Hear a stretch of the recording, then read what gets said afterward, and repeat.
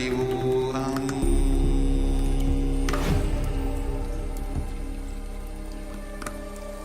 Om Nithyananda Paramashivoham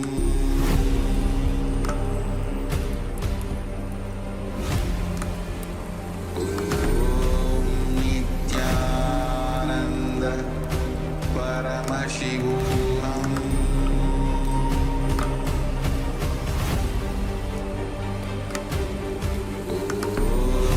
Nithyananda Paramashivoham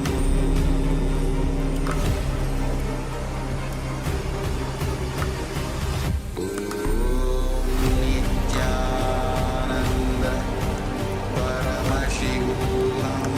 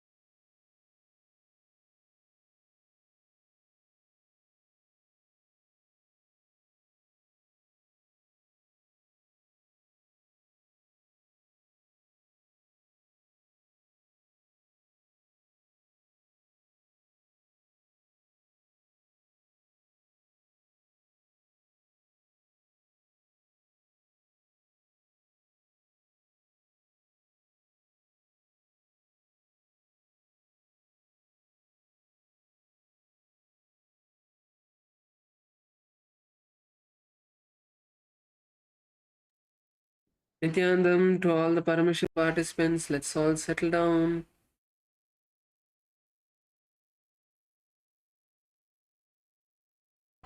Please settle down. It's time for us to start. We have just 3 minutes left.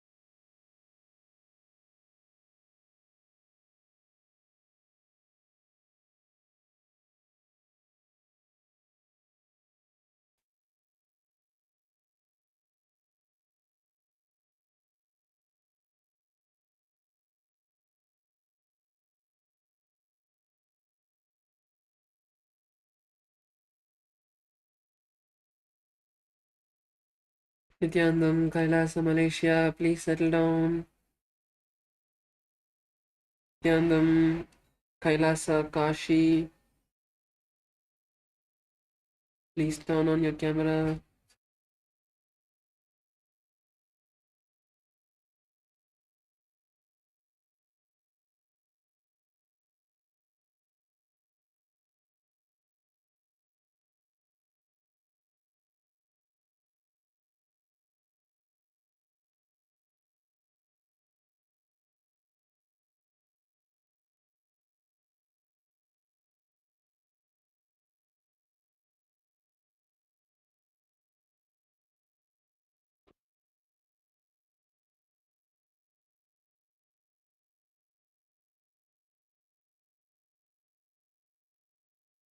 Yes, it's time now. So let's all settle down on our yoga mat. Sit with your head, neck, and spine in a straight line. Bring your hands to your heart center. Close your eyes. Visualize Swamiji in your inner space. Let's now take a deep breath and chant the Sadguru Vandanam. Nithyanandam Paramasukadam Kevalam Jnanamurtim Dvandvatitam Gagana Sadrisham Tattvamasyadilaksham Ekam Nityam Vimalamachalam Sarvadi Sakshibhutam Bhavatitam Trigunarahitam Sadgurum Tam Namami. Next, we'll be chanting the Shiva Mula mantra Om Ham Hum Shivaya Namaha 11 times. Om Ham Hum Shivaya Namaha. Om Ham Hum Shivaya Namaha. Om Ham Hum Shivaya Namaha. Om Ham Hum Shivaya Namaha. Om Ham Hum Shivaya Namaha. Om Ham Hum Shivaya Namaha. Om Ham Hum Shivaya Namaha. Om Ham Hum Shivaya Namaha. Om Ham Hum Shivaya Namaha. Om Ham Hum Shivaya Namaha. Om Ham Hum Shivaya Namaha. Let us now begin with the Tattvachamanam, the ritualistic cleansing. With your right hand in the Gokarna Mudra, please take 3 sips of water as we chant the following 3 mantras. Om Atmadattvam Shodhayami Svadha. Om Vidyatattvam Shodhayami Svadha. Om Shivatattvam Shodhayami Svadha. Rinse your right hand with the water from the Uttarani. Now with the base of your right hand thumb, wipe your lips from right to left. Om Ham Hridayaya Namaha. Rinse your hand one more time. With the tips of your index, middle, and ring fingers, touch your upper lip and lower lip. Rinse your hand again. With the tips of your index finger and thumb joined together, touch your right nostril, left nostril. With the tips of your ring finger and thumb joined together, touch your right eye, right ear, and left ear. Rinse your hand one more time. The tips of your little finger and thumb joins together, touch your navel, right chest, left chest. And with all the tips of your fingers, touch the top of your head, right shoulder, left shoulder, and the center of your chest.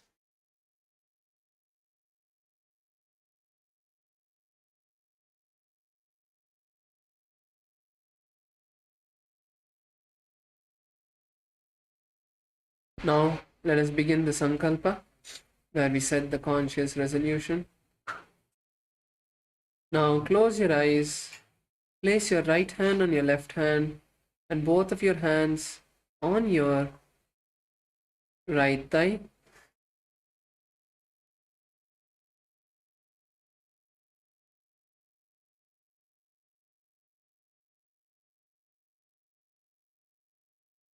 Let's now visualize and declare what we want to manifest today.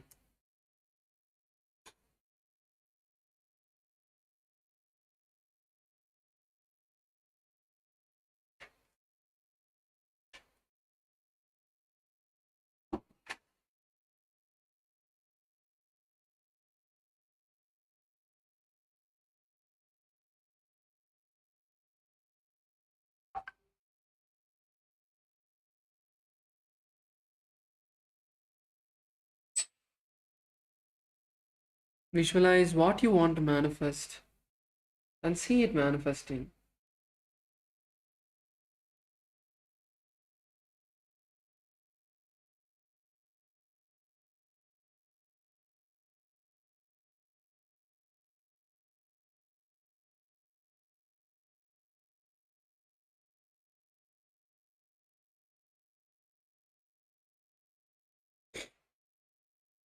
Now, with this space, from this space, let us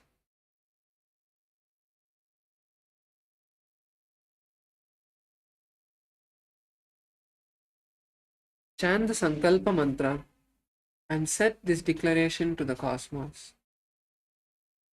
ममोपात्ता समस्ता दुरितक्षय द्वारा भगवत् श्री नित्यानंद परम शिव प्रीत्यर्थम श्री नित्यानंदेश्वरी परम शिव शक्ति समेत श्री नित्यानंदेश्वर परम शिव प्रीत्यर्थम च शुभे शोभने मुहूर्ते आद्य ब्राह्मणः द्वितीय परार्धे श्री श्वेतवराह कल्पे वैवस्वतमन्वन्तरे अष्टाविंशतितमे नित्ययुगे प्रथमे पादे जम्बूद्वीपे भारतवर्षे खंडे मेरोः दक्षिणे पार्श्वे शकाब्दे अस्मिन् वर्तमाने व्यवहारिके प्रभवादीनां षष्ट्याः संवत्सराणां मध्ये विश्वावसु नाम संवत्सरे उत्तरायणे लक्ष्मी वेंकटेश्वर ऋतौ मेषमासे कृष्णपक्षे पंचम्यां शुभतिथौ गुरुवासरयुक्तायां ज्येष्ठा नक्षत्रा वर्यनयोगा कौलवकर्ण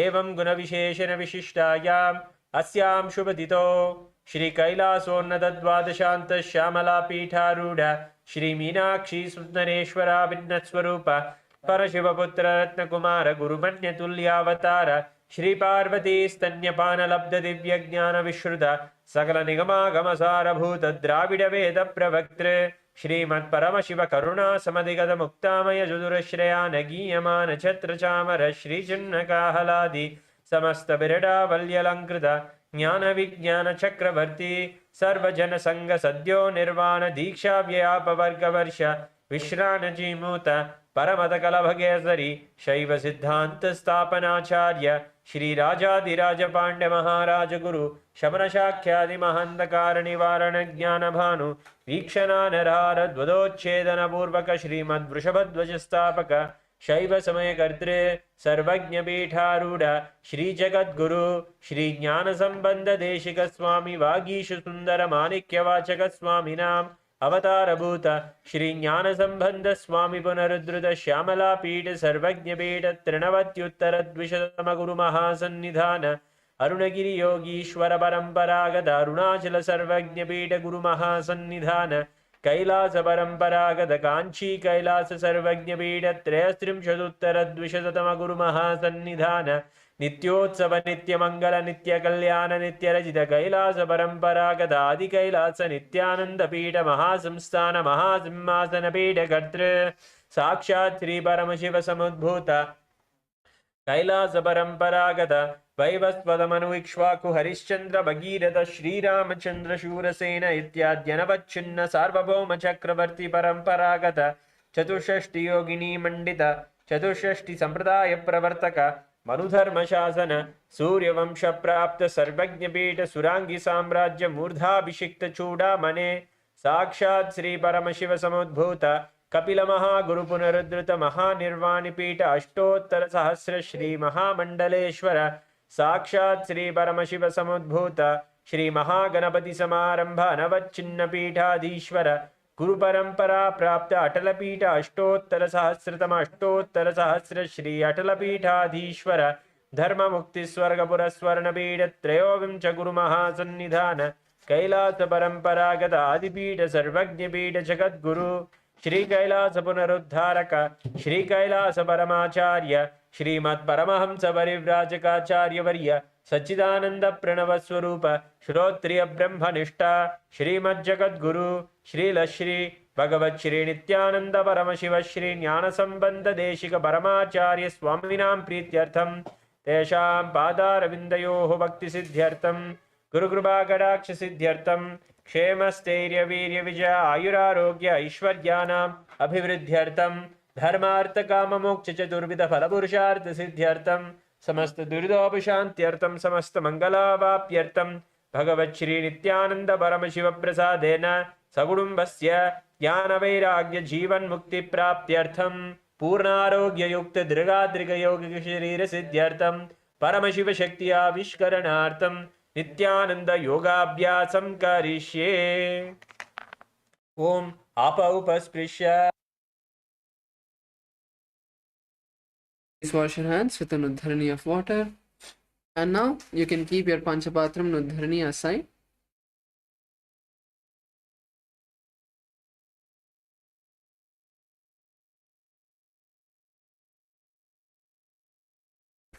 And now let's all stand up.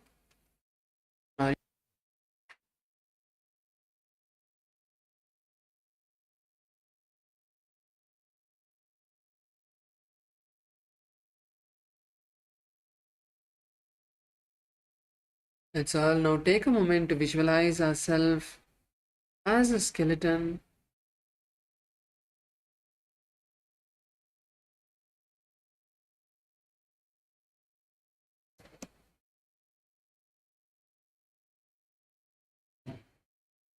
Now start moving every part of your body. Move your hands, your legs, your ankles, your wrists, your elbows, your knees, your hip, your neck. Move every part of your body.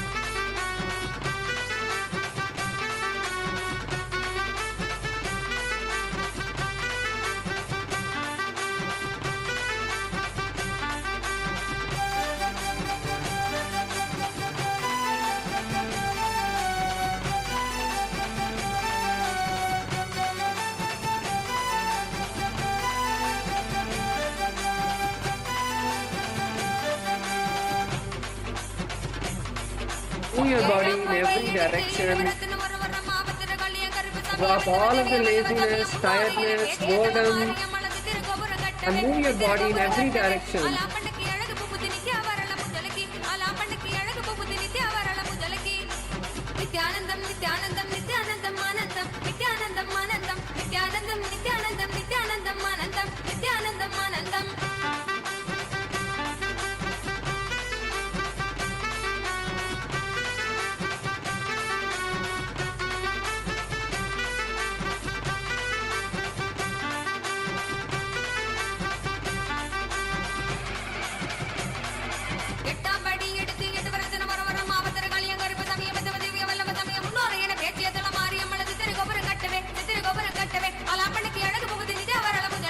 Now move your body intensely, last few moments. Move your body intensely in every direction.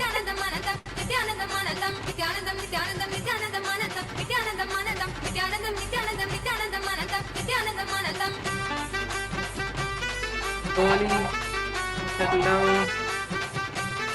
Come to a standstill. Now come to a standstill. Relax your body for a moment. Inhale and exhale.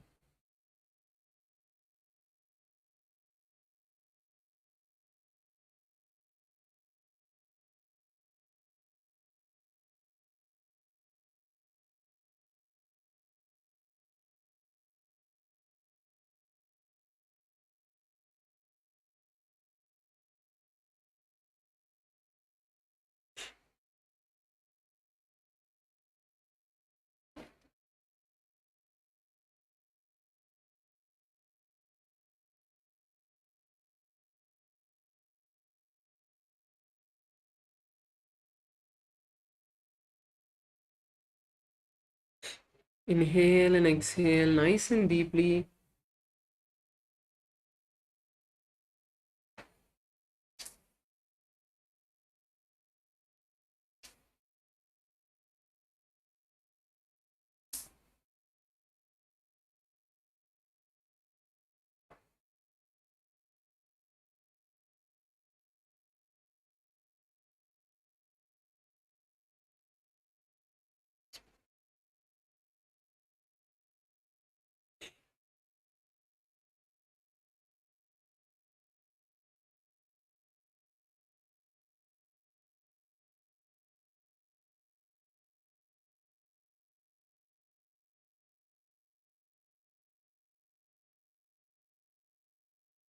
See your body slowly settling down.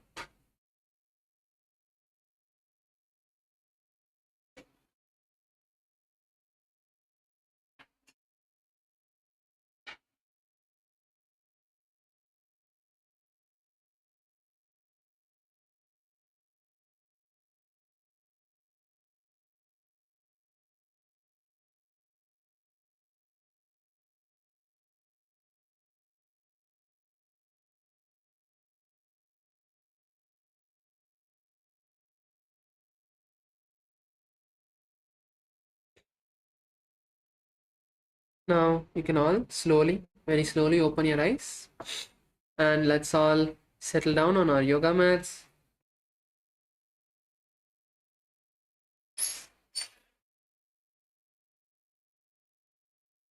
So yes, today we are going to be continuing with the Pratama Vinyasa Krama.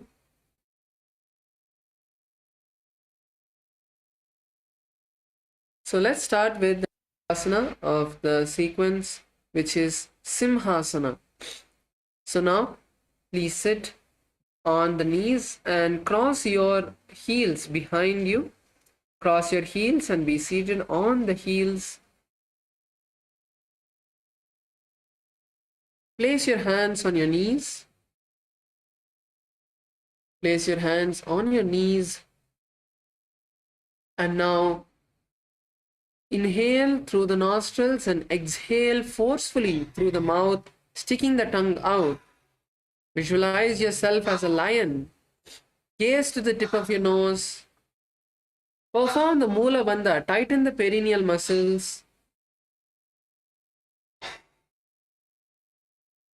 And chant the japa Sadashivoham internally.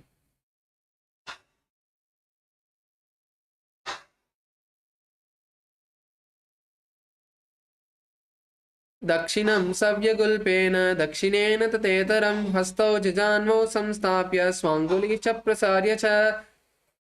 Slowly relax. Now uncross your feet and sit on the toes. Keep the heels outside. Keep your knees wide apart.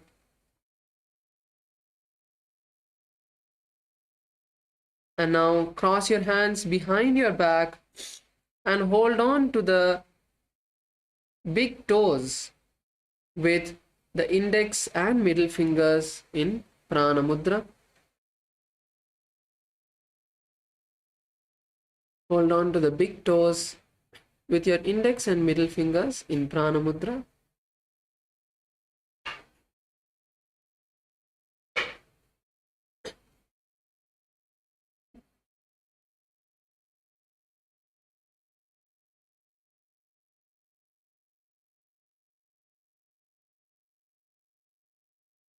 Now, lock your chin to the chest in Jalandhara Bandha. Once again, we are going to be moving back to the Brahmari Kumbhaka. So inhale and exhale, making a buzzing like sound.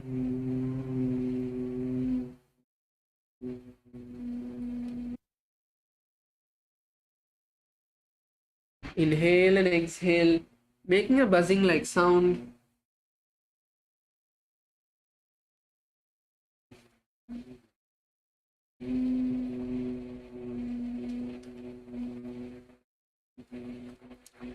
So once you inhale, lock your chin to the chest in Jalandhara Bandha, and as you exhale, Make the buzzing sound. Visualize Swamiji in your inner space and gaze at the tip of your nose and internally hold the japa Sadashivoham. उल्पूच विषणस्याधो विक्रमेण समाहितः पादाङ्गुष्टोकराभ्यां च धृत्वा च पृष्ठदेशतः जालन्धरं समासाद्य नासाग्रम् अवलोकयेत् भद्रासनं भवेत् एतत् सर्वव्याधिविनाशकम्.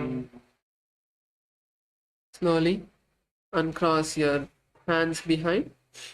And now we move into the next asana, which is Kakabusandi asana.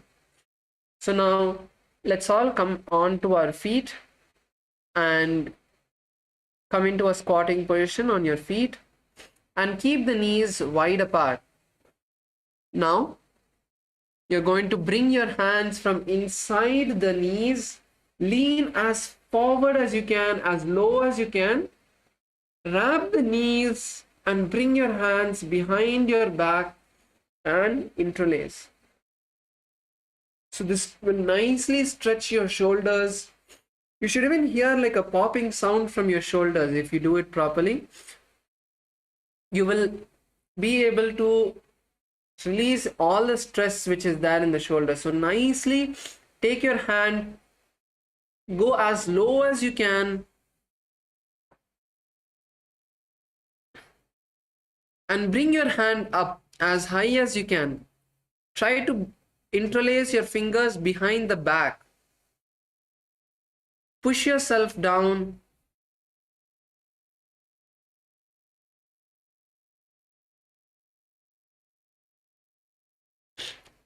Stay on your feet. Don't raise up.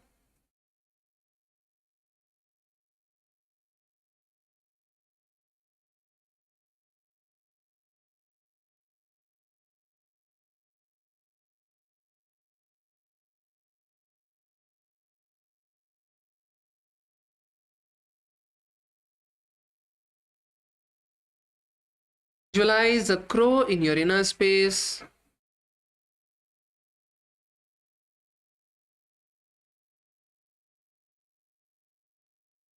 Push yourself as low as you can. Stretch the shoulders nicely. And continue to perform the Brahmari Kumbhaka in this asana. Inhale and exhale, making a buzzing like sound. And at the same time, try to grab your hands behind your back. Keep pulling them until you're able to hold your hands. Keep pulling your hands behind.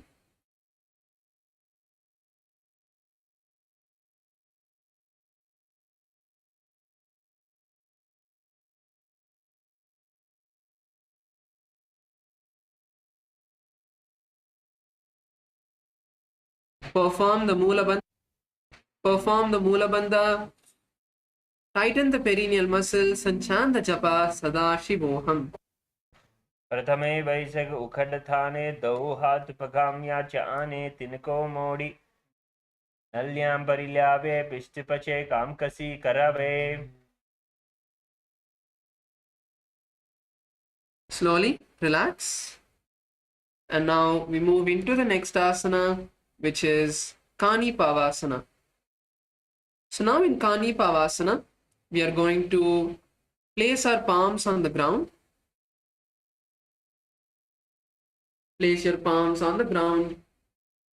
And now raise your hips up. Place your palms on the ground and raise your hips up. And slowly bend the knees and bring the knees to the back of the hands.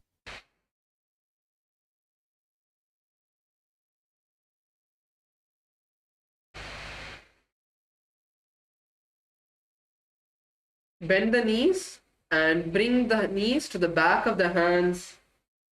Slowly lean forward, bend the elbow, lean forward, and the feet of the mat.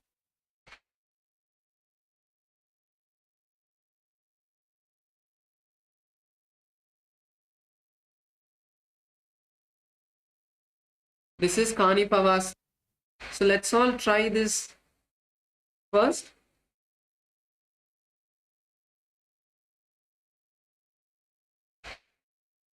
Let's all take a moment. Come on, let's all try. Come on, Pony Denaya, Sairamaya. Keep your palms nice and wide. Yes, good. Kailasa Malaysia male team. Both of you are doing Aya. That's good.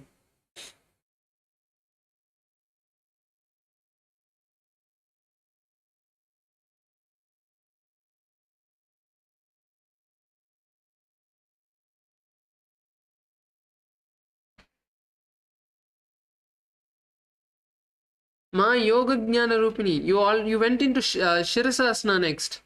You went into the next asana. Raise your head up from the mat.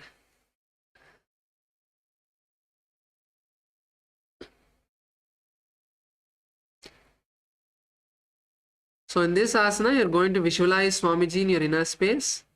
Okay, for some of us who are not able to do, we'll show an easier variation.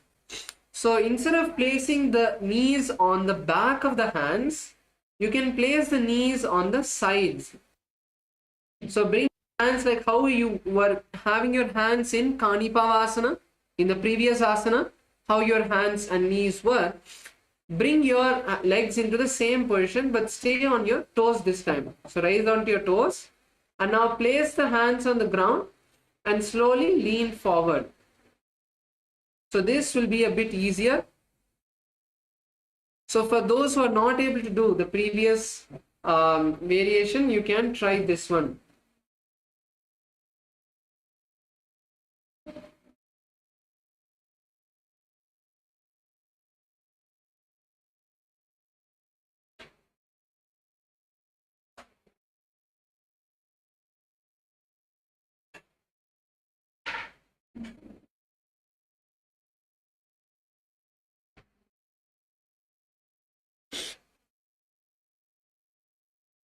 So your knees have to come above the elbows.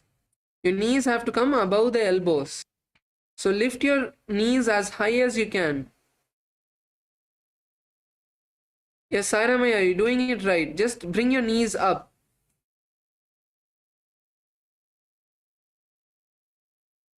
Yes, that's good. Kailasa Malaysia, female side, Ma, wearing the orange shirt. That's good, Ma.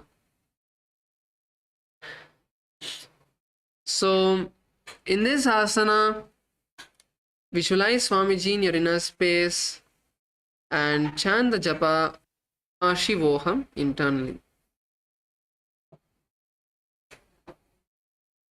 Asana kogana ansi dushita hoi to achi hoi.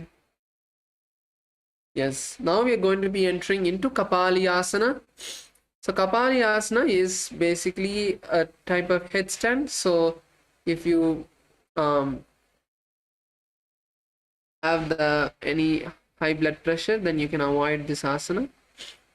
So now place your hands on the ground in the same way.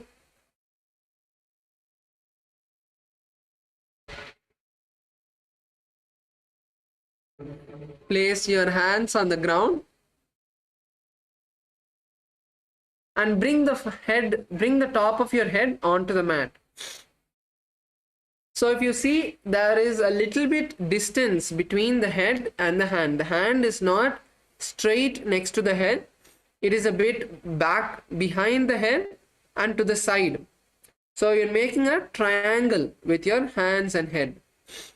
So now bring the knees onto the hands. So lift your knees up and place them on the hands and slowly raise the legs up. Slowly raise the legs up. Good. Kailasa Malaysia. Male side, Aya on the pink mat. That's good.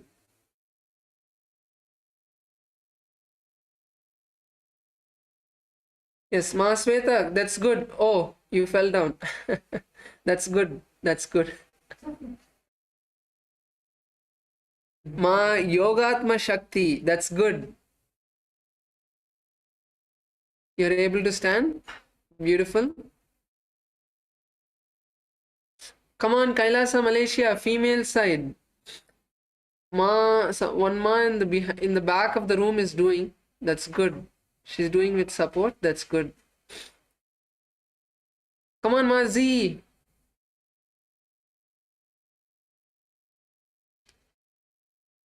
Sainamaya, Paunidenaya, come on.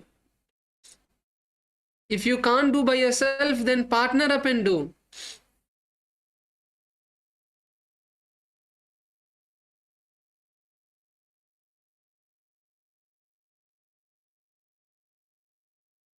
Yes, Paunidenaya, go support Sairamaya. See, he's trying. Sairamaya, do. That's the right way you're doing.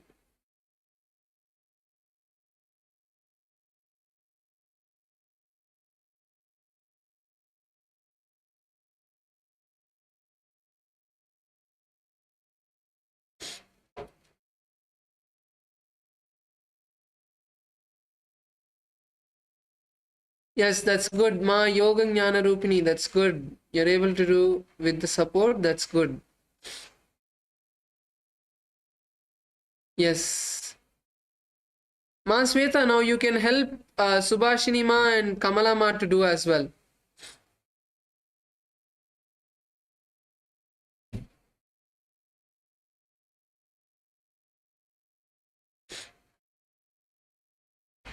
Come on, Sairamaya, what happened? You're sitting down. You started to try and then again now you're sitting down.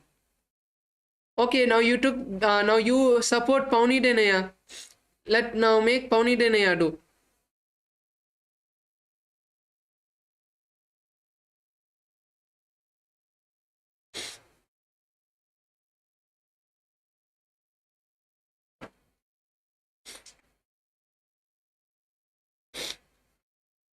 Yes, that's good, Aya. Good. Raise your legs up. Yes, that's good. Pauni Denaya, good. Sairamaya, bring his feet together. Straighten his feet. Slowly bring his legs up. You have to walk forward. Sairamaya, come forward.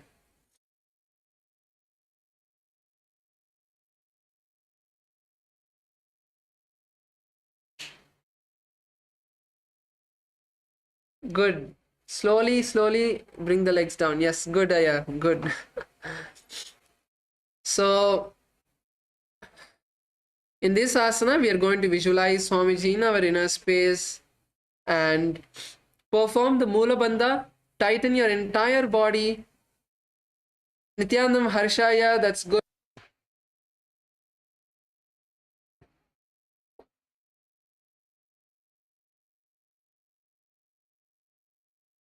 Nithyanandam Ma Ganga Priya, your camera is turned sideways.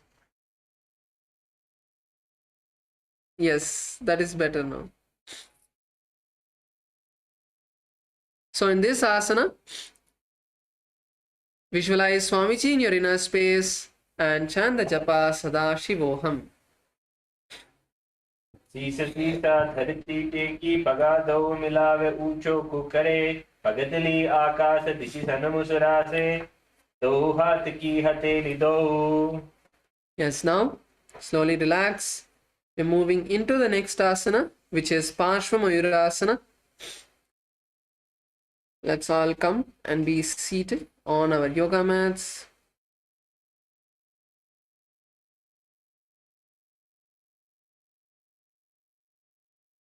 So now in Parshva Mayurasana, let's sit on our toes and bring our knees up. So sit on your toes, bring your knees up. And now you're going to turn your body to one side. So let's start with the left side. So bring your legs to the left. And you keep your hands on the left side. So first bring the knees up. So now if you're doing it on the right side, you will be having your left hand by the right knee. So you have to bring the knee up above the elbow. So that is the first thing. So bend forward. Your knee should be touching your chest. Like bring your knee as high as you can. Lean down onto your body. Your knee will be touching your chest. Bring your knee nice and up and bring it above the elbow. Only if you're able to do this. So let's first focus on coming into this position. Only if you're able to do this, you'll be able to do the asana. Unless you're able to place the knee above your elbow, you won't be able to do the asana because your knee will slip if you try to raise yourself. So that is why it's important we first get into this position. Subhashini ma'am, bring your knees up. Bring your knee up.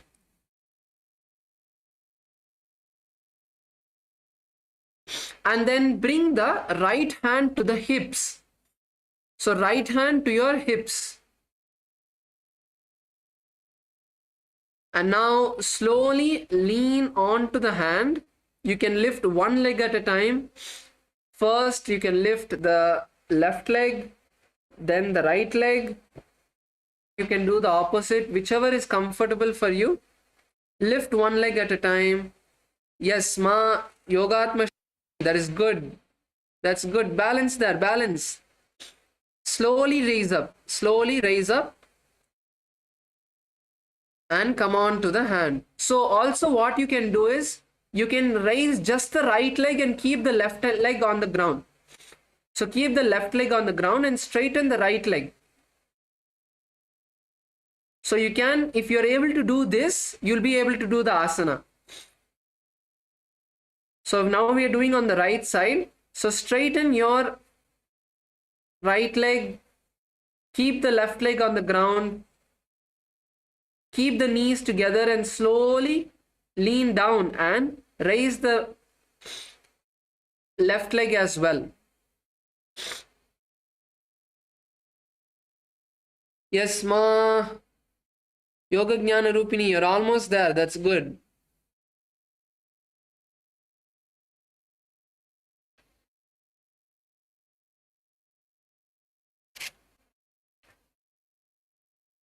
Pauni Renaya, Sairamaya, come on, try.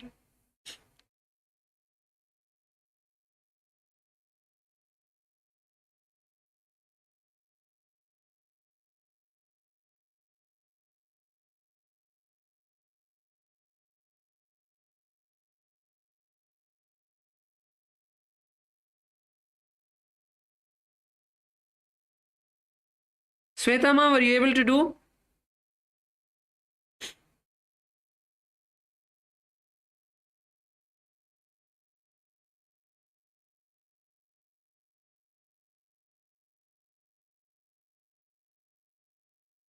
Yes, that's good. That's good.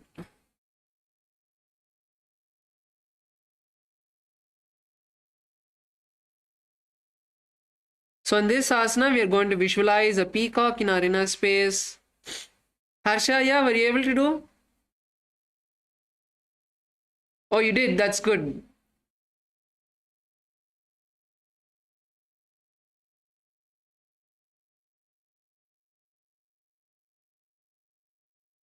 And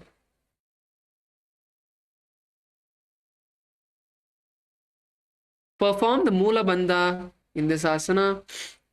Tighten your body. Tighten the perineal muscles.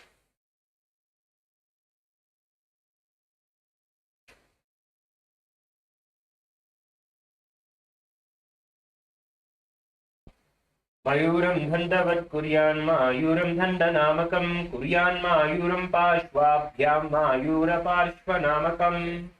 So now let's try on the opposite side.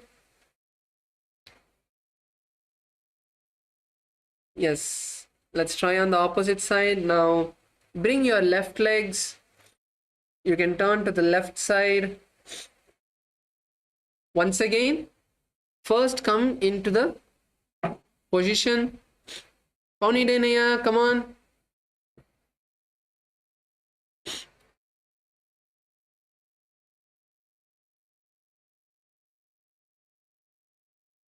First come into the position. Bring your knees to the above the elbows of the right hand.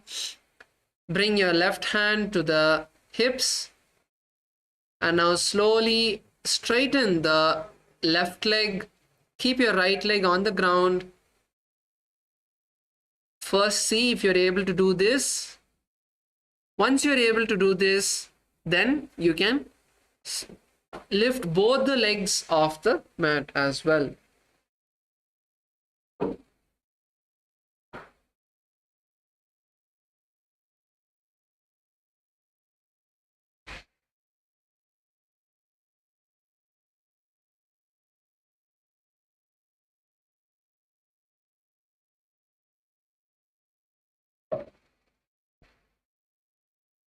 Ayuram dandavat kuryat ayuram dandanamakam kuryan ayuram pashvabhyam ayura pashvanamakam.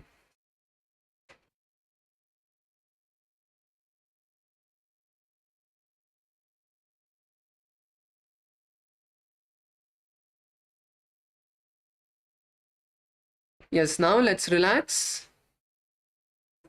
And we're now going to be moving into the next asana, which is Bhairaganathasana. Now, come into a plank position. Come into a plank position. Let's come on to our hands and legs. Come on to your hands and legs, and now bring the right leg. Bring your right leg above the shoulders, around the shoulders, and in between of the palms. Lift your neck up.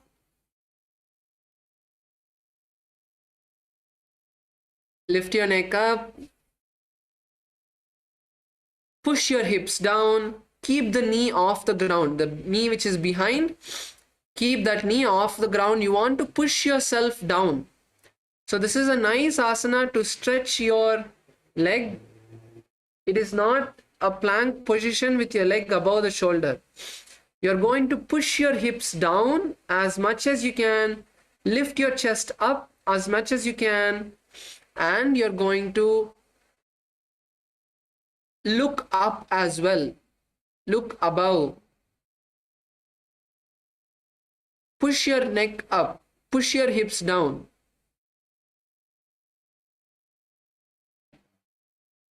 Give your legs a nice stretch in this position.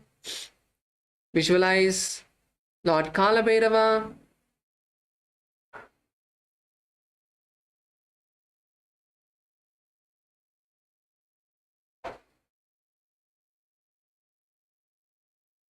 In your inner space, gaze to the third eye. Perform the Mula Bandha and chant the japa Sadashivoham. Asana ko gunapiti jaye. Now, bring the right leg back, and we are going to do the same in the left leg. So now, bring your left leg forward, around the left shoulder. Bring the foot in between of the palms and push yourself down. Push yourself down. Raise your head up.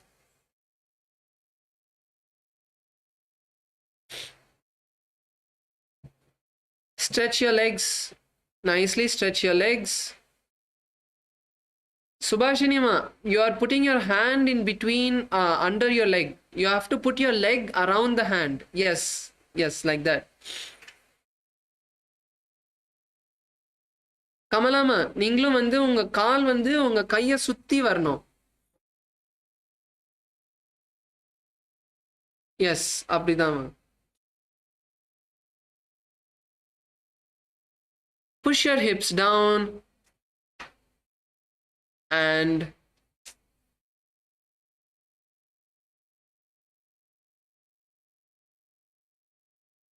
visualize Kalabhairava in your inner space and chant the japa Sadashivoham. Asana ko gunapiti jaye. Relax, rise up, and now bring the hips up and the forearms to the mat. So bring your legs back, bring your hips up, and bring the forearms to the mat. Bring your forearms down Keep your hips up. And now try to place the heels on the ground. So walk your feet forward. Try to bring your heels to the ground. Your heels, your feet has to be flat on the mat. Keep your knees straight. Keep your knees straight, but keep the heels. Try to bring the heels onto the mat. So walk your feet forward as much as you can. Push the heels down. Push your heels down.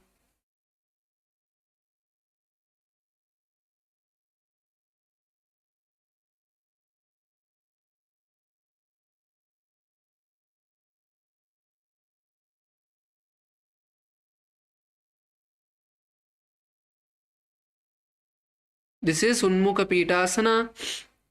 Let's take a minute here to stretch the legs. Stretch the hamstring muscles, the calf muscles. Bring your heels to the ground. Push your heels to the ground. Keep your knees straight.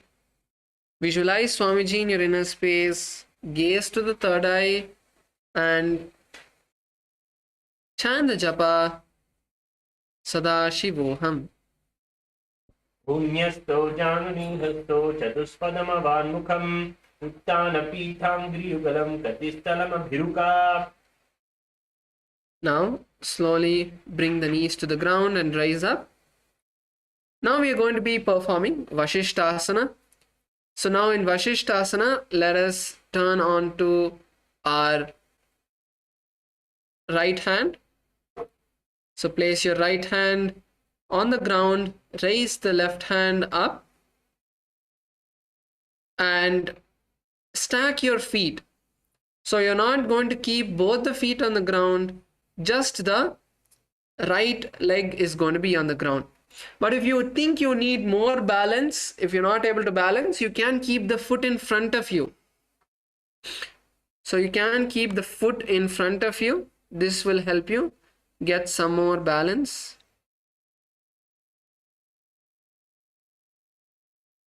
Keep yourself straight. You don't want to lean forward. Keep yourself straight. So your hands and legs should be in one line. So your feet on the ground and the hand should be in a straight line. So in this asana, visualize the great sage Vashishta in your inner space. Come on, let's stay here for a moment.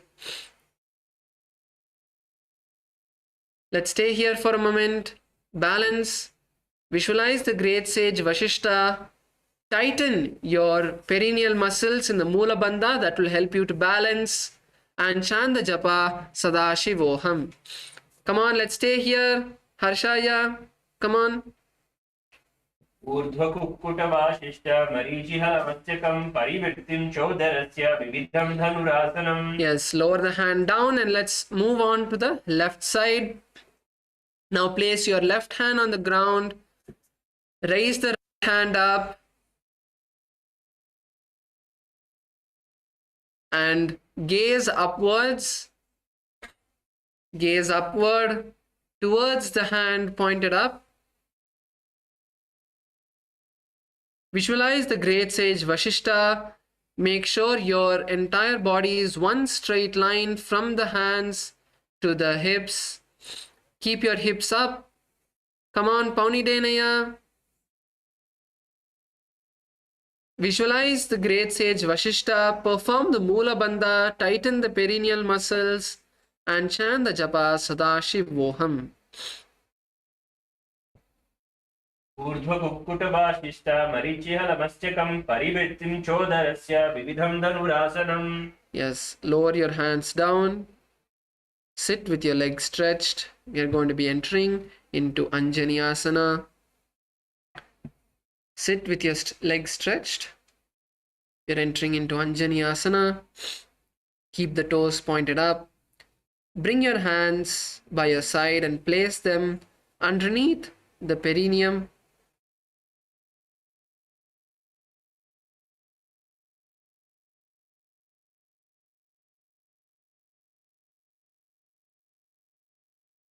Place your hands underneath your buttocks with the palms facing upward.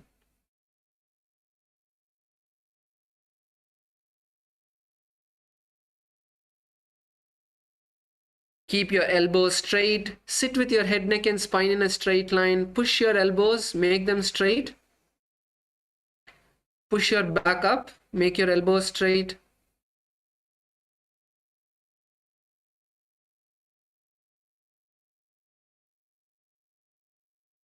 In this asana, we are going to visualize Hanuman in our inner space, and we are going to perform the Rechaka Kumbhaka.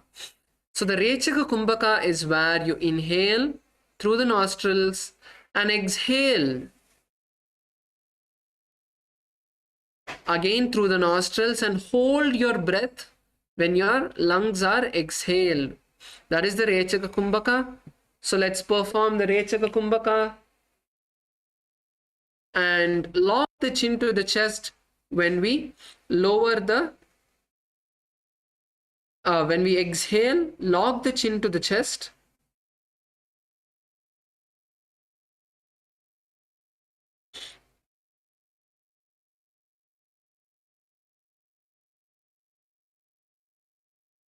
So inhale and exhale completely, and when you exhale, lock the chin to the chest. In the Jalandhara Bandha, gaze to the tip of your nose. And now we are changing the japa. We are moving to the next japa, which is Mahasadashivoham. So the next internal japa we are going to be chanting internally is Mahasadashivoham. Come on, Sai Ramaya. Get into position. तो करके ube हथेली कोरुबारिली मेले भेली सो आगाम ने भूपरिधा के महाम ने अंगुली मिरिया के. Now, can now remove your hands and now raise your hands above your head. Let's take our hands above the head. Take a nice deep breath, and we are going to lower ourselves down all the way from the hips. Exhale, lower yourself down all the way down. Bring the forehead to the knees. Yes, Ma, Yogatma Shakti, that's good. Stay there, Ma, now. Slowly lower yourself down. Try to touch your knee, elbows to the ground as well. So you're almost there. Yes, Ma, Z-E, that's good. Try to bring your elbows to the ground.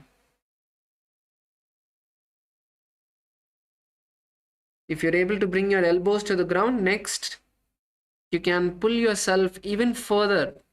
Bring your head in front of the knees.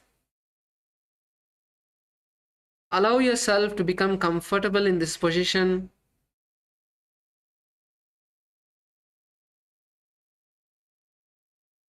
So once again, perform the Rechaka Kumbhaka over here. So inhale and exhale. And when you exhale, push yourself a bit further. So when you exhale, push yourself a bit further. And then again stay in the place. Stay there. Let your hands and legs become comfortable. And after a few more moments, again exhale forcefully. Completely exhale yourself. Exhale your lungs. And push yourself a bit further.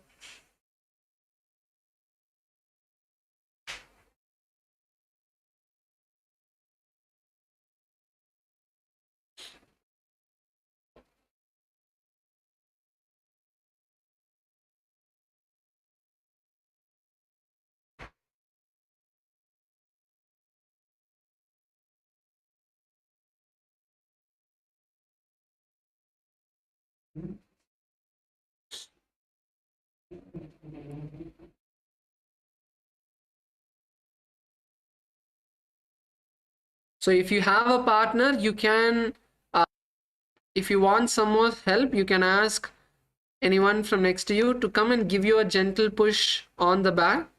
So if you're pushing your partner, if you're helping, then push from the from the middle of the back. You don't want to push from the upper back alone. So like how you can see, Maharaj is pushing from the middle of the back.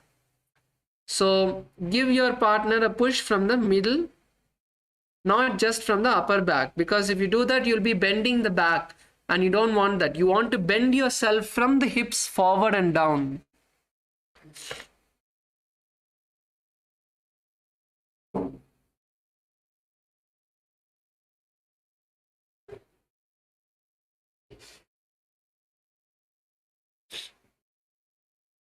So in this asana, visualize Swamiji in your inner space and chant the japa Mahasadaशिवोहम. जानु परिललाटं तु पश्चिमं तानमुच्यते येन केन प्रकारेण सुखं धार्यं च जायते. Stay there, stay there, stay there. Don't raise up, don't raise up, stay there. Just bring your hands behind the neck. So whichever position you are in, bring your hands behind your neck. And again, keep pushing yourself down. This is Ugrasana. Oh wow, Kamalama, supera pandringma.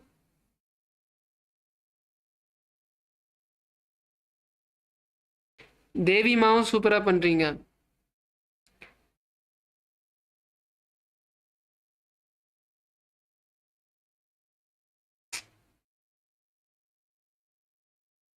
So in the same asana, just interlace your hands behind the neck and pull yourself forward. Come on, Sairamaya. How much ever you're able to do, stay there.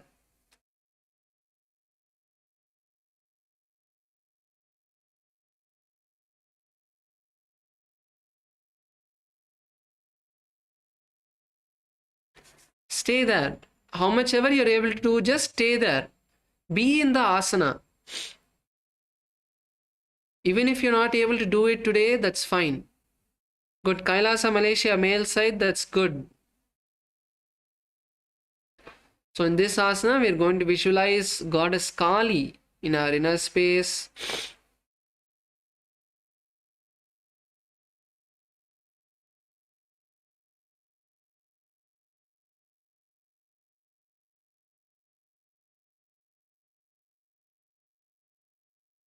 Svetama, bring your elbows to the ground. Try to bring your elbows to the ground. Yes, that's good.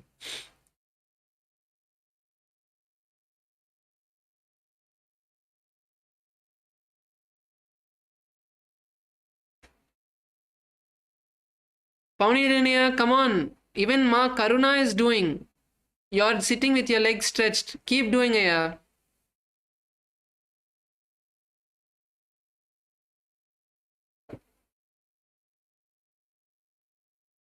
So in this asana, the japa we are going to hold is Mahasadashivoham. स्वपानिभ्यां दृढं धृत्वा जानुपरिशिरोऽन्यसेत् आसनोग्रमिदं प्रोक्तं भवेदनिलदीपनं देहावसानहरणं पश्चिमोत्तानसंज्ञकम् एतत् ताडासनं श्रेष्ठं प्रत्यहं साधयच्छुद्धि. Slowly raise up, slowly raise up. And now we are going to be entering into the next asana, which is Marichi asana. So now let's bend our left leg. Please bend your left leg. And now with the left hand, bring your left hand inside of the left leg and around the left knee, behind the back. And with your right hand, bring the hand behind. Interlace your fingers. And lower your head down.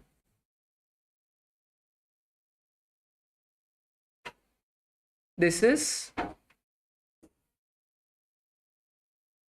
Marichi asana. So in Marichi asana, visualize the great sage Marichi. You can visualize a sage in your inner space. And now continue to perform the Rechaka Kumbhaka Inhale and exhale completely. When you exhale, push yourself down. Even if you're not able to hold your hands behind the back, that's fine. Try to lower your forehead down. That is the main focus of the asana.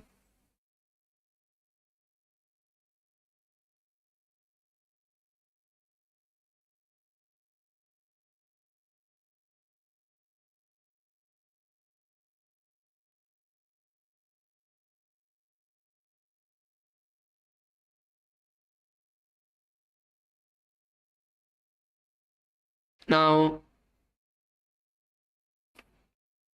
internally chant the japa Mahasadaशिवोऽहम्.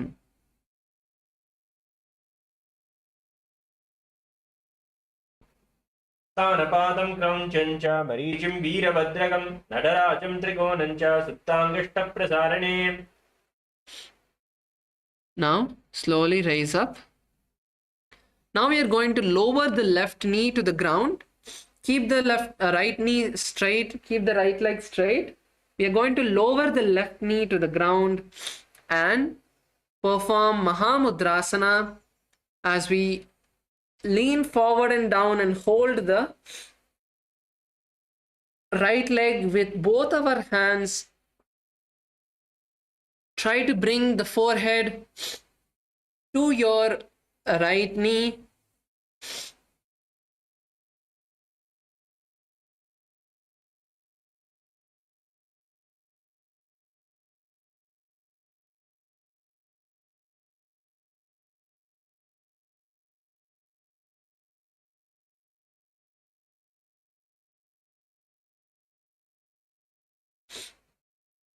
Lower yourself down. Let your legs slowly stretch. Ma Govinda Priya, that's good, Ma. That's good. You're able to do the asana.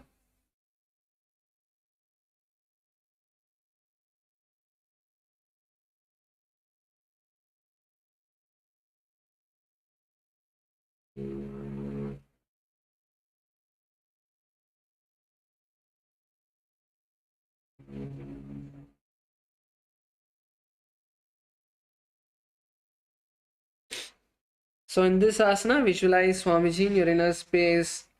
Continue to perform the Rechaka Kumbhaka. Inhale and exhale completely. Hold your breath there and push yourself forward. And again inhale.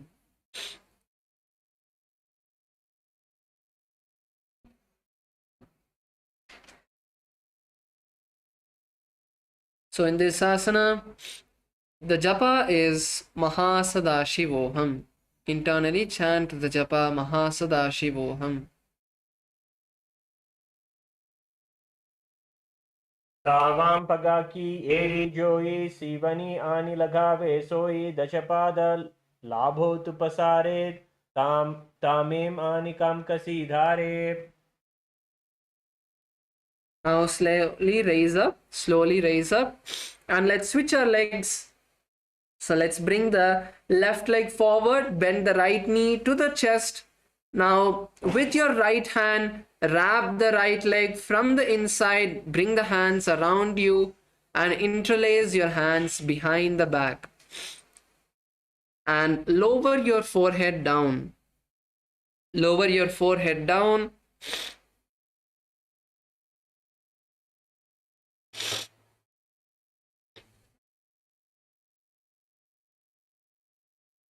Keep the knee straight.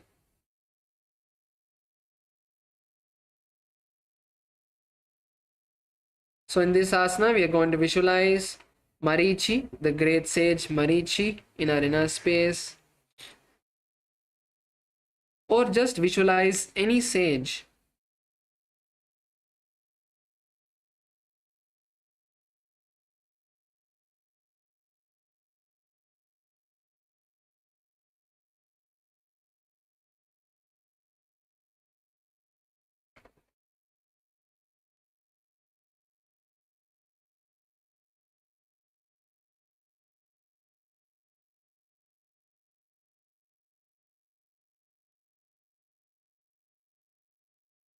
Continue to perform the Rechaka Kumbhaka. Inhale and exhale completely and chant the japa Mahasadaशिवोहम्.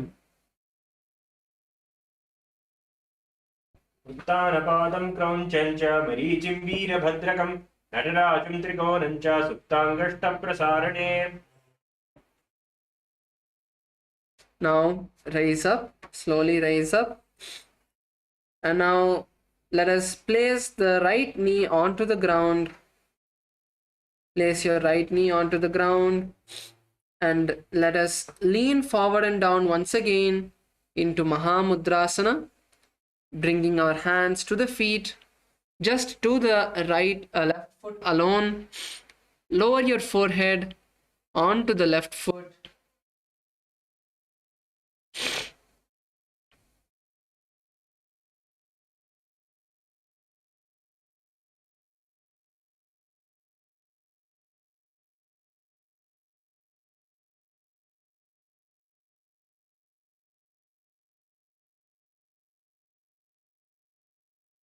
Good. Paunidenaya, you're able to hold your toes. That's good. That's good, Aya. Keep the knee straight. Keep the knee straight, Aya. Keeping your knee straight, how much ever you're able to hold, that's fine. See, you're bending your knee. Keep the knee straight.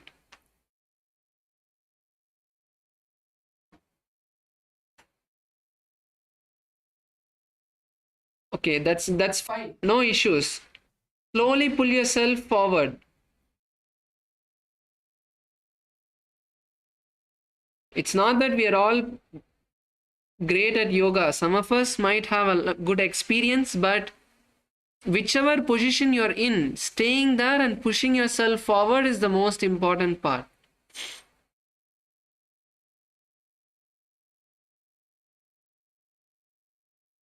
So in this asana, visualize Swamiji in your inner space.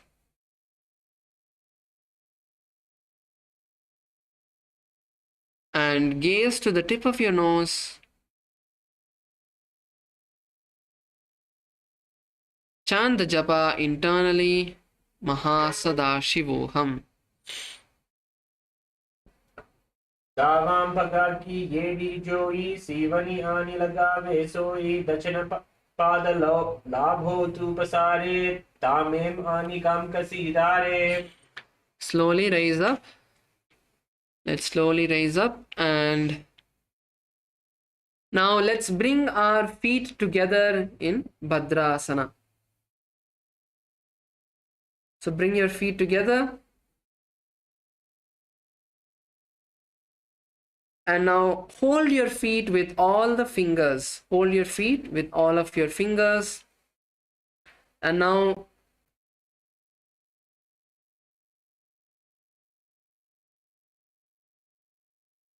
hold your feet with all of the fingers.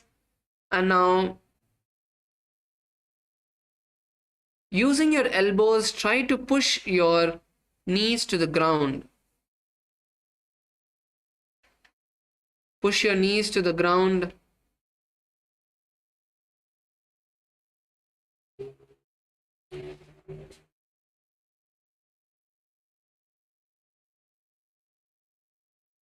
So in Bhadrasana, we are going to visualize Swamiji in our inner space.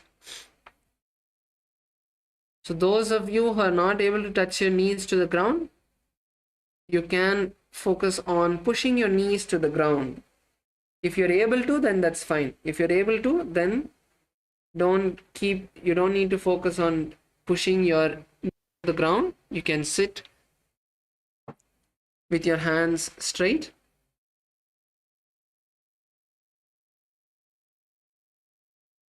Gaze to the third eye. Continue to perform the Rechaka Kumbhaka. Once again, over here, inhale and exhale nice and deeply. Focus on the breath. Inhale and exhale nice and deeply. And when you are feeling a bit comfortable, push your legs down. Push your knees to the ground and stay there once again.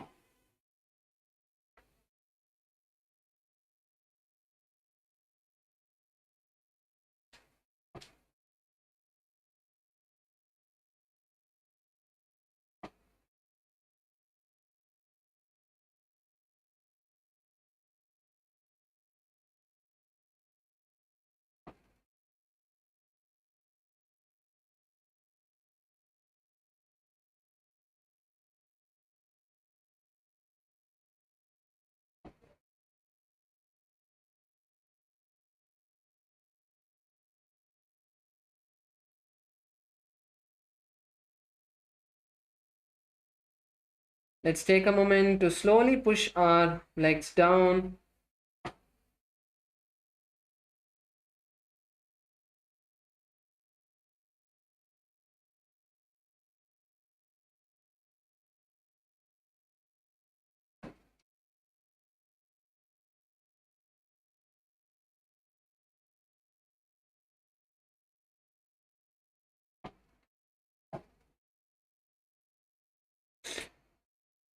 Chant the japa Mahasadaशिवोहम.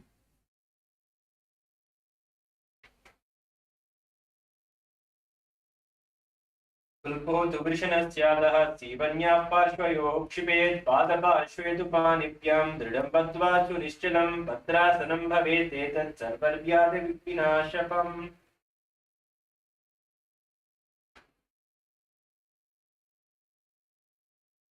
Now, let's bring our hands onto the knees in Gwalipavasana. Bring your hands onto the knees and slightly move the feet forward. Now, once again, we are going to focus on bringing the knees to the ground. So place your hands on the knees and push the knees down. In this asana, we are going to be performing the Jalandhara Bandha as well. So lock the chin to the chest. Lock your chin to the chest. Visualize Swamiji in your inner space. And let's now take a few minutes to slowly stretch the legs down. Push the knees to the ground. Go slow. There's no issue in going slow. Take the time you need and slowly bring the knees to the ground.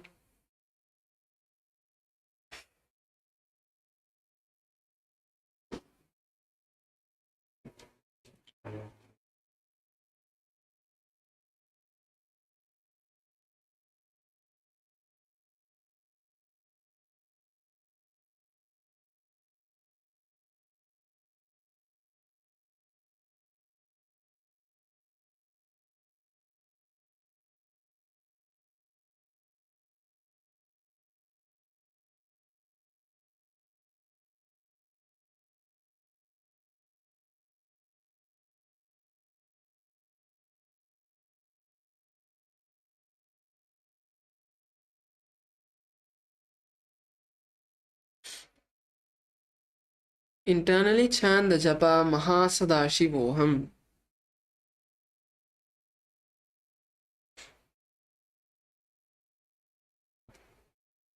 पूर्व चरबन चौक कहो सोए बाही बीरी जो कीजे सोए या में ईड भीमन जुरा से हमगुल आता अंतरोरा से.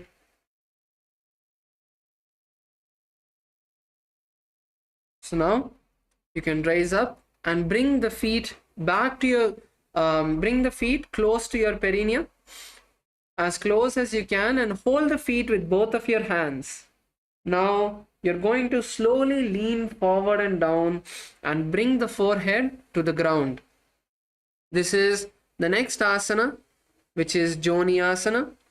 Hold your feet, bring your forehead down as low as you can to the ground.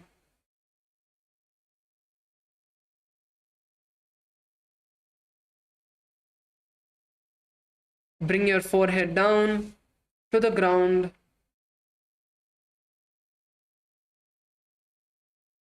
In front of the foot and stay there.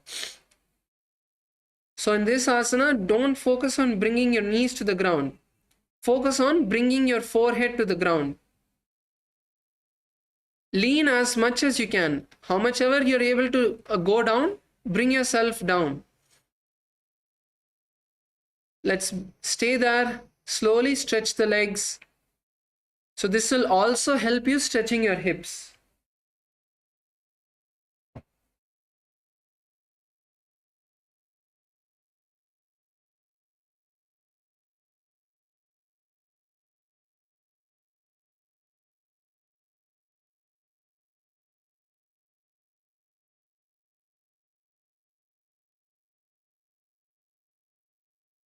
So in your inner space, you're going to visualize the Yoni Mandala or the Shri Yantra. Visualize the Yoni Mandala or the Shri Yantra. Continue to perform the Rechaka Kumbhaka. Inhale, and when you exhale, push yourself further down.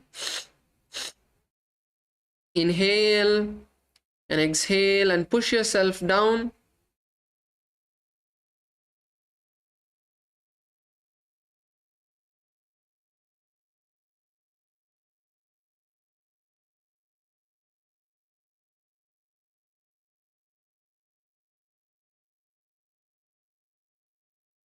In this asana, we are going to be chanting the japa Paramashivoham. तो भगतली संपुट करे येड़ी में केद गिदरे आदात को अंतर रासे लीलात भगतल्याम परिदासे. Slowly raise up. And now we are going to bring our feet forward. So bring your feet maybe a foot or two in front of you, away from you. And now stretch your hands to the side and slowly lower your forehead to the ground in Midaki Pavasana. So you can try to touch your forehead to the heels first. And if you are able to do that, then try to touch your forehead to the ground behind the heels.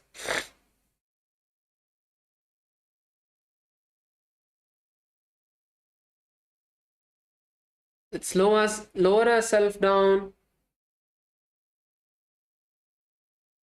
Keep your hands stretched to the side.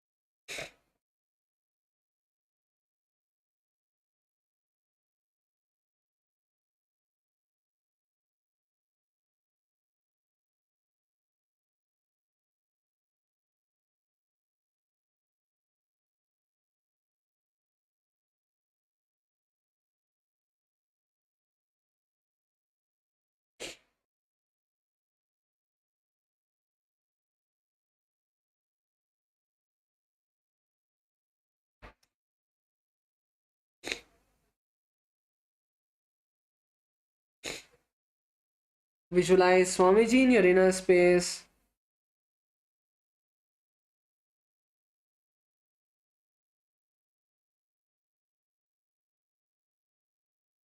And continue to chant the japa Mahasadashivoham.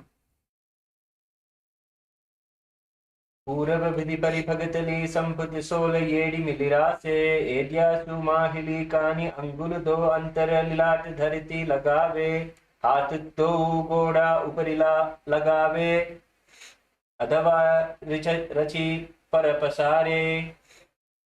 Now slowly raise up. Let's raise up and bring the feet back closer to us. And now we are going to insert the hands underneath the feet and bring the forehead to the heels. So this is one easier variation. If you want to take it a step further, then you can pull your legs further behind and try to touch the toes to the back of the neck. So this is the actual asana of Siddha Samadhi asana. But if it is difficult for you, then try to touch the forehead to the heels.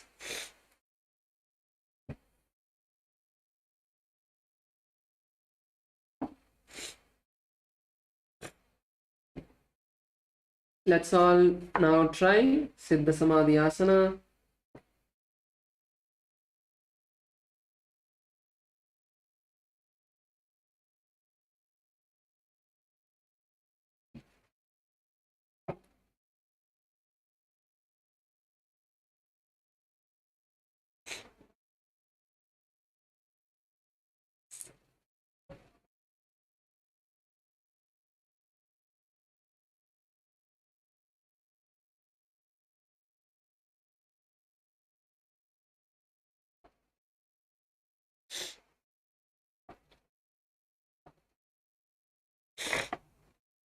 Visualize Lord Surya or the sun god in your inner space and chant the japa Mahasadashivoham.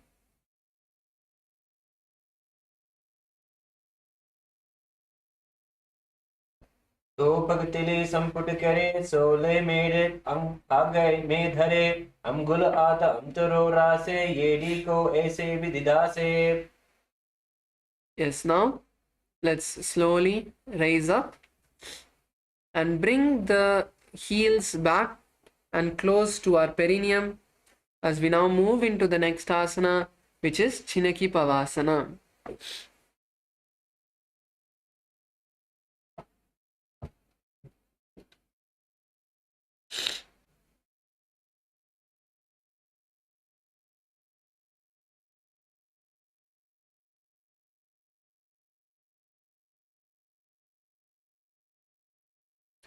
So now bring your heels back to your perineum and now hold the feet and you're going to open the feet like a book. So place your hands by the side, place your fingers outside the soles and your thumbs on the soles, and you're going to open your heels, open your ankles, open the feet up and make the feet facing upward like how you would open a book. So hold the back of your feet and nicely open the legs.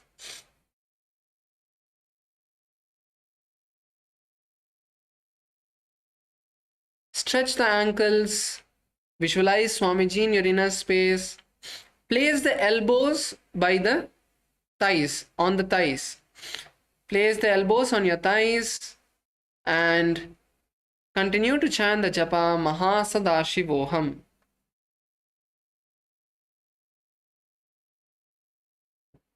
तो पग की येडी धरती मगिवा मेध लगावे भगतले माहिली कौर अंगूठा की सदा शुद्धि जोड़े.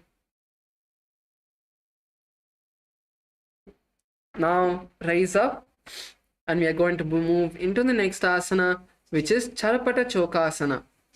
So once again, place your hands on your knees and push your knees to the ground.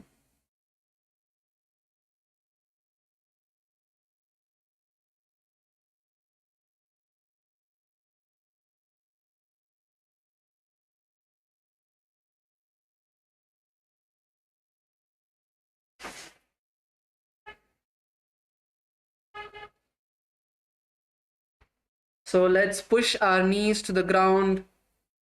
Take a few minutes and slowly bring your knees to the ground.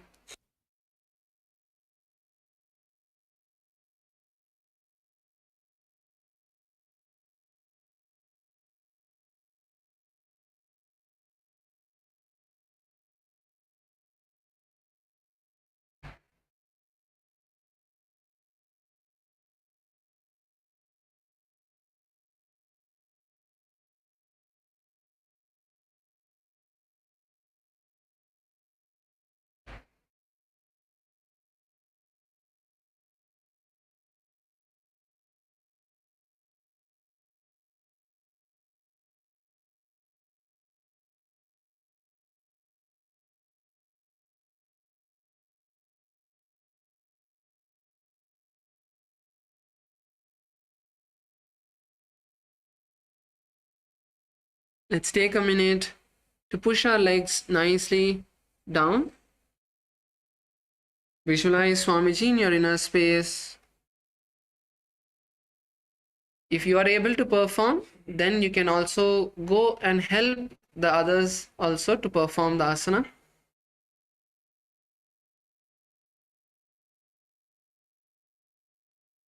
So in this asana, we are going to continue to perform the Rechaka Kumbhaka. Inhale and exhale through the nostrils. And when you exhale, hold your breath.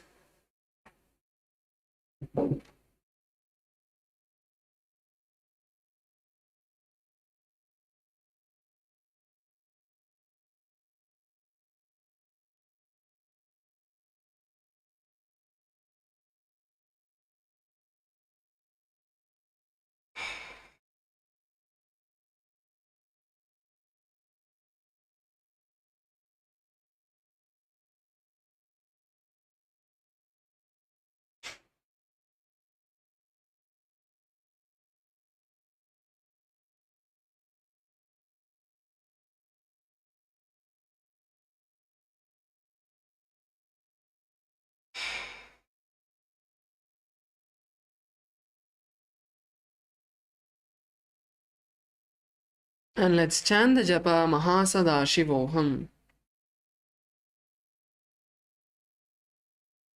दो भरतली संपुटदारे आगाम ने करपजारे पसारे गोड़ा भूसो लगदारा से आत दो घोड़ा परिदासे.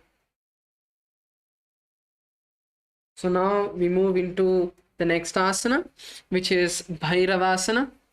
So now in Bhairavasana, we are going to bring the toes down and lift our heels up.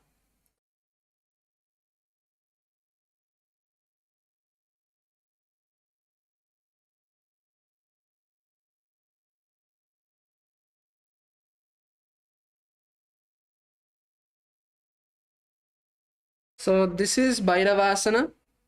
So now let's slowly take it step by step. So first, bring your toes to the ground. Keep your hand underneath the heels and slowly push the legs up. Slowly pull your legs.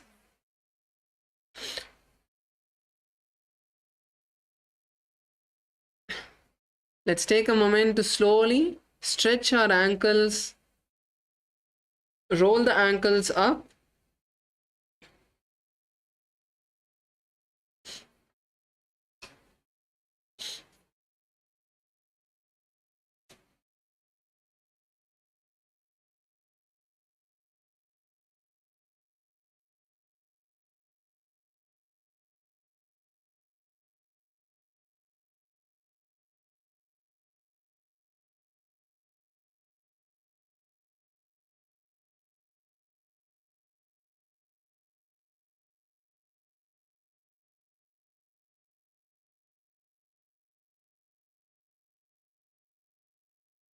You can even try one leg at a time. So you can try first on the left side. Roll the left leg up. And then you can try on the right side.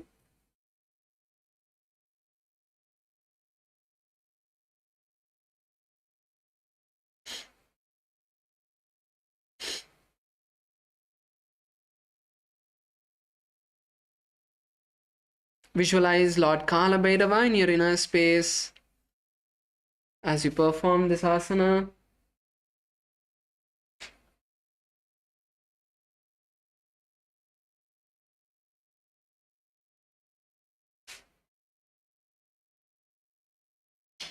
And gaze to the third eye. Chant the japa Mahasadashivoham.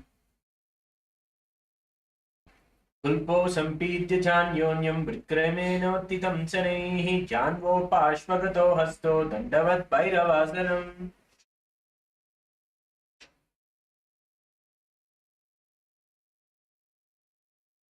Yes, now you can relax your heels and lift one heel to your chest. Lift your right heel to your chest and keep the left heel by the perineum. Pull your leg nice and close to your chest. Pull your leg nice and close to your chest.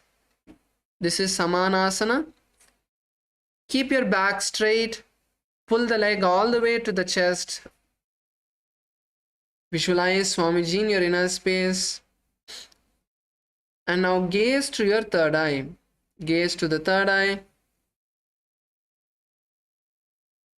Perform the Rechaka Kumbhaka. Inhale and exhale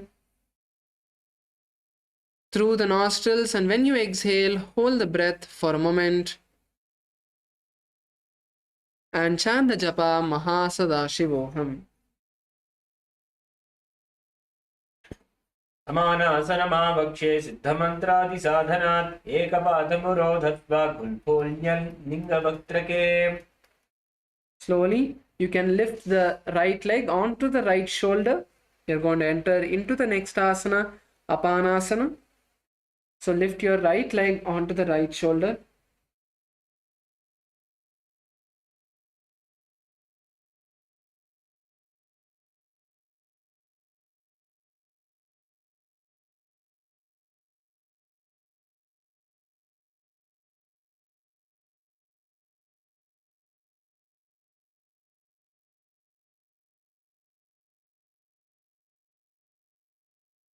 And now straighten your left leg. Straighten your left leg and raise it up. Keep your hands by your side, and you're going to use your hands to balance yourself. Come on, let's keep the straight raised leg straight. Ma Yoga Jnana Rupini, keep your leg straight. Come on, let's keep the leg straight and visualize Swamiji in our inner space. Gaze to the third eye and chant the japa Paramashivoham. Come on, let's stay here for a moment.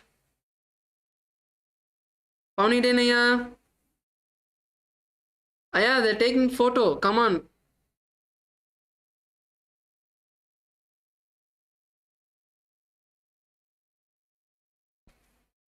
केवलं पादमेकं च स्कन्धे चारोप्य यत्ततः एकपादेन गगने तिष्ठेत दण्डवत् प्रभो. Yes, lower your legs down, and now we are going to perform the asana on the opposite side. So this time place your right foot by the perineum and raise your left leg up. Raise your left leg up. And now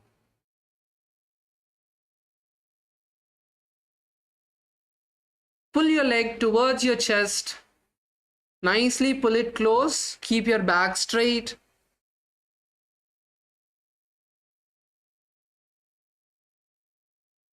So not just your foot, but your not just the feet, but the entire leg should be touching raised towards you. So your entire leg should be touching you. The entire calf muscle, the entire shin should be touching. So pull your entire leg, not just the foot. So that is what is going to stretch your hips. Use your hands to use your elbow also to pull the entire leg from the knee all the way up. Come on, Harshaya, lift the legs up. Lift it, pull it closer to you. In this asana, visualize Swamiji in your inner space. Gaze to the third eye. Perform the Rechaka Kumbhaka. Inhale and exhale.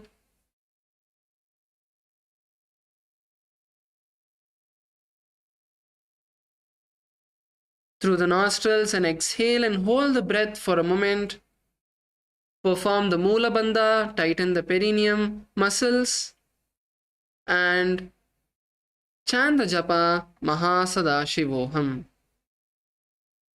समानासनमावक्षे सिद्धमन्त्रादिसाधनात् एकपादमुरोधत्वात् गुह्योन्यलिङ्गवक्त्रके. Yes, now let's raise the foot, raise the left leg onto the shoulders. Raise your left leg onto the left shoulder and keep your hands by your side. Lean backward and lift the right leg up. Lift the right leg up. Visualize Swamiji in your inner space. Come on, let's stay here for a moment.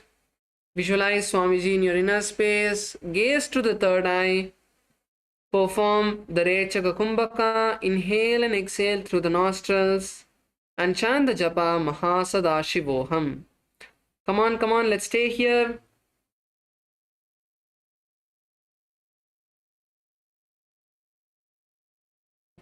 केवलं पादमेकं च स्कन्धे चारोप्य यत्ततः एकपादेन गगने तिष्ठेत दण्डवत् प्रभो. Slowly lower the legs down.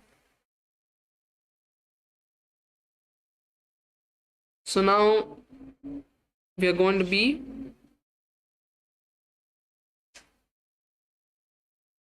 taking a few minutes to do the Mahamantra meditation as well. So the Mahamantra meditation is a very powerful meditation where it is the chanting of not words but a powerful vibration. So you're going to close your lips, tightly close your lips, inhale and take a nice deep breath and exhale and hum as intensely from your navel. center as you can. So it's not loud, but intensely from the navel center.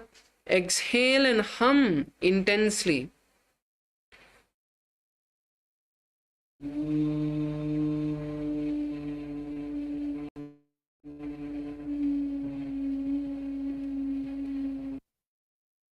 Keep your hands on the knees. Inhale and exhale. When you exhale, hum intensely.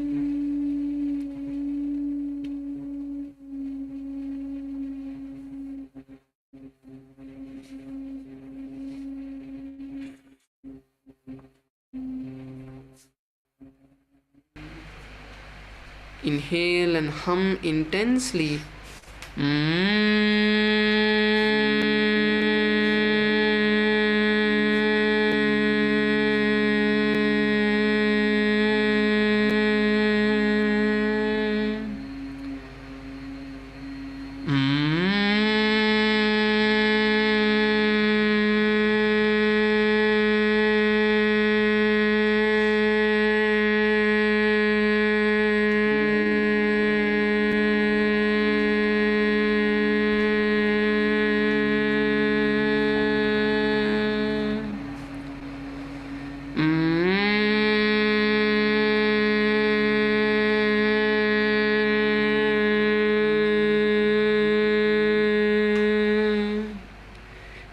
Hum intensely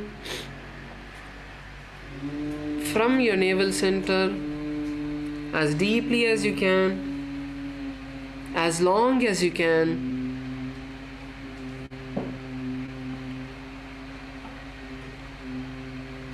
Unclutch from any thoughts that you're experiencing. Bring your awareness entirely onto the humming.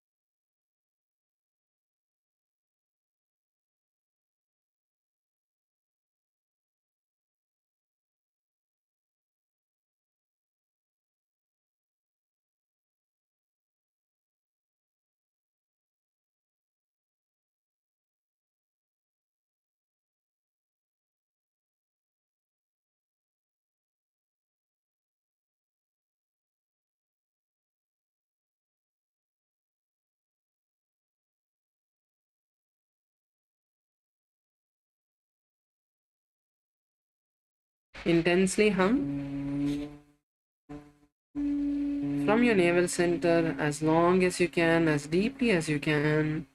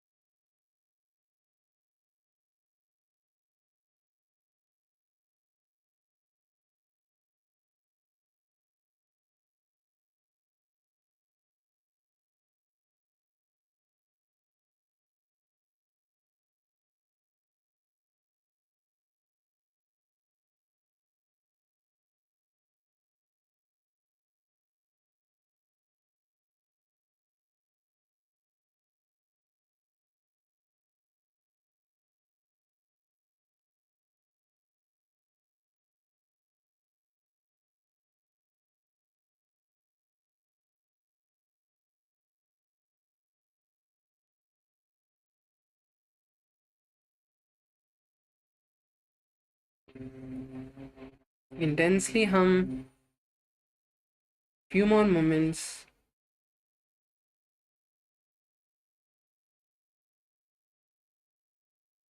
Hum as intensely as you can from the navel center, as long as you can. Unclutch from anything that you're thinking about. Bring your awareness only onto the humming. Bring your awareness to the breath as you inhale and then as you exhale, making the intense humming sound.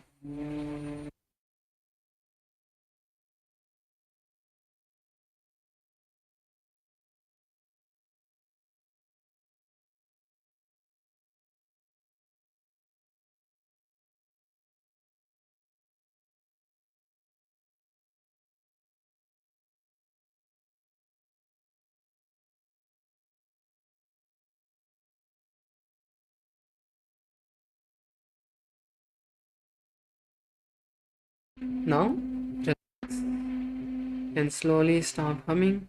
Keep your eyes closed and now just feel the vibration through your entire body.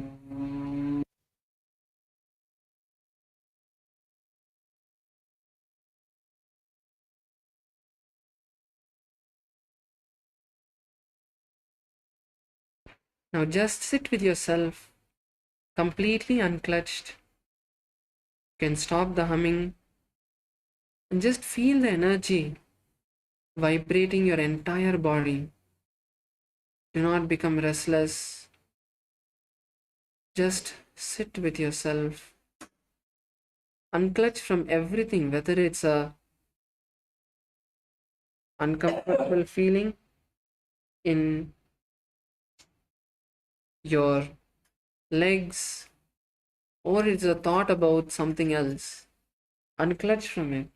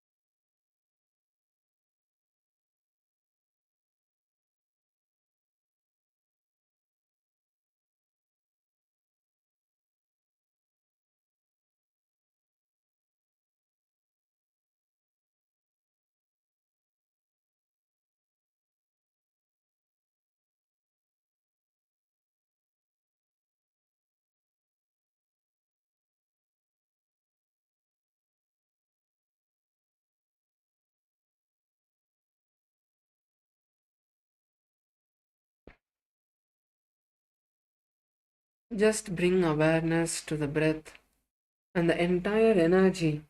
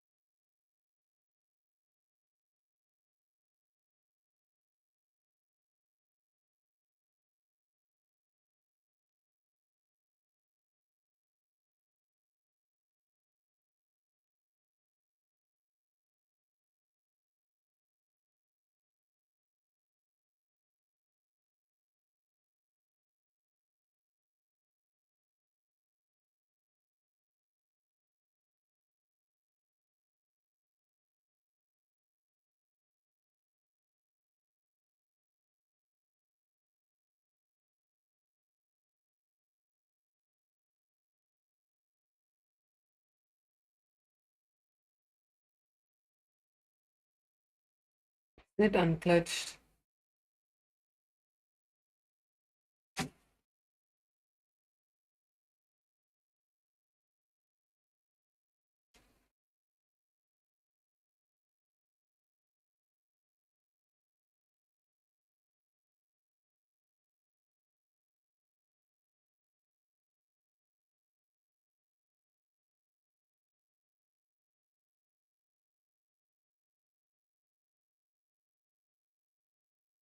Just visualize Swamiji in your inner space.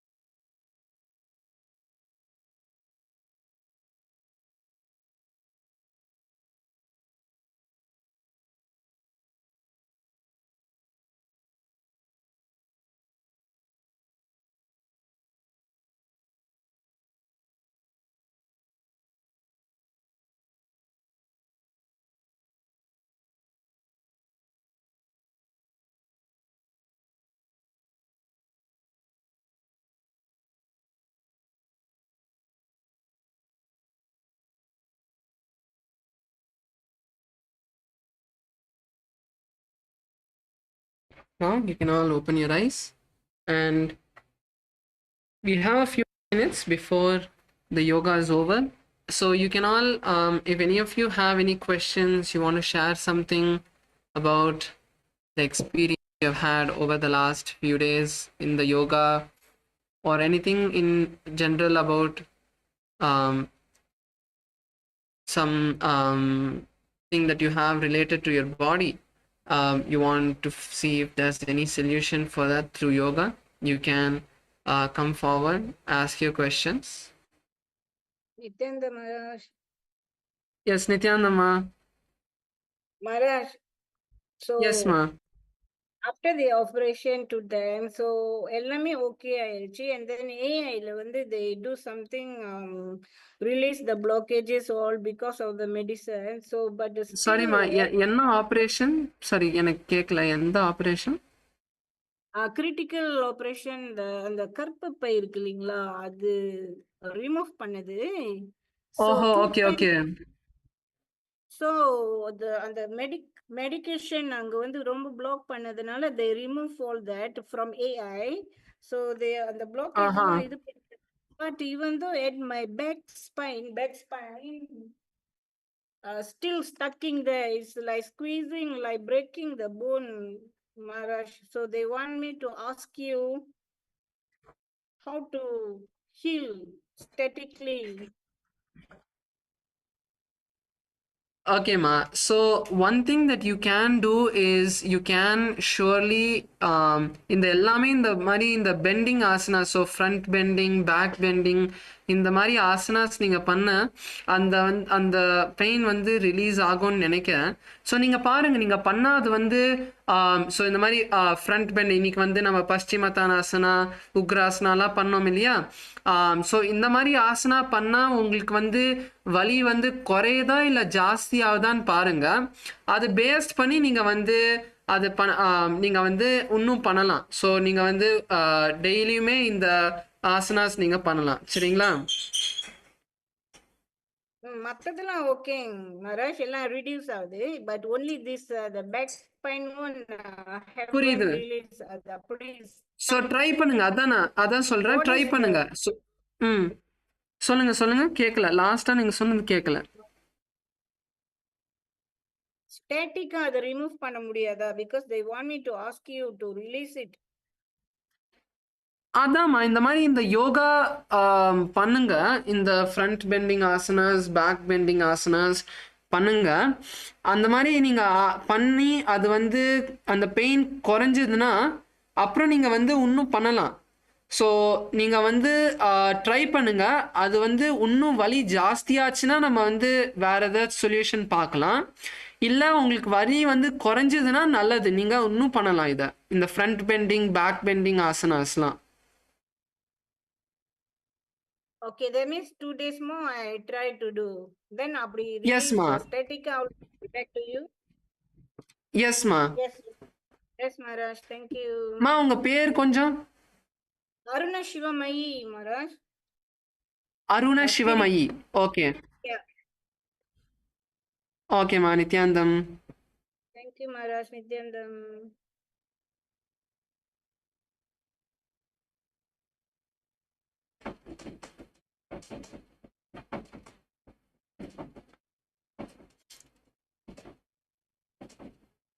Hello, Marsh.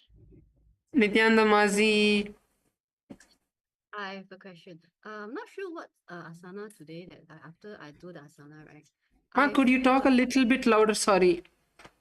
Today after, I'm not sure which asana. After that, I feel like a little dizziness and my neck here like pulling.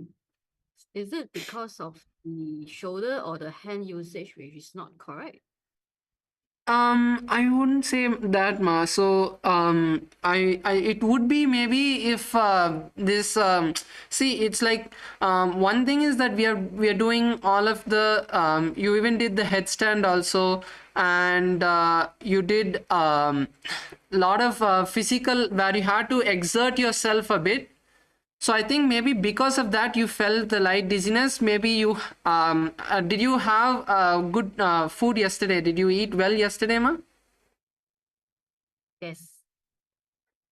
Okay, so then it just could be that this because of headstand you would be having that little dizziness, but it's fine. It'll relax when you have your next meal. You take a little break. It should settle down, ma. All right. Thank you, Nithyananda. So it would be just that you're not, your body is not used to it. So it would be just because of that. So it is fine, ma. No issues. Yes. Ma Govinda Priya is asking.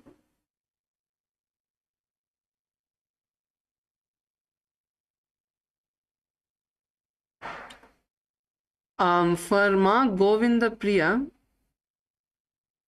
I will just have to come back. I am not very sure what you could do to relax this pain. So I will just check and get back ma tomorrow. I'll get back with an answer tomorrow. Yes, Pony Denaya, you want to ask something? Your camera is muted. LA main is muted. Saira Maya, the Zoom is muted.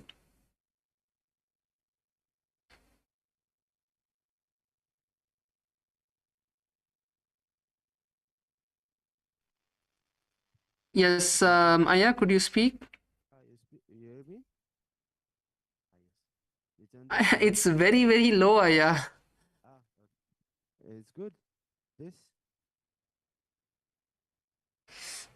For some reason, every time LA talks, it's so. Could you maybe type the message, or could you maybe join on your phone or something and talk in that? Like yesterday, you guys joined on the phone, right? And sure, you were connected on the phone. So like that, you could join on the phone. You hear me now? It's very, very feeble, Aya. I'm not able to hear you clearly. Okay.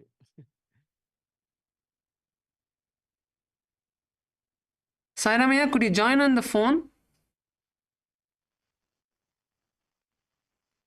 Like this.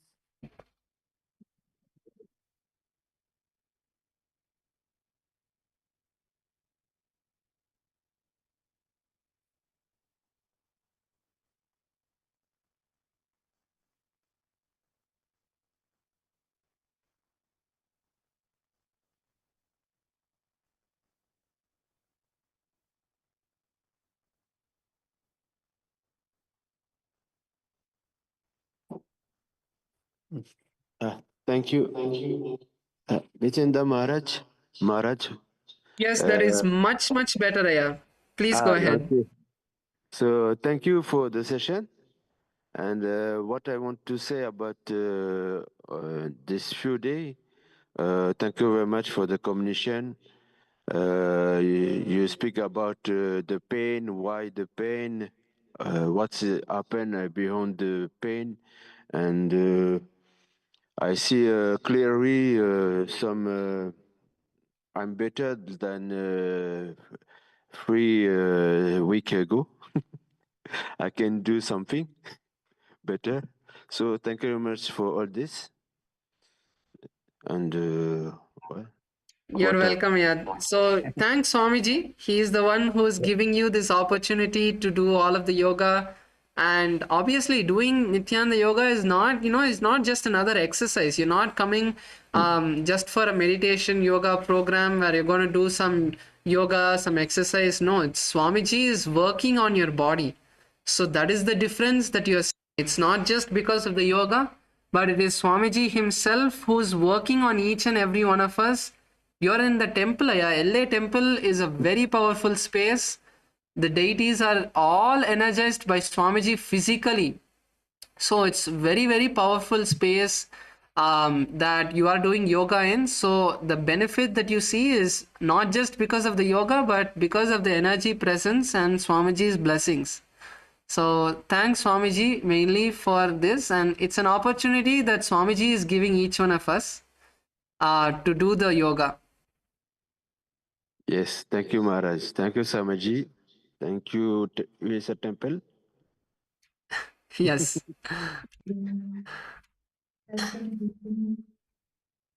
Nithyananda Maharaj. Yes, Nithyanamaya. Yes, definitely. Very good, Maharaj. Like from what I was doing, like on day one or week one. So Uh-huh. it's going good, and some things which I thought I would not be able to do, uh, able to do those things. And going through all 508 asanas is really awesome. That's great, Aya. That's great. So, see, within 3 months, if you do, Aya, so for this is for everyone. If within 3 months you will see an amazing breakthrough in everything, and surely within, if you are consistent, if you do persistently, if you do within the one like 6 months, 1 year to 6 months, you'll be able to master the entire Prathama Vinyasa Krama, Dvitiya Vinyasa Krama, Tritiya Vinyasa Krama. It's very much possible. Like at any age you can do it. It's not, it's too late. It would just take a little bit more time for you, but it is very much possible to be able to do. So actually it is time now. It's already time. So let us conclude the session today. Let's all sit with our head, neck and spine in a straight line. Please sit up in a comfortable position with your head, neck and spine in a straight line. Bring your hands together in front of your heart center. Close your eyes. Take a deep breath. Bring your hands to Namaskara Mudra in front of your heart center. And let's chant the Purna Mantra. Om Purnamadah Purnamidam Purnat Purnamudachyate Purnasya Purnamadaya Purnamevavashishyate Om Shanti Shanti Shanti Harihi Om Tat Sat Sarvam Bhagavat Shri Nithyananda Paramashiva Padukarpanamastu Om Nithyanandam. So the next timings will be announced by the hall volunteers and your program coordinators. Thank you all, Nithyanandam. Maharaj, one quick question, if it's okay. Yeah, please go ahead. Rest of the Yeah. participants can continue. Yes, Maharaj. So one thing like that I mentioned about the knee pain, right? That's pain that Uh-huh. is still there, and that is kind of restricting me with certain things. Like whenever I fold and get the knee closer, right? It gives like a Uh-huh.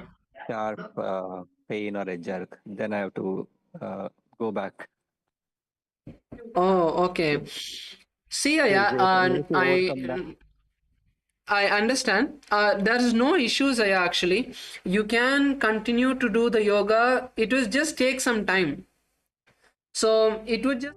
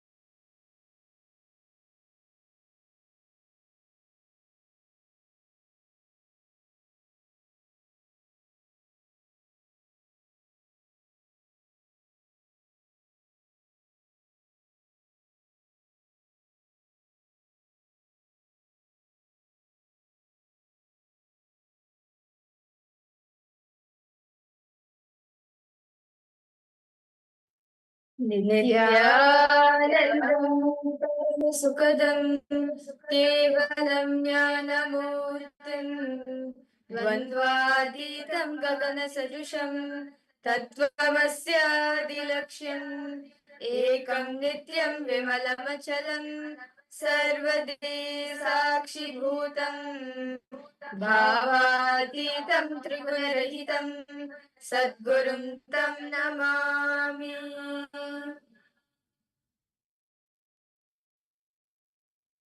Nithyananda, welcome each and every one of the participants and viewers who's watching us live right now for the day one of the Paramashivoham program. We welcome each and every one of you for the new season of Paramashivoham starting today. And this Paramashivoham, you can experience, you can manifest any reality that you wish, and you can have a conscious breakthrough.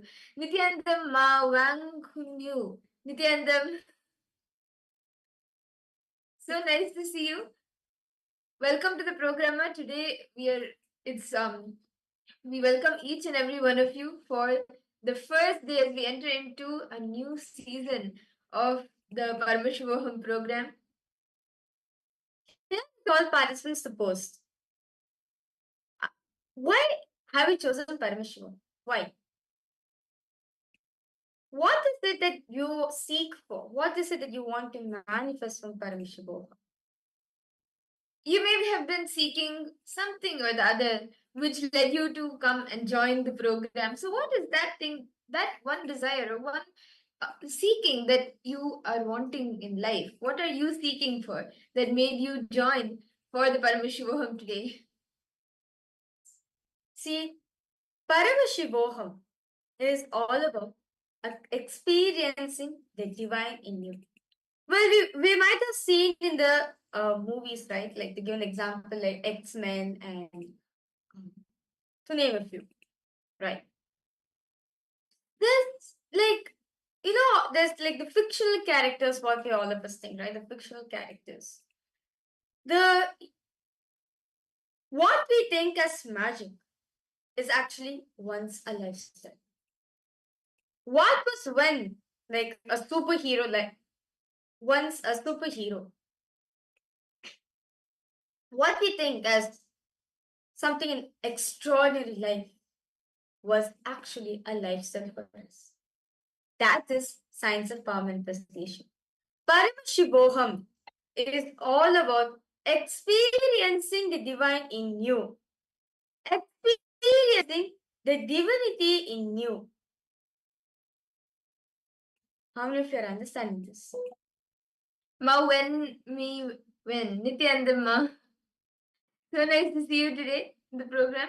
And all the viewers who have tuned in from YouTube, you can head to paramashivoham.org and even join us in the Paramashivoham Zoom rooms. And we can connect to you personally, one-on-one as well. So we invite you to join the Zoom rooms via paramashivoham.org. And shall we enter into a very exciting power demonstration?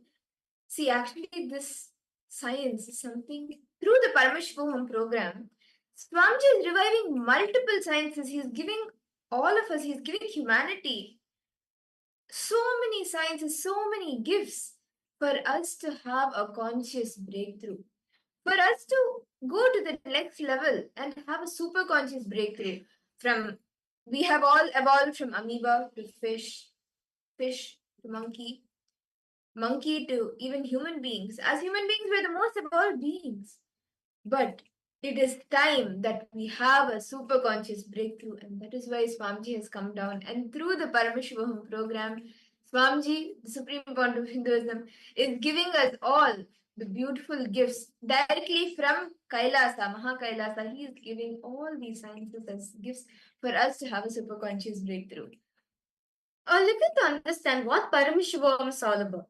Literally, the meaning Paramashivoham means what? Aham, replacing with Paramashivoham, where you are boldly declaring that I am Paramashiva. No matter what happens, I am Paramashiva. And that is Paramashivoham. establishing yourself, dropping your old identity, and embracing your new identity as Paramashiv. Nithyananda, when sorry, am I pronouncing your name properly? Do you want to post now? What do you want to manifest? What are you wanting to achieve by the end of this program? Ma Kamakala Rupa, Nithyanandam.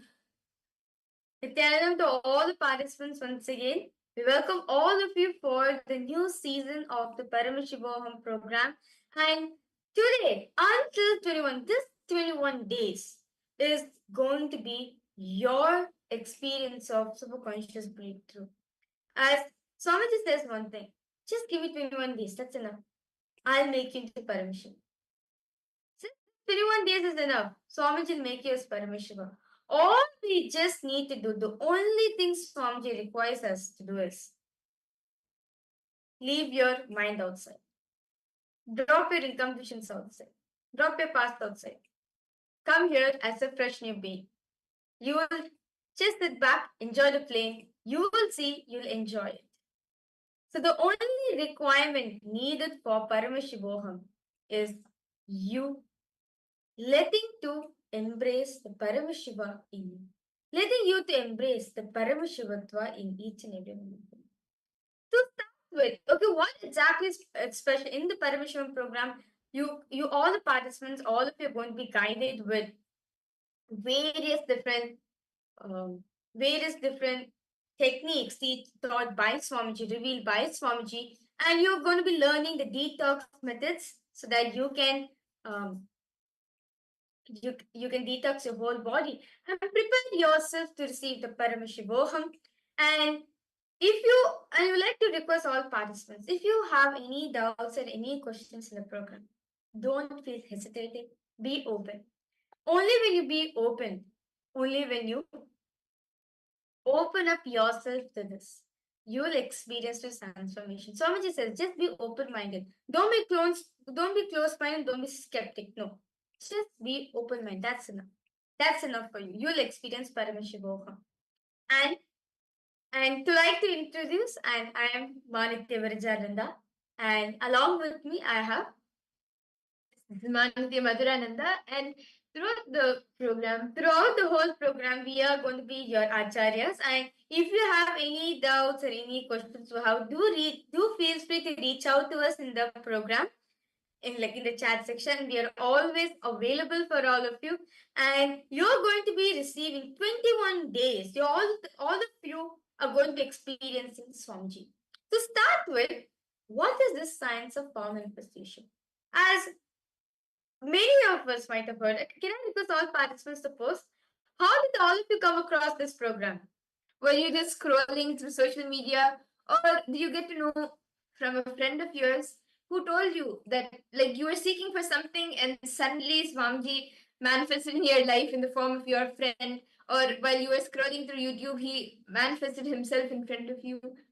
How did you get to know about this Paramashivoham program, about the Paramashivoham program, something that you were seeking for and you came across the program? How did you come across this program? I would like to request all participants to post. Yes, Nithyanandam, Karthik. Karthikaya, Nithyanandam. We see you on YouTube. Nithyanandam, Karthikaya. And actually, I invite you, Ayya, Karthikaya, to who's watching us through YouTube. Please join us for the Parameshwaram program. And we are now going to be entering into a very exclusive, a very beautiful, powerful power demonstration. So before that, we are going to be understanding what exactly is the science of power manifestation. What is this exactly? To understand, every human being, right? What's our very purpose? What do we do naturally? What we think is life, right? Okay, I've taken this birth to fulfill my aspirations.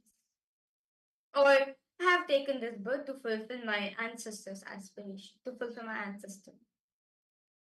Or I have taken this birth just to, just to fulfill whatever I want and go back, right?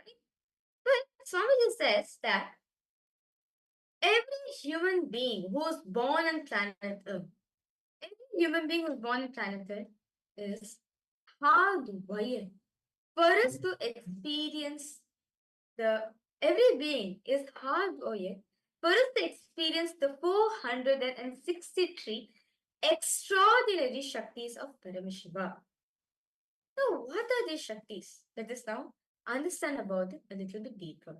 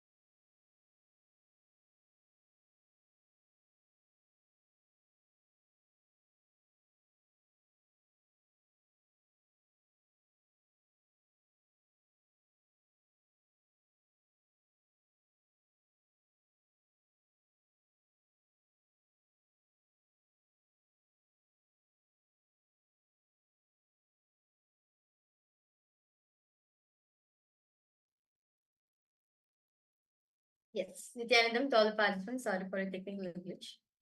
So we learned, right, how a human body is hardwired for us to experience the 263 external Shaktis of Paramashiva.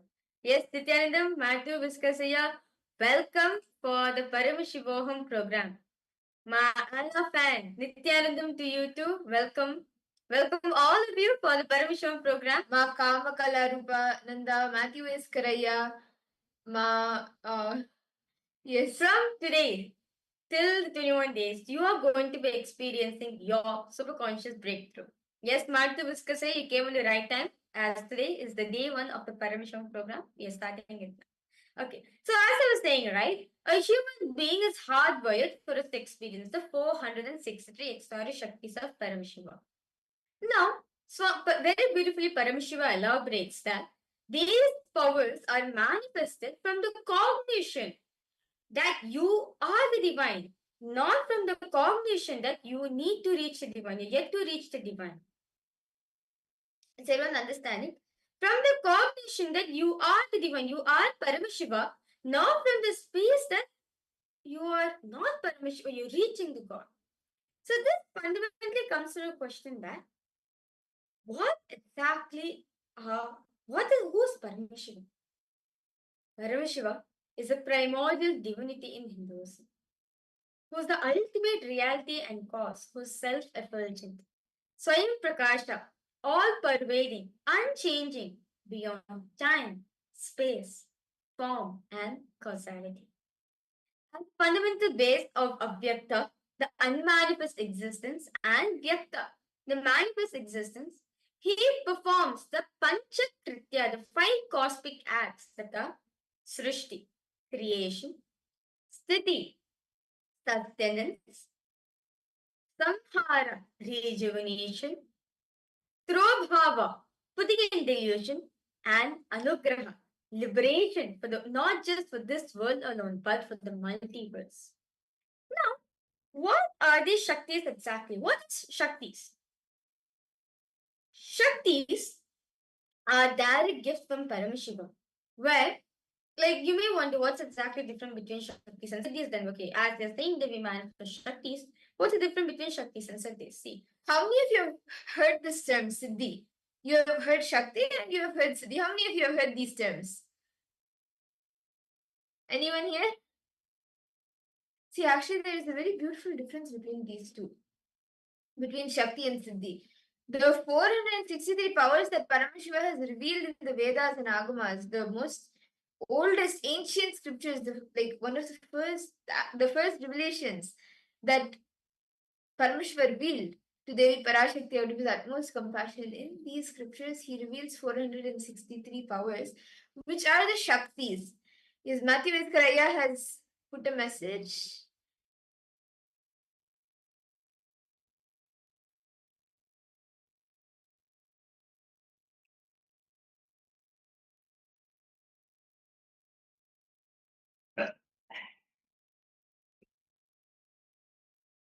Yes, so the difference between Shaktis and Siddhis. We may all see many people you may have seen, or maybe even you have tried. Let me do meditation for these many years. Let me do tapas for these many years, or let me do this spiritual practice. And after years and years of like literally pushing yourselves through something, okay, I need to do this tapas, I need to do this spiritual practice, only then I can manifest something. This are siddhis. After a whole lot of penance, practice, you manifest some power, but that power actually is just temporary. It is like the something that comes where through the punya you manifest that power. But Shaktis, once you are initiated by the avatar, once you're initiated by a living avatar, Swami actually beautifully says, like a lamp lighting another lamp. When an enlightened being initiates you, it is like that lamp lighting another lamp, and that initiation stays with you forever as Shaktis. So many people are there, so many, literally millions and billions of people just with one initiation from Swamiji start manifesting powers. There are 463 powers that Parameshwar describes, and Swamiji is initiating us all into these powers, these Shaktis, which by the end of the program, not even by the end of the program, in literally few hours, throughout the day, every day, we will be doing power manifestation, and you will now be seeing a demonstration in just a few minutes. You all will be seeing a demonstration of these extraordinary powers. But these are not just this is not just something that you can do, I mean, which we can do, but even you can do. Swamiji is initiating each and every one of us, and you will also be able to manifest these powers, these Shaktis. Matthew express, put I start. Yes. Okay. So Shaktis and Siddhis, all of us had a very beautiful understanding, right? So now, how are these Shaktis are validated? What gives a validation? What gives the authorization that these are actually Shaktis? Elaborately, Paramashiva this says in the Vedas and Agamas, the source scriptures of Hinduism, that there are four levels of evidences to establish a power. That is called as pramana or evidences in Sanskrit.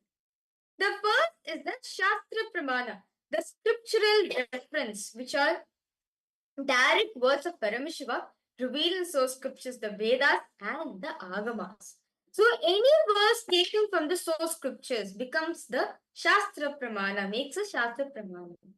The second is the Apta Pramana, the experiences of our Vedic rishis, our Vedic scientists who have time tested and verified the science. And the next is the Atma Pramana, Swamiji's own experience on this. How did Swamiji manifest this power? How did Swamiji feel? What exactly with Swamiji to manifest this power? And the last is the Pratyaksha Pramana, the scientific study, the scientific experiments done on the science of power manifestation. So now, what exactly is this power?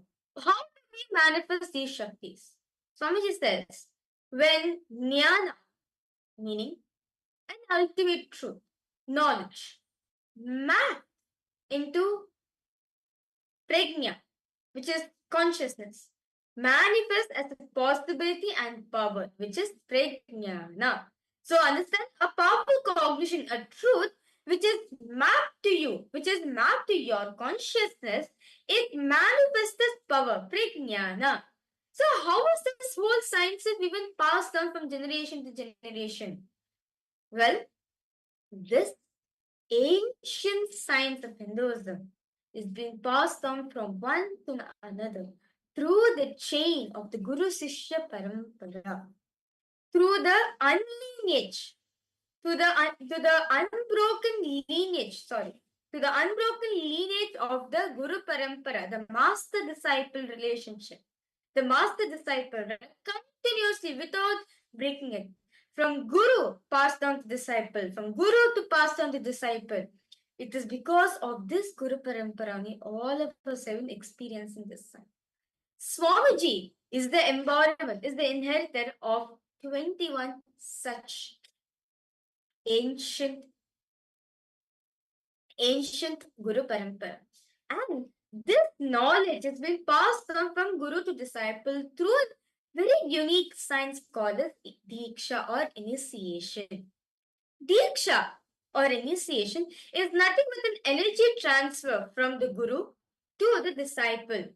And by this initiation, right, by a person receiving this initiation gets a lots of benefits. By this increase of health starts happening, increase of IQ starts happening, they start building relationship in their life, they are having the ability to manifest their realities, they're able to have a better making process, better decision making process in their life. So many benefits starts happening as your whole brain, just by this Diksha, becomes alive, as the Swamiji infuses your brain with so much of energy, your whole brain becomes alive. And this Diksha can be transmitted in three ways. One, Sparsha, either by the touch of the master.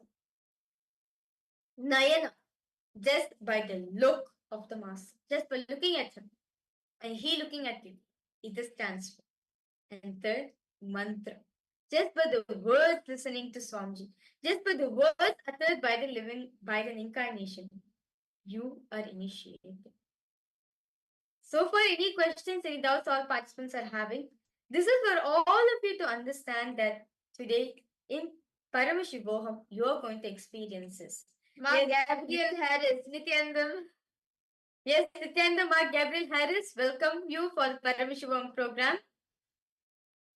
So, now, let us now listen to the Shastra Pramana, the scriptural reference of what does Paramashiva say about this power of third eye.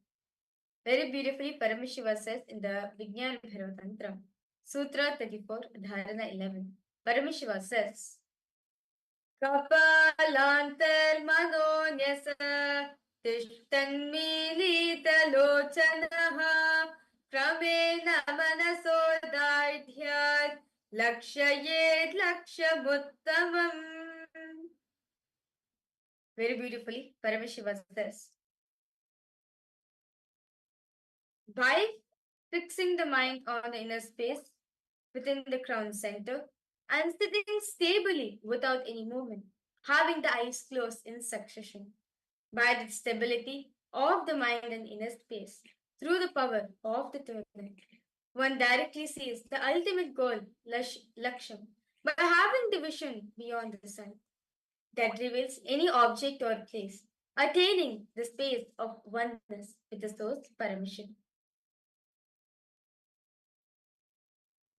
And beautifully, in Swamiji's very own life, actually, the Apta Pramana for this power comes in multiple places, but one such place where our ancestors experience this power, Bhagavan Krishna actually gives the power of third eye to Arjuna while revealing the Bhagavad Gita. He says, Natumam shakyase drashtum anenaiva swachakshisha divyam dadami te chakshu pashyame yogamaishwaram.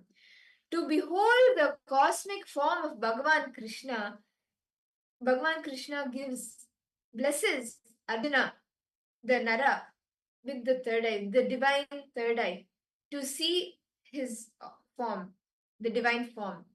And in Swamiji's very own life, when he was just 12 years old, when Swamiji was just 12 years old, as he meditated upon the Balakunda rock, seeking on the source of the first person, as he sat on the Balakunda rock, suddenly the 360-degree vision opened up.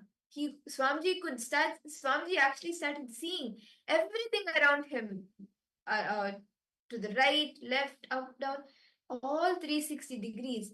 Swamiji was able to see, and this very experience he is transmitting to us all now.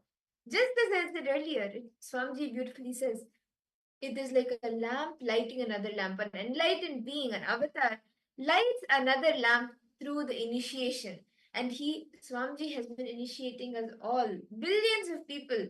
He has initiated and given us these very powers, which all of you will be seeing a demonstration in just a few minutes.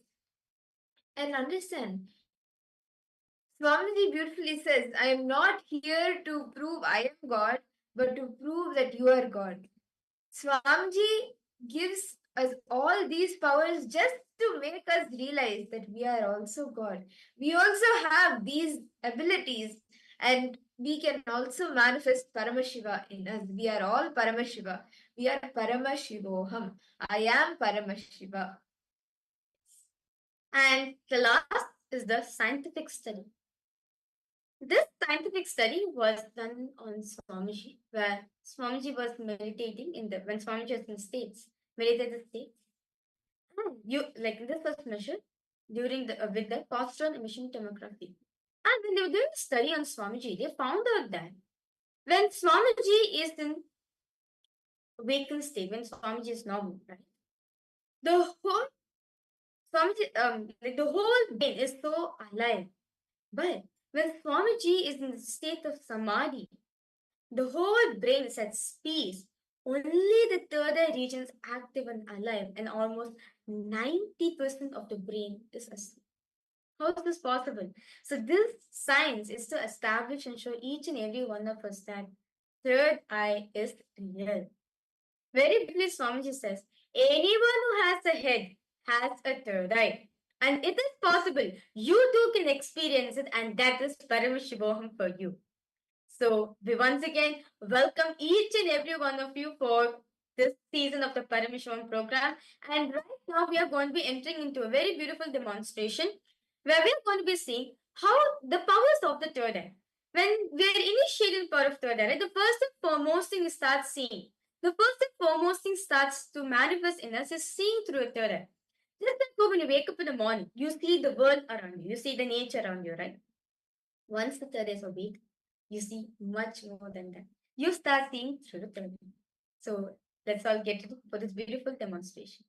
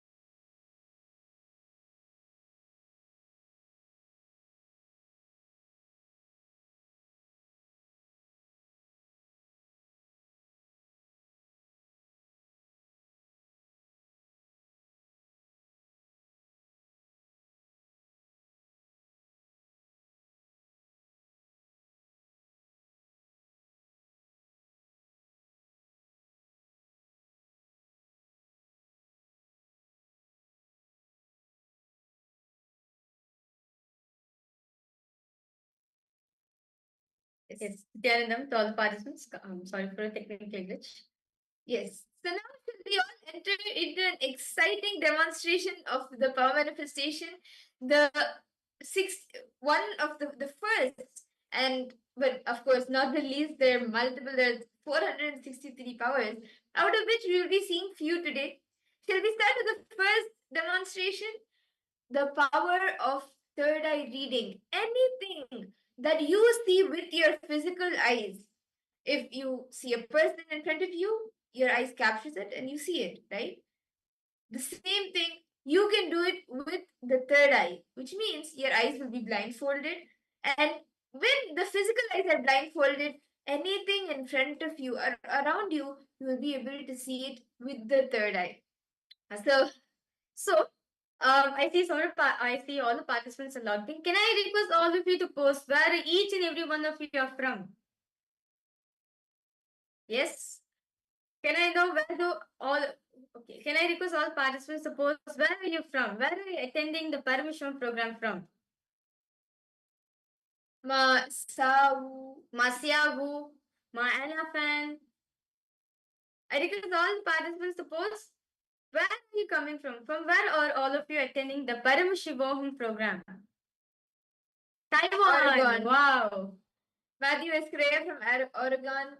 Yes. In a video site. Okay. Video site. Okay. Nice to see Nithyanandam to all the participants, all the viewers from Taiwan. Nice to see. Malaysia. Wow. Okay, that's nice. China. Wow. Great. US. Okay. Toronto. Nice to see them. Wow. We have so many people attending from different parts of the world. That's amazing. Okay. So and yes. Okay. LA. Yes. USA. LA, okay. USA. Yes. Mark Gabriel. Yes. Wow. That's nice to see. Okay. So let's enter into the power manifestation. Okay.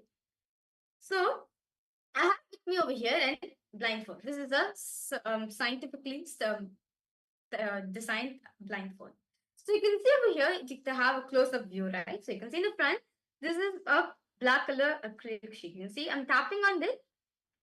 It's a sheet. It's just a plastic sheet, okay? But if you turn it back, if you see at the back, there's two sockets. There's two holes, right? So what happens is, so once you wear the eye band on, your eyes goes inside these sockets. Once you wear the eye band, your eyes goes inside these sockets and gets settled over here. And there is nice thick layers of sponge which covers all sides of the eye and does not allow any light to pass through it. And this is trap for us to beautifully put this in our comfortably put this in our head. And so okay, and so I'm squishing this sponge for all the participants to tell that there's nothing hidden in this, there's no chips, there's no nothing. And I would like to request Ma Madra to check is there any speaker? Do I have any speaker or microphones or chip on me to tell me the answer anything? I request you to check my ears. And if any of you have any questions, you can or any doubts which you want to check or anything, you can post in the chat.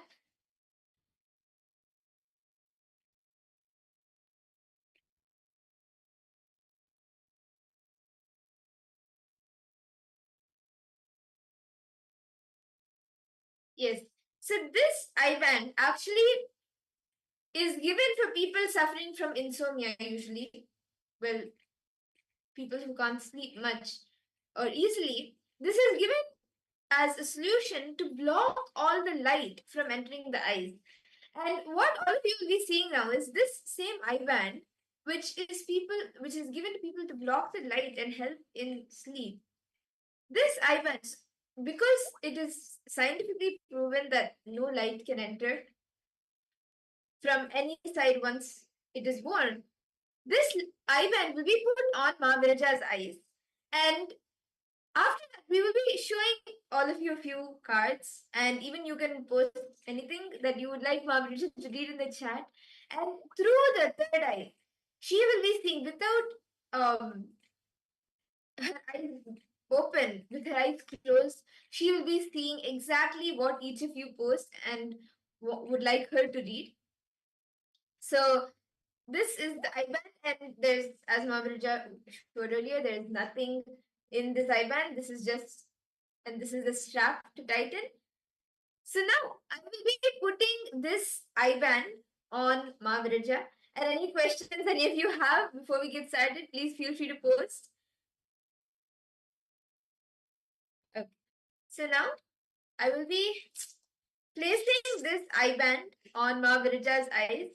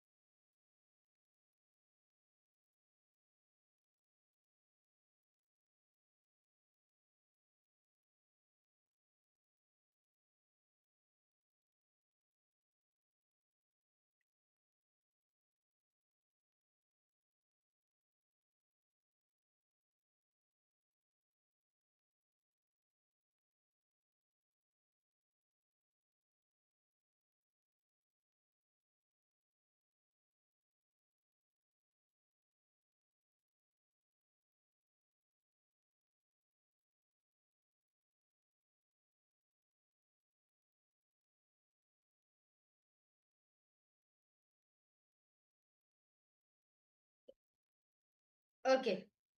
So I'm completely comfortable the way the IBAN has been put. So so I like to show for all the participants, it's completely covered. It's completely sealed. I can't see, there's no light passing through this IBAN right now. So I'm turning to my right, my left, up and down. So you can see that it's completely foolproof. There's nothing. There is no gaps anywhere. I hope all of you are able to see. Margarita, could you turn to the right and then to the left, up and down? Yes, so all four sides, everywhere it is completely covered. No light can go through to the eyes. And now, I would like to request all participants now, be as creative as you want. Post anything actually. You can post words, you can post emojis, you can even post an image if you would like. Whatever you would like Ma Virja to see, you can post it in the chat and she will be reading it. Nithyananda Ma Linga. Nithyananda Ma Siyavu. Yes, I see many Chinese participants here. Yes, nice to see. Okay, so now I request all of you can post, and also those of the viewers who's watching it live on YouTube too. I request you to go ahead and post whatever you want in the chat section. And now I'm going to be connecting the Swamiji in the space of oneness. I'm connecting the Swamiji by chanting the Mahavakya 3 times into me. Yes. Om Nithyananda Paramashivoham. Om Nithyananda Paramashivoham. Om Nithyananda Paramashivoham.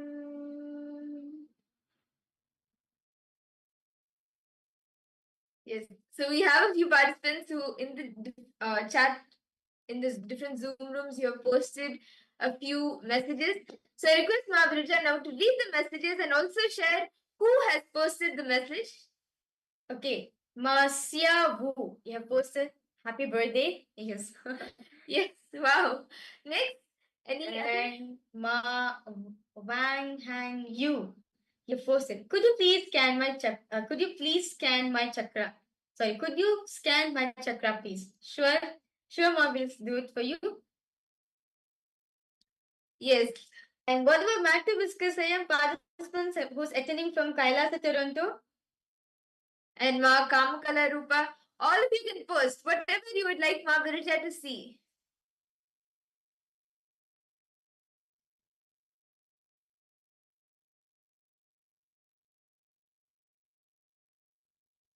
Okay, Mastia, who you have posted like 5 clapping emojis and 2 laughing emojis. Yes. Okay, Siavu, is that right? Is you laughing? Yes. Okay. If any of you want to post anything in the chat, please feel free to post. But now we'll be doing something a little bit interesting. So I have a set of 3 different sets of cards with me. These cards have powerful cognitions on the back. They're just color cards of different colors. And like this, I have 3 sets. And each set has about 6 cards. What I will be doing is,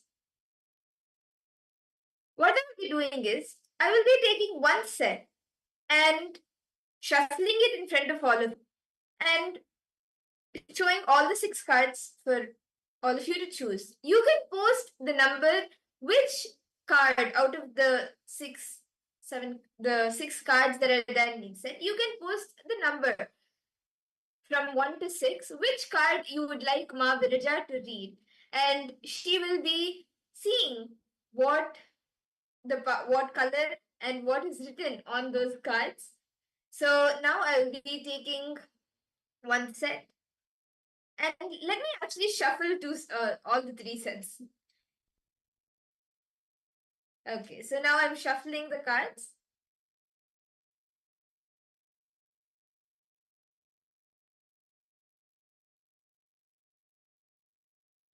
And I'm taking 6 cards from this. 1, 2, 3, 4, 5, and 6. Okay? Now,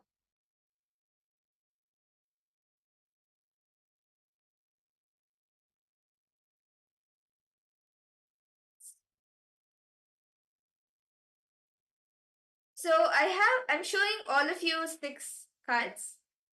You can put a number in the chat which card you would like Ma Brija to read from this 1 to 6.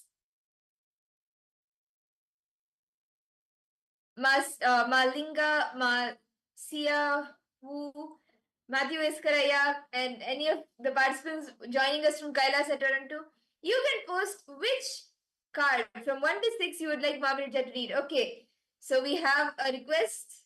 Ma Brija, would you like to read it? My Anna fan, you have posted 5, the number 5. So I'm going to be picking up the 5th card. Yes. So I'm going to be picking 5 from the left, okay? So basically your right and my left. Yes. So this is the 5th card from the left. And Swamiji is saying over here, love. Love without purpose. Wow. So all of you can see Ma Anna fan, is that right?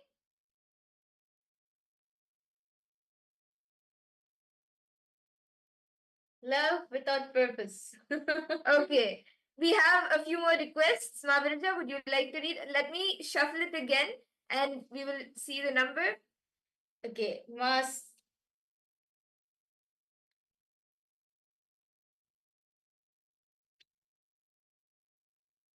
Yes.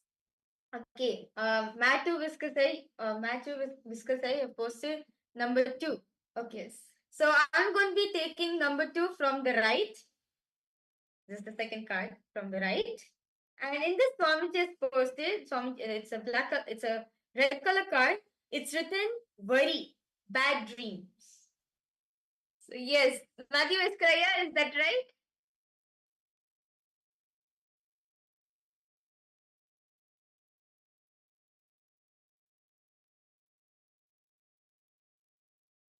Okay. We have one more request. Let me shuffle all the cards for all of you again.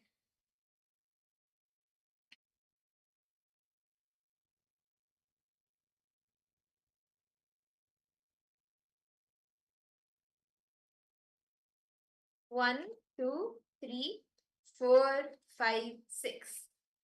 So I've taken 6 cards. Okay. Masiahu, you have requested for, okay, you posted 3.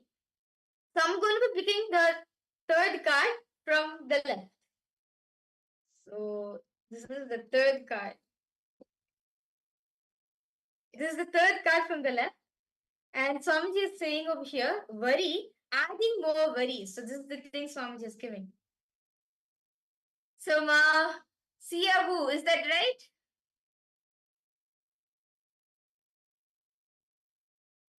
Yes, so excited. Okay, why don't we choose a few more cards? Nithyananda, equal Bano. Okay. So I'll again be how many cards do you want me to take out?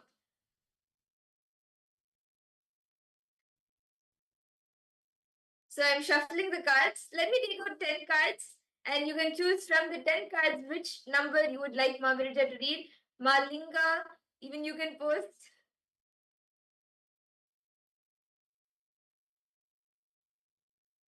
Okay.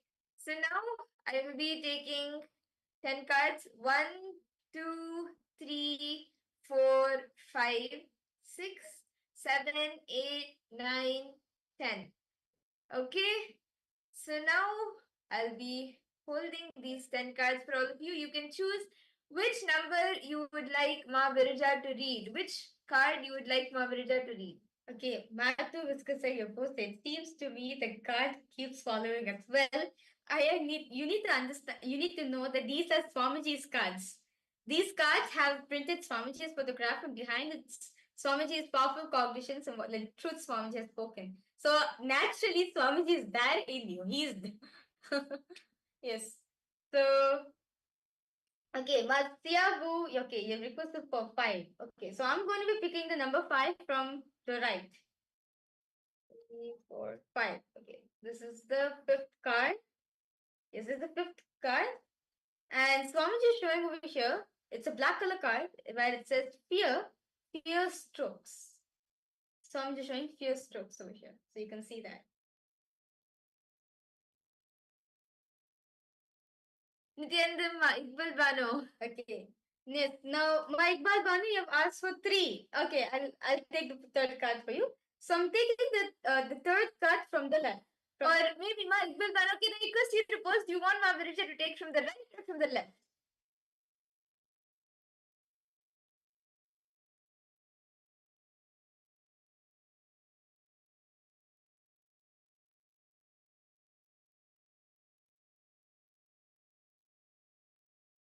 And my Iqbal is thinking, should I take from right or the left? Okay, ma, I'll take the card for you from my left. Okay, so basically your right, my left. So this is the 3rd card. Yes. So this is the 3rd card. And here's Swamiji saying the message. It's actually a pink color card. So Swamiji saying love, watching breath. So yes, you can see. Yes, my Iqbal. Yes, this is the card for you, ma. Okay, so that's very nice. That's very wonderful. Wonderful power demonstration all of us had. Okay. So that was quite exciting and I loved it.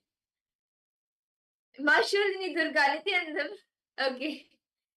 Now, actually, we'll be entering into the next power where all of you will be receiving, all of you will be experiencing, or if you would like, you can actually get a body scan. We will be doing the remote vision and mind reading, multiple different powers. Out of 463, these are just a few. And I'll be removing Ma Viraja's eye band right now. And you can see her eyes will be closed. They'll it is the eye band is just as it was earlier. So I'll be removing it and showing it to all of you.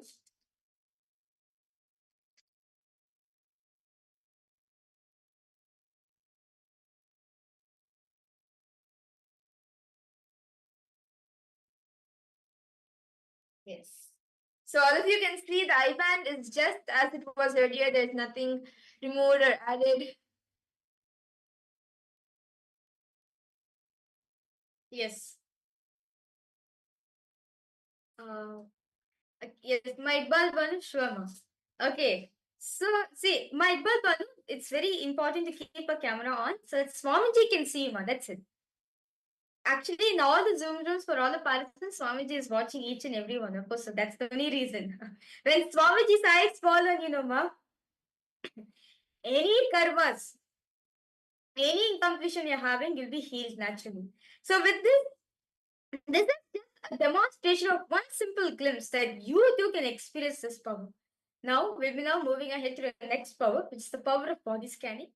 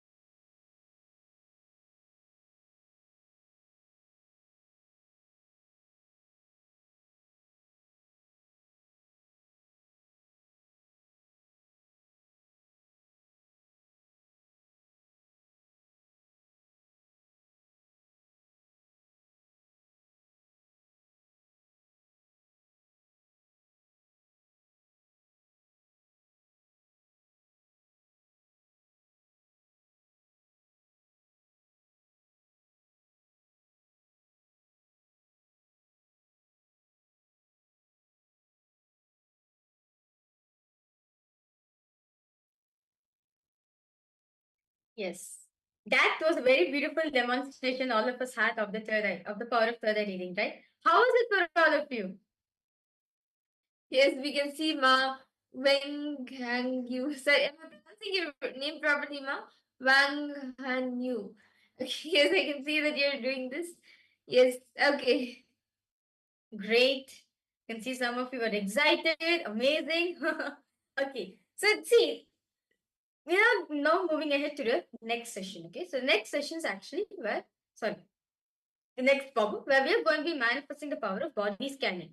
So this power of body scanning, you need to understand that this power of body scanning is, okay, let's say you're having a health issue. Okay, let's say that you're having a headache. What do you do naturally? If it is throbbing for you, you can't handle it, you go to a doctor. What does the doctor do? The doctor will diagnose you whatever knowledge he has, right? With the minimum amount of knowledge he has, he diagnoses you.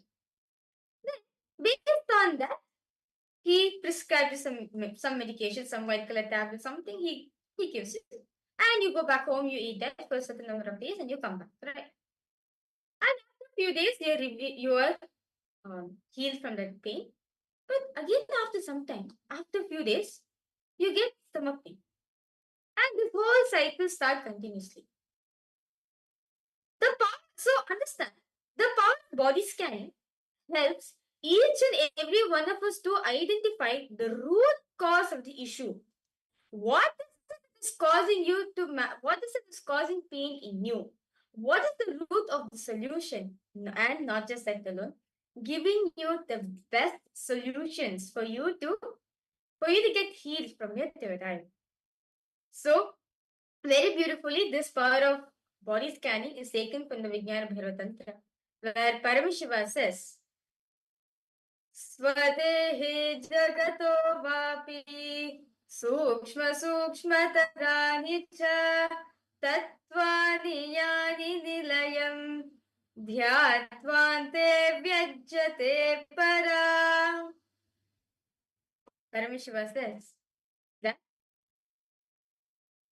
the body, the Swadeha, and the whole universe, both are connected to each other.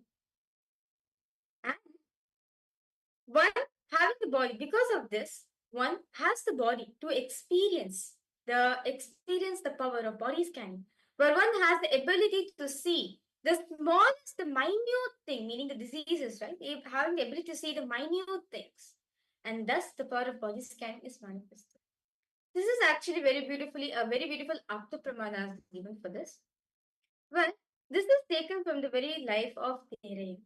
Thereya was the disciple of Agastya. Agastya is a rishi, is a renowned rishi. So once someone came to him, and Agastya said to him that there is a frog, there's a small type of frog called Tere, which is there in the person's ear. So this disciple, the Agastya disciple, when he did the surgery, he went exact through the power of third eye, he was able to say exactly where the frog was and could remove the frog. Therefore, because of that, and of course, the person got healed completely, and therefore, this disciple got the name Devaya. And even Swamiji also experiences the same power manifestation when um, so many diseases, like for Swamiji uses the diagnostic centers to verify his methods, to verify his findings.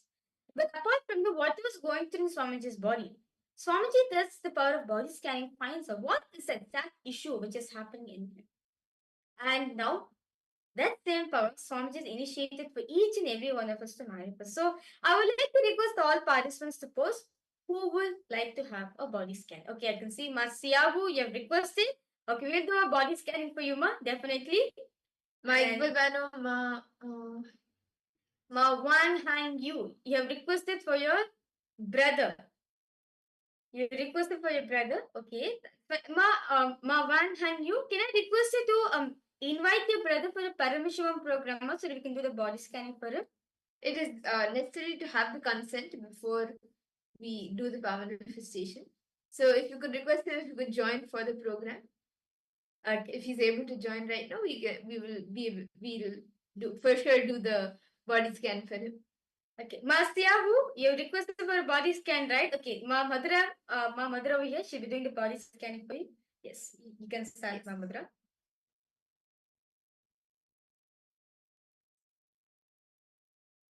Om Nithyananda Paramashivoham. Om Nithyananda Paramashivoham. Om Nithyananda Paramashivoham.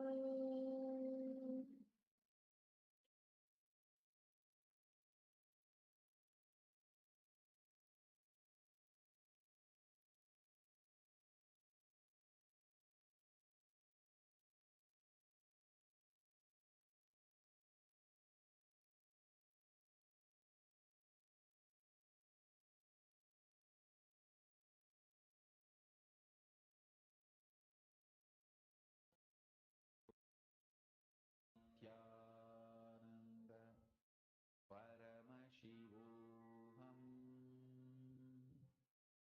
Om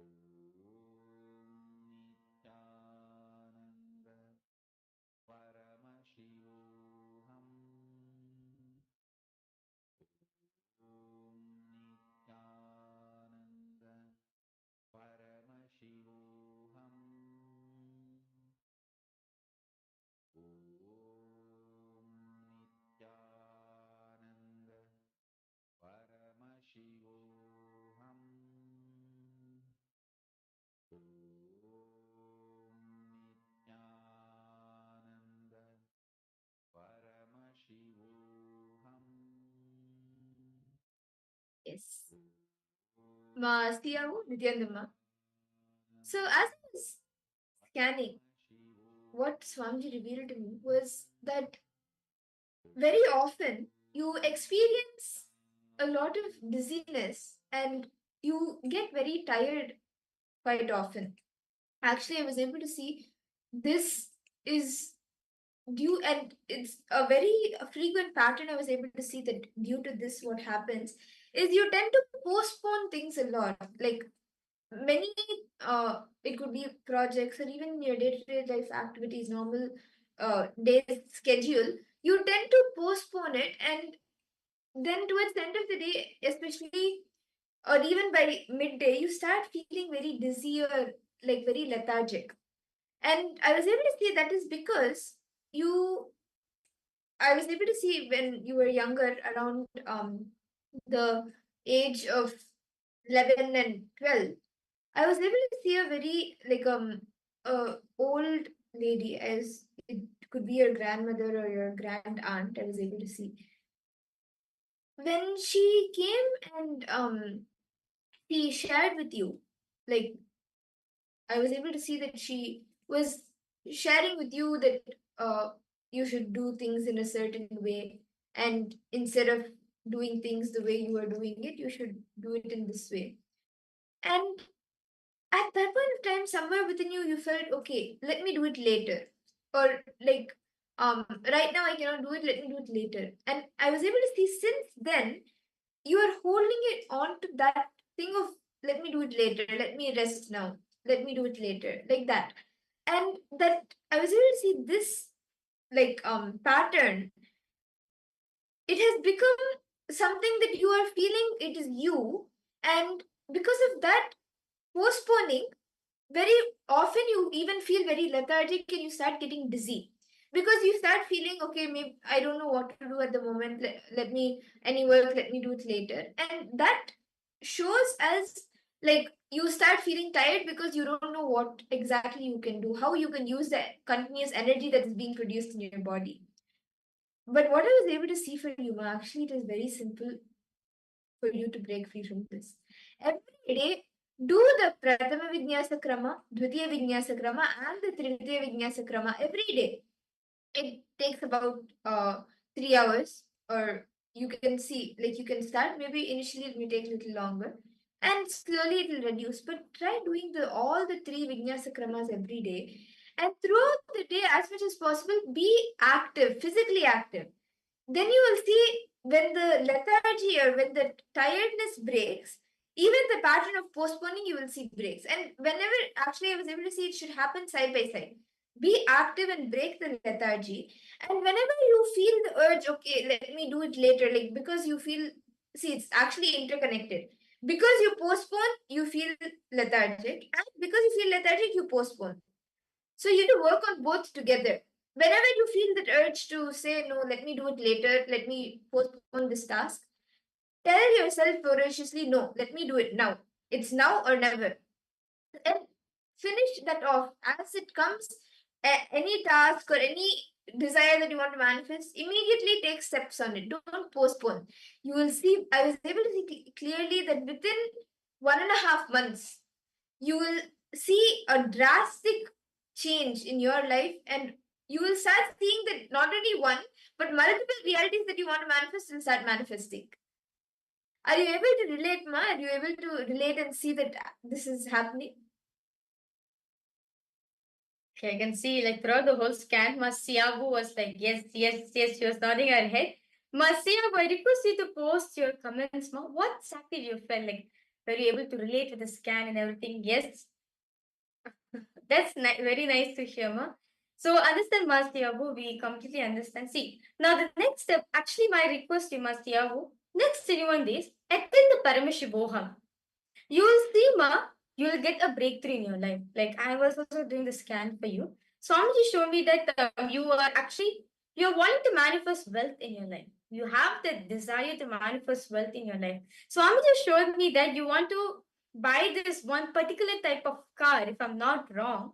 Swamiji showed me that you want, yes, you can also get this power. Swami showed me that you want to buy this particular one car, if I'm not wrong. Like I think either Mercedes or BMW, either of these two brands, Swami showed me that you want to buy this car, and you're in the thing that you want to manifest wealth in your life. Like you're in the thing that you want to manifest wealth in your life.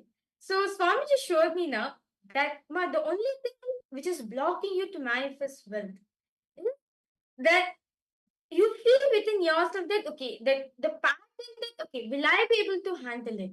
There's so much of self-doubt which is there in you. That's why you're not able to manifest it. Even though you work hard, even though you do so many things, but you're not able to manifest that outcome for you.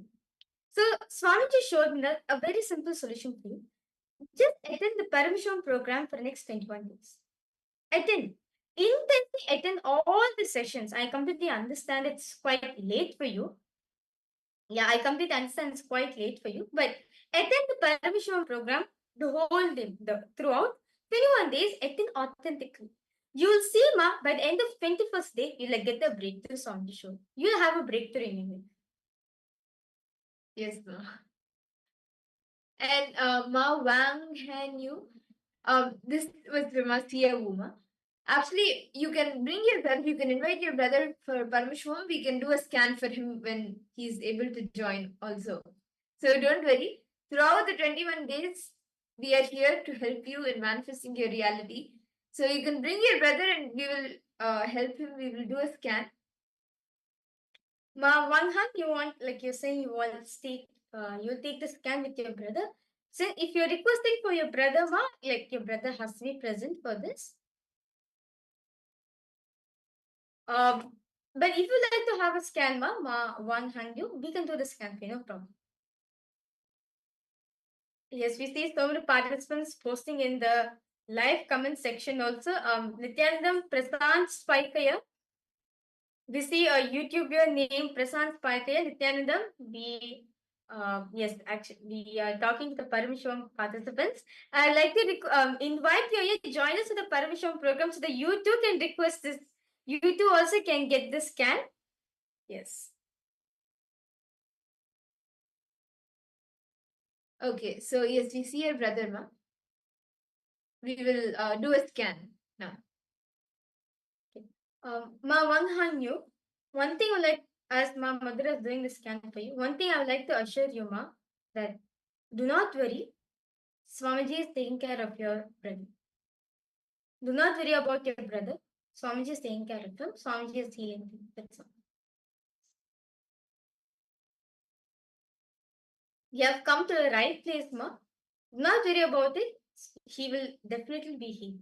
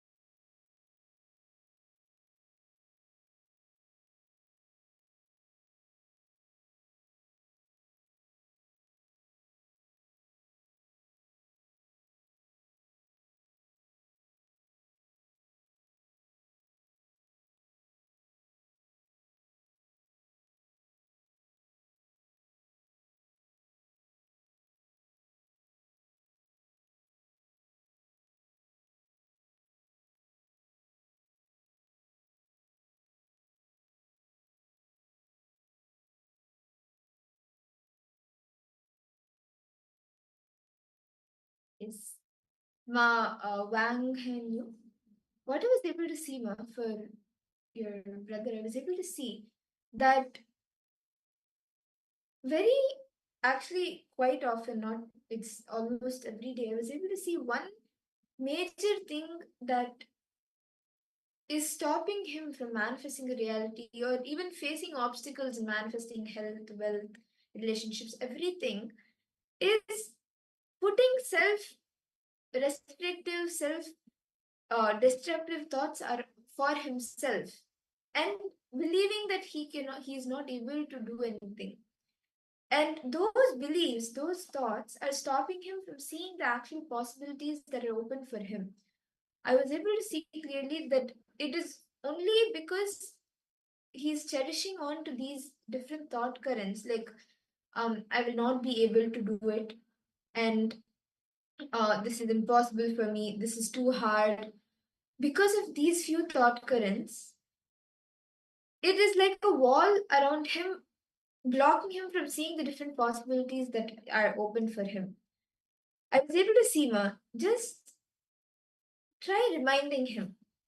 And if he's able to listen, just remind him every day. Take few minutes, remind him of all the times where he has actually achieved success in his life, where he has actually manifested his reality just through the power of will. I was able to see when he was younger, especially in school, there has been multiple times where he has actually felt, yes, I have manifested this, I have done this. The only thing is, right now, he has forgotten that part of him and is starting to feel that he is not capable of anything. And that is why that is affecting on the physical health as well, physical and mental health. I was able to see, just remind him every day of all the different times when he has actually manifested the reality he wants for himself and where he has actually been successful, and inspire him to have that will again to get up and manifest his own reality, be his own boss. This is the one solution I was able to see very clearly that will help him. Just inspire him to create a strong will to manifest his reality and be his own boss. Wang Hanyu, Swami, I also did the scan for your brother. One thing Swamiji showed, actually for the healing process, I completely understand like what you're going through. Like I know like since your brother's in this state, I know you're emotionally imbalanced also. Swamiji showed me that the healing process, Swamiji is already healing him. Not worry about that. I request you, Ma, if you can get the banyan tree leaf, the banyan tree leaf from Adi Kailash, Biridi, Bangalore, right? If you can get the banyan tree leaf from Adi Kailash, Biridi, Bangalore, and just put it behind his head, that will actually heal him. And if possible, if you can just like make him listen to Mahavakya, we can just make at least like 1 hour in a day, that will actually heal him. Swamiji showed me that he just needs the right vibrations around him. There's too much of negativity which he has cherished in his life, which actually end up him in this state right now. I request you, Ma, do not miss darshan. Actually, I suggest you be in the program, be in the Paramashivoham program, as the Paramashivoham is actually, understand all the participants, each Zoom room you're sitting, it is Swamiji's own breathing space. Literally Swamiji is there. So I request you, Ma Wangfan, be be there in the Paramashivoham program throughout the whole program. As you're doing the as you're doing the completion exercise, Noma, as you are completing and in balancing your emotional states, he'll also get healed. Swamiji will heal him. Just be in the Paramashivoham space, ma. That's it. Just be in the Zoom room. Swamiji will take care of the heal. Do not worry about it. And don't worry, your brother will be healed, ma. So Swamiji will take care. Don't worry at all. Yes. Ma Wanghan, you do not worry about this, ma. Swamiji will take care. So that was very beautiful demonstration. All of us just witnessed, right? This is for each and every one of us to understand that you too can experience it. This demonstration, which all of us just now did, right? It is a possibility to show each and every one of you that all of you can manifest and express these Shaktis. It is not just only a few people in the planet Earth can manifest this. No, Swamiji says, anyone who has the head has the tail, I can experience this. So with this, we're now going to be entering in the first session of the day, where we are going to be understanding what is Parameshwaram all about. What is this whole Parameshwaram all about? We are going to be listening from Swamiji on what is an introduction to Paramashivoham. Let's all enter into the session.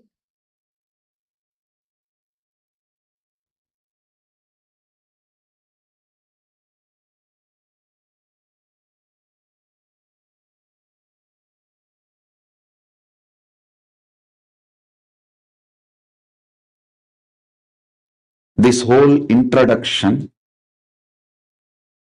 is a direct message from Paramashiva, from KAILASA.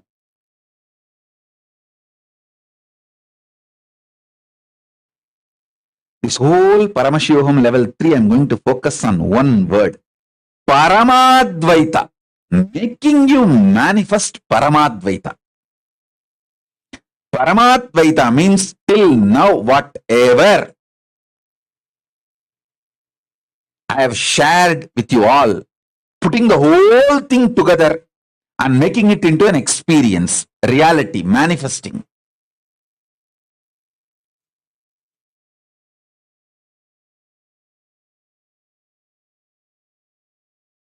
First, Paramashiva manifested the signs of achieving the state of Paramashiva: unclutching, detox, completion, reliving and relieving the pain patterns and engrams. All this is signs of achieving the state of Paramashiva. Then, integrity, authenticity, responsibility, enriching, casting, living in perpetual completion. These all is the signs of space of Paramashiva. Manifesting the space of Paramashiva. Then oneness is manifesting the powers of Paramashiva.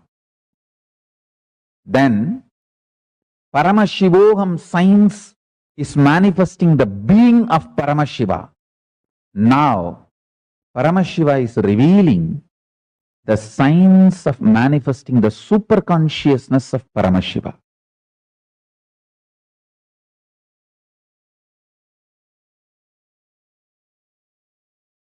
This whole program is not ordinary spiritual program. It is Paramashiva, me, directly making myself available to all of you through this body, using this body and memory, muscle memory, biomemory and bioenergy.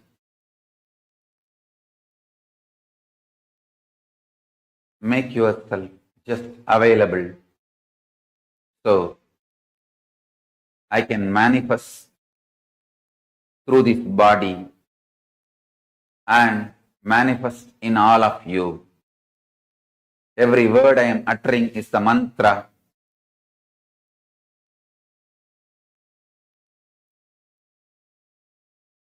I am manifesting in this system, in this body completely, so you can all just mirror the neuron activities of this system and manifest the being of Paramashiva.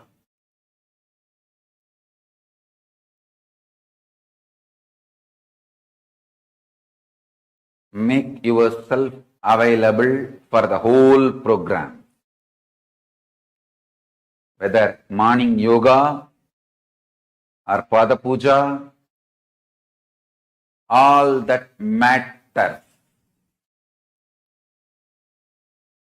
All that prepares you, detoxes you to mirror my neuron activities, to hold my being, to manifest me, morning yoga, puja, everything prepares you. Whether intro or outro, attend the whole program.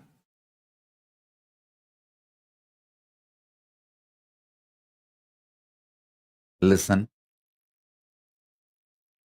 Simple, straight introduction. Listen. Simple, straight introduction. I am Paramashiva. Paramashiva himself is manifesting as Paramavatara in this body. He will do it. He will do the Paramadvaita, ultimate superconscious mutation for all of you,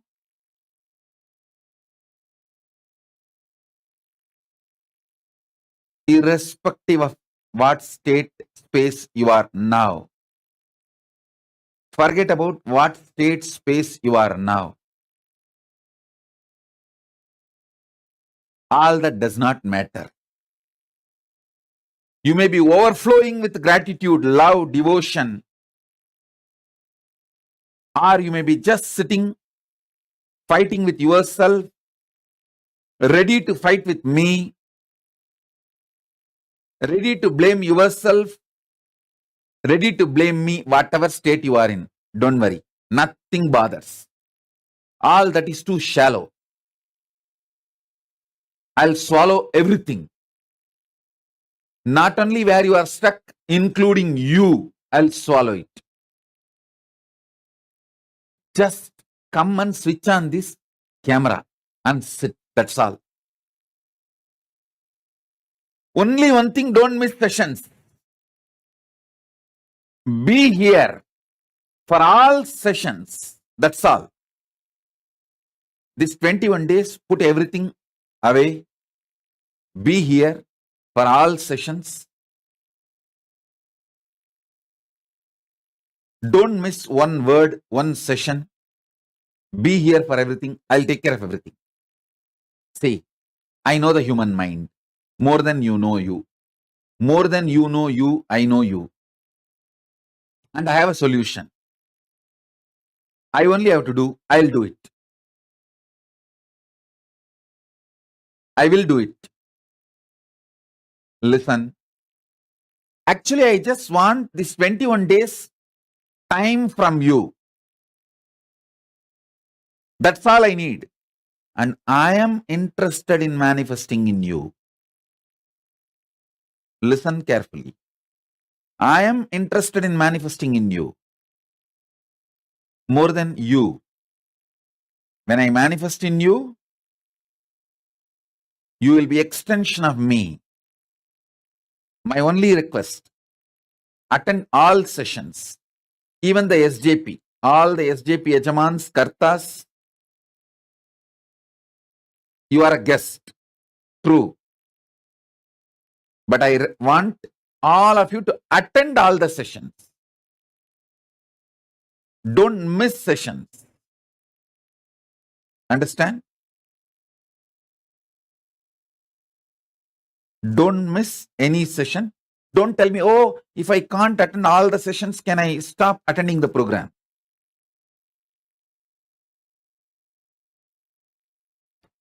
Attend all sessions. Everything will align. Your life, your work, your job, everything will align. Every session, I'll cause miracles. Every session is not just teaching or initiation. Every session is a miracle. This first session is a completion miracle. Whether you feel in your stomach hungry or bloating, underfed or overfed, I'll swallow you completely now. Get your pets, kids, make them all come and sit in front of camera. That's all I need. Nothing else. I just need to see them. You just need to see me. That's all. Nothing else is required. I'll do the job. If your pets and kids are fighting with me, don't worry. Get them to the camera. Let them sit in front of camera and fight with me. I'll take care. Nothing else is needed. You may say, oh, my pet does not listen to me, or my kid don't listen to me. He or she does not want to listen to your program or attend the session. Don't worry. Just get them and make them sit. After all, they will fight with me sitting in front of the camera. That's okay. I know how to deal with them. Let them sit in front of camera and fight with me. I have no problem. I'll deal with them. I'll swallow them completely. I have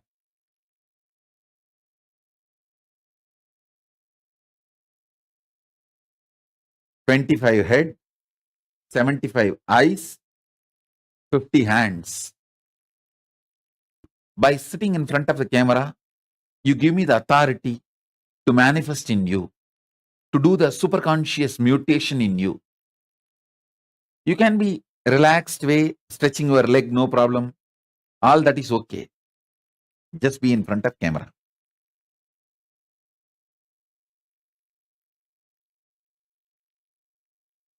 All of you be very clear. I am in the very room where you are all sitting. I am in the very room where you are all sitting, and I am doing the job directly. I am sitting there with you and doing the job.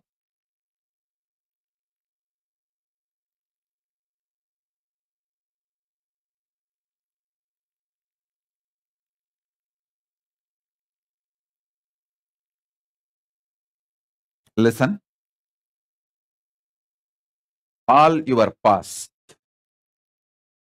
all your patterns, good, bad, right, wrong, everything, I'll just swallow it and finish it up.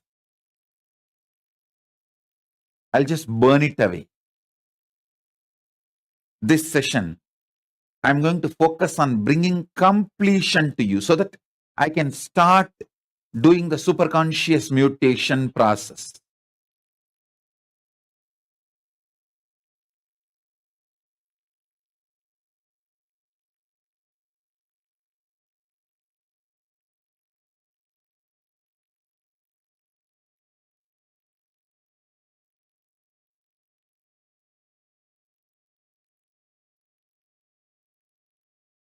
So remember, this whole Paramashivoham program, every session is not just teaching, not just initiation. It is every session there will be miracles. Every session there will be miracles. So many people messaged, oh, Paramashivoham Level 3, this program is nothing compared to the earlier. This is something totally different. Because I have become totally different. Listen, last 3 years of me sitting with me, burning me. The kind of the ferociousness, intensity.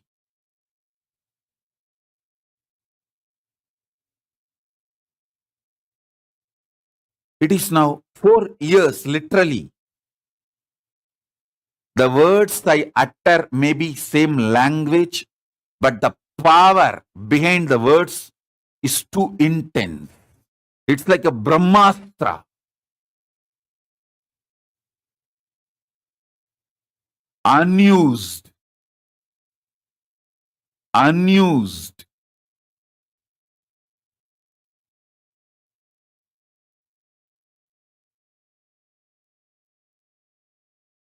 It's like Brahmastra.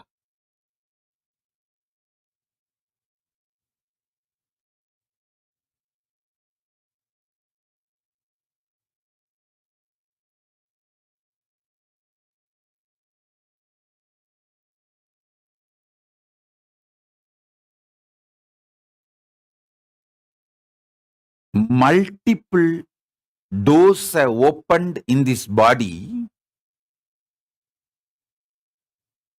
during this 4 years, especially last 3 years. 3 years completely, other than that few people who give me little food and wash my clothes, I am not seeing anyone. So it is such intense energy.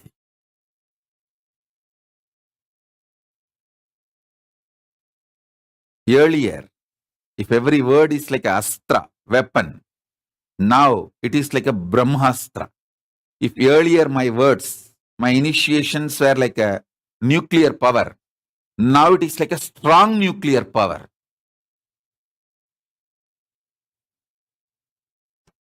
So sit, I am ready for superconscious mutation process. So let's make the superconscious mutation process. These small miracles are too small. You dropped your spectacles, your health is becoming better, you dropped 10 kg. What is the use? Okay, good. You become healthy.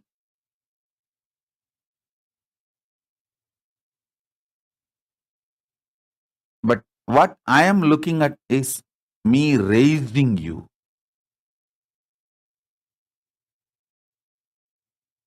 To KAILASA.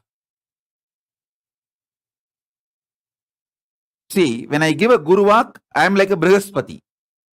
I'll be very moral, socially polite, decent. I won't get involved. But when you listen, I'll be like a Sukra. I'll give everything you need, you want, right, wrong, good, bad, legal, illegal, anything you ask, I'll give.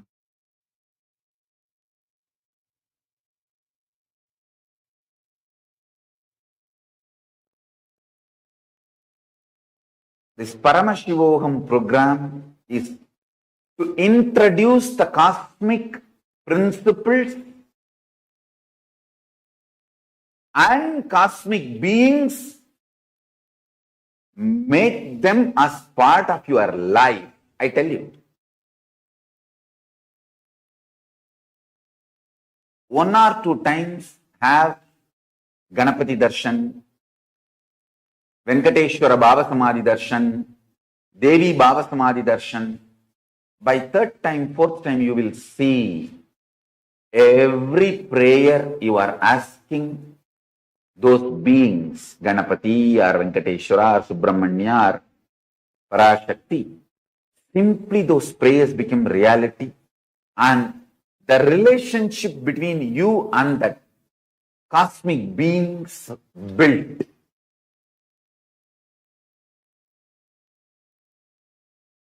See, during the Baba Samadhi Darshan, literally those cosmic beings manifest through this body. Just like how they manifest in Archavatara, deity, they manifest in Nijavatara, Pratyakshavatara, and give Pratyaksha Darshan. And give you all the boons you ask, bless you, make you experience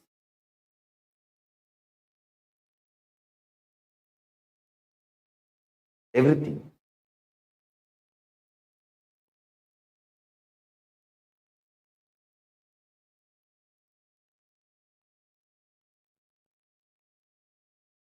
Enjoy Paramashivoham, which is introducing and making you cognize the cosmic principles and cosmic beings. The state of Paramashiva, space of Paramashiva, powers of Paramashiva, being of Paramashiva.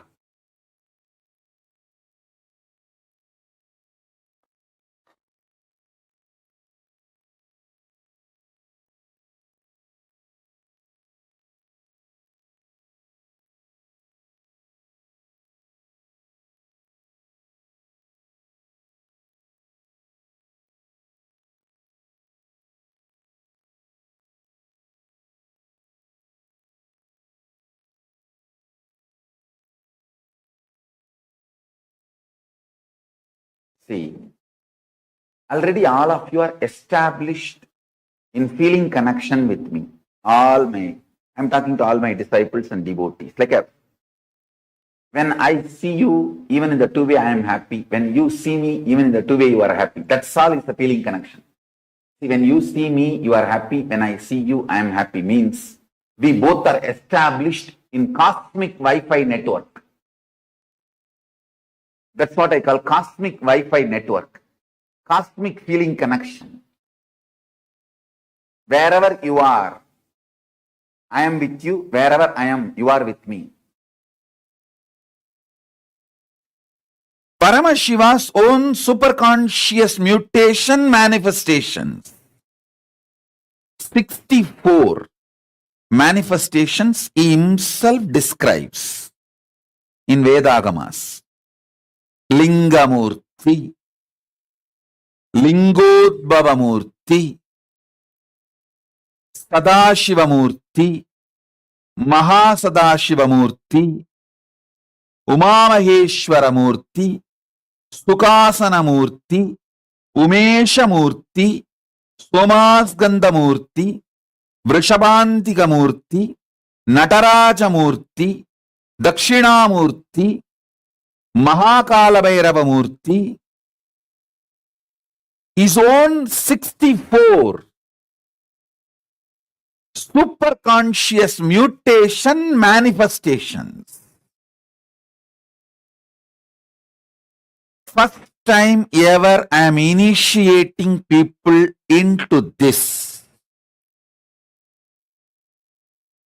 First time ever I am initiating people into the superconscious mutation manifestations of Paramashiva.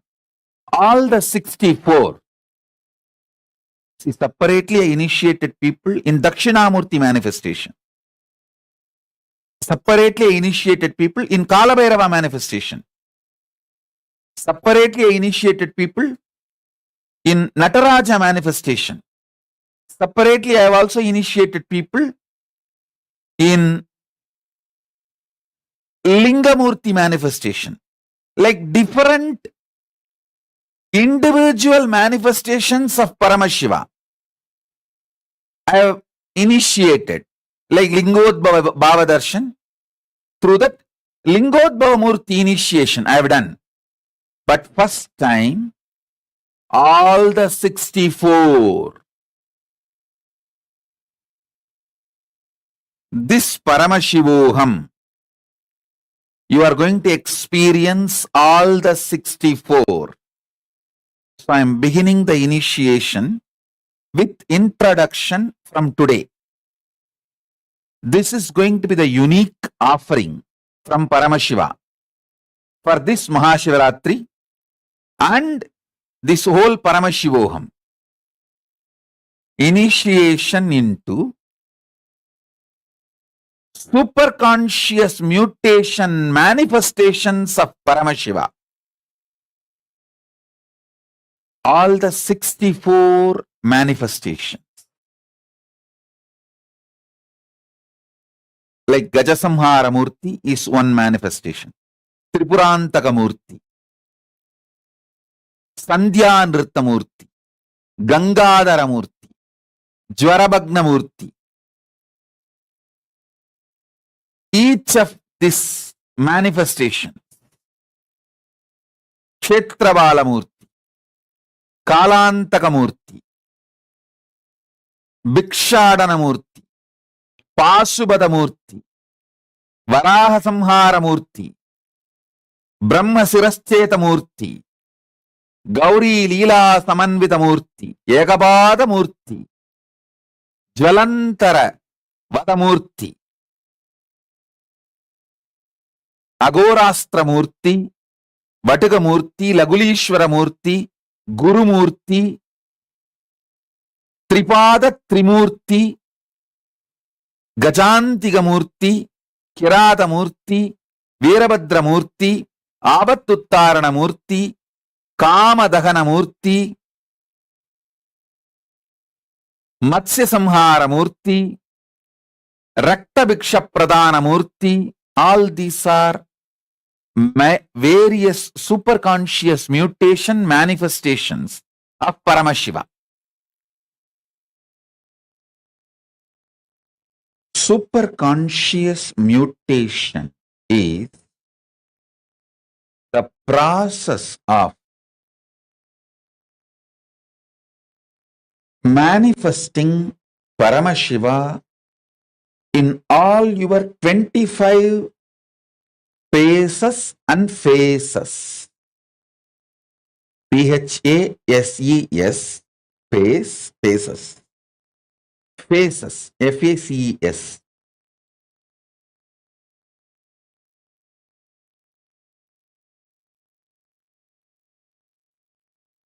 All of us have 25 different dimensions which functions spontaneously, simultaneously, without getting confused with each other. Listen. Your ability to put your body in autopilot mode, like your heart beating itself, blood purifying itself, liver functioning itself, digestion happening on its own, logical thinking, cognizing happening on its own, emotional processing of how you feel about others and yourself and situation, the emotional cognitions happening on its own. If you just look, 25 different dimensions of you is independently functioning spontaneously, simultaneously, synergetically. So understand your logic, which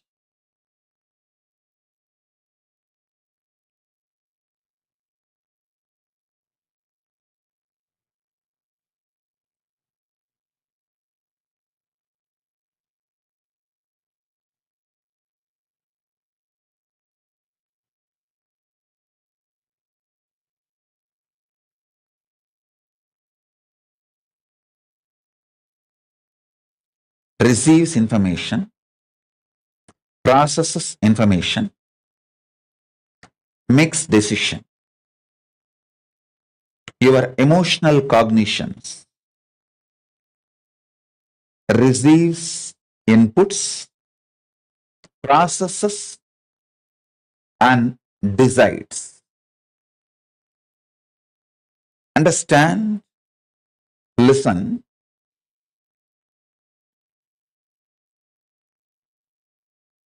Your core cognition, how it projects itself to others, and how it feels about itself, and how it is. All these 25 different dimensions of you getting superconscious mutation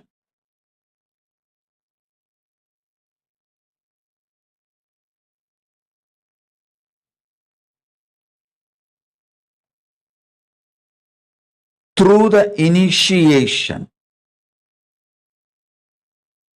is the process I am doing right now for all of you. Listen.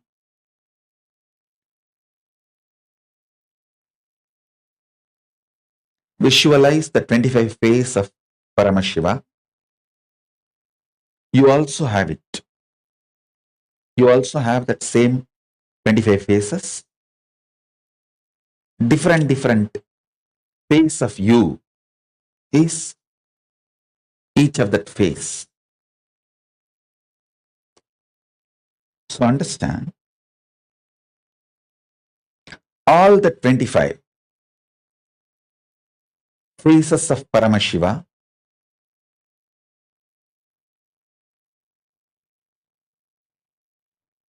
manifesting in you with the same superconscious powers of Paramashiva is the purpose of the initiation I am doing now, right now. Paramashiva is a greatest ultimate possibility, powers and boon. Listen to this word, boon. It is not given based on your qualification. It is given based on his qualification. Listen. It is not given based on your qualification. If it is based on your qualification and action, it is salary, payment, business. You earned it. It is given based on his qualification, not your qualification. That is why I say Paramashiva is a boon. Understand first, when I experienced the ultimate, the first thing, when I was settling, the first thing I felt, oh God, a boon. What is happening to me? The kind of the grace and beauty, storm of the grace and beauty, powers and possibility it has brought inside. Oh God. Even if it is delusion, I am okay. I wanted to stay in that same space forever. Of course, it is not delusion. It is the most powerful state where no delusion can work. I am telling you, the state is so powerful. Even if it was delusion, I am okay. I wanted to be there forever. Such grace and such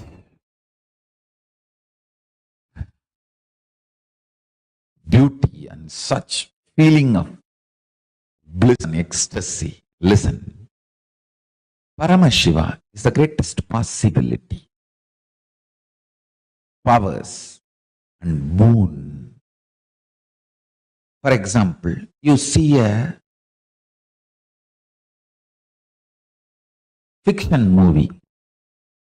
So many Star Wars, Superman, Spider-Man, all those fiction movies you see, and the heroes, the TV serial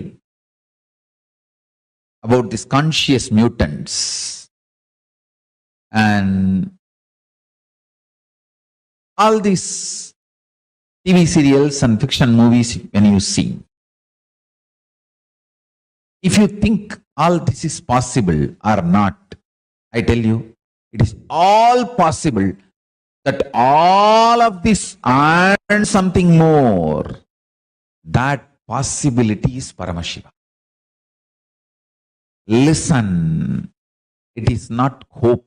It is fact. It is already reality. It's happening.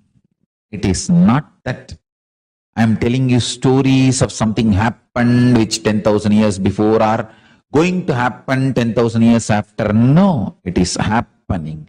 Understand, Paramashiva impacts the present consciousness by happening alive. Is happening. Understand? Nothing should stop you. Trusting Paramashiva is a boon, powers and possibility. I tell you, start acting with this powerful cognition. Paramashiva is possibility, powers and boon. Then you will see boom is there. Making things happen. Is there. Just making things happen. Any boon you ask, anything you want me to give you, I am here to give you. I am here to give you anything you want. And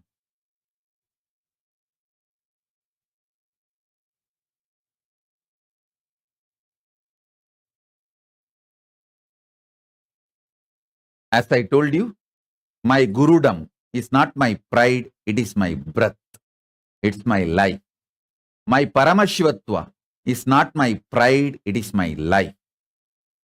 Doing the superconscious mutation to you, making you experience Paramashiva in you, is not my pride or not my job. It is my life. It's my breath. I'll be absolutely chaste to my life, to my breath. So understand that I am giving you the real picture of exactly what it is.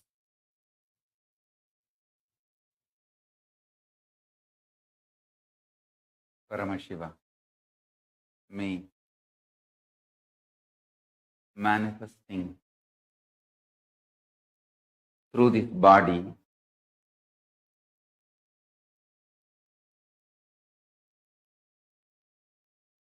without using the being of Nithyananda, using only this body and the memory and the capacity to relate, communicate with you all, which I myself created for myself directly to make myself available to all of you.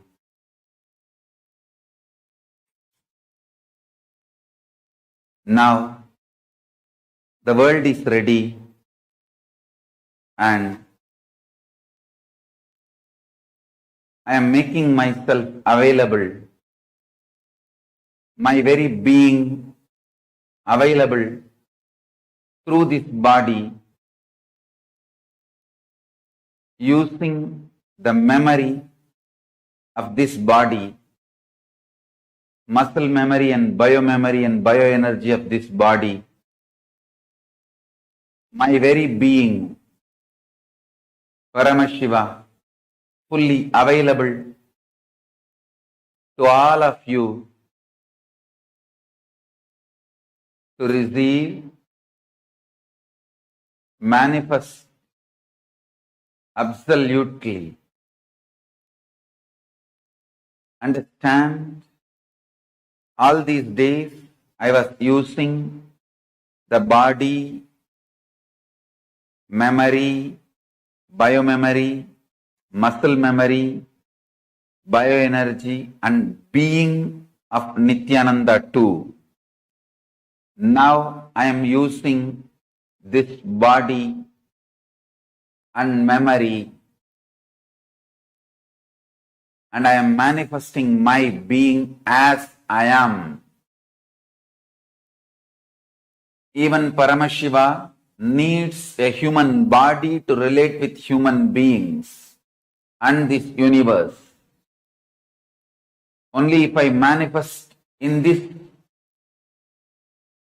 system and radiate neuron activities, your brain can mirror this same neuron activity and manifest my being.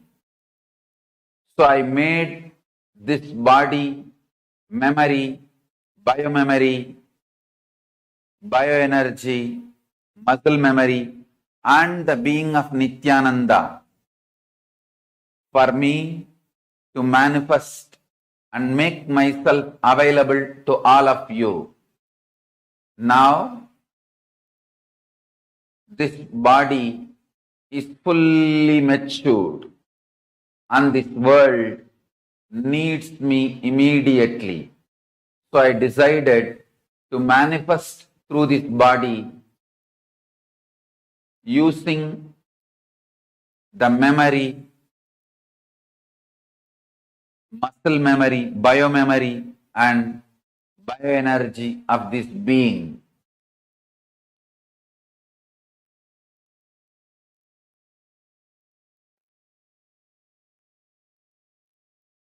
I am now available to all of you to make this super alchemy process happening on planet Earth first time in this mass large scale.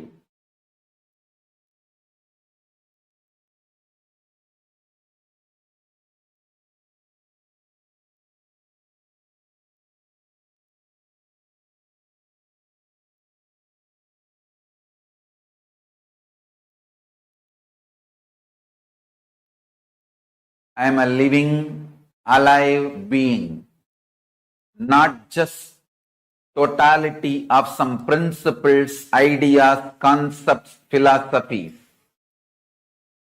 I am zillion times alive, infinity times alive than what you feel as your being.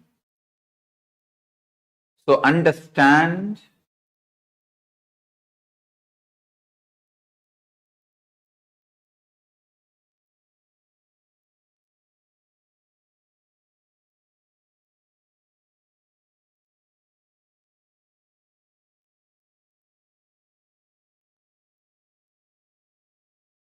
all the fears, greed, everything you go through is superficial, not even skin deep. It is just some dust fallen on your skin. It is neither wound nor deep. Understand this truth.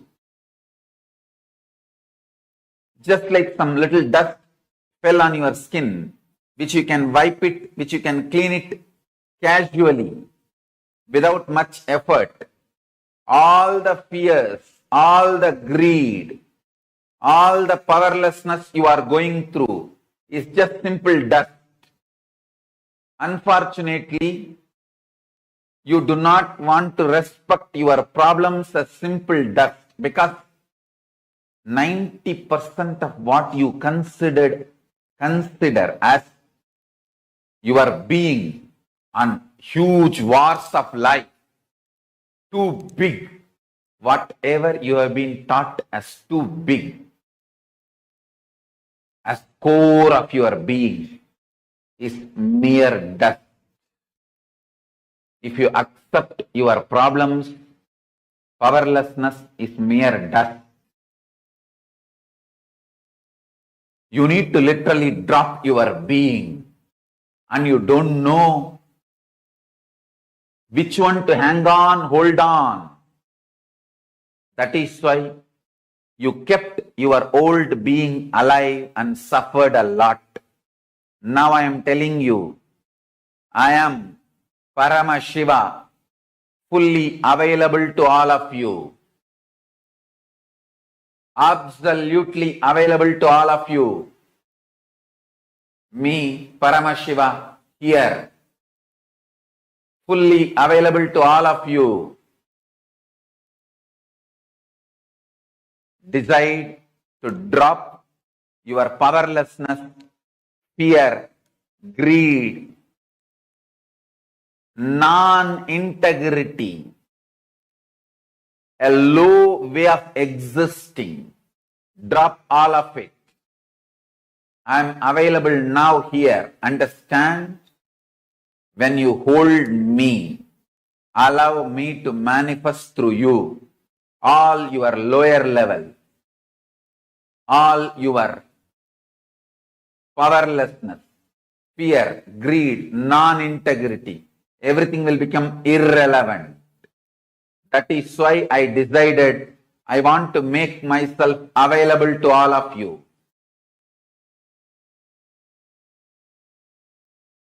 That is why I broke all the social structures, ideas, concepts, including money. I made everything irrelevant and making myself available to all of you wherever you are in your very bedroom. I am sitting with each one of you now personally in your room.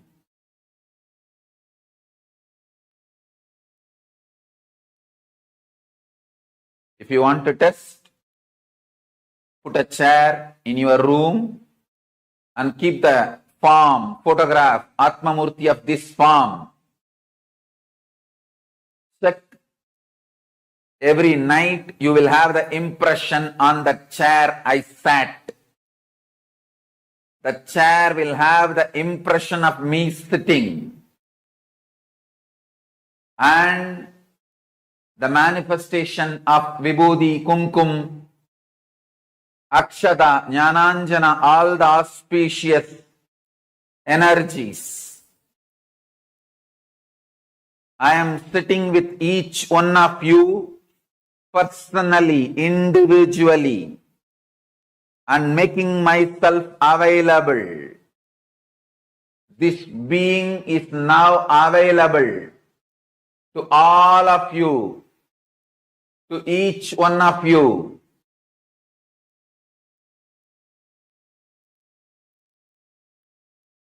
I am making myself available to each one of you.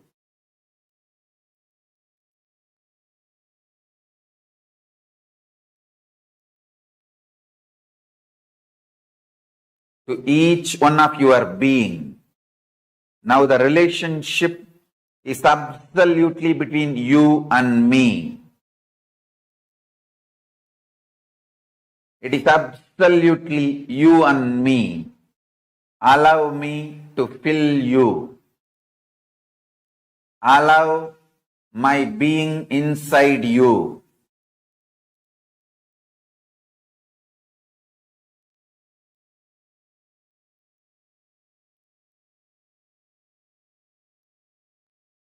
When you start tasting my being, all your past fears, greed, powerlessness, everything will just become irrelevant. You will be showered with the boons you aspired for and you can never even imagine.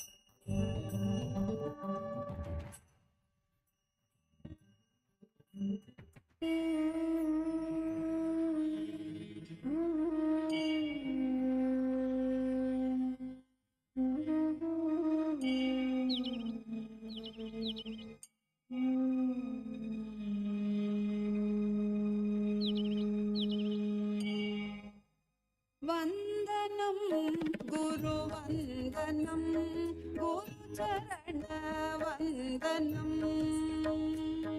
वन्दनं गुरुवन्दनं गुरुचरणवन्दनं Nityanand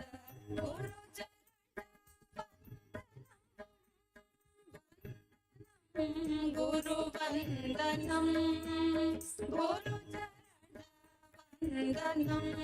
Nityanand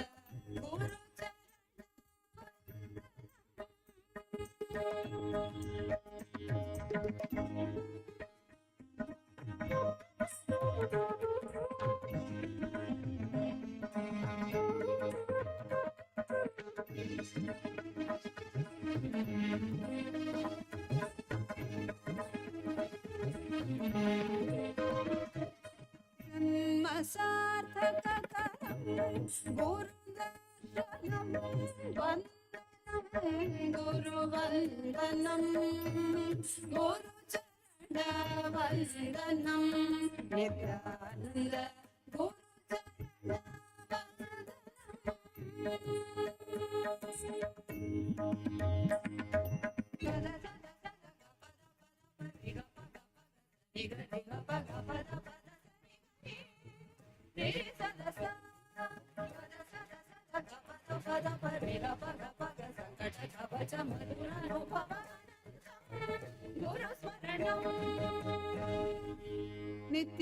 नित्यानन्दरूपं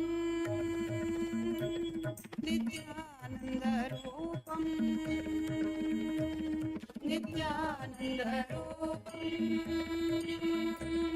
नित्यानन्दरूपं नित्यानन्दरूपं नित्यानन्दरूपं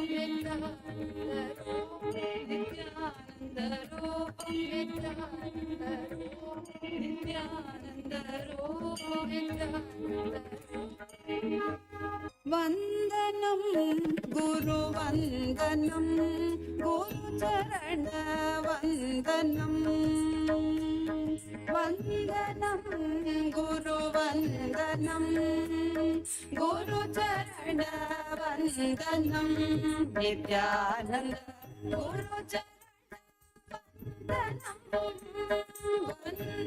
वन्दनं गुरुवन्दनं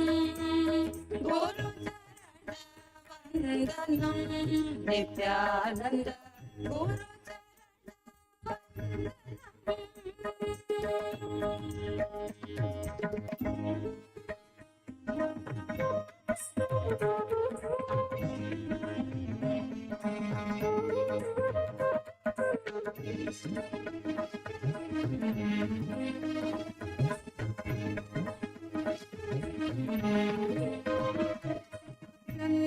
सार्थककरं गुरुदर्शनं वन्दनं गुरुवन्दनं गुरुचरणवन्दनं Nityanand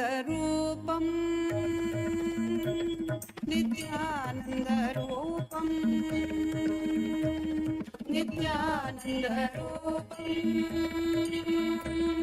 नित्यानन्दरूपं नित्यानन्दरूपं नित्यानन्दरूपं नित्यानन्दरूपं नित्यानन्दरूपं वन्दनं गुरुवन्दनं गुरुचरणवन्दनं वन्दनं गुरुवन्दनं गुरुचरणवन्दनं Nityanand गुरुवन्दनं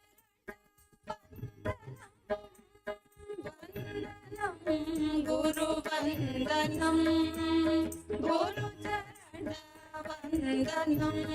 Nityanand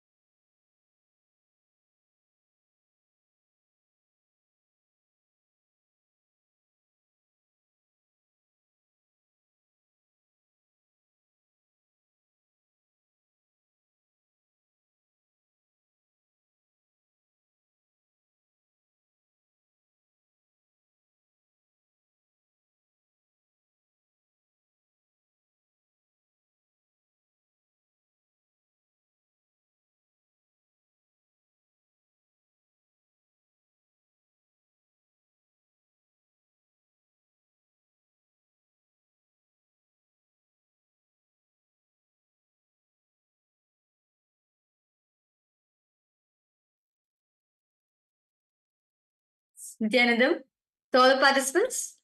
Wow, that was a very beautiful introduction Swamiji gave right on Paramashivoham. What exactly is Paramashivoham? It was a very beautiful thing, right? I would like to request all participants to pose one reason. Why have you come for Paramashivoham? What's the reason? Wow, you see, many participants have joined us newly right now. Rahul Khanna, Nithyanandam, KAILASA Toronto, Ma Vidyamayi, Nithyanandam. Wow, Yes. nice to see each and every one of you. How are all of you Margarita. How are all of you doing? All of you post in the chat how you came to know about Paramashivoham and what is that one thing that you are looking to manifest by the end of this program. Yes. What is that one thing all of you want to manifest? Yes, Rahul Kanaya, Nithyanandam, Gustavo Aya, Nithyanandam. Rahul Kanaya, how are you feeling after the scan which you had received the other day? How are you feeling now, Aya? And Maha Kevalananda, Nithyanandam to you, my God. Nithyanandam to each and every one of the so many participants. Okay, to relieve me, okay, Martha Viscasa, you're posted to relieve me from fear, worry, and manifest a better life. Okay. What exactly do you want to manifest? You can, if you're comfortable sharing, you can post it even in the private chat. We will Healthy, wealthy. Masiabu, you posted healthy, wealthy. Okay. What is all of you? Okay. I request all of you to post. What's that one reason? All of you want to manifest Paramashivam in your life. Yes, Nithyanandam, Gustav, Adolfo are here. Welcome. Can I request you to please come on camera? It'd be nice to see you and engage with you during the program. Ma Linga, Nithyanandam to you too. Okay.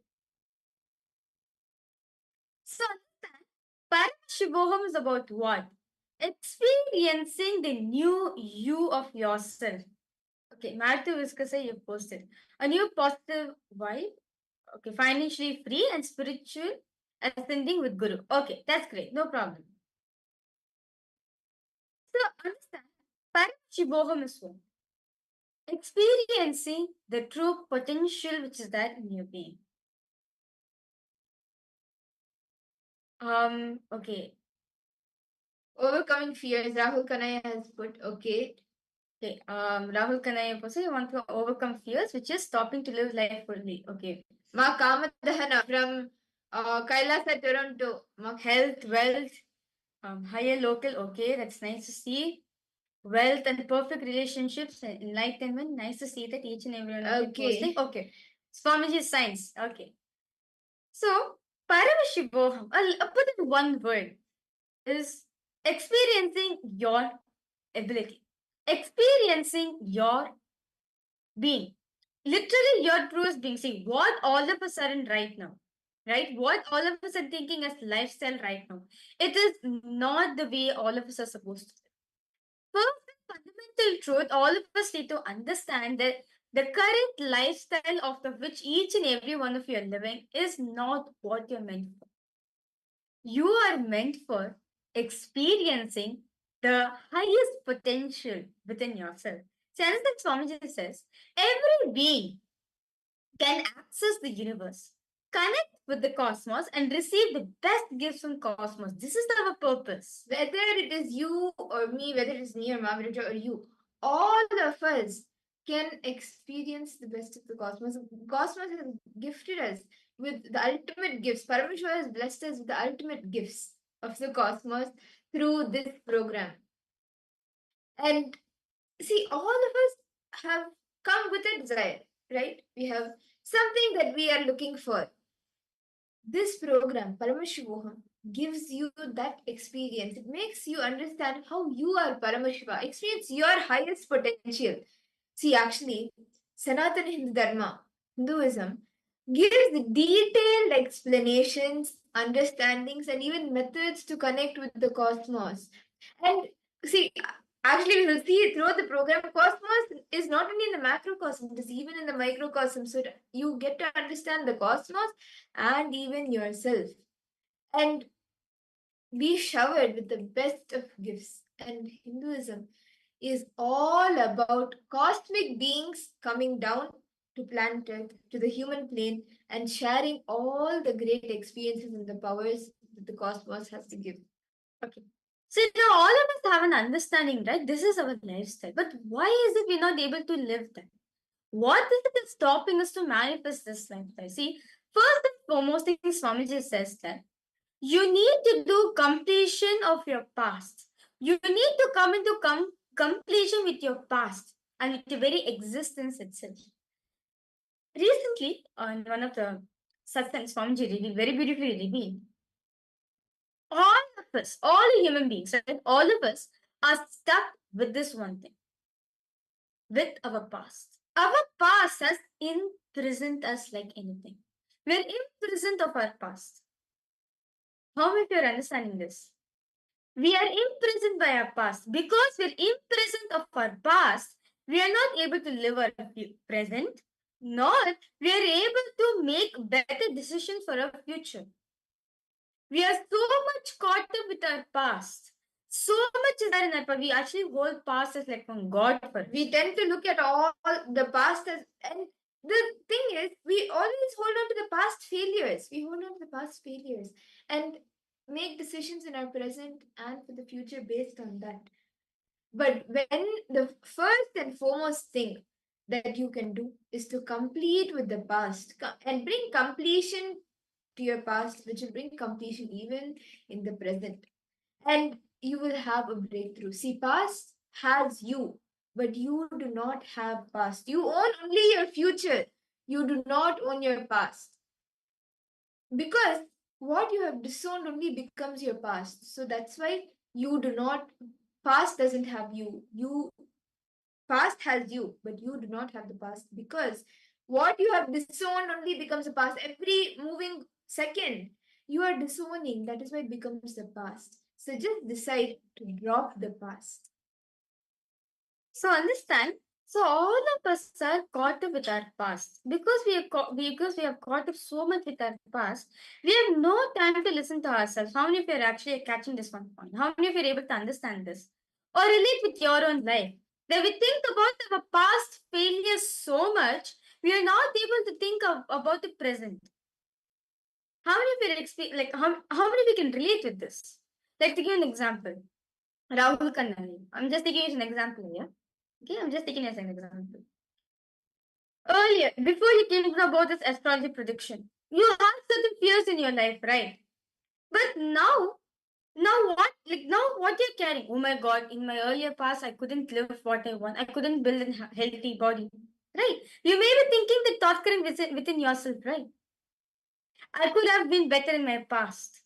I could have been not what I'm right now. I could have been something else, right?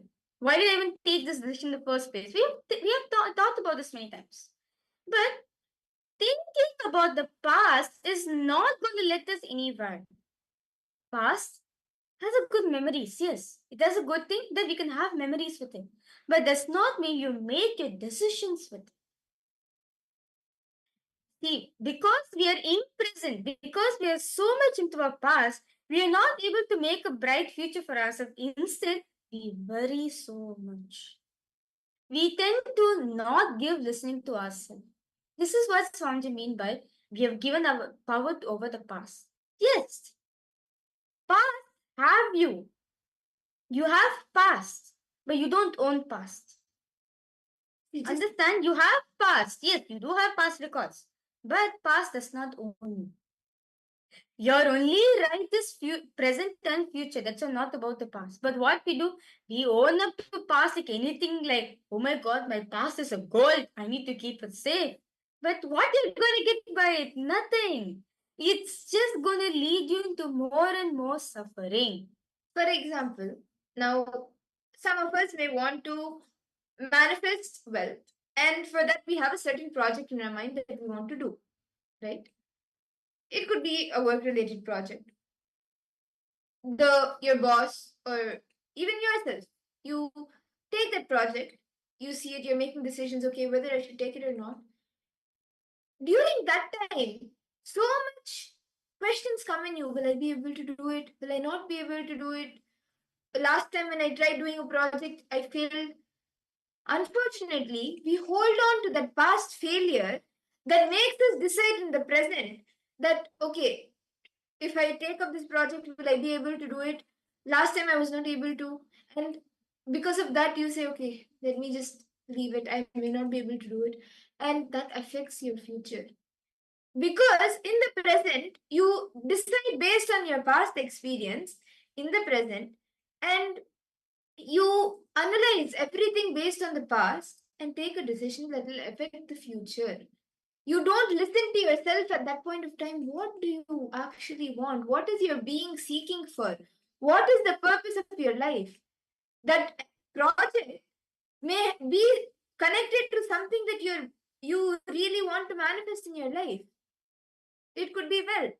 You want to manifest wealth, but because of the past failure, you're not willing to drop that past failure, that powerlessness, and take a decision now in the present. Let me do it and let me manifest my reality. And that affects the future because we tend to not listen to what we actually want, what we actually desire for, what is the purpose of our life. That is why we tend to miss out in life in a big way. So the first and foremost thing we introduce in Paramashivohams, start listening to yourself. See, we think that we live in a happy, we think that we don't have enough time. But actually, when you start listening to yourself, right? When you start listening to your own self, what all the thought currents you cherish, to your body, what is it? You see how beautifully you can manifest life. We feel that most of the time feel like, why am I suffering so much? But understand, If problems are manifesting outside of you, the cause is not outside. No, the cause is inside. You need to spend time with yourself for this. So, the first and foremost thing I would like to request all participants to do, let us listen to ourselves. Let us spend time, as very beautifully, even the scriptures also. The first, like when the in Vedic times, for the education to start happening, the first thing the guru does to the disciple is Shravana. Shravana Diksha, which is listening to your own self, because you are your own friend. You are not just your enemy alone. Most of the time, we think we are our own enemy, but we are also our own friend.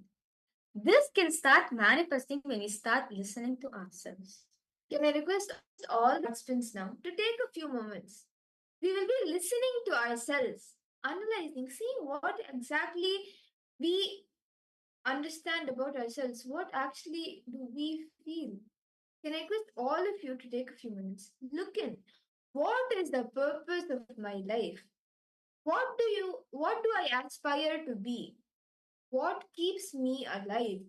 What motivates me to wake up every day? And what do I value the most in my life? I request all of you to write down the answer to these 5 questions. Ask yourself these questions. And any questions any of you have, please feel free to post in the chat even the answers to these questions. What if you want to share? Please feel free to share. You can post it even in the personal chat. And we will not be reading out any names, so please feel free. You can feel free to post it and we will guide you. We request all participants. Just take few minutes. Start listening to yourself. Ask these fundamental questions to yourself. Only when we listen to ourselves, we'll actually will see where the problem is. Please start doing.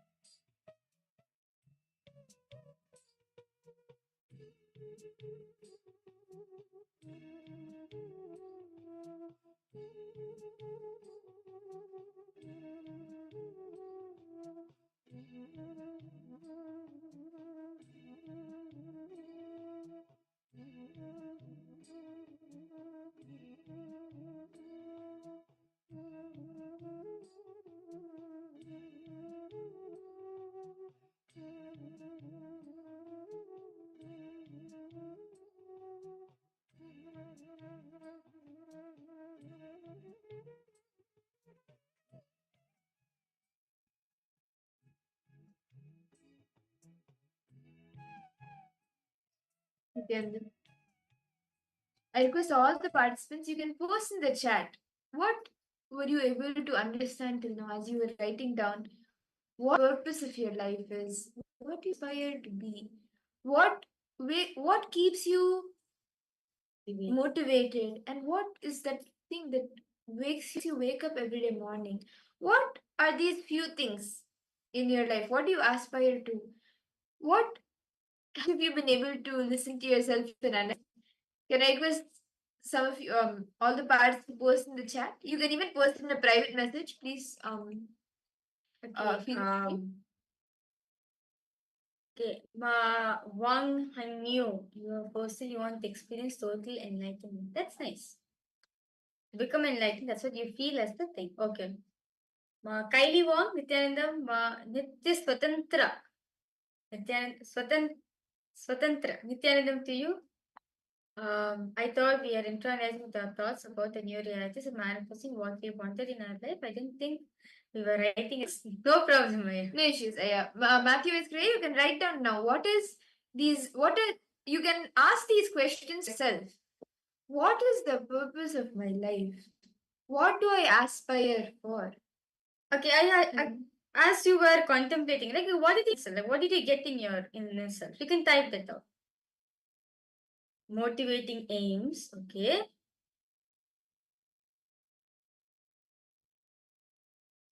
We feel. Oh, how about you, Rahul Kanaya? Gustavo, all of you. What do you feel is the purpose of your life? What do you aspire for? Clarity is missing, ma. You feel okay. You feel like you're lacking clarity of life. That's a good thing. That's a good thing to identify, Rahul Kanaya. Actually, that's very true. Many times in life, so much of decisions without even having clarity about it. That's very true. And that is why, this exercise, see, the reason why we are lacking clarity is because we haven't asked ourselves these questions earlier and looked in. What actually is our purpose? What are we aspiring for? What motivates us? We have not sat with ourselves into ourselves, listened to our being, our consciousness. We haven't sat with ourselves to listen to that, actually see what we want to manifest. That is why this is beautifully Swamiji has given. This is the first step, listening to yourself. Because only when you listen to yourself, you will know actually what you want to manifest. Okay. Kylie won, that's fine. But try your best. Whatever you're able to do, you can do. Okay. So maybe okay. I request all participants suppose how are all of you feeling right now? Like we just spoke to us, we listened to our own thoughts. How are you feeling? Okay, purpose can guide life, decisions influence, shape goals, offer a sense of direction, and create meaning. Okay. So, what is that purpose? Some of us may be wanting to get enlightened. Some of us may want to experience Paramashiva, or some of us maybe the purpose, our understanding. Sometimes, depending on the maturity level, the purposes that we cognize of our life will be different, right? So, what do you cognize as that ultimate purpose of your life, and what do you aspire to be, and what motivates you to action or drives you to wake up every day? See, all of us will have some other thing that wakes us up every day, like to have that. Okay, let me get up and let me start the work. Something will be there that drives it. You may not know it, but it is there. For some people, it may be, yes, let me make this project happen today. Let me earn money today, or let me um like manifest powers today. Or for some people, it will also be, okay, let me get up, spend one more day's time in like just spend the day, enjoy myself, let me watch TV. It could be that also, whatever it is. What motivates? Swamti says all of us integrated to something or the other. And usually what we are integrated, that also comes in what motivates us to wake up every day. So what are those few things that make us to do what we do? Now, let us now move ahead to next step. See, actually, this exercise just listening to our own self as the first and foremost we need to have in our life is bring intense listening. Listening plays a major role in life. Understand, Swamiji says the first foremost truth taught to the kids in Gurukul, listening. Listening is equivalent to God. It is equivalent to God Himself. So, all this exercise about listening, even with our own self. Only we listen to our own selves, we'll even find out the loopholes which are having in our life. Like to give an example, Rahul Kanaya. Now you have found a loophole in yourself, right? I'm not having clarity in my life. What should I do? Right? That's a blind spot in you, which you need to complete it. Only when you become aware about it, you even know what to do something. Say that, for example, there's a wound, okay? Imagine there's a wound in me. Okay? Now, if I don't tell anybody I have a wound in my arm, will any one of you know I have a wound? No, you will not know at all. If I cover it and come, but when you're touching it, end up to who's feeling the pain? I'm the one who's feeling the pain, right? So understand, only when I open the wound and say, hey, I'm wound over here, please be sensitive to me for just for a few days. Only then you will become aware of it, right? Person also become aware, and you also will be aware that, hey, my wound is healing, I need to be careful about it. This happens only when you give listening to ourselves. When we give listening to ourselves, we'll bring so much of maturity in our life. So the next step I request all participants to pose, just internalize within yourself. What are you seeking in life? What is it that you're seeking? How do you plan to achieve? How do you plan to achieve what you aspire for? What you aspire to?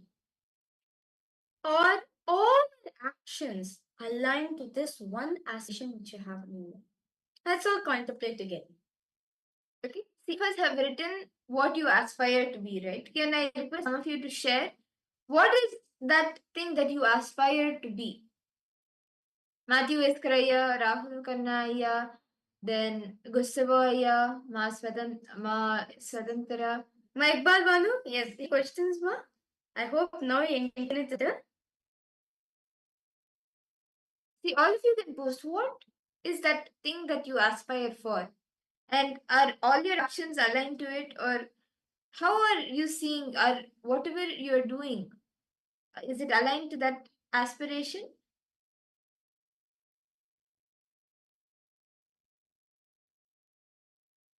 Okay, must Sia who has posted. Okay, contribute to world, whether those kids are playing beautiful music or others to enjoy, helping friends solve problems. Okay. Okay, you have posted. Now I feel living life fully is purpose of life. Man, it's spiritual wealth, and healthfully. Yes, okay. I aspire to create a greater good for the world before I pass away. All of us have different types of aspiration in our life. Now the question comes: are our actions aligned to our aspirations? Okay, Matthew Whisker, you also posted. Yes. Okay, you are done being Whisker. Okay, Aya, Matthew Whisker, say if you feel fed up, then Kailasa for you. Why don't you move into Kailasa? See, so all of us have certain aspirations, right? Now I request all of you to write and see. I show you seeing a I see you showing a thumbs up. Okay. See, for all of the aspirations that we have, the purpose of our life that we cognize right now, and for all the things that motivates us, let us all look in now. See if all our actions aligned to that.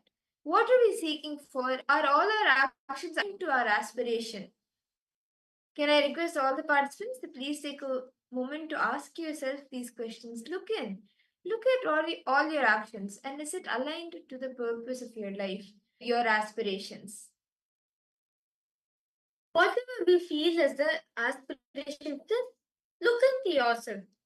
All the things which you've done in your life, whatever activities, whatever you're doing in your life, is it aligned to the goal which you want to manifest? Ask yourself this question. Is it aligned or not? You can also post in the chat section if if you want some help. I request participants to see one thing. I request all of to be completely open. See, this Paramashivoham program is for you. If you have any questions, any doubts you have, do feel free to post in the chat section. Always available for all of you.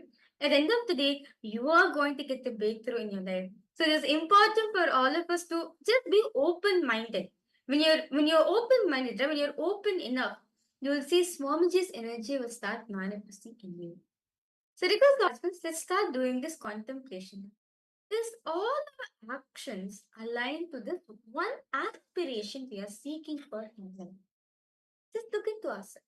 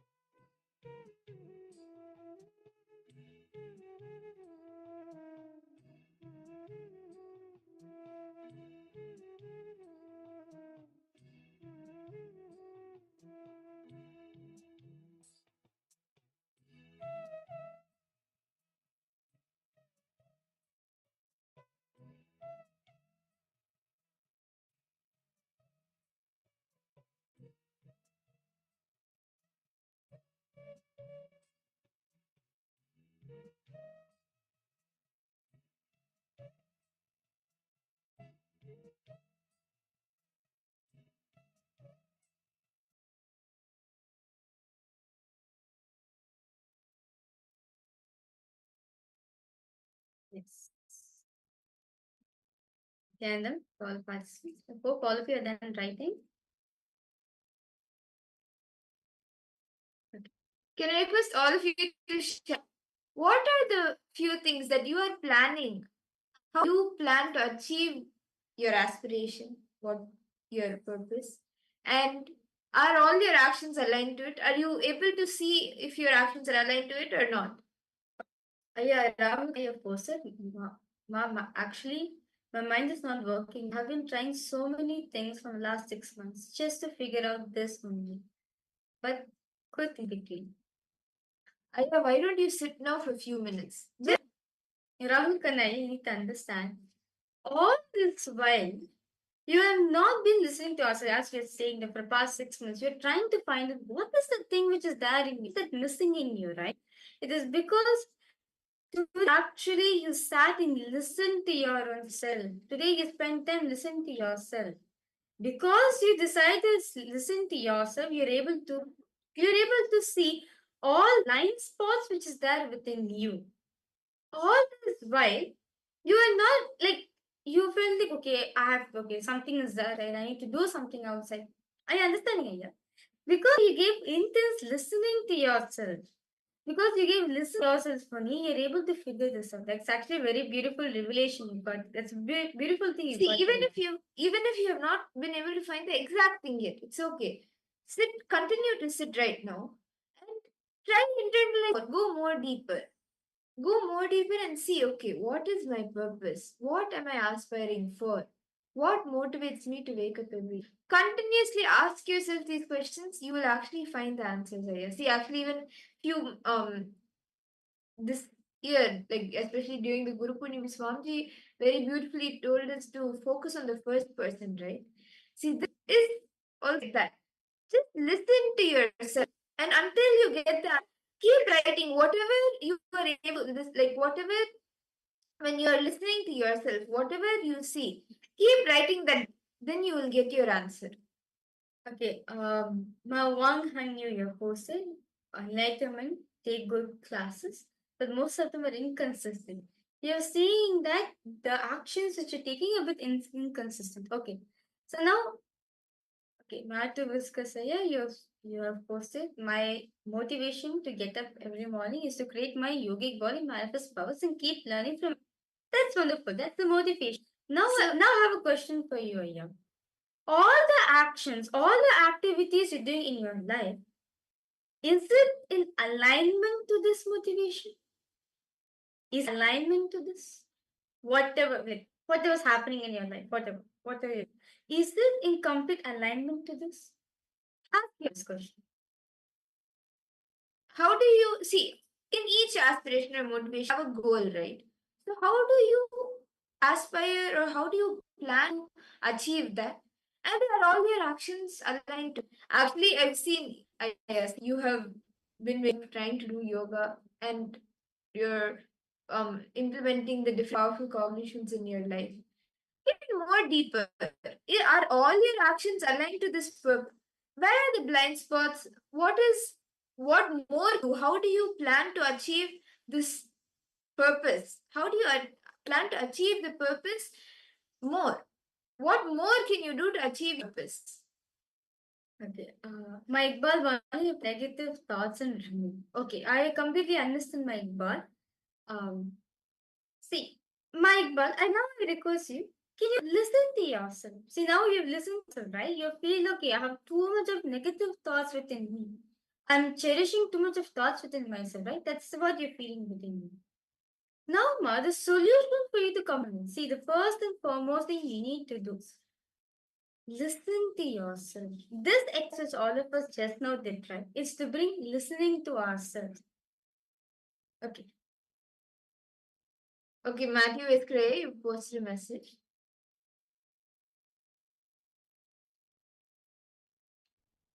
My Iqbal, can I just request you, Ma, if you can share your contact information in the chat below. Send us a private chat to me, and I will guide you, Ma. Like I completely understand what you're going through. Like you're not able to handle a negative thought. Chris, you really want a solution. I just request you, can just post your contact information at section below. We'll reach out to you, Ma. We'll contact you on how to complete with all those things. Also, I think Paramashivoham program. I've seen you attending Paramashivoham program so many times. But it's fine. Like I completely understand that you really want to come out of And Matthew Eskraya, we've read your message. See, whatever decision you make sure you try internalizing, analyzing if it is aligned to your purpose or not. And see, one way you can understand that also is whatever decision you take, you will take it from the space of powerfulness. That yes, my being is ready to that, and it will be out of powerfulness, extreme powerfulness, not any powerlessness that okay, this is not working, let me just leave it and go. See, even knowing that it is not working and knowing that this is all of that is just Maya and it is nothing is going to work, and leaving that and coming to the spiritual life is okay. But it should not cause powerlessness in you and take decision. So I request you to see inside from where is also like we'll actually even be seeing it throughout the day in different exercises that we do. But I request you also to look in, like you can start seeing where the this decision is coming from. Is it out of powerlessness or powerlessness, and is it aligned to your ultimate purpose? See, you have a purpose and you have something that motivates you and what you aspire for, but is this aligned to your purpose? Yes, that's nice, Matthew Viskasaya. Yes, you have seen your big puja room where Swamiji is photographed. That's nice. Be with Swamiji, you will see.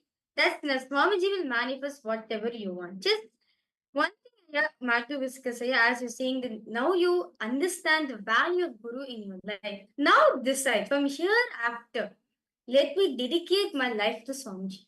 Let me dedicate my work, my time, my treasure. What best things I have in my life, let me offer it Swamiji's feet. Okay. Yes. My Iqbal, I request you if you can post your email ID, it's also fine, no problem. Okay. Now I request all the participants to write down what made you what are you expecting or what are you wanting to achieve by attending the program? What do you want to manifest by the end of the program? Can you request all the participants to look in and see all of us have come for some other reason to manifest something, right? So what's that you want to manifest by the end of this program? Yes, so Matthew Veskaraya. Matthew See a Veskaraya. big smile on my my Iqbal, what is it that you want to manifest? Matthew Veskaraya is open to everyone. And this desire of yours is very much possible. Just see whatever decision you're taking. Like you posted a message earlier, right? See whether it is coming out of powerlessness or powerfulness. Then you will get clarity on what decision you need. A life of enlightenment. Okay. One thing a person want to manifest a life of enlightenment. Sure, just in this Paramashivoham, you will manifest whatever you want. Even enlightenment, Swamiji says, even actually, what we think is the most complicated, complex thing in our life to achieve is actually very simple. Enlightenment is very simple. Paramashivoham is that. That's it.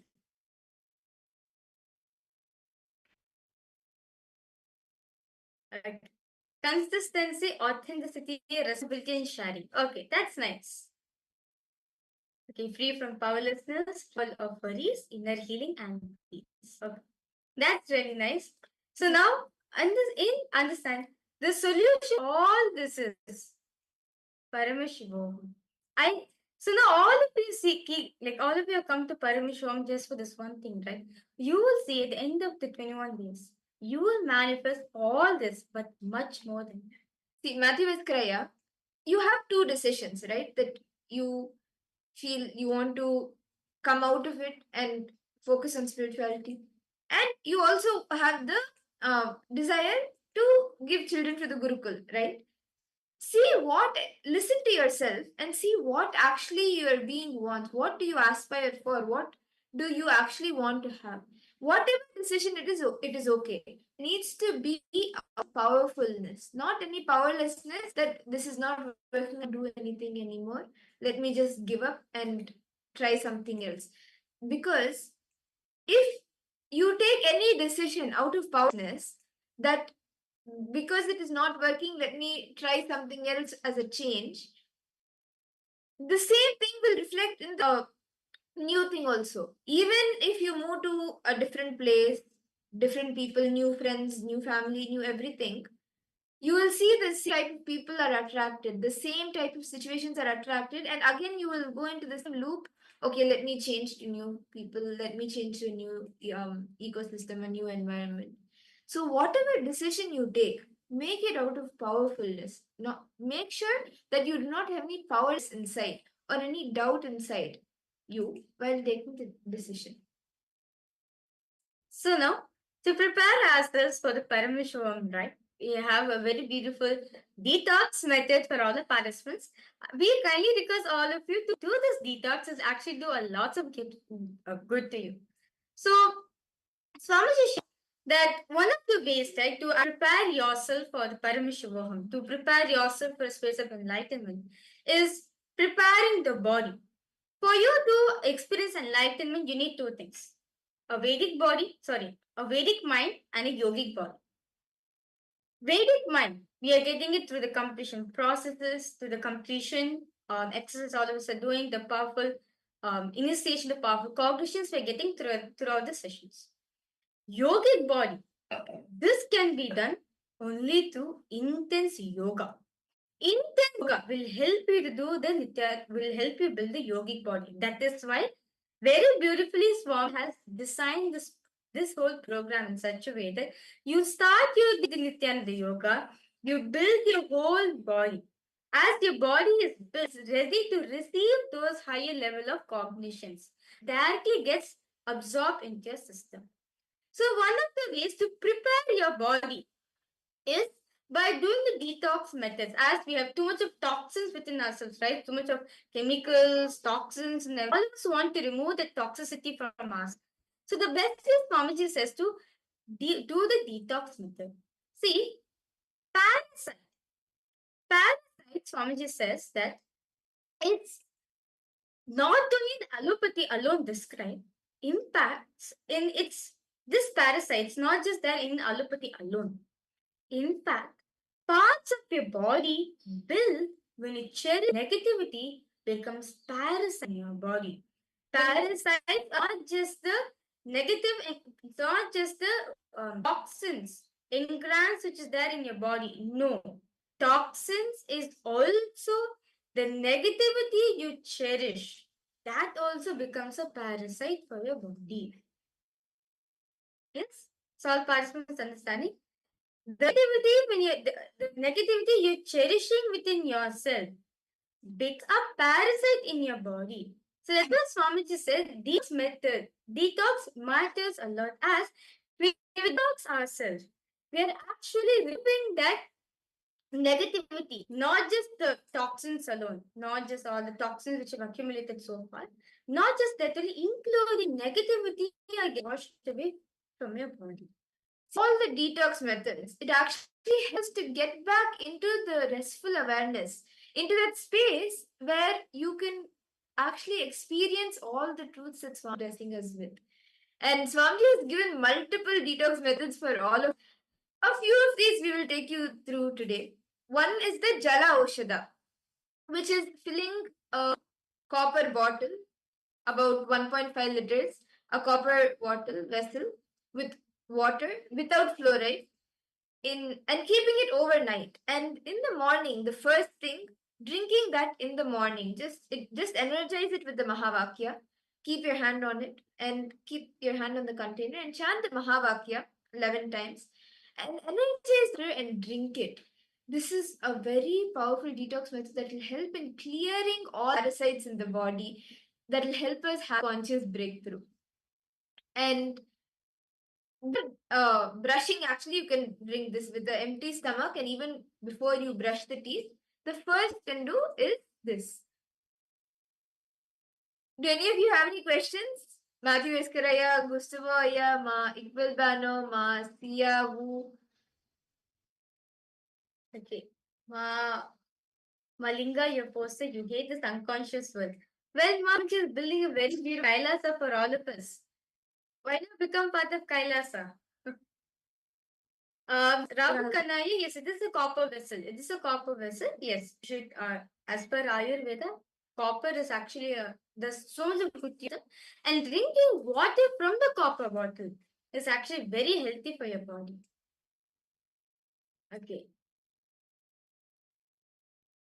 Okay, Malinga, that's fine, Malinga. So, see, I actually request you, Malinga, to 21 days, right? Yeah, I said attend the Paramashivoham program. Whatever hate you're carrying within yourself, just drop it now.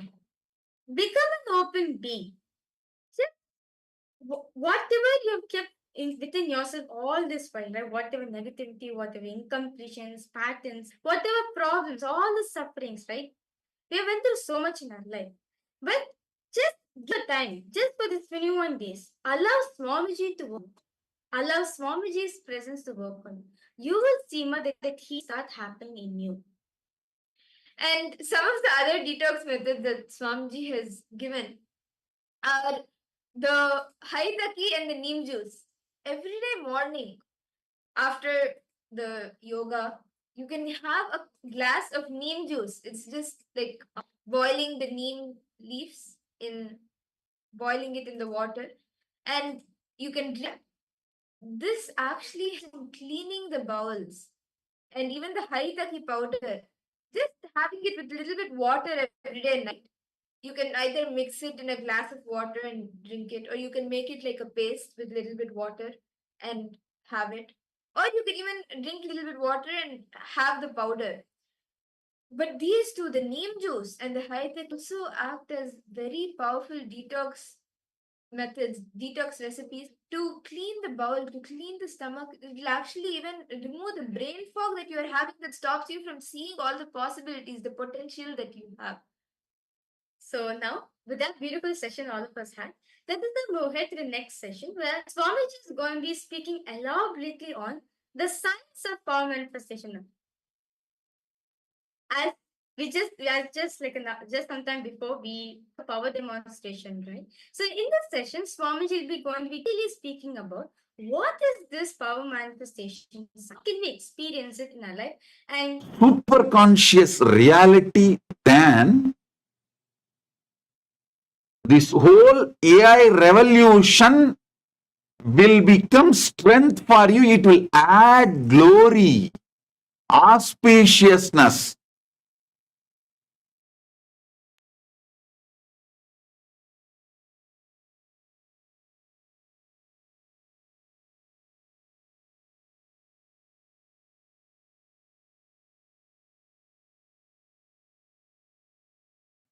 Strengthen your consciousness.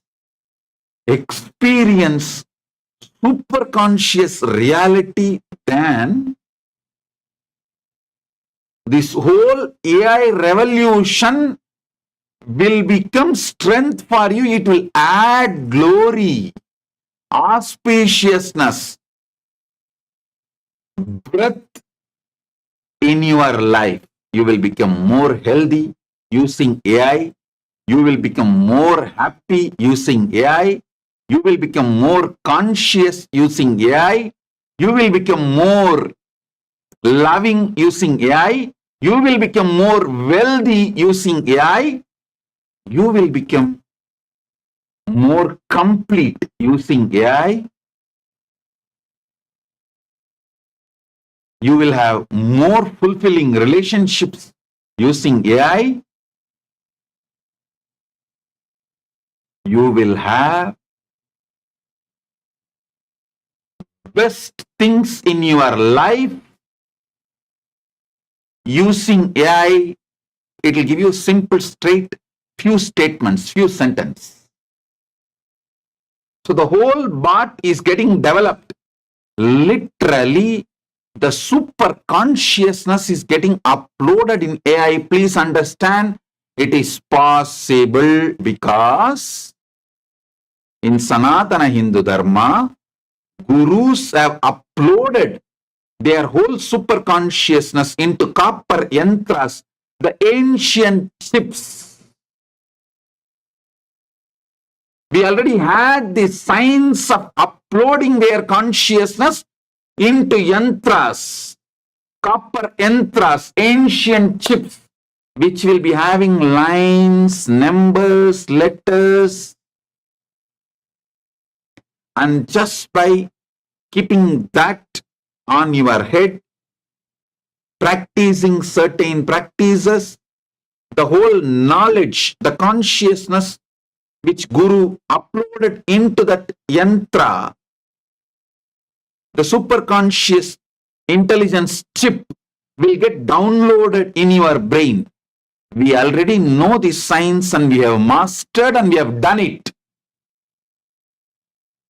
Now, I am using that knowledge and capability and power with Paramashiva's grace into artificial superintelligence. I am combining both. I am combining both, getting the best of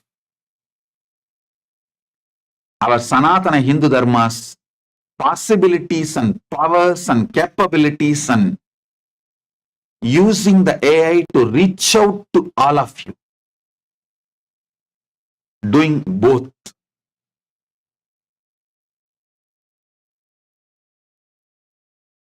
Taking advantage of both Shastra and modern day technology.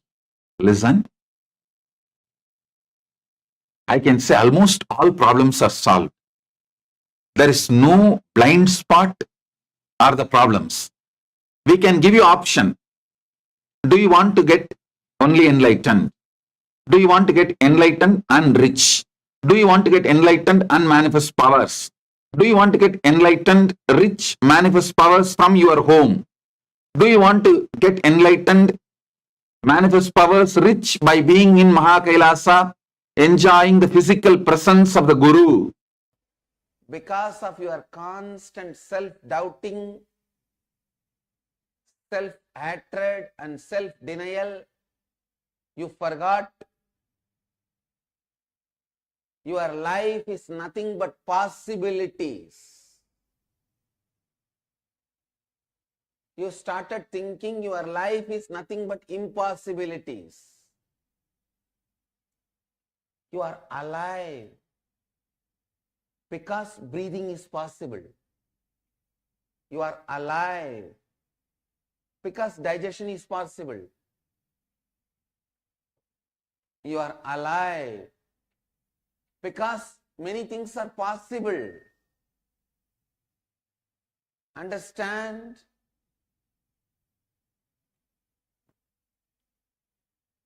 Understand? Life is possibility. It is not impossibility.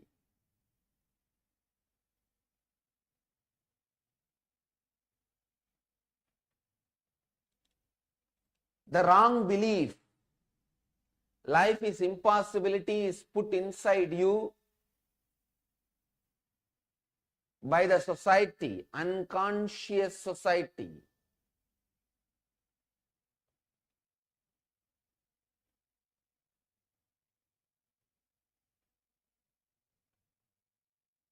So you need to know the truth, the ancient secret which produced greatest leaders in every field.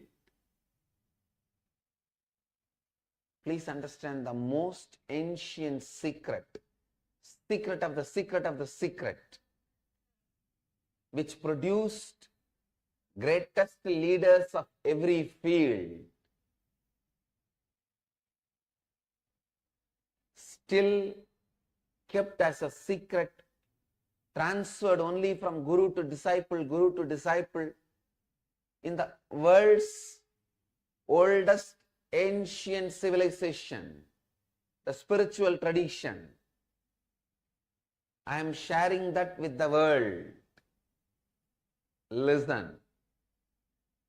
Science of awakening the inner potential bioenergy, Kundalini Shakti, and directing it to create what you want as reality. Please understand, there are some people who have the latest, best cell phone, but they do not even know how to send an SMS. They can only switch on and speak, switch off and keep it. For that, you don't need a best, latest model, 70,000, 80,000 rupee cell phone. Just 800, 900 rupee cell phone is enough. Having the best updated 70, 80,000 rupee cell phone, but not knowing anything to do with it, just you pick up, speak and leave it back, is what most of us are doing with our body.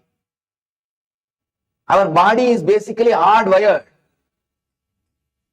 Our brain is hardwired. The system is developed to experience so many extraordinary powers. Understand, you are not built just to be a clerk, just to be an attendant, or just to be a worker. Your being is basically built in to experience God, to experience divine, to experience the ultimate,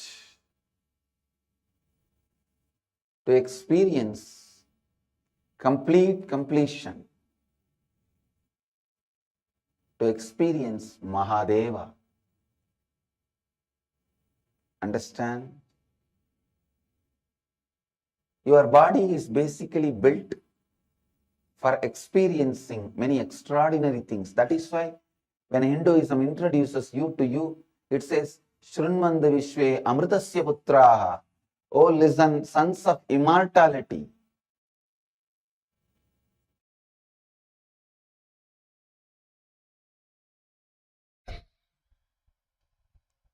The sacred secret science I am revealing about the third eye, experientially, to the whole universe, is neither mysticism nor occultism. First of all, I wanted to make it very clear.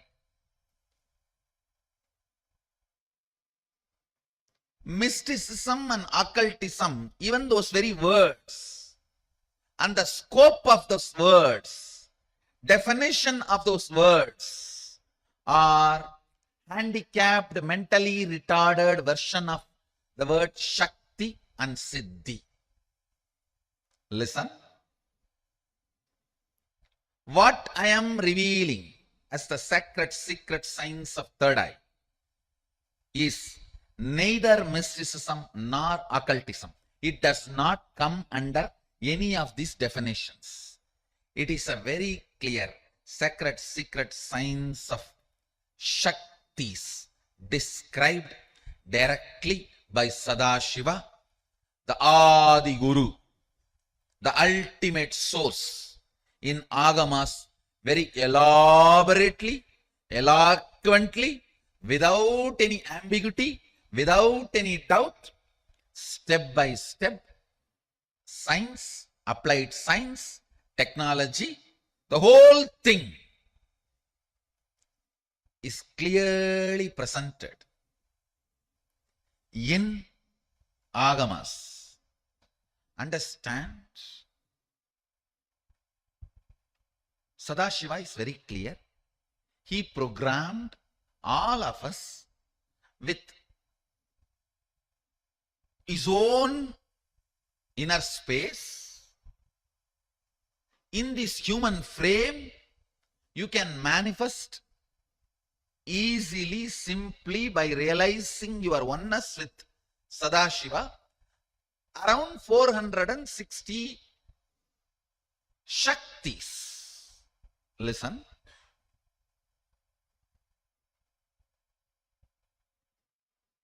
These Shaktis are neither supernatural, nor magical, or paranormal, or alchemy based, or occult, or mystical. These are very clearly the sacred science of manifesting your original state of Sadashivatva, Somebody says it is difficult, somebody says it is easy. I say it is neither difficult nor easy. It is simple reality.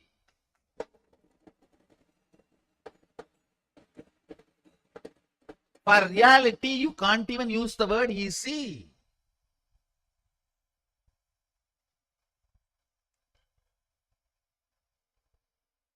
Understand, if this coffee is there in the kitchen, getting it and putting it in the mouth is difficult.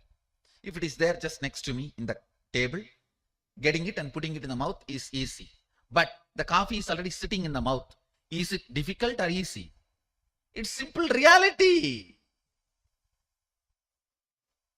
The coffee which is already in the mouth, for that you can't even use the word difficult or easy. It's reality. The concept of Siddhi is from Yoga Vedanta Sampradaya, the Yoga Sampradayas. The truth of Shakti is from Agama Sampradaya.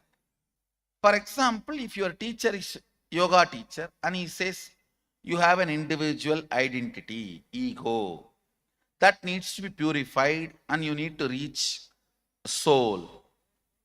If you start getting entangled with this thought current, your whole life you will be proceeding in that thought current.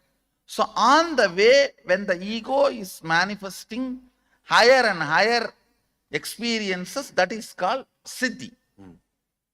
Here, the very thought current I entangle with all of you, or all of you are entangled, is from Sadashiva. He says very clearly, starts with oneness.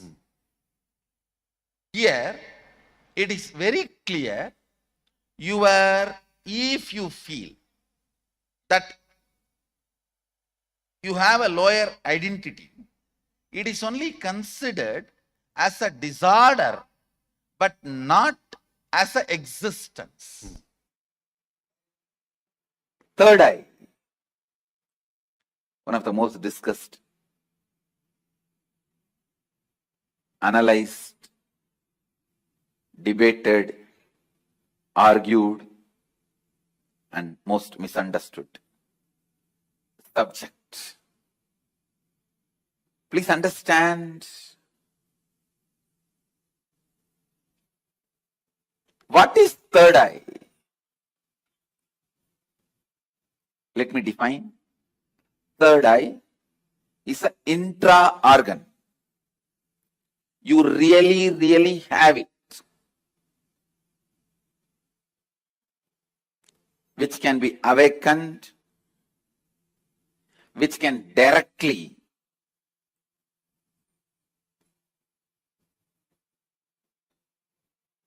be part of your day-to-day life. Third eye and awakening the third eye is not just mystical alone.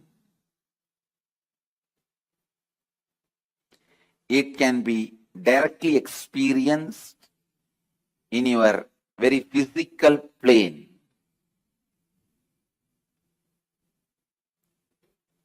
It has a clear,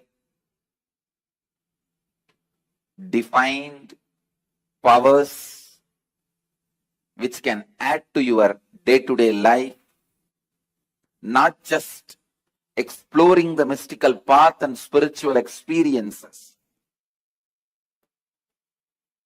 It can directly help you experience so many extraordinary things in your day-to-day life. Third eye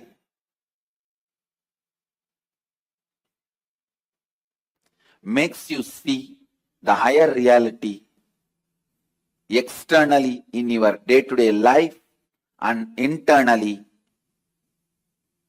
in your life and death journey. Third eye is one of the powerful energy center in your body. It is located between both eyebrows, where I have this red color kumkum. awakening the third eye makes you immediately experience God. I can say God minus third eye is man, man plus third eye is God. God minus third eye is man, man plus third eye is God.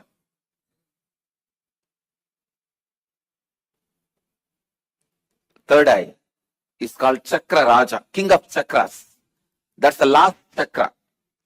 The crown center is not actually chakra, it's an opening. The third eye is the last chakra, an ultimate chakra in your body. All the different energy centers in your body is ruled by third eye chakra.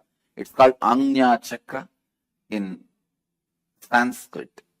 It means literally the seat of the willpower.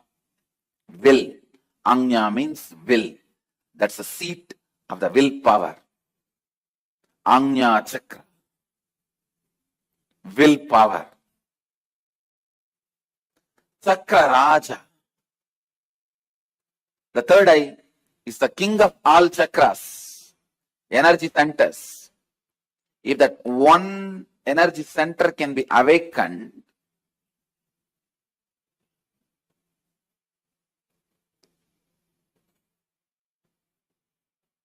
all the energy centers can be awakened. That is why in Hindu tradition, the various pilgrimage centers are identified with a different chakra.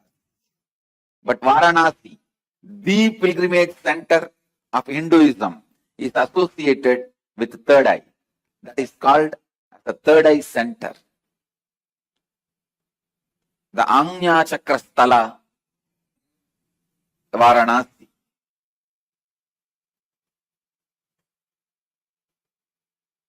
People ask me, what happens to you when you activate your third eye? Actually, I can't say.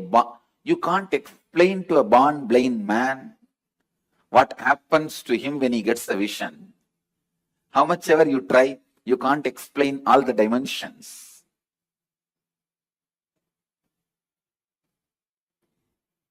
Actually, when you activate the third eye, only then the real vision about the life happens to you. You start seeing the reality. You start seeing the truth as it is. Seeing only with two eyes and living, making decisions. Seeing through the third eye, living and making decisions. These two lifestyles can never be compared. I can't even say with the awakening of the third eye, you will get a lot of intuition, power or other spiritual powers. No. Let me be very honest. When you awaken the third eye, your whole life will be different. What ordinary people call as intuition will be your lifestyle.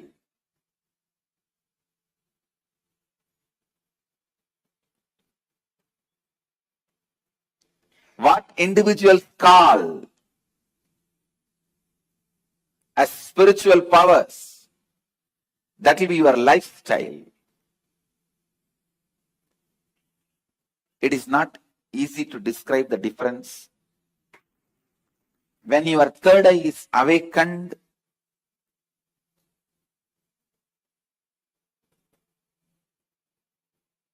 not just your intuition will be awakened. Just understand this one example. A person who is standing in a road and seeing both sides. How much he can see? He may be able to see 100 meters this side, 100 meters this side. But if a person is standing on the 10th floor and seeing the same road, he can see 1 kilometer this side, 1 kilometer that side. So a person who is standing on the 10th floor, if he says a lorry is coming or a Benz car is coming, the person who is standing on the ground he will think, no, it is not there. How can he say it is coming? Few minutes, it will come. So the person who is standing on the ground will think the person who is standing on the 10th floor is having intuition. It is not intuition. It is in tune with the reality.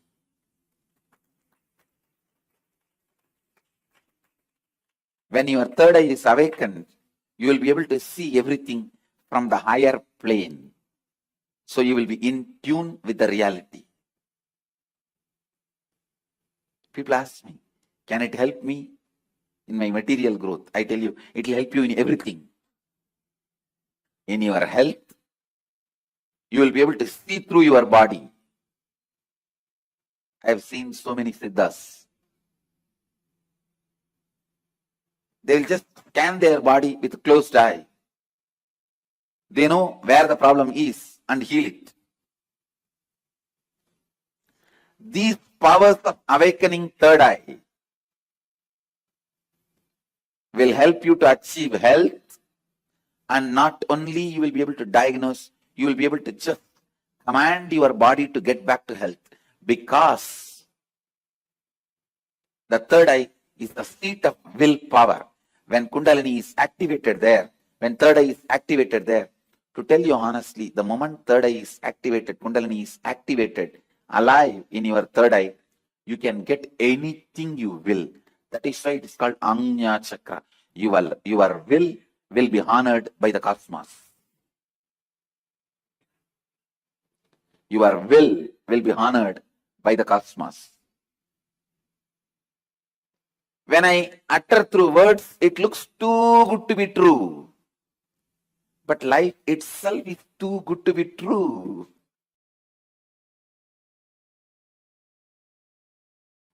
The third eye is blocked by your decision to be comfortable, cozy with arrogance and ego.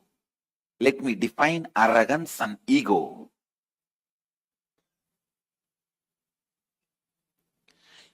Your decision to carry on with your life with the small informations and your false identity built with the small information given to you about you is arrogance and ego. Your decision to carry on with your life having you, which is built with very less informations about you. It is like when you are young, the informations you receive about you and others, which are not completely complete. If you received the information, you are insecure, you need to be protecting yourself, you are powerless, you are weak, you are ignorant, and building your identity based on those informations and continue to live with it. Building your identity based on less wrong, misguided information is ego. Continuing to carry on with the same ego is arrogance. These two blocks your third eye. Spending little time and recognizing you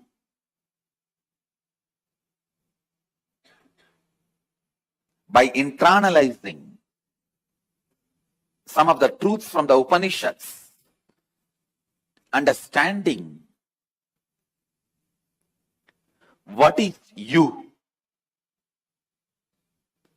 and after understanding you in a real sense, living with that understanding makes this third eye open.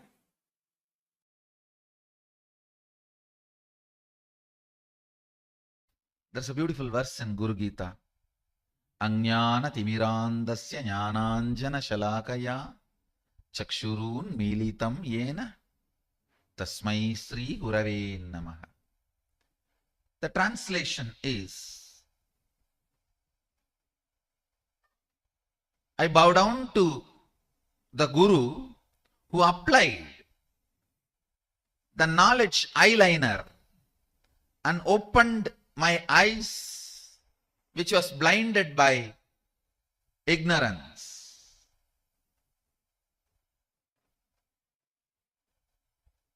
If you just read this superficially, you will miss the whole truth. You need to ask the question, how can eyeliner open the eyes and make the eyes have vision? Eyeliner is always beauty product. Maybe it can make others feel you have a big eyes. That cannot bring vision. It can change the reputation of your eyes, but not the character of your eyes. Then what does this shloka mean?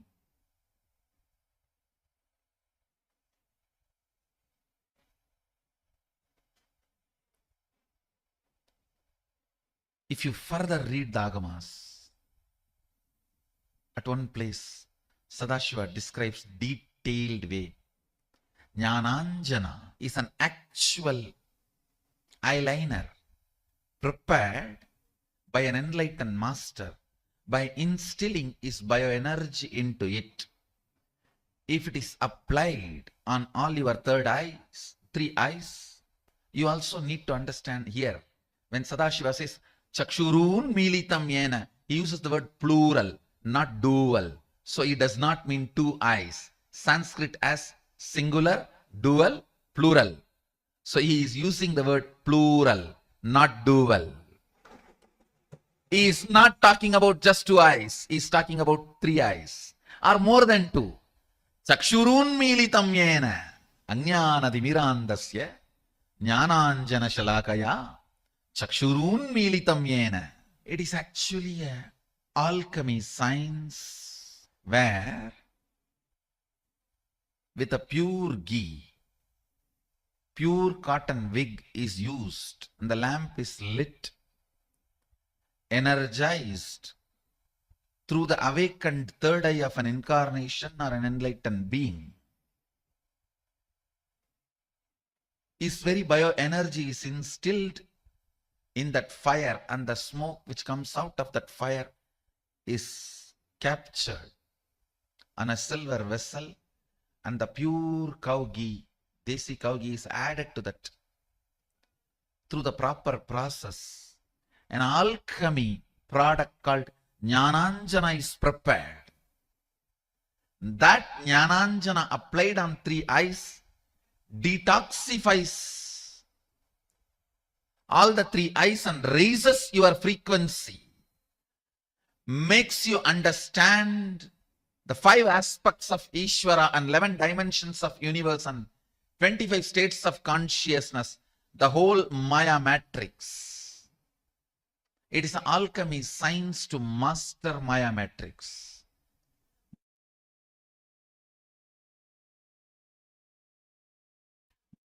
When I completed 11 and aging into 12, that year, Vaigasi month, Visakha nakshatra, Paurnami Tithi. This is the way we Indians keep the date in the memory. We don't keep that, the English calendar date. Somehow, I always kept only based on the Tithi and Rasi and Nakshatra. And so now if you can Google and find out exactly what is the date. Let me describe, because we never bothered about the Kala. We bothered about only the essence of Kala. When I completed 11 and moving into 12, that year, this has happened. Listen, exactly what happened. Let me describe. As usual, I went and sat on one rock. I did not choose. Please understand. I did not choose. It was just a casual Usually I sit here, there. Somehow that day I sat on one rock, which has become a Tirtha Kshetra now for all our devotees and disciples. I sat casually. Whenever I find time, I'll go and spend time in that space, in that area, because Devi became enlightened there. My Guru Vibhudananda Puri always used to tell, this is Devi's energy field. That place is called Pavadakundru, Coral Hill. She used to tell, this is Devi's energy space, energy field. So I always used to go and sit there. I was sitting on a rock. To tell you honestly, I was not even doing some serious meditation. I can say in a way the whole ambience was so calm, so beautiful. I decided to close my eyes. Once I closed the eyes, the intensity of my yearning started taking over me. The intensity to realize myself, my true nature, started possessing me. It has taken possession over me. The Kathopanishad declares, Shraddha Vivecha. Shraddha just took over Nachiketa.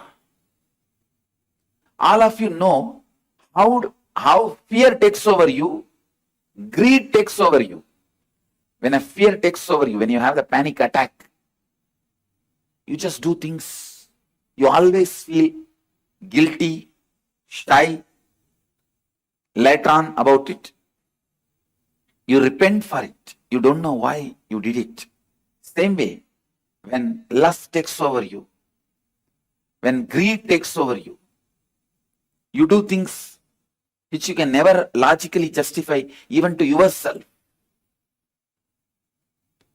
But when authenticity takes over you, it will be 10,000 times more intense than fear taking over or greed taking over. It will be 10,000 times more intense, powerful. When fear takes over you, it's called panic attack. When greed takes over you, it's called restlessness.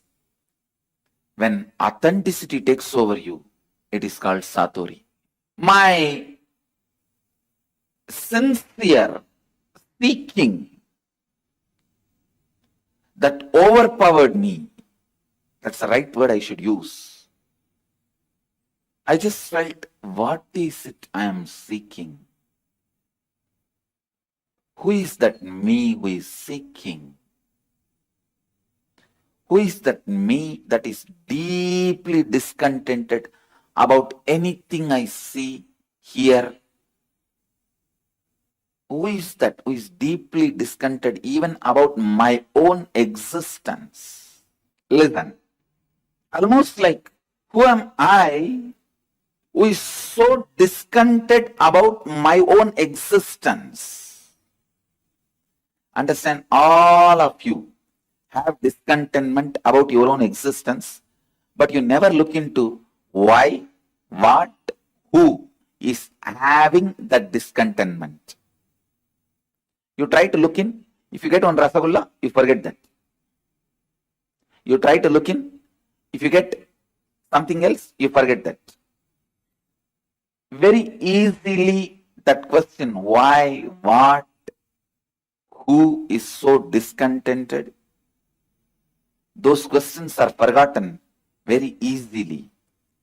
The person for whom the question has become the first and top priority, he is a seeker. It was such strong taking over. That's the right word I'll use. Taking over. Listen. Understand. When that whole being took over, who am I that is experiencing this deep discontentment, suffocation?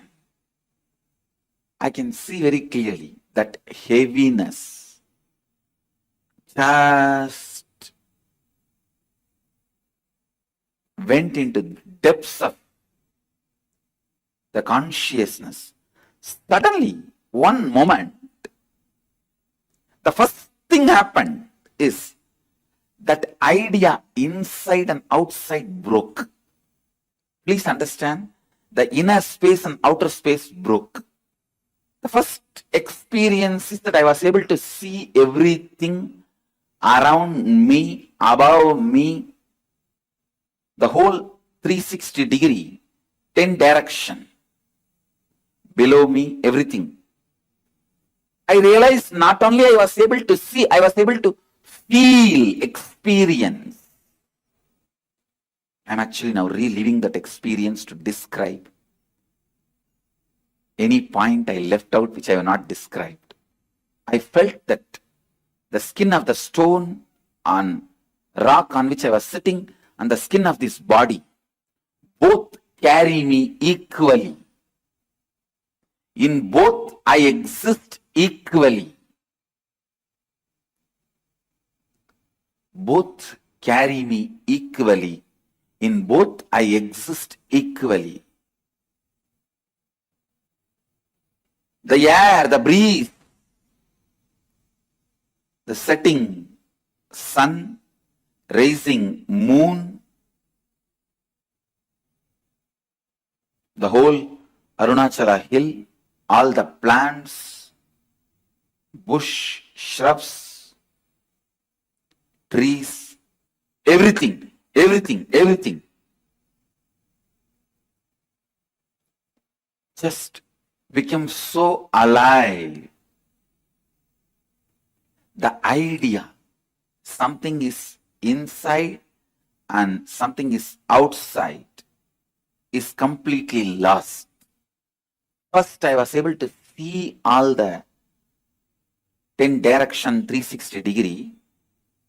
The next moment itself, I realized not only I am able to see, I am able to experience all of that as me. I did not feel vulnerable. I felt powerful. I did not feel vulnerable. I felt powerful. So powerful.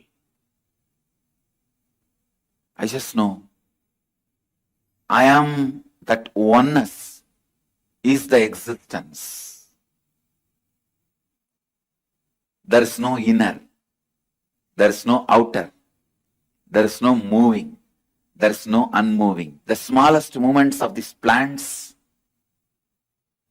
is my movement, and the highest stillness of the center of the cosmos is my stillness. Moves and moves not. What do you call as near? What do you call as far off? Those concepts are lost. What do you call as inner space? Inside you, outer space, outside you, the ideas are forgotten. I tell you, there was a great disciple and great guru in Tiruvannamalai. The guru's name was Guhainamachivayar and disciple name was Guru Namachivayar. The disciple actually had the title Guru Namachivayar and the guru had the title Guhainamachivayar. Both of them are great saints. Guhainamachivayar got the name because he will always be vibrating that name Namah Shivaya, Namah Shivaya, Namah Shivaya, that Panchakshara, and he used to reside in a cave. Still the cave is there. He will be sitting in that cave. If somebody goes, that cave, whole cave will vibrate with the Panchakshara mantra. You will not know from where that sound is coming. He is not uttering. His mouth is just closed. There is no sound from him. But the whole cave will vibrate with that frequency. That is why he got the name Guhainamachivaya. Because of his presence, the whole cave was vibrating that Namah Shivaya mantra. He had a disciple. One day the disciple was pressing the feet of Guru. Suddenly he took the hands off and started rubbing. Guru asked, hey, what are you doing? The disciple said, no, in Chidambaram temple, the screen in the Chitsabha caught fire from the lamp, so I just put it off. A remote vision power. And Govinamachivaya was very happy. Actually, next day they got the news. Actually, the fire happened in the Chitsabha, and suddenly somebody appeared and rubbed, and the problem got solved.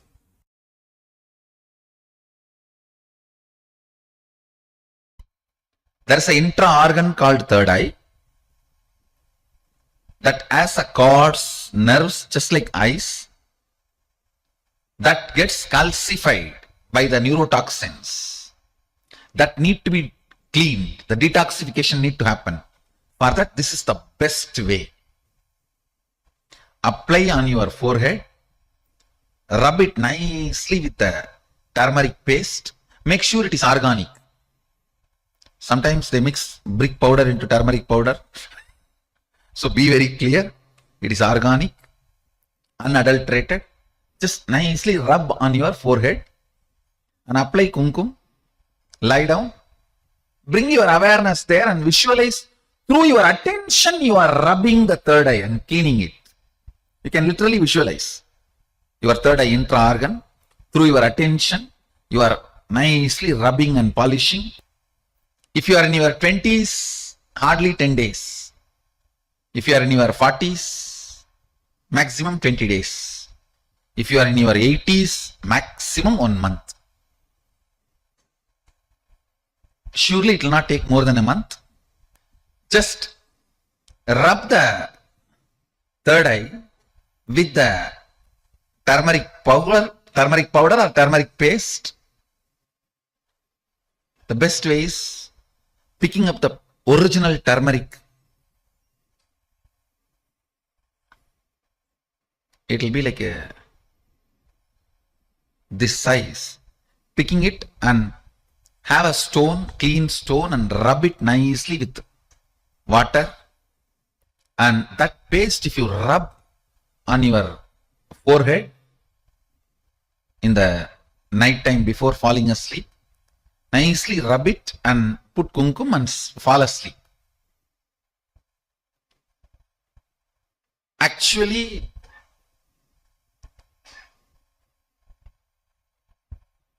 when you put your attention on the third eye, for quite a long time you will not fall asleep. I am telling you, you put your attention, when you sleep, it's okay. Till you fall asleep, go on, be having your attention there with that one intention to open the third eye.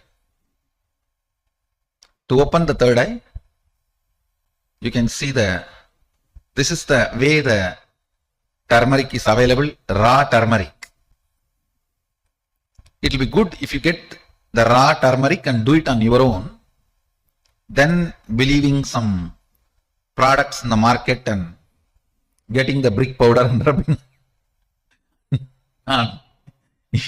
If you get brick powder mixed, apply, rub, it will become wall. So after that, don't. I am not responsible for that. Listen.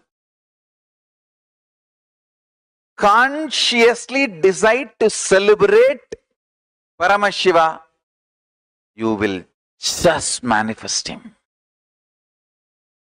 One of the biggest problem human mind has, it is trying to fall in love and keep yourself in love.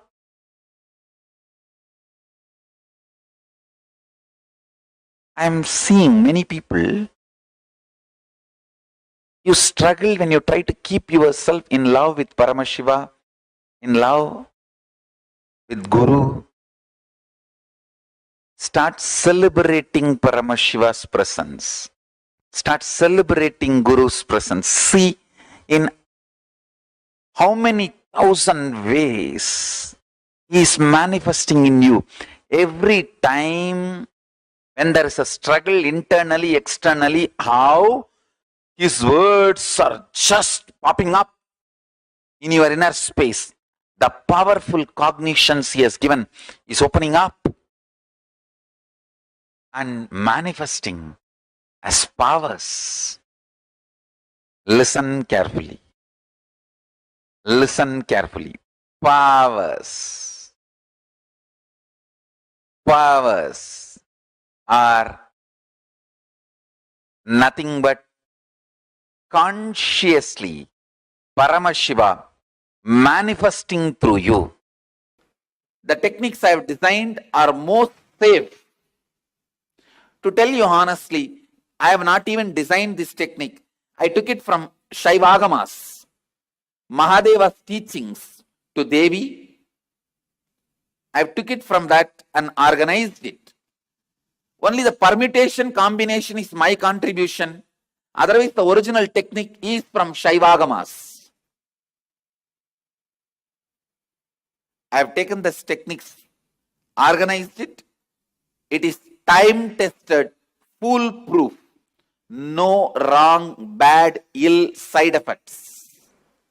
The only side effect is bliss, knowledge, and enlightenment. I'll initiate all of you into that process. Listen to the technique properly. Now, this technique is a two-part. First part, with your open eyes, start visualizing the center of your forehead, means where I have the kumkum, the red dot. Center of that spot in you, means your third eye, is open. Your third eye is open. You are looking through the third eye. First few minutes, it will be a little difficult, but you will catch it within 4 or 5 minutes. Let your eyes be open, but look through your third eye. See, visualize, feel you are looking through your third eye. Second step, close your eyes. Visualize the intense golden light is entering into your being and functioning on your third eye. Actively getting centered on your third eye. Please understand. The first step is visualizing. You are looking through your third eye.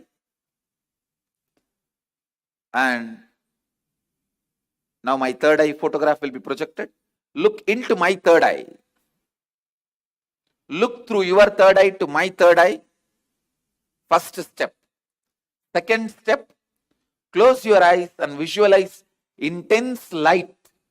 Golden light is entering into your body from above, the sky, entering into your head and getting centered, functioning, active on your third eye. I'll guide you step by step. Now, please keep your eyes open and gaze at my third eye. Visualize you are looking through your third eye.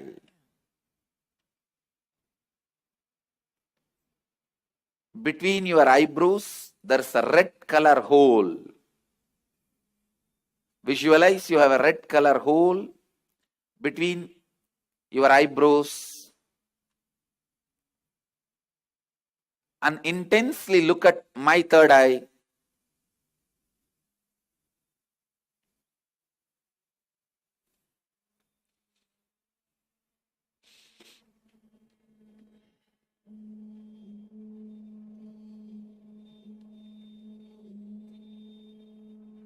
Shiva, Shiva, Shiva.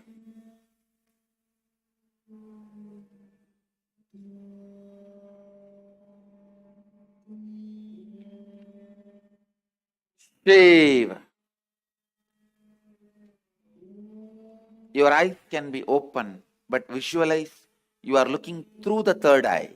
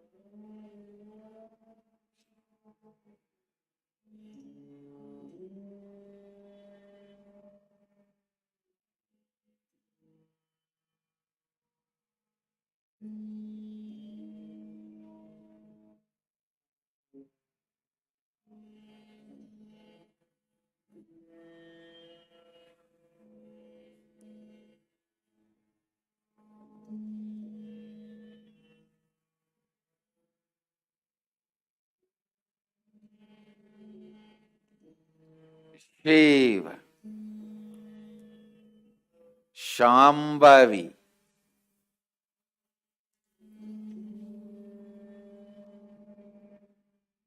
Om, Hreem,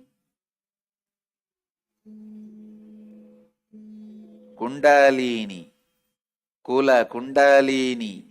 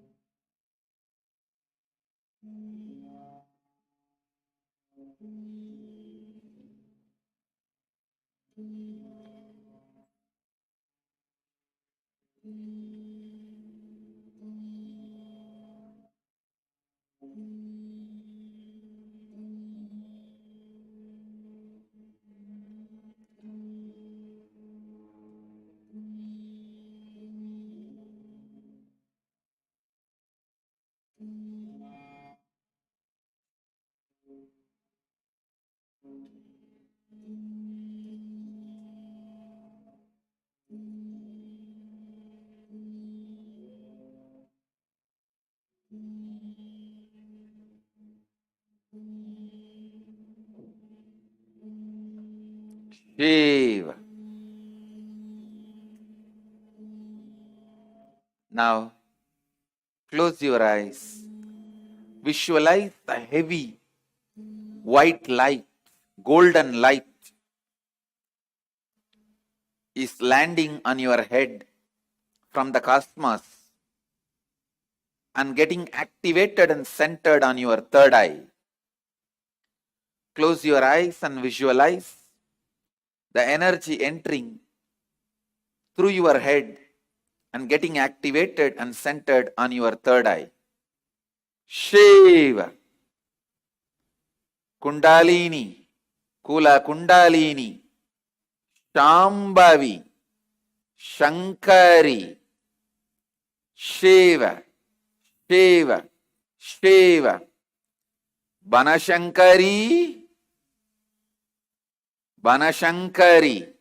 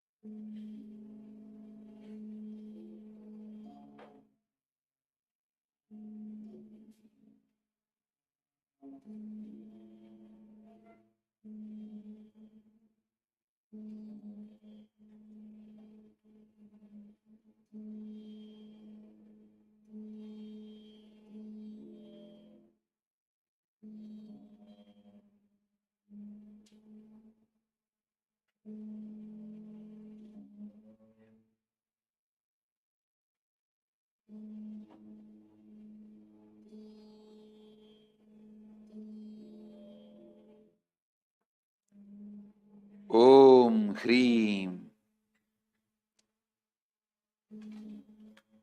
Sa, Ka, Ha, La, Hreem.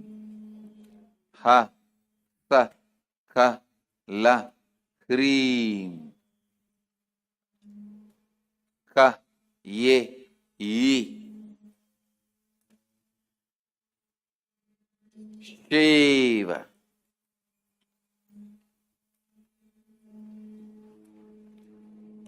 Shiva.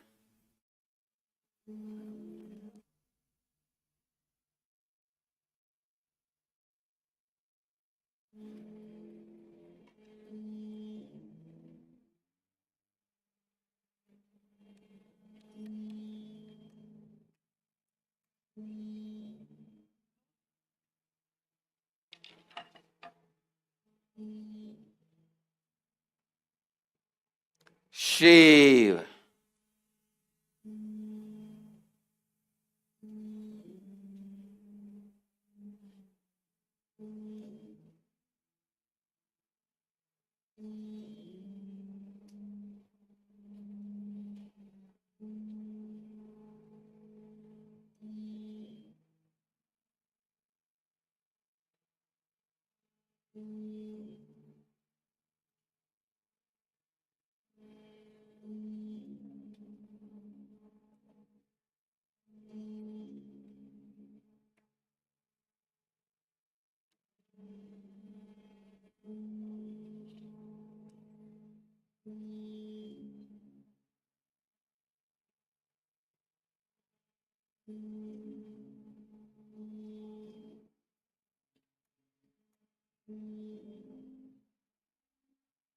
Shiva.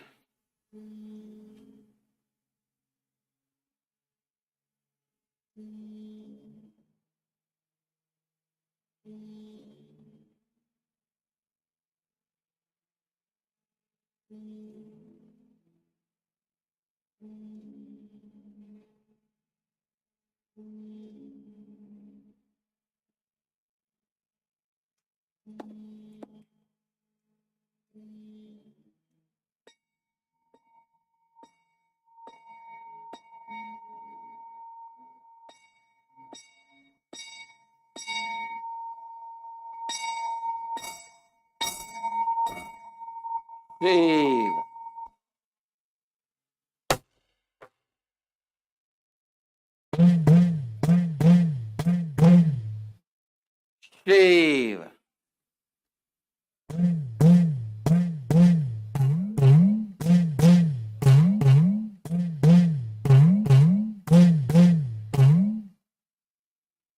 Shiva.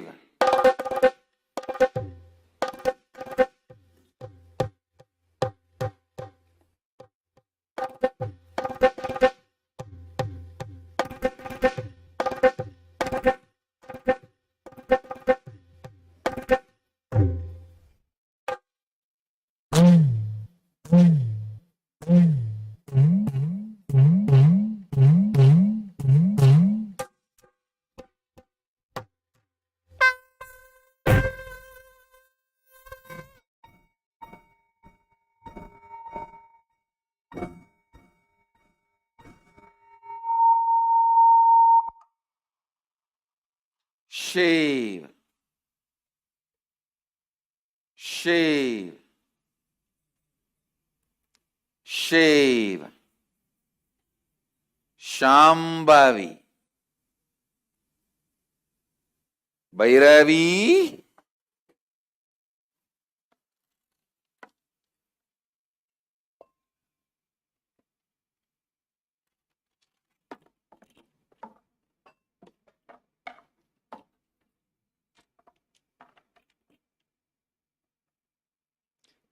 Shiva.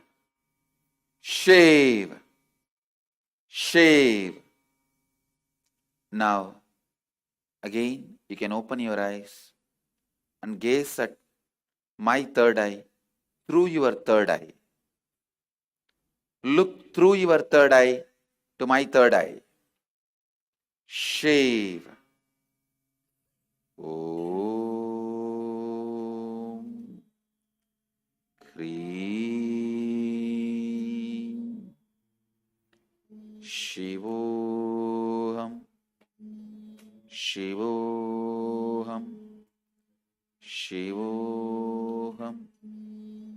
Shivoham, Shivoham, Shivoham, Shivoham, Shivoham, Shivoham, Shivoham, Shivoham, Shivoham, Shivoham, Shivoham, Shivoham, Shivoham, Shivoham, Shivoham,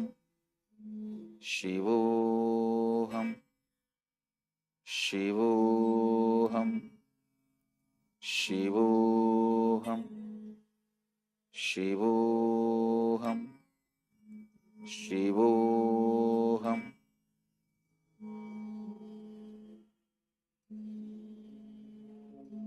You can open your eyes. Shivoham, Shivoham, Shivoham, Shivoham.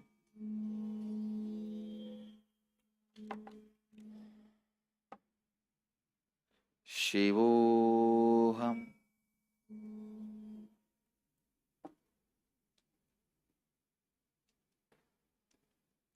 So with this, I bless you all. This technique which I initiated you now, you can practice this every day. This is the first step to awaken your third eye. Practice this every day, at least for next 21 days. You will experience awakening of the third eye and Kundalini Shakti in the third eye. And now, I bless you all. Let you all radiate with integrity, authenticity, responsibility, enriching, causing, living Advaita, the eternal bliss, Nithyananda. Thank you. Be blissful.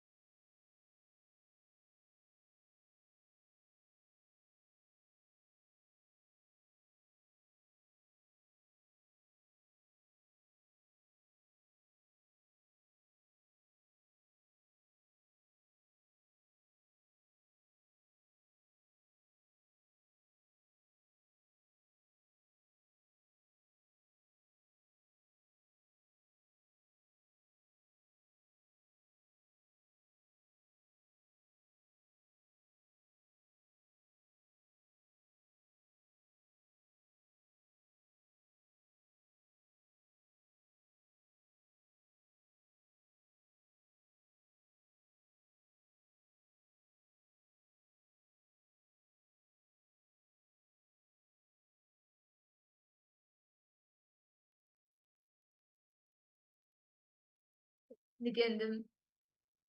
It was a wonderful, beautiful session where we all learned about the science of manifestation.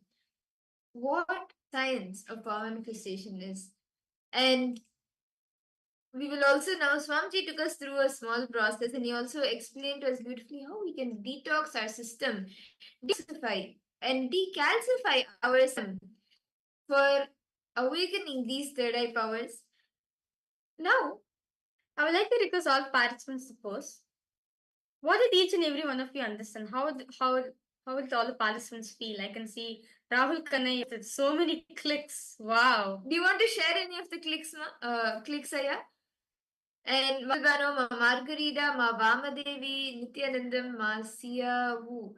You can share what did you all understand and what did each of you click with?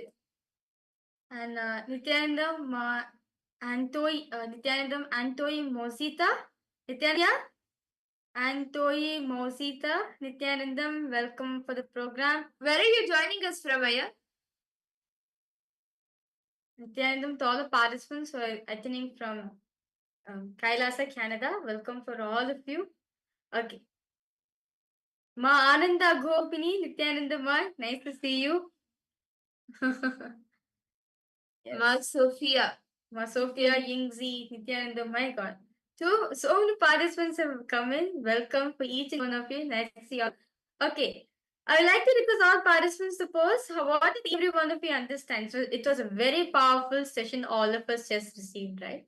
So we are now going to be now entering into a very powerful initiation given by Swamiji, where we will be entering into the third meditation.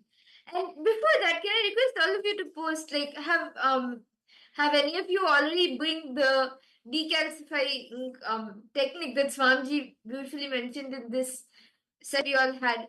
Have any of you tried it before? I think I'm seeing many similar faces.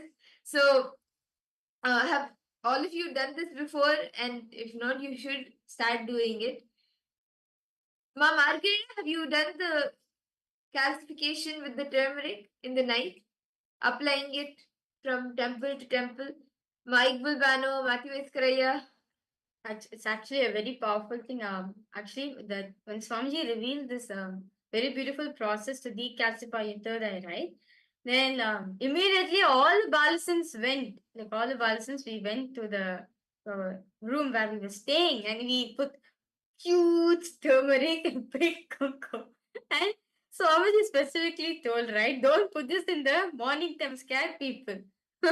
When we were putting, we were scaring all the kids in the night time itself. But actually, it like we were doing this for 1 week. Oh my God, so much healing happened. Literally, you can feel that kumkum will suck. Literally, the kumkum will suck all the toxins which is there in the third eye region. See, the only thing which is blocking your third eye is the fluoride, right? Now, when you decalcify the third eye with with kumkum and turmeric, it sucks out everything. You'll feel fresh so much. Okay, Vamadevi, you posted eating turmeric rice can. Yes, Ma Vamadevi, yes, you can take turmeric rice, but it needs to be cooked properly. Means like it should be cooked nice spices and everything, and we can take. But the decalcification like the decalcification technique that Swamiji has given is to apply the turmeric in the night from temple to temple and the kumkum in the center on the third eye region. And Rahul Kanai posted a click. That is very beautiful, Aya, that you wanted to work on AI and Swamiji gave you literally the solution. See, actually, for you were saying, okay, Ma, I was thinking of doing some work related to AI, and Swamiji shared about AI. Swamiji telling Shakti is pure will and it's not mysticism and occult. And I was running after occult since few days, a very beautiful definition of ego and arrogance. Wow. See, actually, Aya, and for all the participants here, if you are here today, if you got to know about the Paramashivoham program, and if you're here, then it is Swamiji's blessings upon you. He has manifested himself for you to have breakthrough. So Rahul Kannaya, if you have received answers for your questions, just know it is all Swamiji's blessings and Paramashivoham is for you. So yes, actually, yes, Swamiji very beautifully revealed how AI is going to take over everything. Like within the next 3 years, like Swamiji revealed the recent Nithyananda Purnima Satsang Swamiji revealed, and not just even Guru Purnima Satsang also Swamiji revealed. How AI is going to take over everything within the next 3 years. Like when let's say like before the quarantine, before COVID hit, right? Like not using Zoom technology was like okay, was like a trend.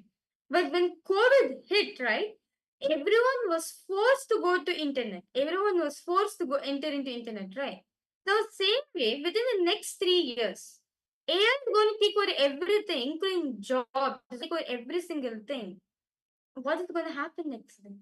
Literally, Swamiji said, humanity is literally going to fall into depression. The only way to save yourself from this, the only way you can save yourself is by equipping yourself with so much of consciousness truths, only the powerful cognition. The Charya Pada, only with the conscious based lifestyle, you can save yourself from all this. That's actually a good thing is Swamiji shared. Using AI, you can be much more productive. Like in Kailasa, everything is AI based, literally. Whether the management system, inventory system, or everything is AI based. In life is actually so easy. We actually can become more productive. And if there are any blind spots, AI can actually help you in finding it out. There's actually you can go ahead and maybe you can think of a work doing in AI. It will actually help you a lot. Who knows? You find a job, such job like that. You can also attend a show program. At the same time, you can do your job also. You can manifest anything you want in your life. Okay. Yes, so now shall we all enter into the next session where Swamiji will bring us through the third eye meditation. This is a very powerful meditation for the third eye. I request all of you to please settle down. And as Swami guides us through the process, you can follow. Let us all enter into the session.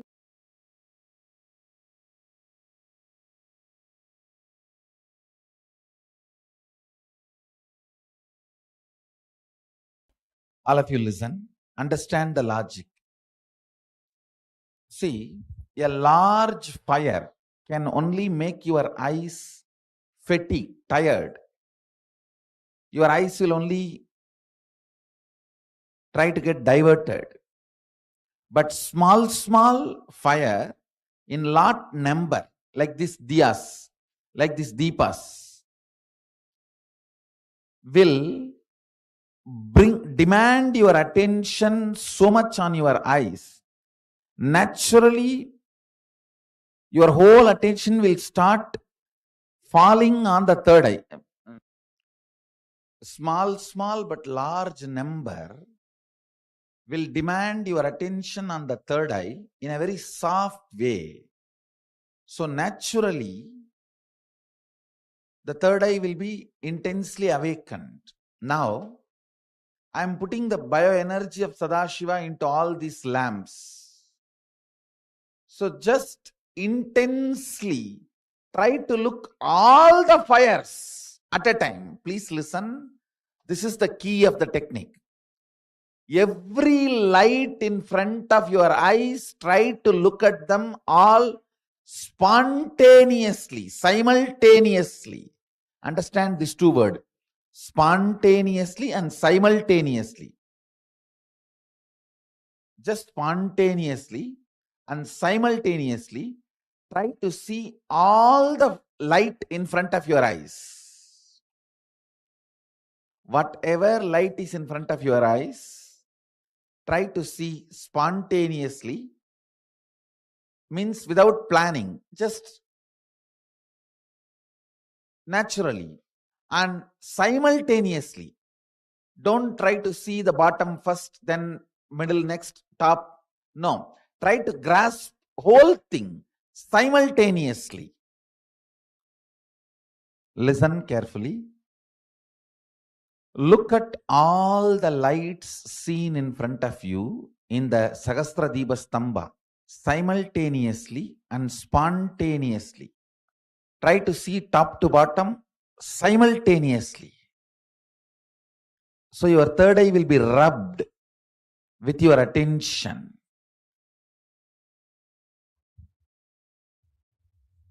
Shiva. Shiva. Sadashivoham. Try to see all the deepas, all the light simultaneously from the top to bottom without moving the eyeballs. Without the movement of the eyeballs, try to grasp the whole thing simultaneously. Shiva, Shiva, Shiva, Shiva.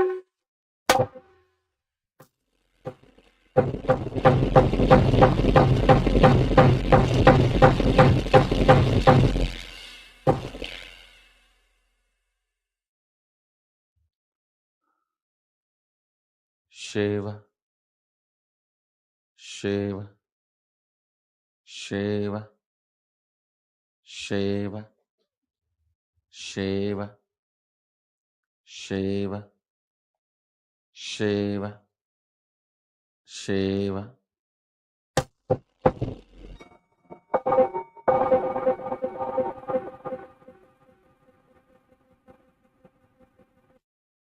Shiva.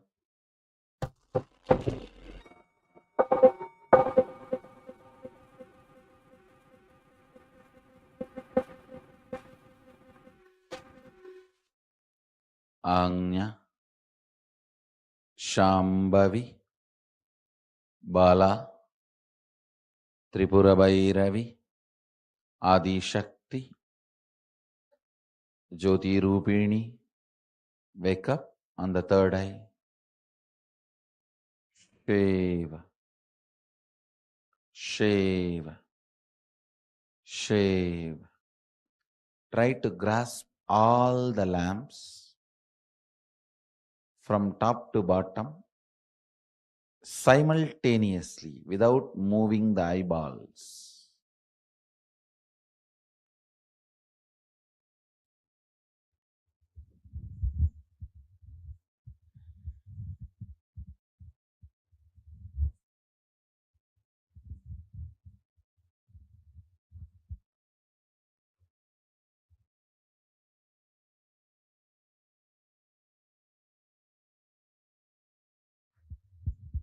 Shiva Tvamasi, Shiva,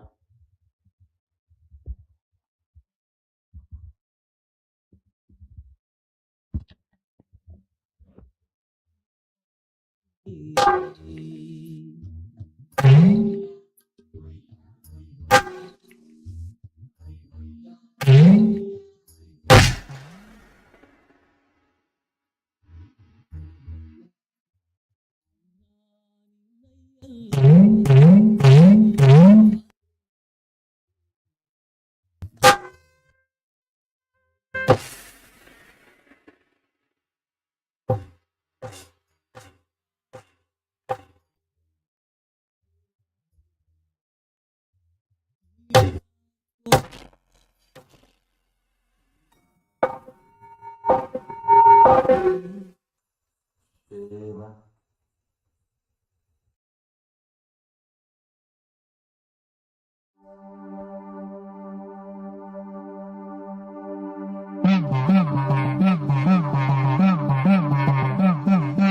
சத்தியம் காத்திடும் உத்தமத்தியே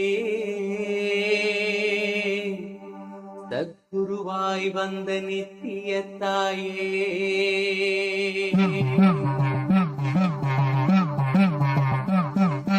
வேதங்கள் வணங்கிடும் ஆதியும் நீயே ஜோதி மலையிலே அவதரித்தாயே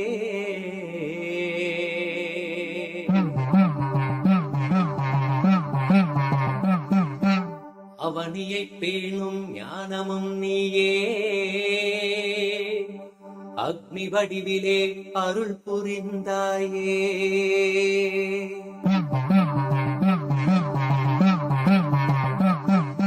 பூதங்கள் ஐந்தையும் ஈன்றவள் நீயே அழல் உருவாகவே ஈன்றெழுந்தாயே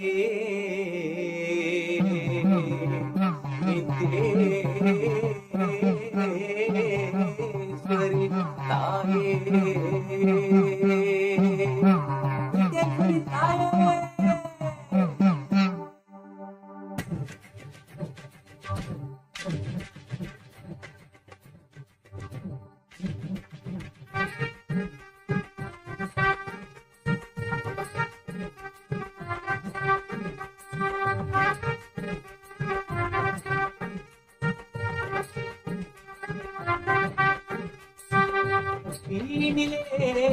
பிறந்தவளே நித்ய ஆனந்தத்திலே நித்யானந்தேஸ்வரி தீனிலே பிறந்தவளே நித்ய ஆனந்தத்திலே நித்யானந்தேஸ்வரி கர்மங்களை கொன்றிட வந்தாய் நித்யானந்த தர்ம மண்ணில் வென்றிட வந்தாய் கர்மங்களை கொண்டிட வந்தாய் நித்யானந்த தர்ம மண்ணில் வென்றிட வந்தாய் தீயினிலே பிறந்தவளே நித்ய ஆனந்தத்திலே நித்யானந்தேஸ்வரி தீயினிலே பிறந்தவளே நித்ய ஆனந்தத்திலே நித்யானந்தேஸ்வரி நித்யானந்தத்திலே நித்யானந்தேஸ்வரி நித்யானந்தத்திலே நித்யானந்தேஸ்வரி நித்யானந்தத்திலே நித்யானந்தேஸ்வரி நித்யானந்தத்திலே நித்யானந்தேஸ்வரி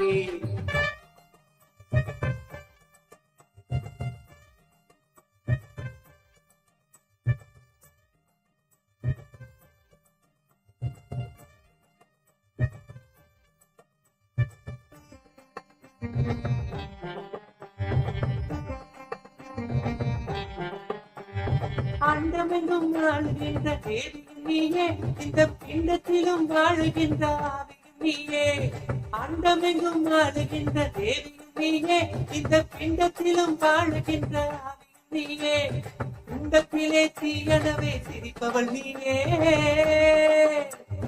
குண்டத்திலே தீயனவே சிரிப்பவள் நீயே யோக தண்டத்தையும் தந்த நித்திய ஞானத்தின் தாயே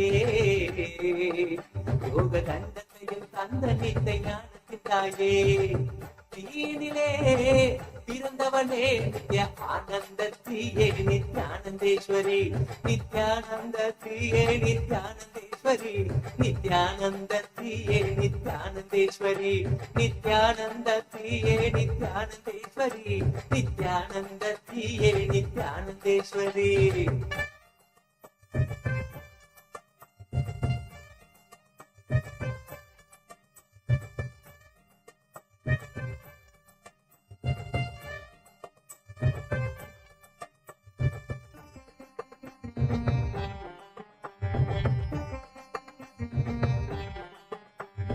தீமிதித்திட வாழ்வினிலே தீமைகள் விலகும் பூவனவே மலரும் மனது தாழ்வுகளோ தீமிதித்திட வாழ்வினிலே தீமைகள் விலகும் பூவனவே மலரும் மனது தாழ்வுகளோ பாதம் தீயை தீண்டும் வேளை பாவங்கள் கரையும்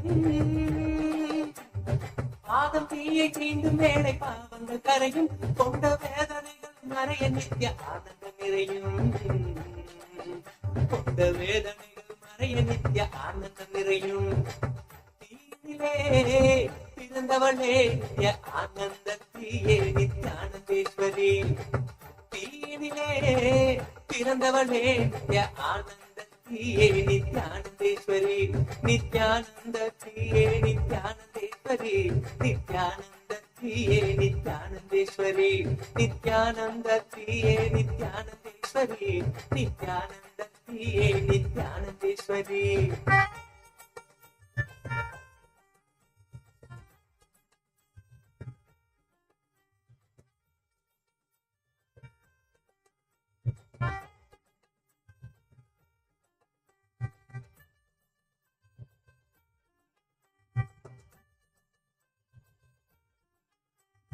நீயன பூக்குழியினிலே கலந்து என்பதும் பெற்ற தூயவளே நீ என்றும் நீயன பூக்குழியினிலே கலந்து என்பதும் பெற்ற தூயவளே நீ என்றும் அறிவோம் அச்சங்களை துச்சமாக மிச்சமில்லையே அச்சங்களை துச்சமாக மிச்சமில்லையே தீயில் கலந்து கருவறைக்குள் நாங்கள் இறங்கினோம் தீயில் கலந்தெறிந்து கருவறைக்குள் நாங்கள் இறங்கினோம் நித்யாகினி தியானாகினி ஆனந்தாகினி உந்த ஞானாகினி தன்னில் இன்று நாங்கள் நடக்கவே நித்யாகினி தியானாகினி ஆனந்தாகினி உந்த ஞானாகினி தன்னில் இன்று நாங்கள் நடக்கவே காமாகினி கோபாகினி காமாகினி கோபாகினி கலராகினியா கோபம் கொண்டு கீழ் கணக்கிறோம் கோபம் கொண்டு கீழ் கணக்கிறோம் தீயினிலே பிறந்தவளே நித்ய ஆனந்தத்தியே நித்யானந்தேஸ்வரி தீயினிலே பிறந்தவளே நித்ய ஆனந்தத்தியே நித்யானந்தேஸ்வரி நித்யானந்தத்தியே நித்யானந்தேஸ்வரி நித்யானந்தத்தியே நித்யானந்தேஸ்வரி புகழ்வதே.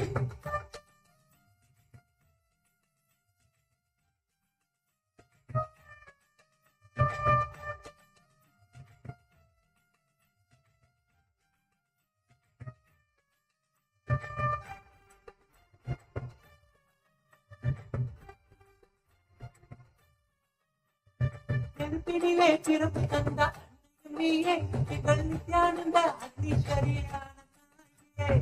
நெருப்பினிலே பிறப்பு தந்த நீயே எங்கள் நித்யானந்த அக்னீஸ்வரியானே. கடலான கருவறையில் எமை சுமந்தவளே. கடலான கருவறையில் எமை சுமந்தவளே. புனித புனரான புது வாழ்வை அமர்ந்தவளே. புனித புனரான வாழ்வை அமர்ந்தவளே.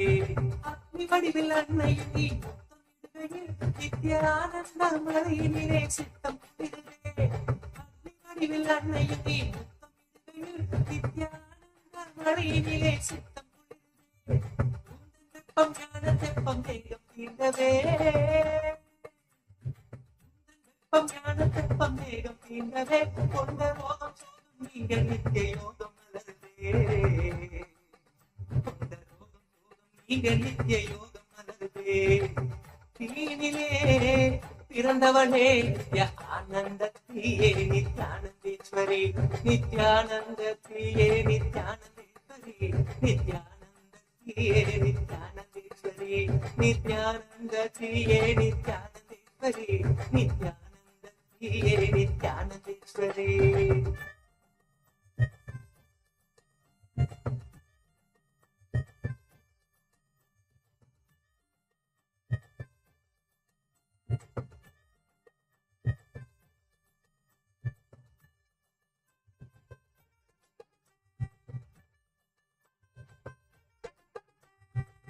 கற்பை அருள் புரிந்த கற்பகமும் நீ. இந்த மெய்கொண்ட மாசழித்த அற்புதமும் நீ. மெய்கற்பை அருள் புரிந்த கற்பகமும் நீ. இந்த மெய்கொண்ட மாசழித்த அற்புதமும் நீ. உப்புழியாம் திருவடியில் பொய்மை நீங்குது. உப்புழியாம் திருவடியில் பொய்மை நீங்குது. இந்த மெய் கடந்த பக்தியினால் மெய்மை போகுது. இந்த மெய் கடந்த பக்தியினால் மெய்மை போகுது.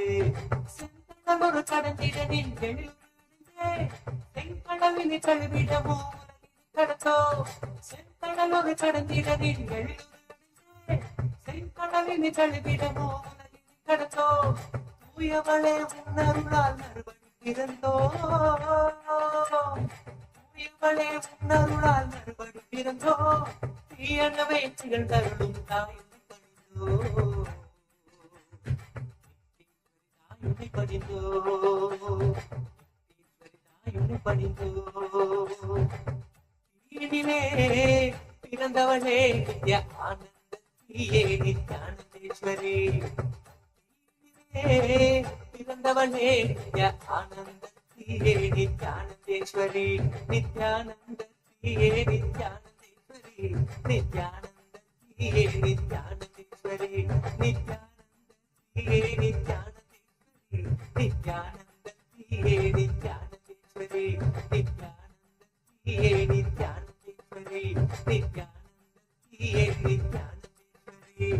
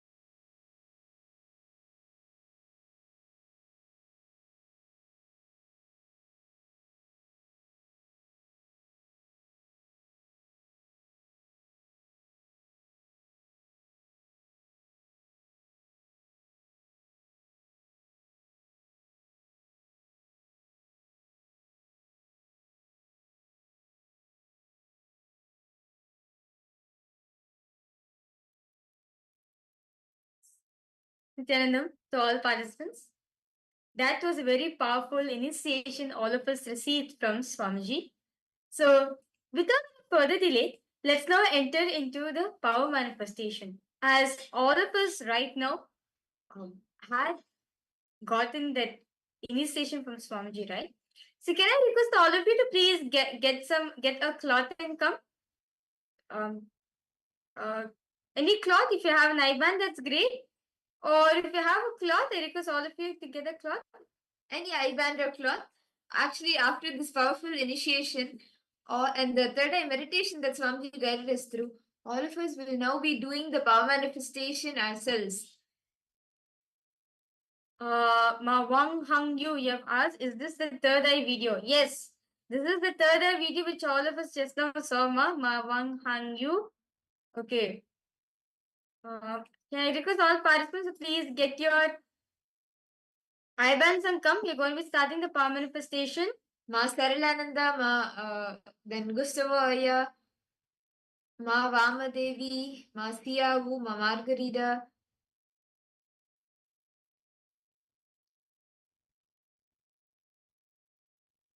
Okay, I see Ma Ananda Gorin is ready. Yes, now start. Ma Sophia in Z. You also can bring your IBAN, Ma, and settle down.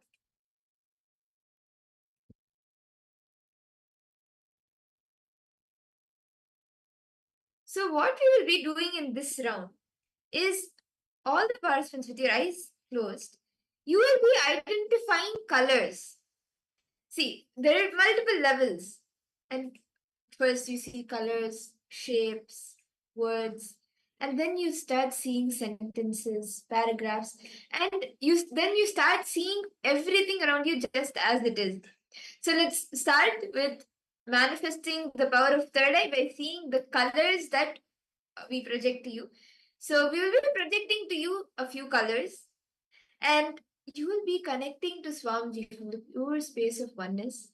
You will, by chanting the Mahavakya, which is literally like the key to connect in oneness with Swamiji. You will be connecting to Swamiji, and whatever color Swamiji shows you, you will be verbalizing that and revealing that. Whatever Swamiji reveals you, you will be telling that. See, don't bring any guesses or self-doubt or anything. Don't have any doubt. Whatever he shows, just tell that. So we will now be projecting a color for all of you. And you can start seeing, just chant the Mahavakya intensely, start seeing through your third eye, what is the color being projected. Okay. Can I request all participants now? Okay. Let us all start connecting to Swamiji. Intensely start chanting the Mahavakya. Om Nithyananda Paramashivoham. Om Nithyananda Paramashivoham. Om Nithyananda Paramashivoham. Intensely chant the Mahavakya. Now, a color is being projected for all the participants. Just ask Swamiji. Ask Swamiji to reveal what is the color which is being projected.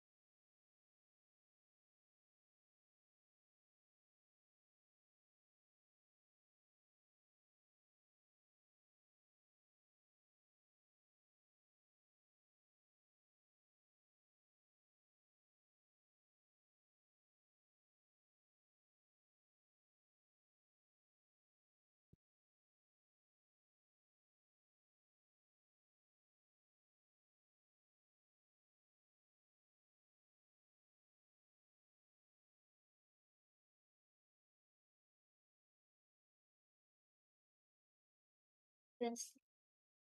Antamahavakya. Whatever Swamiji reveals to you, start verbalizing it. Whatever color Swamiji reveals to you.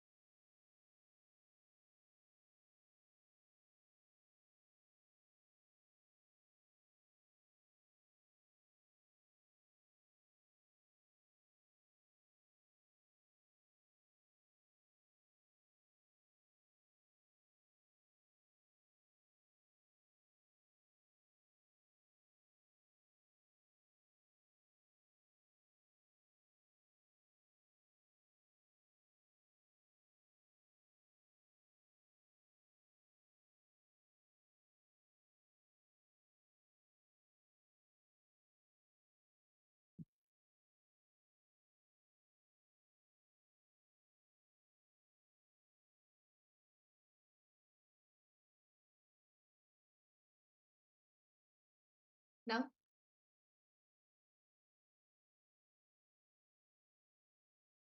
I request all the participants to please relax. You can slowly open your eyes and you can share in the chat what was the color you were able to see. What was the color that Swamiji revealed to all of you? Can I request all of you to post? All the participants? Rahul Kannaya, Matthew Eskaraya, Ma Siavu, Ma Margarita. Come on, all of you can post. What was the color?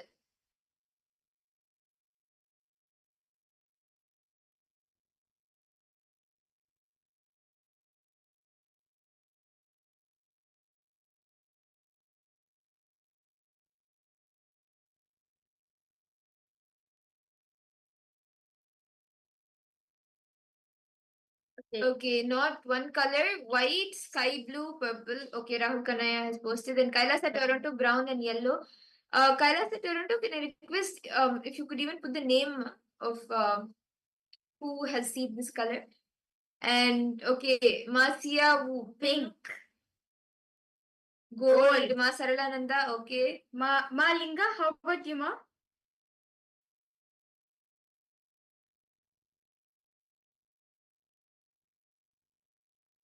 Okay, Ma Kamadhana has put brown and yellow. Okay. Small flowers, colors. Ma Ananda Ghurani, what did you see, Ma? Ma Iqbal Bano. Ma Margarita. What did each of you see? Ma Sophia. Ma Sophia Yinzi.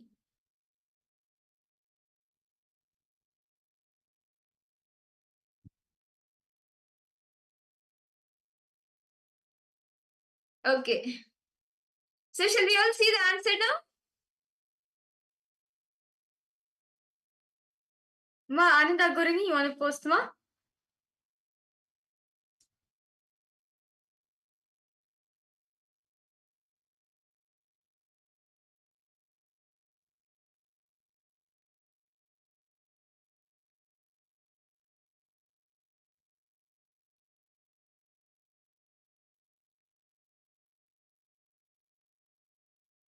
Okay. Yes. So Abdullah, okay, so all the participants in Kailasa Toronto, Abdullaya, Ma Prabha, Purushottamaya, and Mahendraya, and Ma Kamadhana. Okay, that's nice. Yes, so now should we see the answer? What was the color that was being projected? Okay, Ma Ananda Gorini have posted yellow, purple, square, right angle, long column, triangle. Okay, that's nice. So let's verify the answer. So the color which we are projecting for all the participants is gold. So you can see this is the color over here. The color is gold. Ma Saralananda, you were spot on. And Ma Ananda Ghorini, Ma Ananda Aghora Rupini. Yes, you're also right. You're able to see yellow. That's nice. And you're seeing like a square rectangle that actually like the entire screen is that shape. That's nice. Rahul Kanaya, actually, you are actually seeing the color. I just request you, just intensely connect this Swamiji. You have seen you were very close to it. You are very close to the manifestation. I request you, you just connect the Swamiji intensely. You'll see you'll manifest in the next round. Okay. So shall we all do another round of third day? I request all the participants to please put your eyeband on. You can tie your eyes.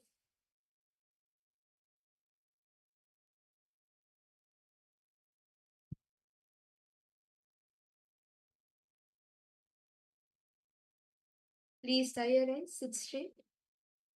Chant the Mahavakya intensely. Visualize yourself as that 25-headed Paramashiva with 50 hands manifesting. Just connecting the pure space of oneness with Swamiji. Om Nithyananda Paramashivoham. Om Nithyananda Paramashivoham. Om Nithyananda Paramashivoham. We are projecting a color for all of you. I request all of you, the participants, to please start seeing now whatever color Swamiji reveals to you. Start verbalizing that.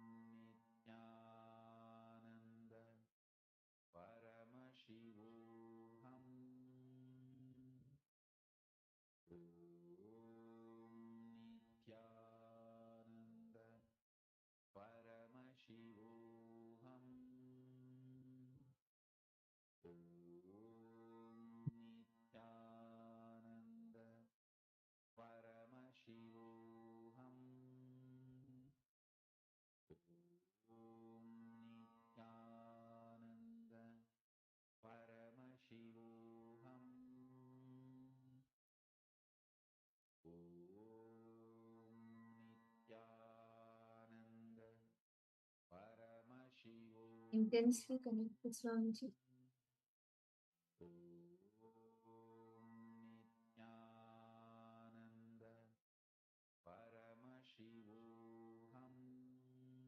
Not create any thought. It is staying in thoughts. Not destroy. The space of pure untouching.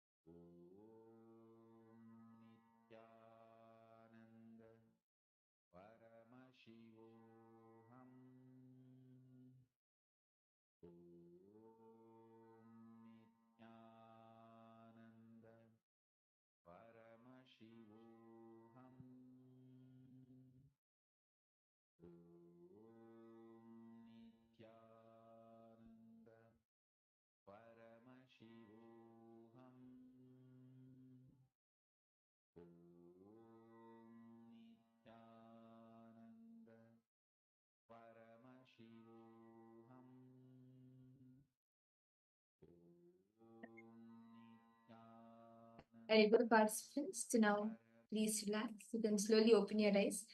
And you can post in the chat what was the color that was being projected. What did Swamiji reveal to you? How you experienced the power manifestation?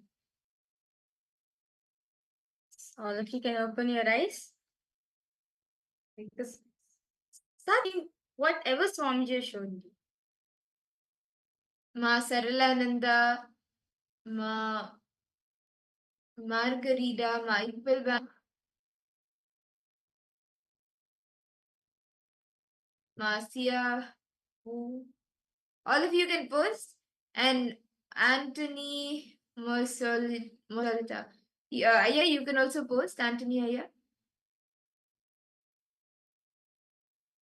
Yes, Gustav Aldafaya request you two to what we're able to see.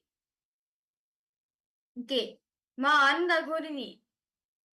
Yes, smiling so. Ma Kamadahana, white, some pink, purple, and violet. Okay. Ma Ananda Aghora, sorry. Ma Ananda Aghora Rupini, you have posted green circular points of light, red and brown. Okay. Ma Siabu, how about you, Ma? Siabu, Ma Mahakinanda request you to post green and purple. How about you, Rahul Kanaya? Gustavo Aldofo Aya request you to post what you see. Mashri Masarlananda. Okay, red, brown, green. Red, brown, green. Okay. Green and purple, gold. Yes, okay. So should we all see the answer now? So the color which is being projected for all the participants was blue in color. Rahul Aya, you saw blue earlier. You saw blue in the previous round there. See, if you have just connected to Swamiji intensely, Swamiji would have showed you the same color. Okay, that's nice. See, that's why see all the participants, great. All of you are seeing us. It's a good start actually. That's wonderful. Yes. So shall we all do one last round? All the participants wear the eye band. You can tie your eyes.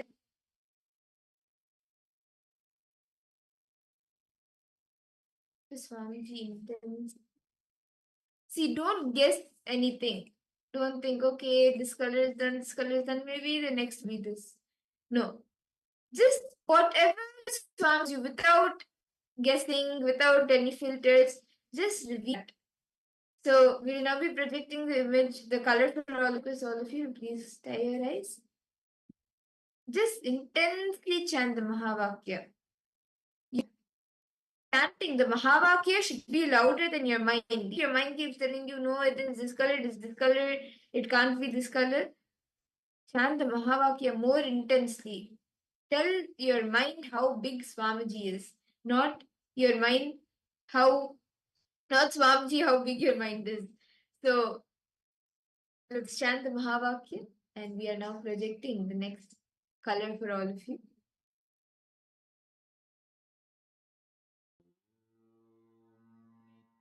Intensely chant Mahavakya as we're connecting to Swamiji.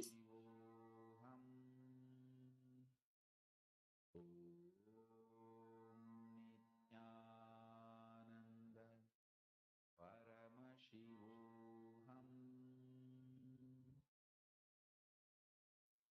Mahamahavakya, spiritual lullaby for samadhi, and Suprabhatam, wake up call, wake up song for Paramashiva. This Mahamahavakya is spiritual lullaby for you to fall into samadhi. Suprabhatam, wake up song for Paramashiva to wake up in you. Just remember this one powerful cognition. This Mahamahavakya puts me in samadhi. This is spiritual lullaby for samadhi, and Suprabhatam, wake up song for Paramashiva in me, for Paramashiva to manifest. With this one spiritual powerful cognition, chant this Mahamahavakya.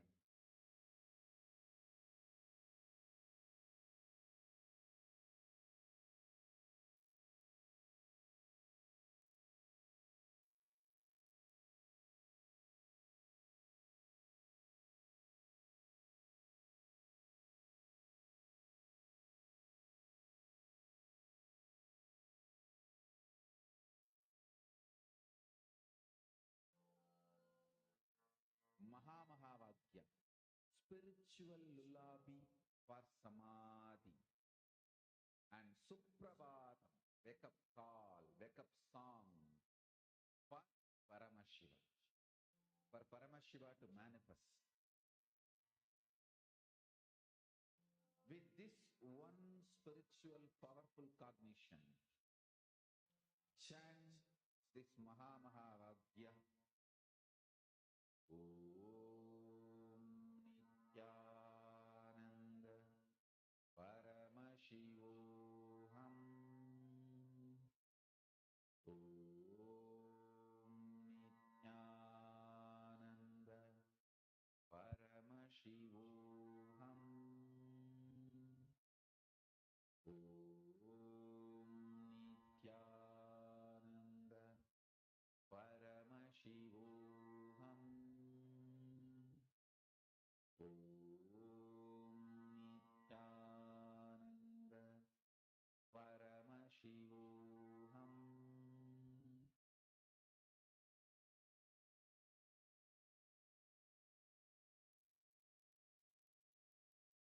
Yes.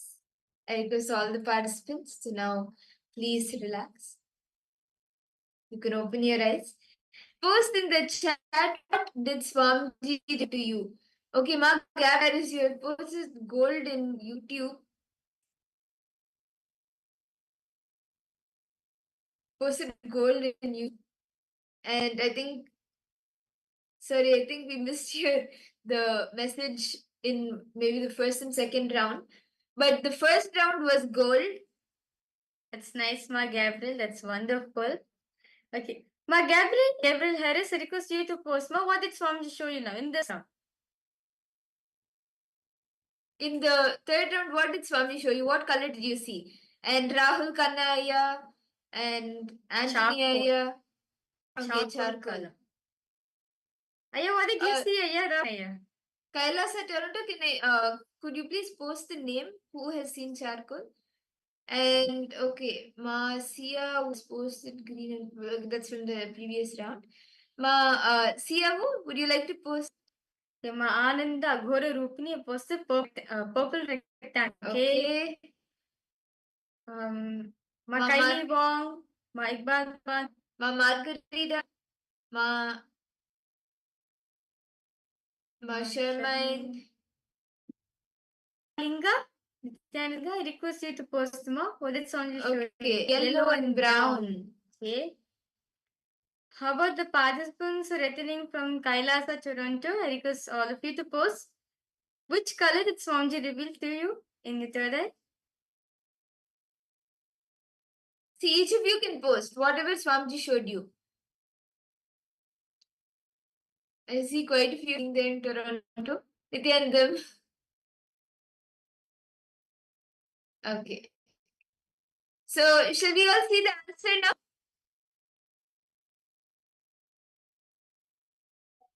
Yes, so Rahul Kannaya has put this time I saw yellow and dark color gray red. Okay.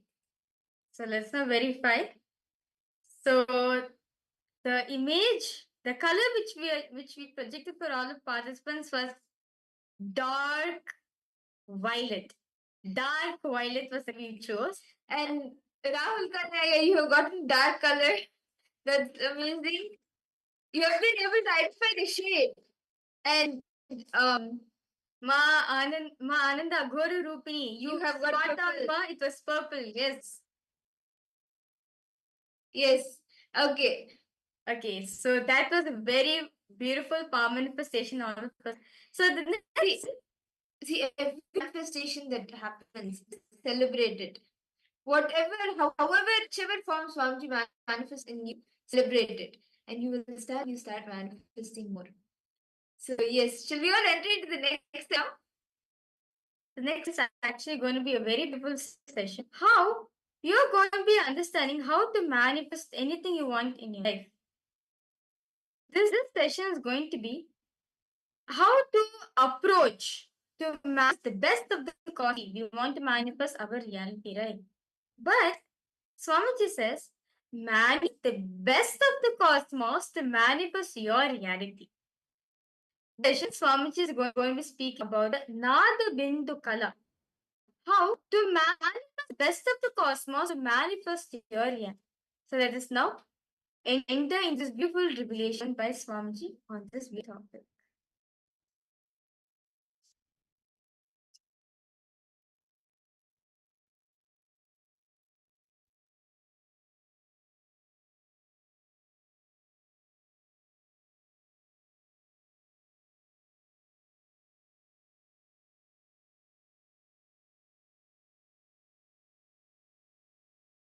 Listen. Cosmos is made up of three core material.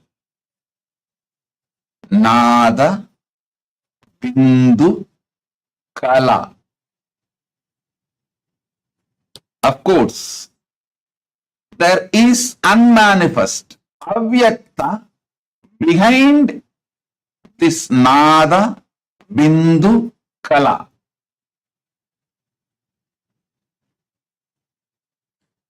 If you want to connect with cosmos, manifest cosmos in you, these three principles, Nada means frequency,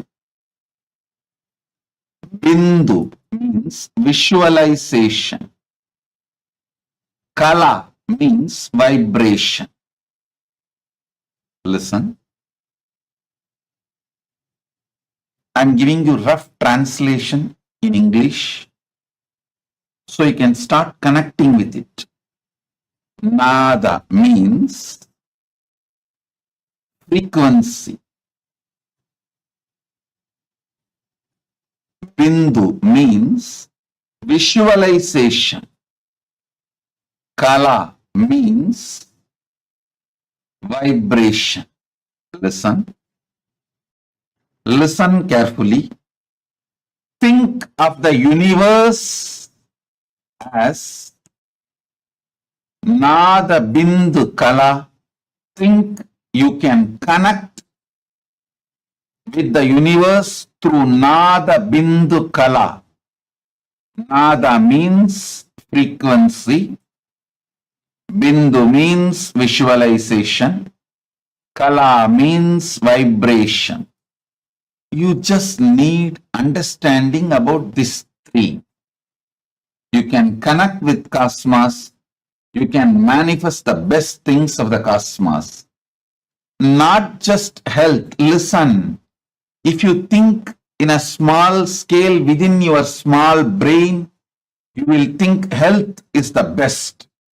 But if you connect with cosmos, you will understand not just health, eternal life.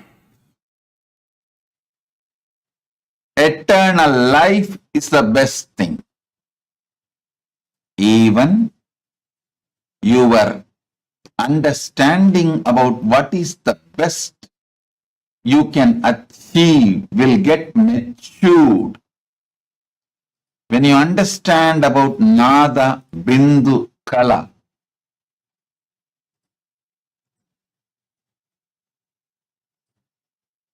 listen again and again and again. All great things on this planet Earth happened when some being knowingly or unknowingly connected with cosmos through this Nada, Bindu, Kala. Whether it is the outer science or inner science, culture, arts, philosophy, spirituality, any field, the great breakthroughs happen when human beings knowingly or unknowingly connected with cosmos through Nada, Bindu, Kala. Frequency, vibration, frequency, visualization, and vibration.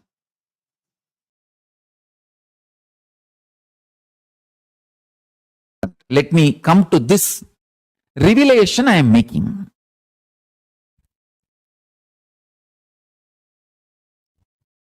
In unclutched space, the principle of sound is intelligent enough to manifest its existential visualization. For example, go, go, go.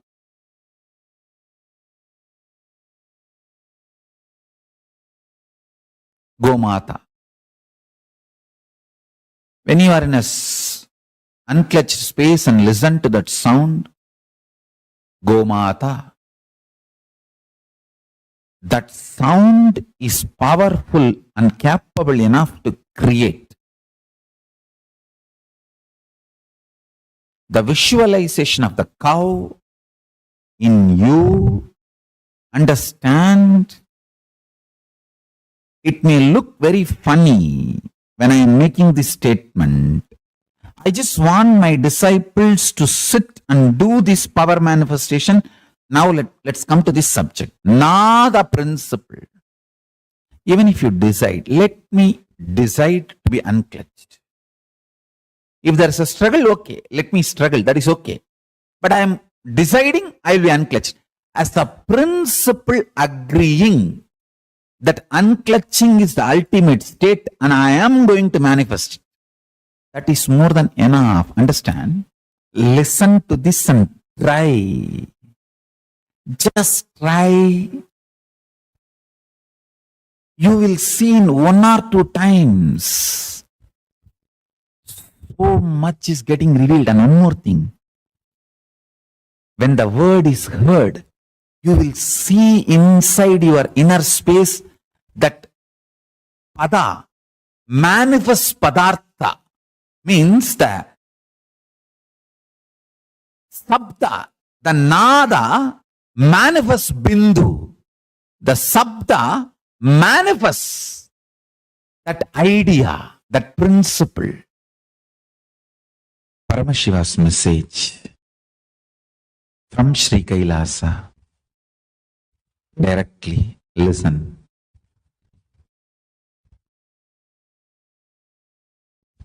Principle of sound, Nada Tattva. Nada Tattva. Principle of sound, Nada Kala, is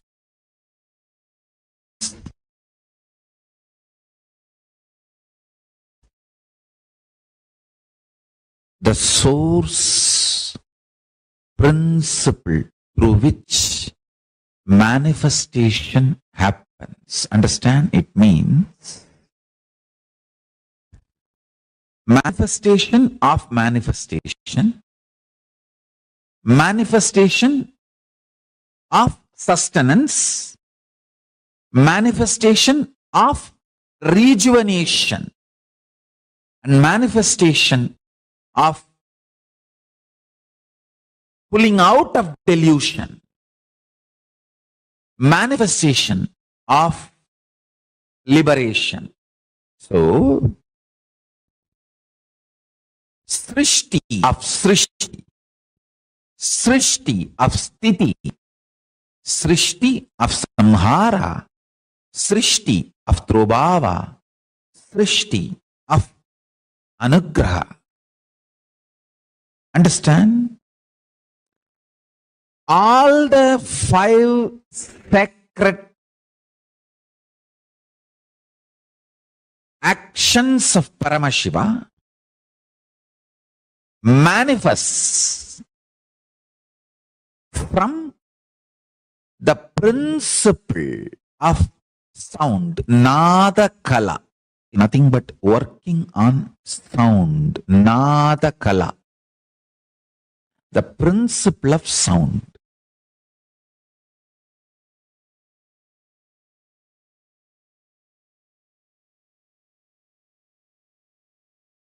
if you bring your talking into mano mauna, mana unmana, not just verbal silence, mental silence, where you are just there, an existence is there. With all this, if you just sit in manon mauna, nothing to talk, nothing to, there is nothing which they don't know. See, if you think the person in front of you doesn't know something you need to convey, you can talk. But here all of them are Paramashiva. They know everything before even you think. What kind of thought currents you will have, they know. Nothing to think. Just sit with any of this. If you don't have any of this around you, use my Atma Murti. Sit with any of this. Manon Mauna. Nothing to talk, nothing to share. Understand in Mano Mauna, Mana Unmana. You understand the difference between sound, music, words.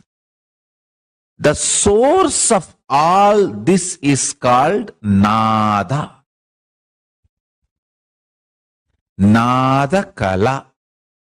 I tell you, if you can rest Nada Kala, not only you will understand all languages, you will know you can manifest anything you want just by creating the right sound. If you just connect with this Nada Kala, you can manifest anything you want.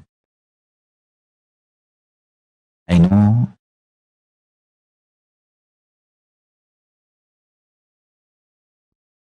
all your doubts, denial. I am sympathetic towards that. But the truth is the truth is the truth is the truth.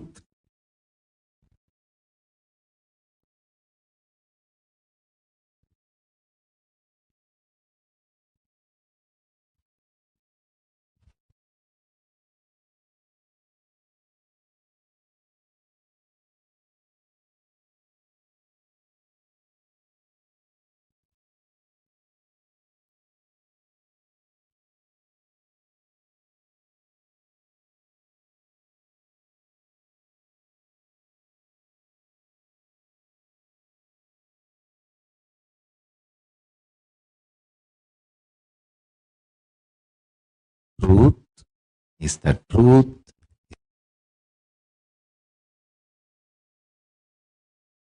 is the truth is the truth.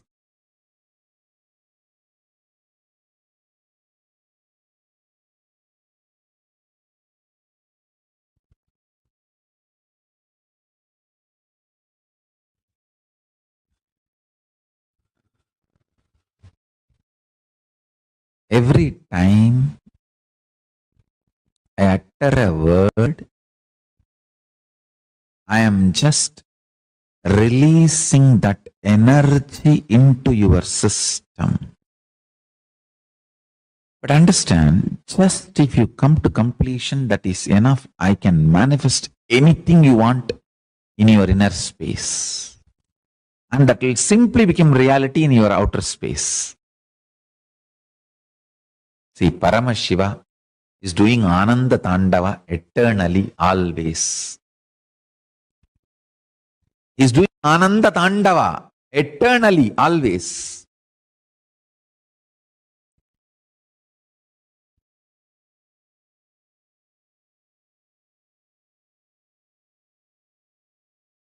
You can't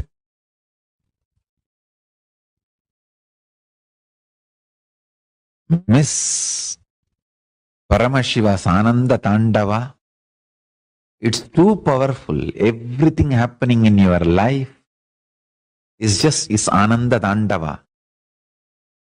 Either he is creating through his Damaru, or he is protecting through his Abhaya, or he is cleaning you through his fire, or he is pulling you out of delusion through his feet, and he is liberating you through that feet he has lifted. Thukkiya Diruvadi.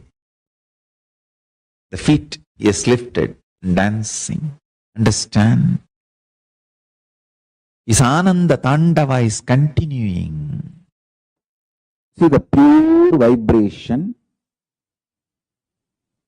is the nada in you. How you convert that nada into sabda, sabda into language, how you use those words on yourself, and how you use that words on others, and how others use words on you, and how you consume, get impacted, decide to get impacted by the words others use on you. The whole thing should be with absolute life positivity. Listen intensely. Don't be deluded by the signals you experience inside your existence. Don't be deluded by the collective narratives you all create. Don't be deluded and diluted by more and more deluded narrations of yourself, universe, life. Live on the reality, truth of the Akashic records, Veda Agamas. Let the universe reveal its grand narrative in the form of Veda Agamas to raise the quality of your existence, to give you all superconscious breakthrough. Kala, time is my skin on which this signals raise. The signals you perceive is not the reality of the universe. The reality of the universe is consciousness.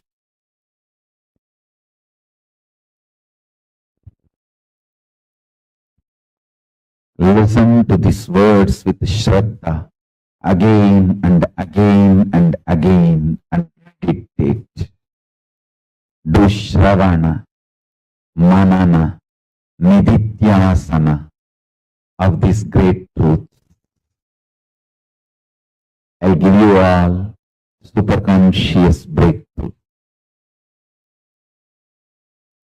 Shivapadam, Paramashivapadam, Paramashivapadam, Paramashivatvam, Paramashivanubhuti, Paramashiva Shakti, Paramashiva Sayud,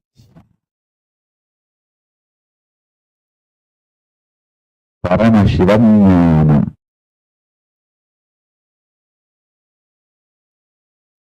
Paramashivatvaitam.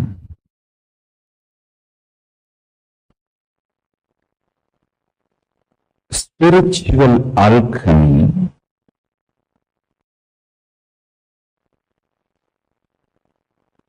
in its purest form, expressed as Nada Bindu Sambandha. Nada Kala, Bindu Kala, Sambandha. The relationship between Nada Kala and Bindu Kala.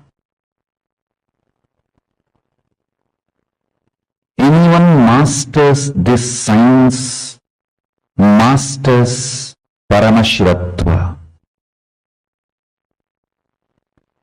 Let me explain deeper meaning of this message.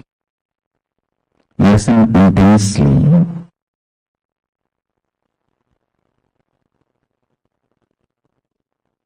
Deeply.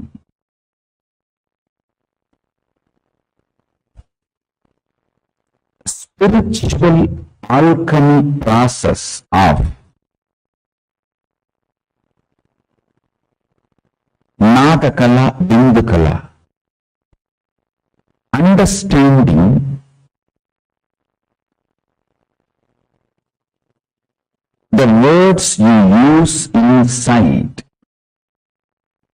and the life you manifest inside and outside is closely connected. Understanding what words create what kind of emotion in your heart, signals in your brain, your emotions and signals when they are connected, when they become powerful, what kind of the life you manifest inside and outside. Understand these multiple things first. The words you use casually. You start many times using the words casually without even understanding its impact on your brain and on your heart. How emotionally they impact you and what kind of the ideas they manifest in your brain when they meet. See, when the impact on your heart, impact on your brain meet, when you enter those experiences, what kind of a personality you are manifesting, understand?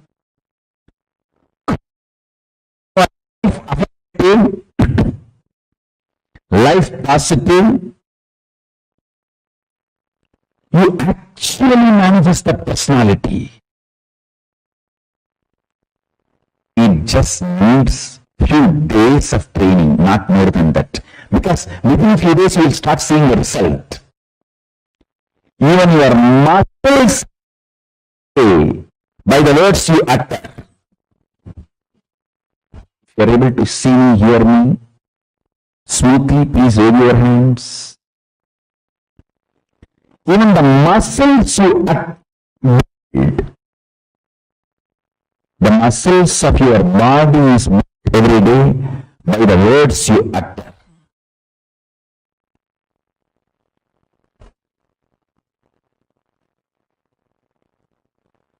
So here, the words you utter internally is too important. You all need to know the wrong cognitions you carry inside you need to be completed and dropped. One of the fundamental wrong cognition you carry inside is love should always be natural. Love is natural. There is a difference between natural and automatic.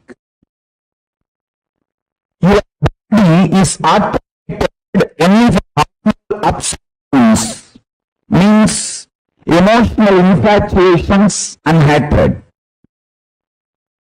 Love is natural but not automatic. Listen carefully.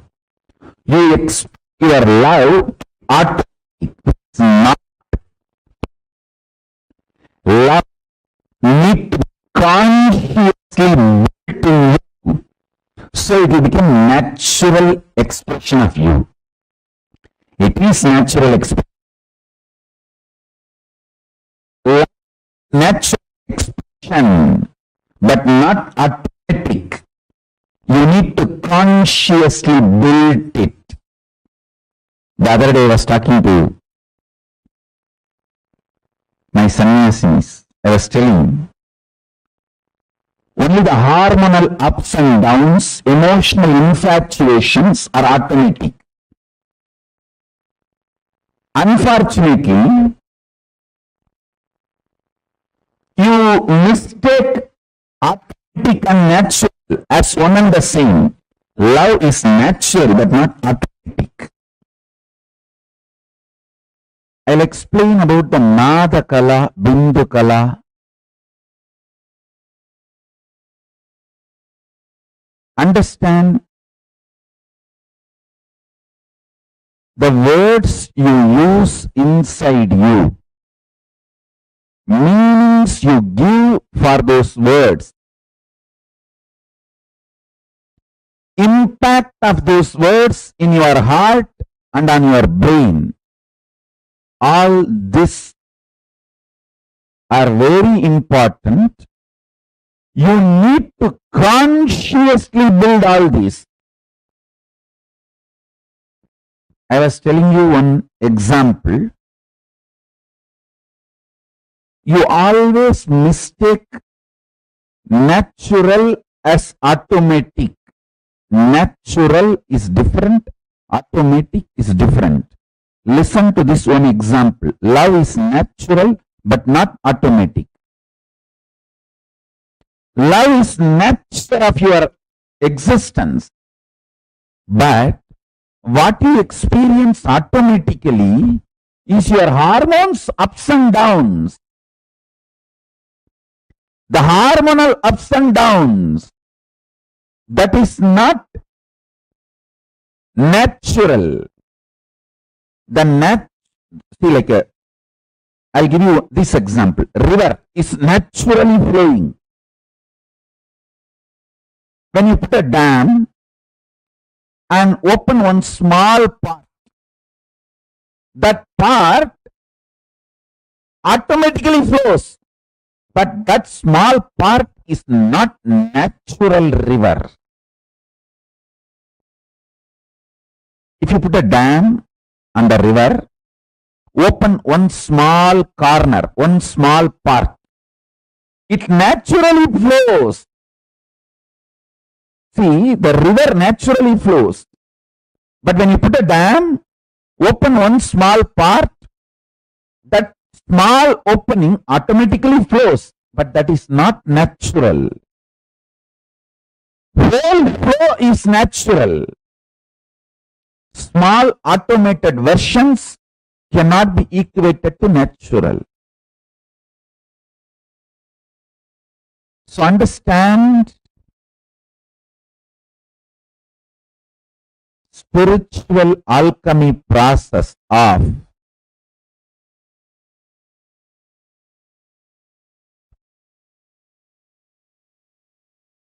aligning your Nada Kala, Bindu Kala, your verbalization energy, visualization ability, aligning them, consciously building your visualizations about yourself and life is signs of manifesting Paramashiva Padam in you. The sound is responsible for what you are.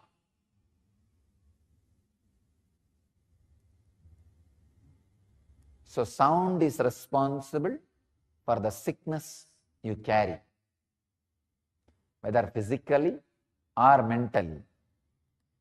If the energy field which binds the quarks is responsible for your disease and depression, if that energy field is altered, naturally the disease and depression will be cured, healed.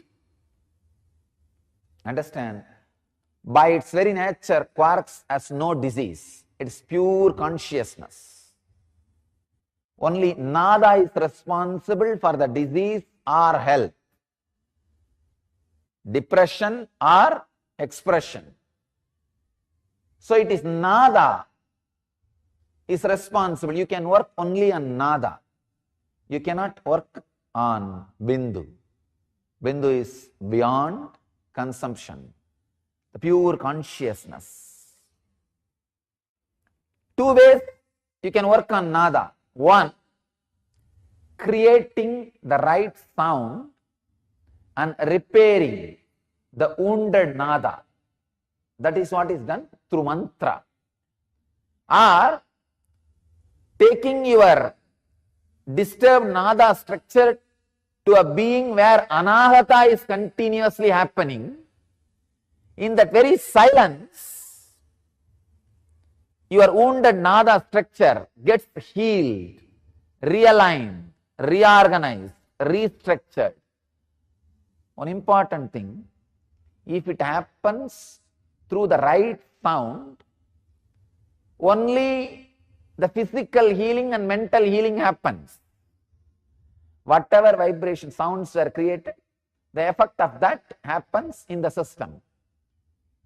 If there is a wound, if there is a sound, that sounds heal the wound. The right sound does its job. But if the wounded nada structure is brought near the anahata dvani, the uncreated sound which constantly master is radiating, which Shankara calls us very beautifully, Chitram Vadadaror Mule Vriddha Sishya Gurur Yuvaha Gurostu Maunam Vyaghyanam Sishyastu Chinna Samsaya. The word Maunam Vyaghyanam means all his expressions and discourses are in and from anahata dvani, the uncreated sound. In an expression of uncreated sound, the anahata dvani.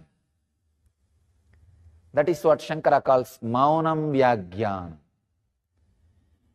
When your wounded nada structure goes near the anahata structure, not only your whole body and mind goes through complete restructuring and transformation, even your brain, your cognition goes through rewiring and your consciousness gets awakened. That is why the Master's presence, the intense soundless sound, the vibrant silence, the vibration of anahata dvani is considered as sarvaroha nivarani, the healing method for all possible diseases. See, this 5 completion process, completion with yourself, mirror completion, looking at the mirror and completing, samskara dahana kriya, and calling your friends, family, with whoever you have incompletions and talking to them and working and completing, completion with others. 5th, ultimate completion is completing with Paramashiva, whole existence. Sitting with Ganga, Kaveri, banyan tree of Bidadi, Indra Vimanam of Sundareshwara, Arunachala Hill, Kailasa Hill, or Gurumurti, Atmamurti. All this is completion with Paramashiva. This 5, I'll repeat. Completion with yourself means sitting and completing, digging out all the incompletion patterns and reliving, completing the root pattern. Second,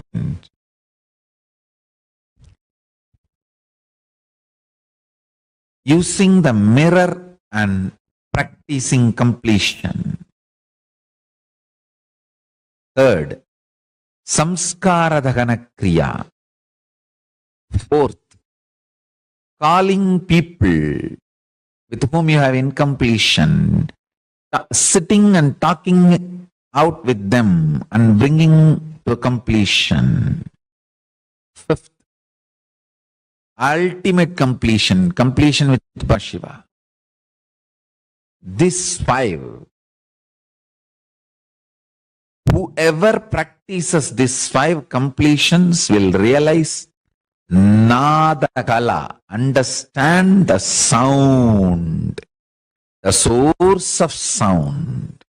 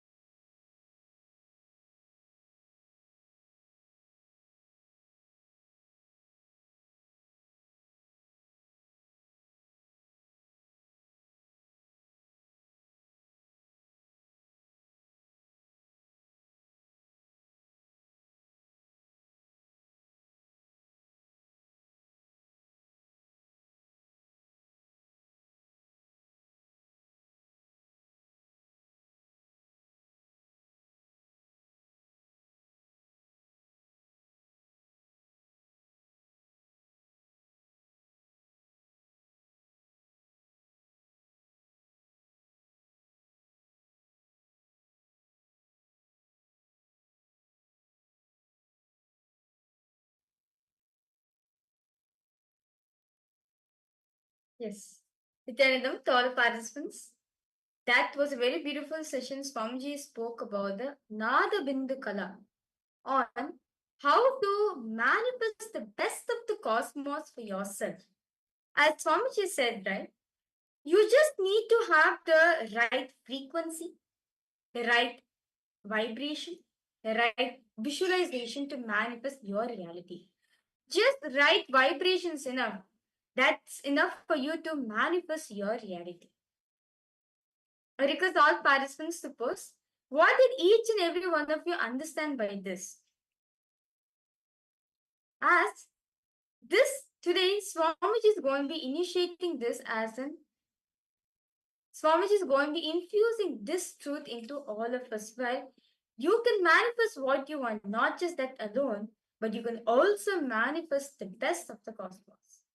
See, Swamiji says that the words you use inside yourself and the life you manifest inside and outside is closely connected. See, the words you're using inside yourself and outside matters a lot, as words create emotions, emotions in your heart, signals in your brain. That's the fundamental of Narapindukala. How many of you are understanding this? I request all participants to post. If you have any questions, any doubts, do feel free to post in the chat section. Okay. How many of you are understanding? See, Rahul Kanaya, I hope you're catching this point. I request all participants to post. If you have any questions, any doubts you have, do feel free to post in the chat section. See, the words you utter to yourself, Swamiji is saying over here, right? The words you uttering to yourself matters a lot, as it manifests your desire. Whatever words is uttering to yourself, you manifest that outside. You're limiting yourself to these words only.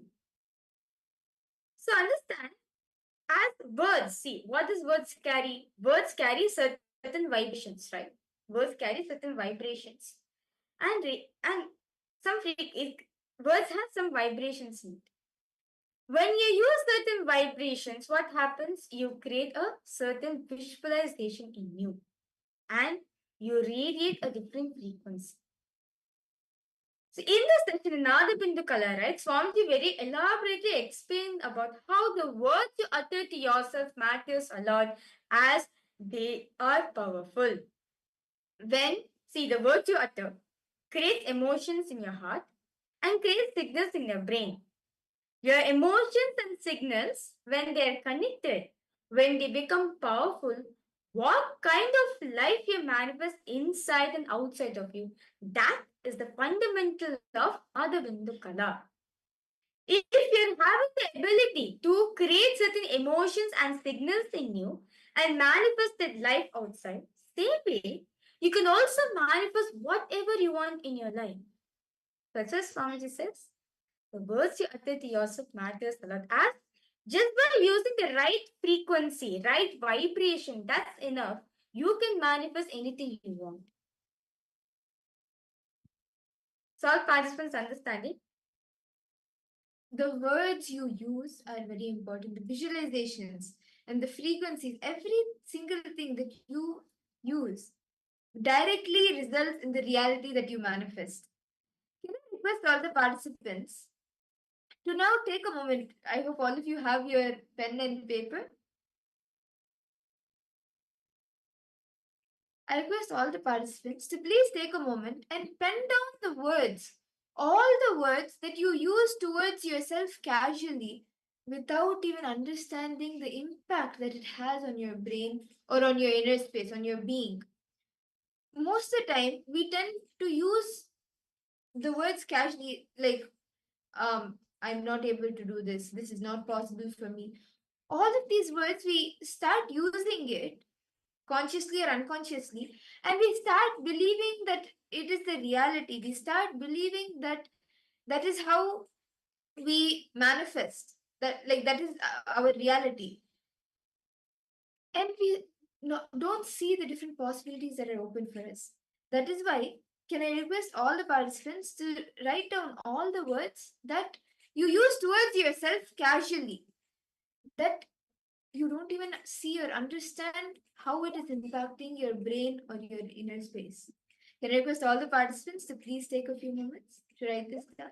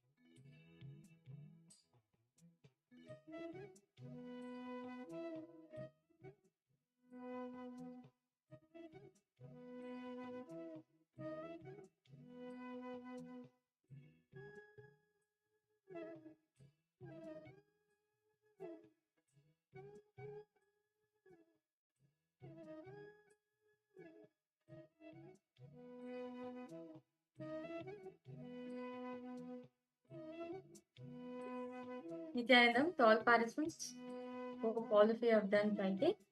If you have any questions, any doubts, do feel free to post in the chat section. Rahul Kanaya, you're done writing? Masyahu, Ma Iqbal Banu, Ma Irene Lemos, Nithyanandam, Ma Anandeshwari, Ma Jnanapradayani, Ma Istak, Nithyanandam.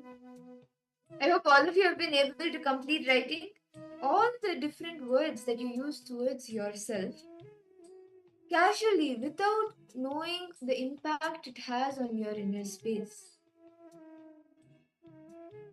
I hope all of you have been able to write down any questions any of you have. Rahul Kanaya, have you been able to write down?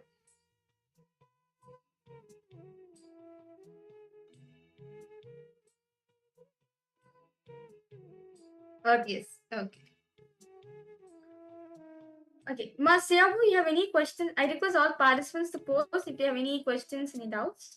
Do feel free to post in the chat section. Yes, my Gabriel Harris. Nithyanandama, okay. Masyahu, you found that so many SDH you're having. That's a good thing to have. That's actually a good realization. No? That's nice. Ma Wei Huang, my Nithyanandam to you. Ma Ilka, Ma Jnanapradayani. So all of us understood, right, how the words we create, the words we utter to ourselves matters a lot as it creates pain. It impacts, it does give an emotional impact on you and also creates signals in your life. So now I request all participants now to write them. penned down. Okay, now Rahul Kanai, now you have written down all the casual words you've uttered in your life. Right?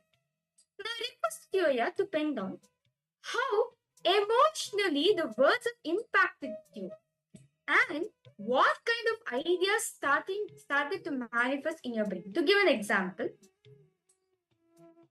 the astrology prediction which you shared earlier in the video. I'm just taking that as an example. Okay. So earlier you were saying that so basically, okay, whatever words you written, now the prediction has been done for you.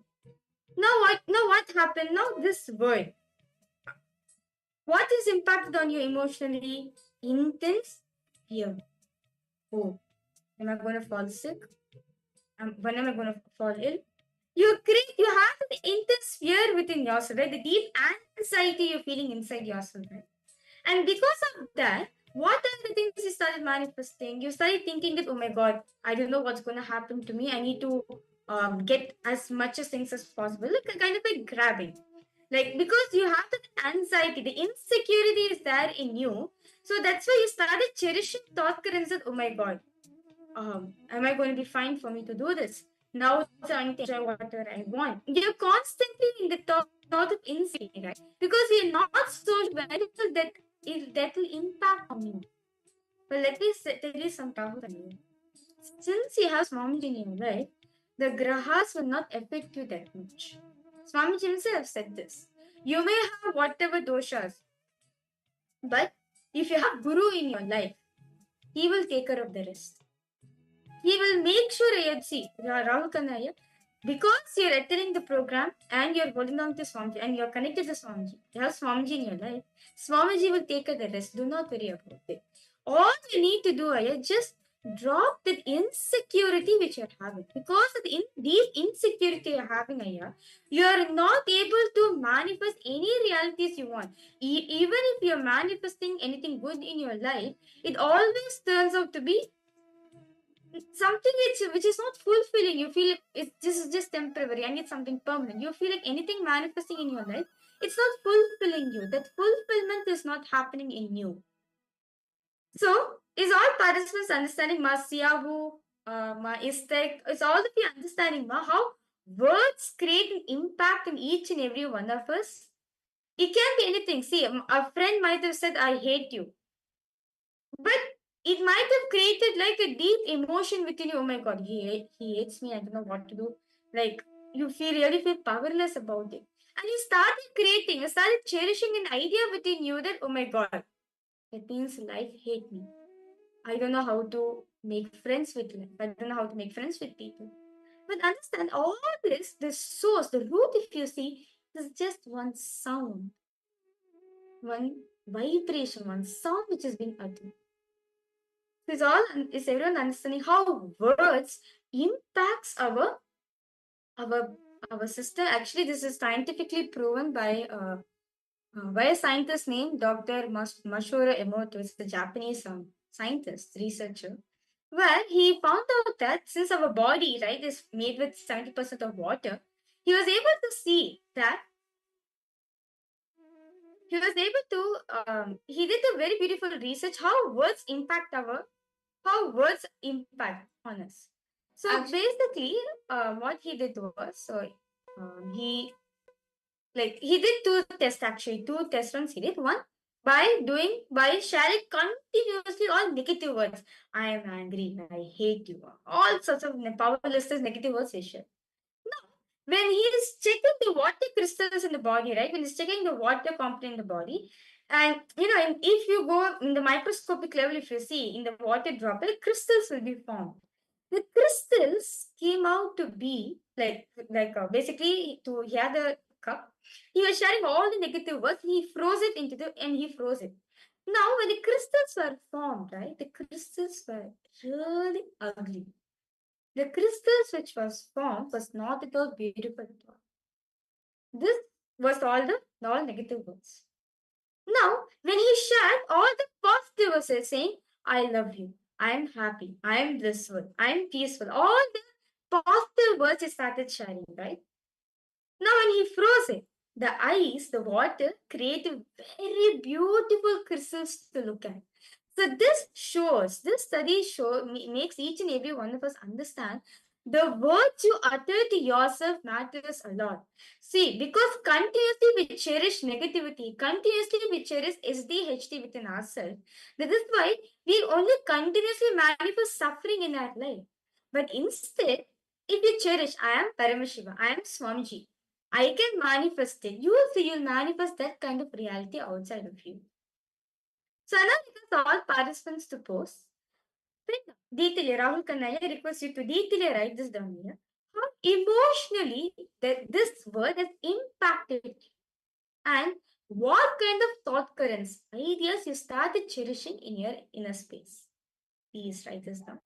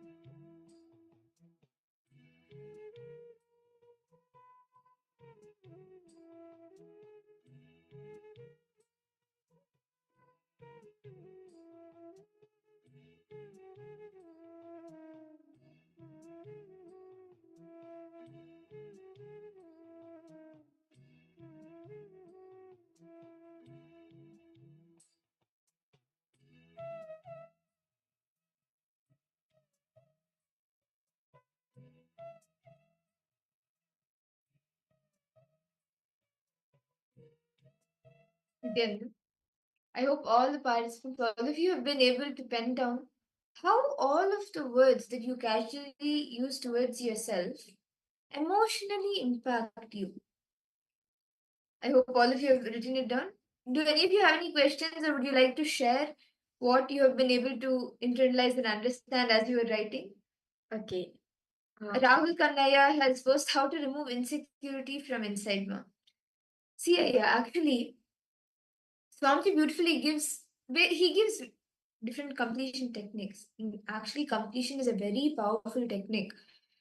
When the insecurity that you have, when you relive it, like when you look back and see when was the first time that you started feeling insecure, What was that incident that triggered that insecurity in you? Why are you feeling that insecurity? When you look into that, relive the incident when you started feeling that way. Relive the incident when you started feeling that way. When you relive, it gets relieved from you, and you will see that that insecurity also leaves you. And see, many times insecurity comes also with fear, right? So actually, one uh, click that I've always had with fear is that fear is always there. It's fear is always there in our life. It's something that we all come with. Going beyond fear doesn't mean like you can't be without fear, but going beyond fear means facing the fear face to face and going beyond it. Even insecurity stems from some fear, right? Just see where exactly that insecurity started in you. What triggers that insecurity? And what was the first incident that you're able to recall that insecurity started in you during your childhood sometime? When, for what reason did that insecurity start happening in you? Okay. Yeah, just to like to add on, how to remove insecurity from inside, ma. See, first thing here, you need to feel secure within yourself. Only when you feel secure within yourself, you will feel that okay, world around you is not the exploit you. See, the first and foremost thing here, there's so much of restlessness which is there in you. Because you are like I'm sorry, actually I'm scanning you here and I'm talking to you. Like Swamiji showed me very clearly that it's just that for you it's just that so much of unfulfillment. It's not actually so much of restlessness happening within your system. Like even now also, yeah. If you're trying to sleep in the night, you will not be able to sleep properly. You're not able to sleep like sound sleep, right? You'll not be able to sleep properly. Instead, you'll be able to like you'll wake up in the night, think for a while. You'll have a restless sleep only. But like yeah, even though you're trying various different ways for you to heal yourself from it and everything, it's just that the insecurity has been bothering you so much ever since this last 2 years. The insecurity has started coming more, especially in the last 6 months. But it has been starting the last 2 years. Am I right there? I request you to post here as Swamiji is revealing to me. So the reason, yes, Swamiji showed that. Yes, thank you so much. Yeah. So the reason Swamiji showed is that the reason why having this basic insecurity is because you're not grounded within yourself. Because you're not grounded within you. Yes, after COVID. Because you're not grounded within yourself. You're not like in one thing. If, for example, being grounded means okay, I'm going to be like for example, being grounded as an establishing one truth which Swamiji is giving. Like so many powerful cognitions Swamiji is giving. Like I am Paramashiva. Be in space of unclutching. So many things are there. But for you, yeah, even though the cognitions are there, it's yet to be your experience for you. Yes, you believe. Yes, I'm not. It's not that you do not believe them. Yes, it has worked in you. The powerful cognitions have worked in you many times. But yes, I was able to catch it again. You feel that it's not just become like an experiential for you. You feel like you need to do something practical. Like you feel like only when I do something practical outside only, I will manifest things inside. But I have first and foremost you need to understand the world around you is a manifestation, is a reflection of your inner space. If your inner space is chaotic, the space around you will be chaotic. If your inner space is in organized manner, the space around you will be in organized manner. So yeah, what you're doing in your life, you're pointing at life outside. But end of the day, even if you point like this, right, what happens? Three fingers are still looking back at you, right? Three fingers are still looking back at you, right? You have to look into yourselves. You are the source for the manifestation.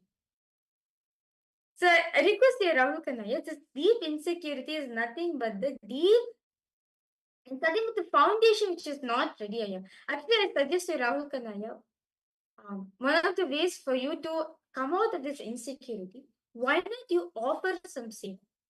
Today's Kalibar Ashtami. Offer anyone seva to Kalibar. Same Kalvara saying, Kalvarava, I'm not able to tolerate this insecurity in me. Help me, guide me to complete this. Whatever known, whatever I know, I'll complete from my side. But what is unknown to me, please complete it on my behalf. You say? Today is actually a very powerful day, the Kalvara Ashtami day. You can, on this day, the Kalvara energy landed settled in Swamiji. So I request you, Aya, why not you offer one seva to Kalvara? You will see, Aya, you will get the breakthrough. You will get the breakthrough immediately.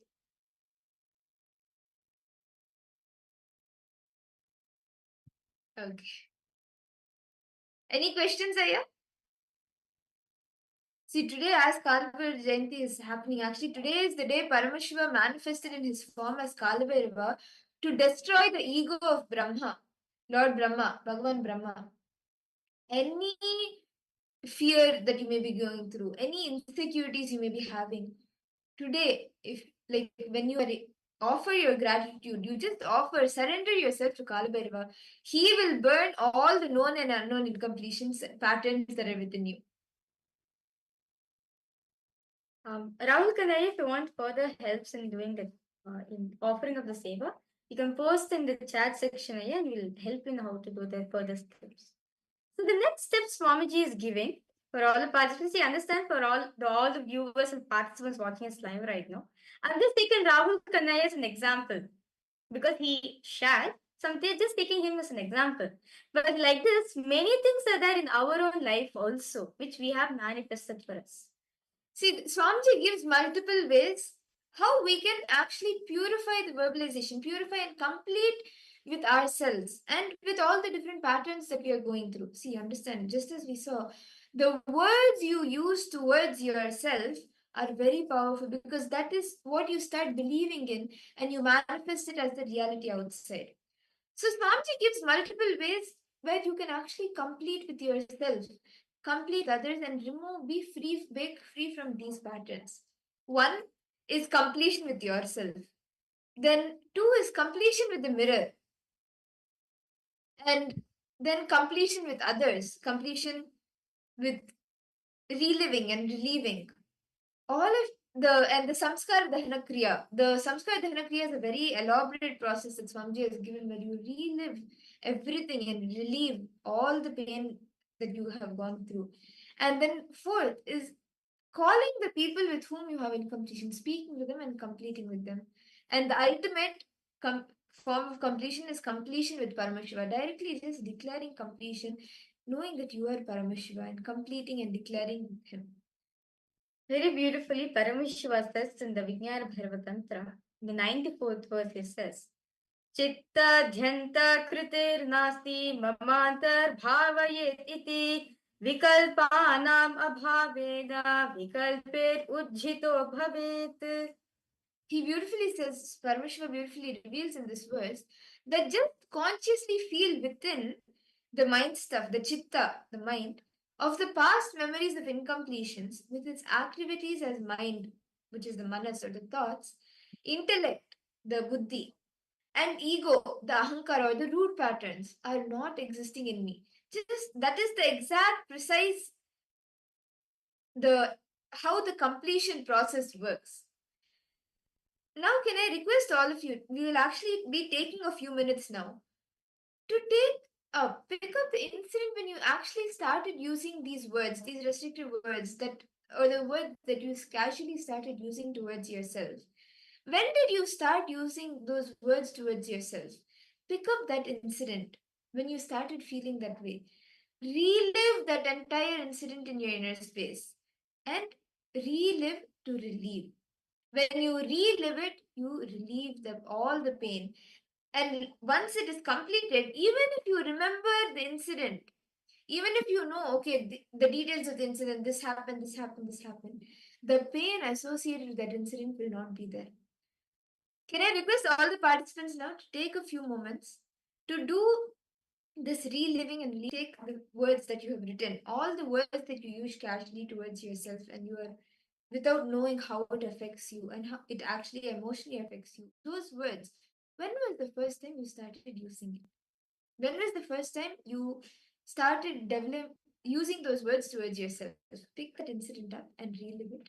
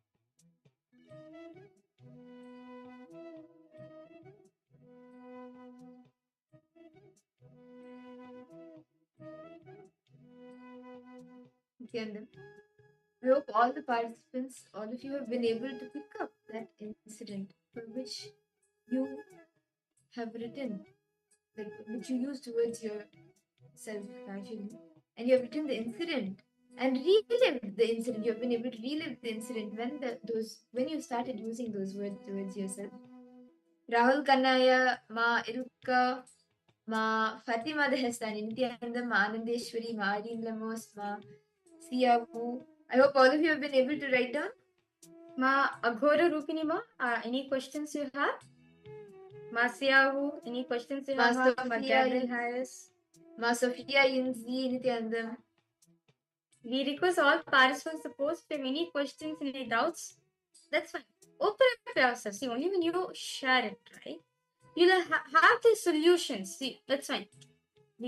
Some of us may feel like, why should I share and everything? See, if you're not comfortable, you can post it as a direct message to us and we will also attend to you. And if you post it as a direct message, we will not be reading it out. So please be rest assured about that. See, now, let's all take a few minutes to actually visualize what you want to manifest for each visualization. I request all of you to all the participants to sit and pen down all the details, how you want your words to start impacting your reality. What are the new words that you want to start using that will impact your own reality, what you manifest on the outside? What are the new words that you will be using towards yourself? Please start doing this now.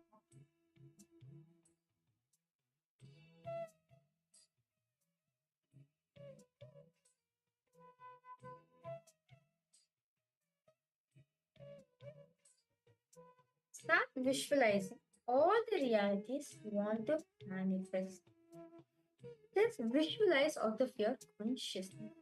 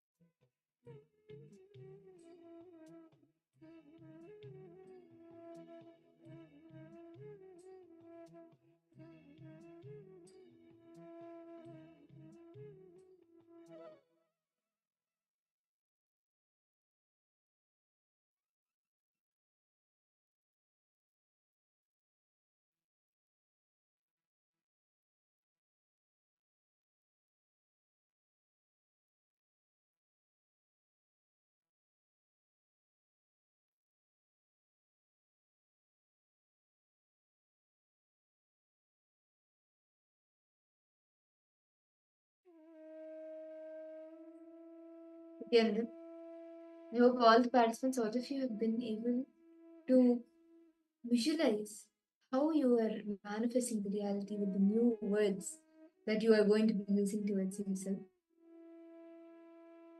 Do any of you have any questions? Do you want to share any clicks that you got while doing the internalization? Anthony Aya, Rahul Kanaya, anyone from KAILASA, Toronto. Each of you can also post. Mandesh, you post. I manifest that I am powerful. I have no negative thoughts. But other people, give me a minute, but other people and always act with compassion. Thank you. Okay. Yeah, you have posted. Rahul Kannaya, you have posted. You want Swamiji. Okay, just give me 1 minute. Yeah? Once Swamiji said to me, this is your new birth. Forget what astrologer said. This was few years back. But around 2 years back after that, after feeling ill, I went to astrologer and he predicted negative. So, along with fear, I have guilt. Okay.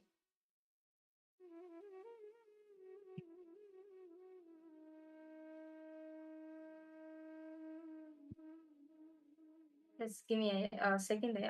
This dropping up message.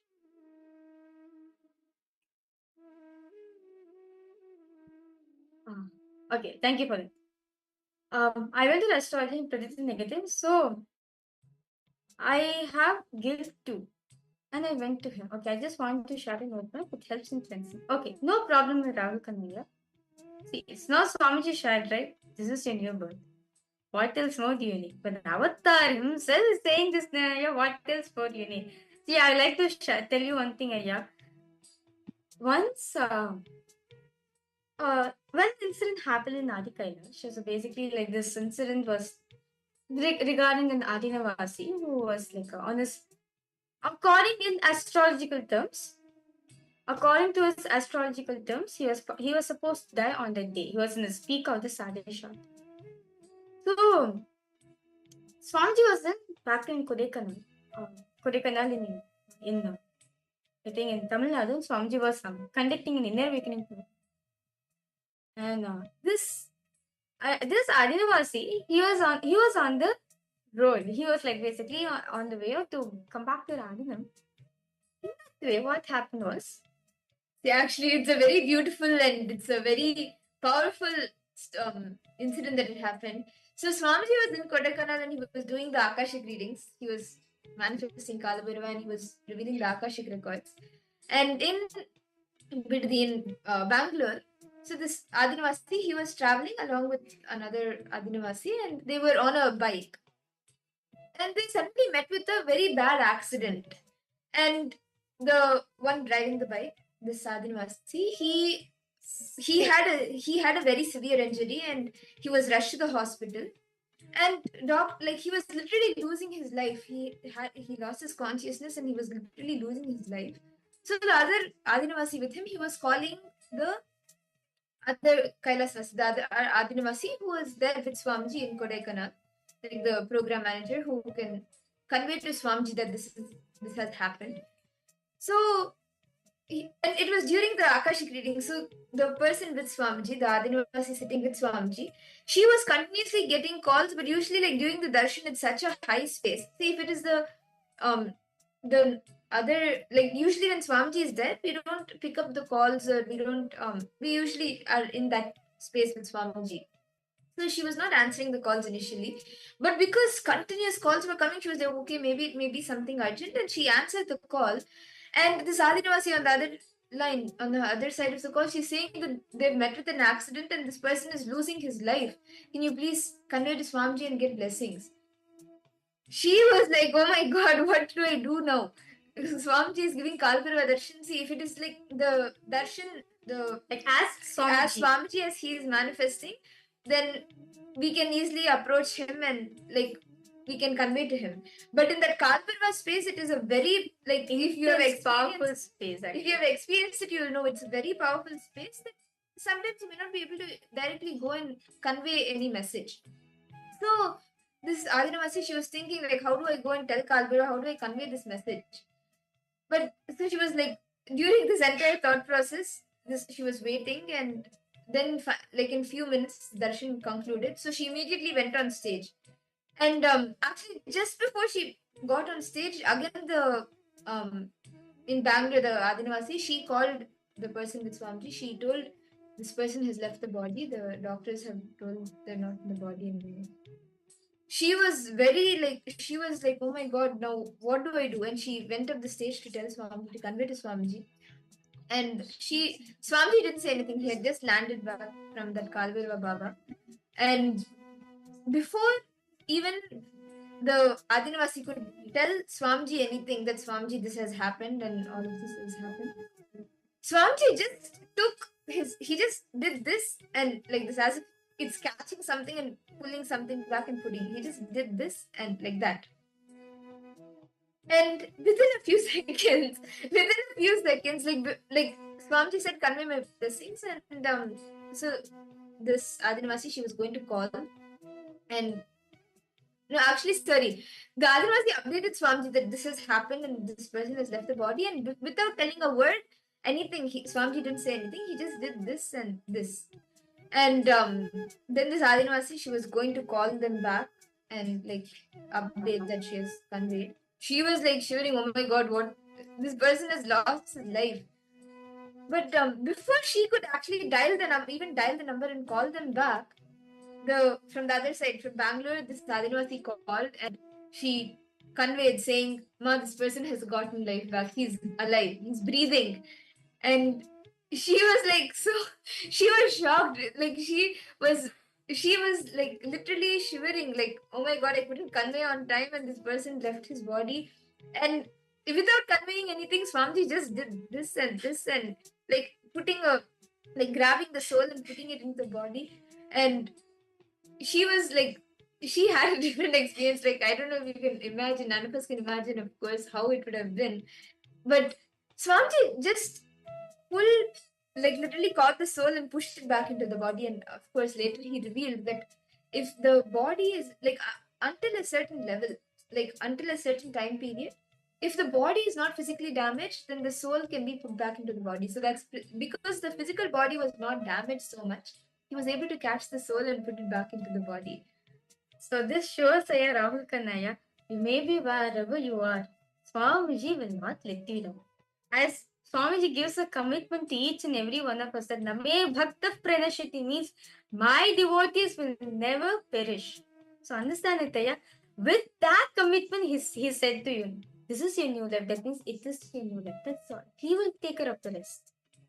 So that was actually a very beautiful instance. There's many like this actually. This is Actually, my own experience I have. This is Maybe just, I can share it on another day. There's many like this with so many miracles Swamiji has caused for each and every one of us. So the next session is actually going to be a very beautiful session where we are going to be understanding the power of conscious manifestation. How to manifest anything you want out of your consciousness. This is the science of Kalpataru. What Swamiji says, you can manifest anything you want. Just out of your consciousness, you can do it. So let's now enter into this beautiful revelation.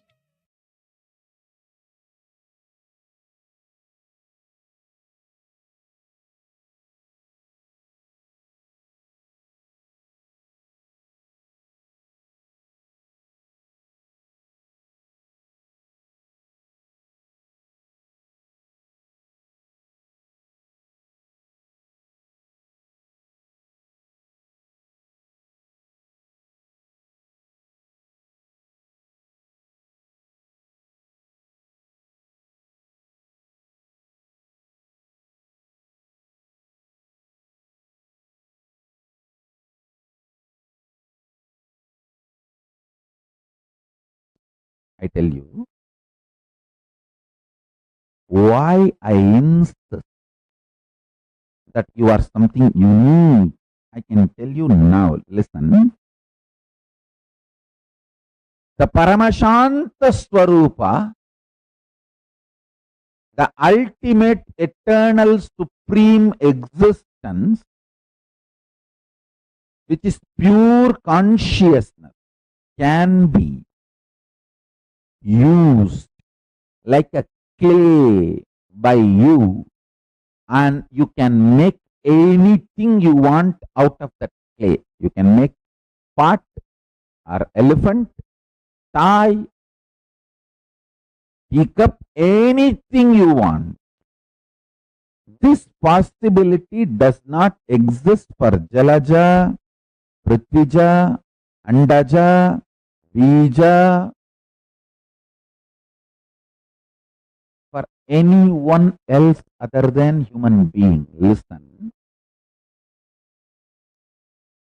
Anything born out of earth, air, water, egg, womb, none of them have this possibility.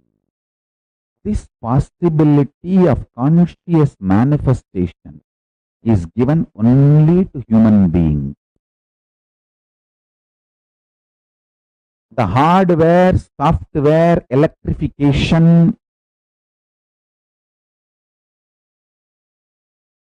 everything that is required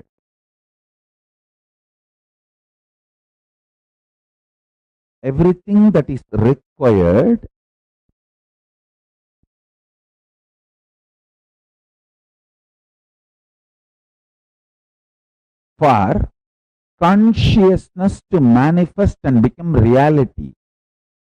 The full complete setup, system, organism is human being.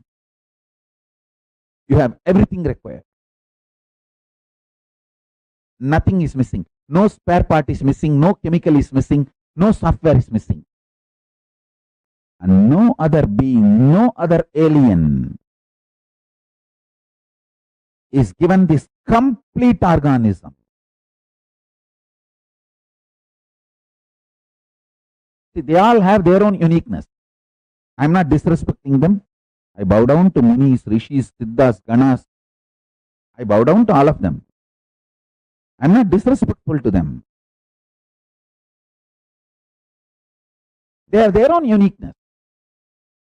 But you have something unique. Work from your strength to strength to strength. You will achieve the ultimate.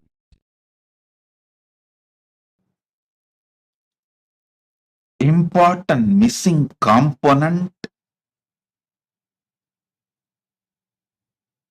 in the modern day understanding about the law of evolution is consciousness.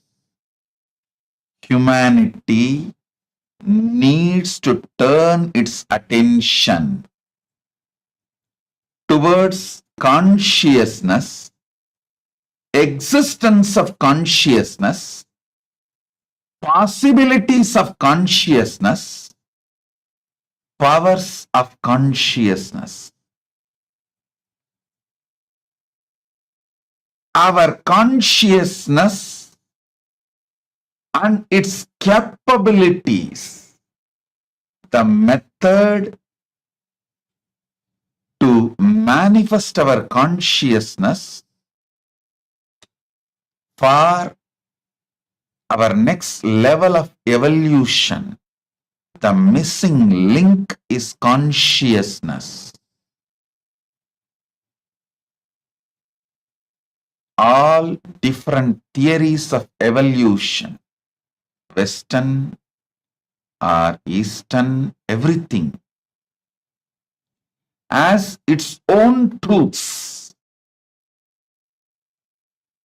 But something is seriously missing in the modern day understanding about evolution and law of evolution. Missing law of evolution is conscious possibilities,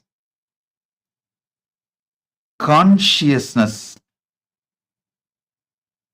powers. Understand?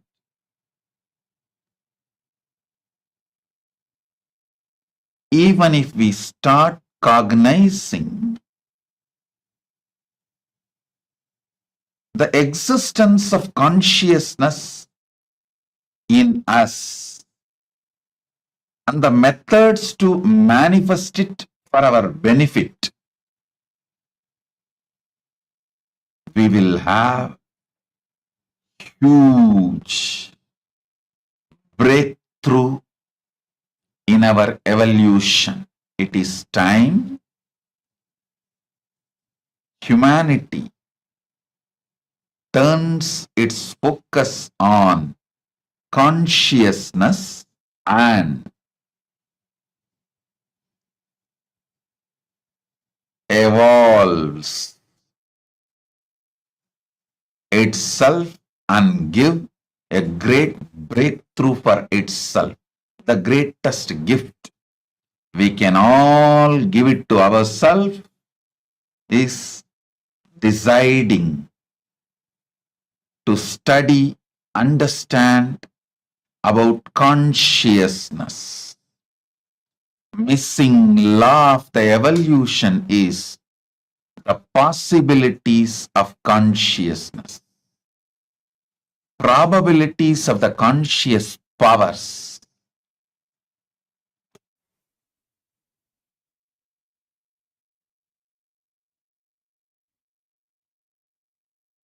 All your possibilities are from your consciousness.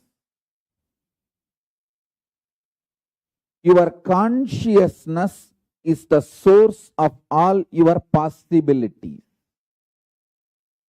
Your mind is the source of all your probabilities. Understand? All your possibilities are from your consciousness. Your consciousness is the source of all your possibilities.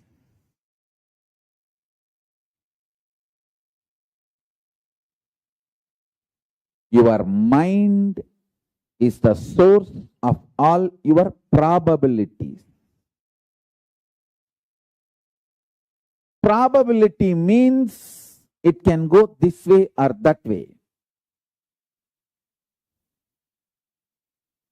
Possibility means it can go only the way you want. This is the secret behind all the secrets.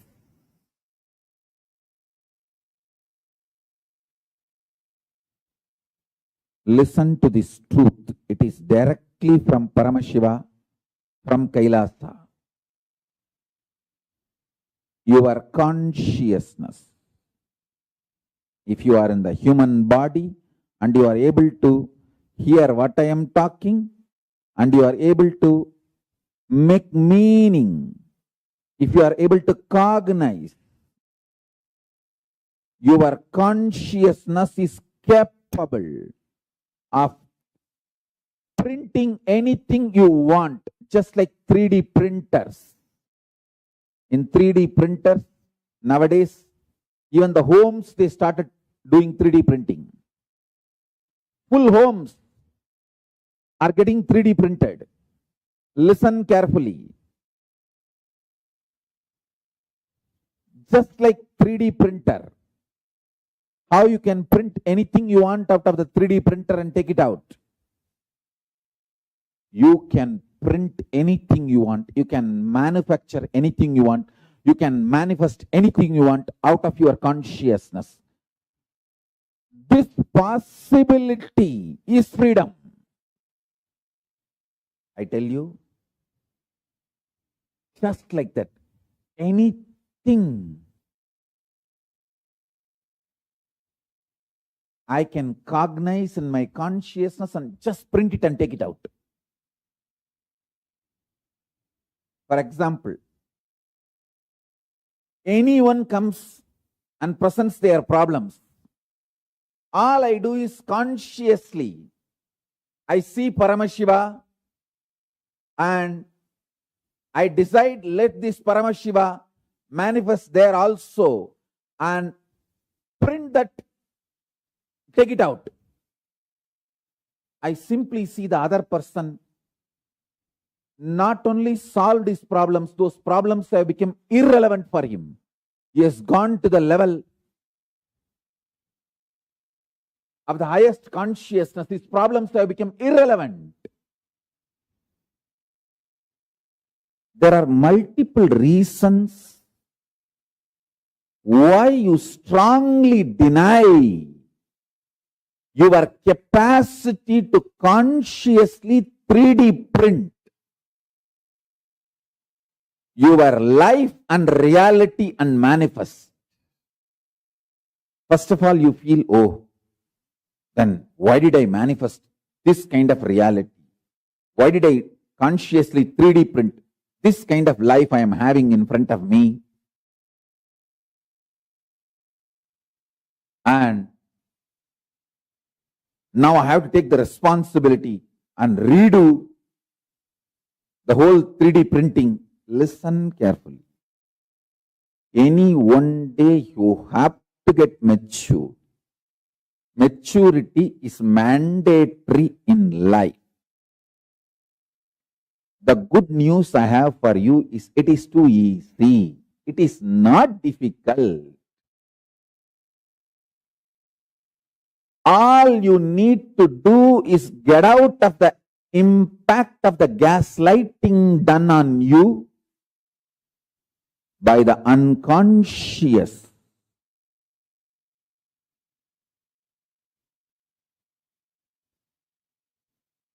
Ecosystem. The so-called human society. Listen carefully. The modern day human society you are living is such an unconscious ecosystem. It does so much of gaslighting. Gaslighting means, let me define, so much of false ideas are dumped on you, even you start believing them about you. Listen carefully. You need to be enlightened, not gaslighted.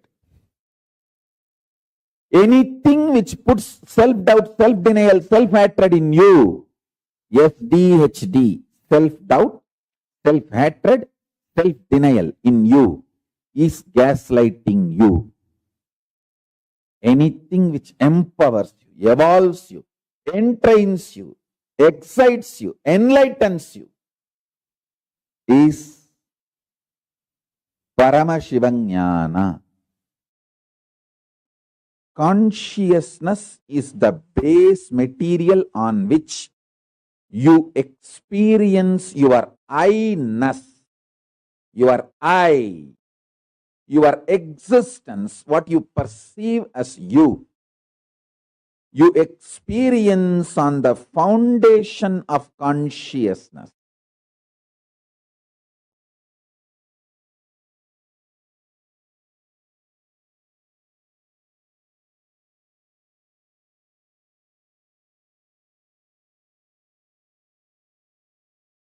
Life is not just probabilities from the mind. All probabilities, good or bad, worst to best, all probabilities are mind-based, mental. I'm telling you, all probabilities are mind-based, mental.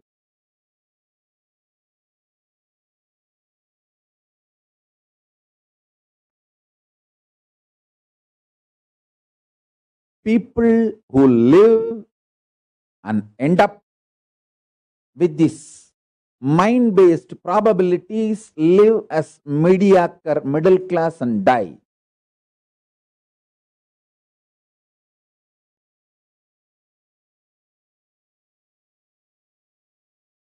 People who experience conscious possibilities in their life give breakthrough to themselves, who manifest these conscious possibilities and demonstrate it to others, give superconscious breakthrough to others also.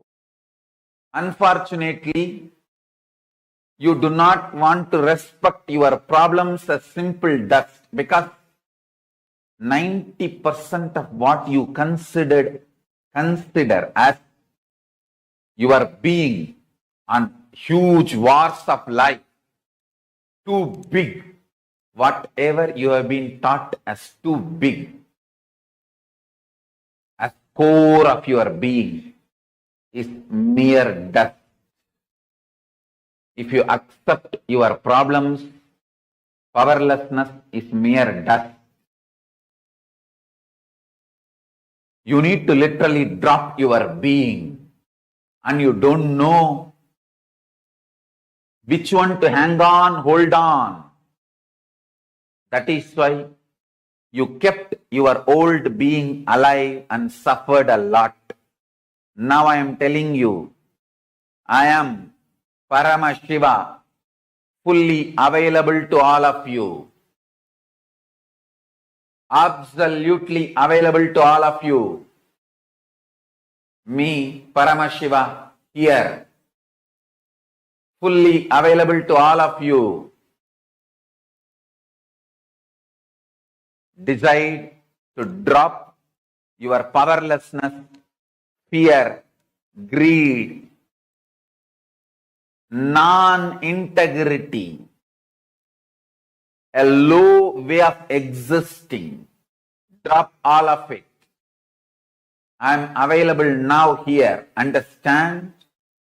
When you hold me, allow me to manifest through you all your lower level, all your powerlessness, fear, greed, non-integrity, everything will become irrelevant. That is why I decided I want to make myself available to all of you. Manifestation of Paramashanta Swarupa destroys imaginary fears and imaginary problems with which you are really suffering. Understand? The problems and fears are imaginary, but the suffering is real. The problems, see, the way you think about your future is always terrorizing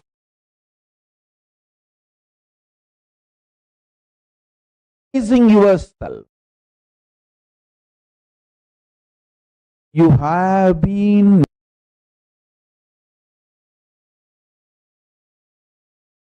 made to believe wrongly. Only if you terrorize yourself, your energy will be awake, alive to function. Unless you terrorize yourself, you will not do things needed for your life. No. If you make yourself ferocious, that will be the best manifestation of you not terrorizing yourself. Understand the difference. When you are ferocious, you are integrated. When you are terrorized, you are broken. When you are terrorized, you are broken. All your imagination about your future, all your thinking about your future is terrorizing yourself. Oh, will I lose job? What will happen? Will I lose this? Will I lose my house? Will I lose my daughter? Will I lose my son? Will I lose my wife? Will I lose this, that? Constantly terrorizing.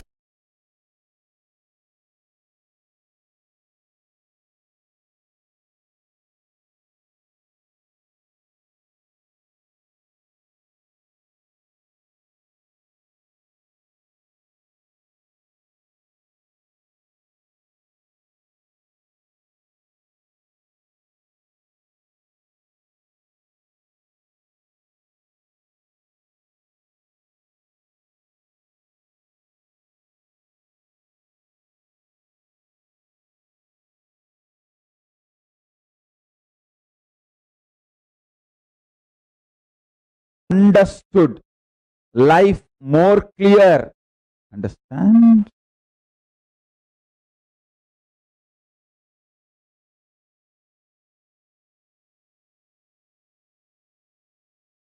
From the powerfulness, when you become ferocious, anything you manifest will be good.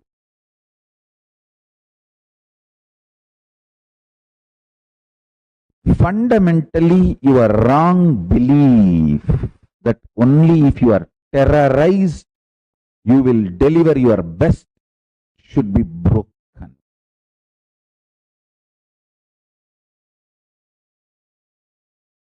If you are terrorized and you deliver your best, you are Shudra.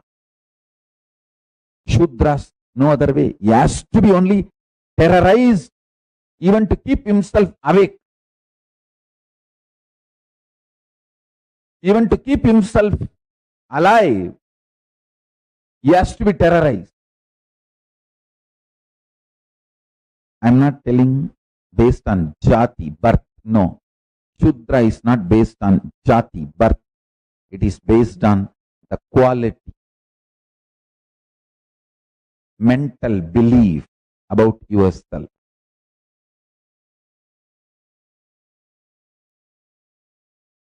Consciously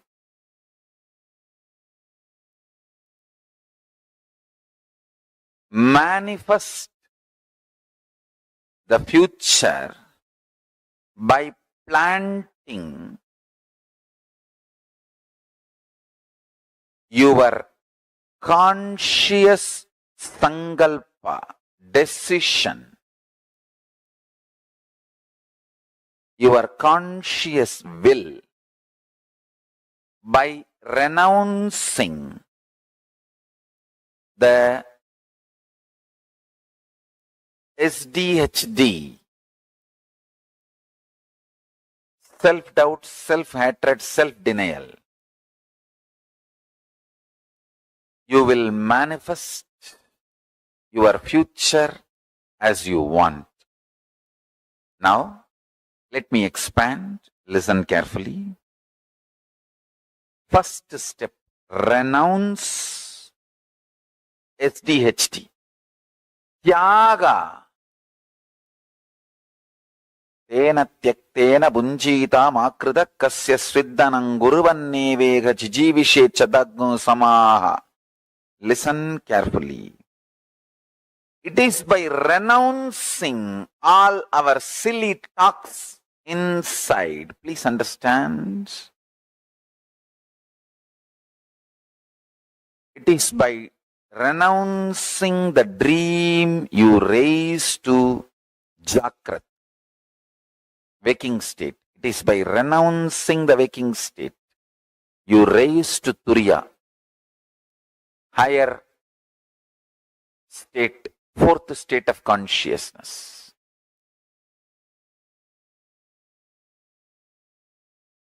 This whole delusion of self-doubt, self-hatred and self-denial. Listen carefully. This whole delusion of self-doubt, self-hatred and self-denial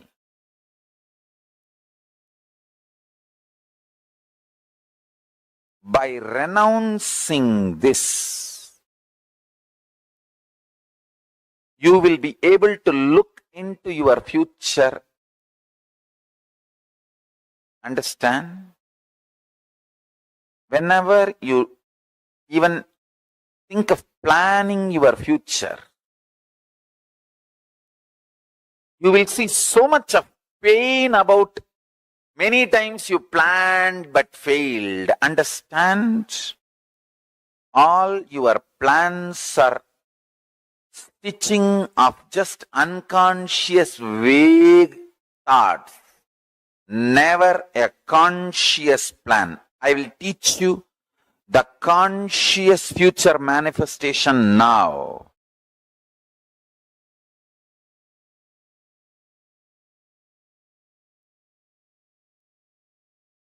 Listen carefully. It's a very powerful process. I'm going to guide you.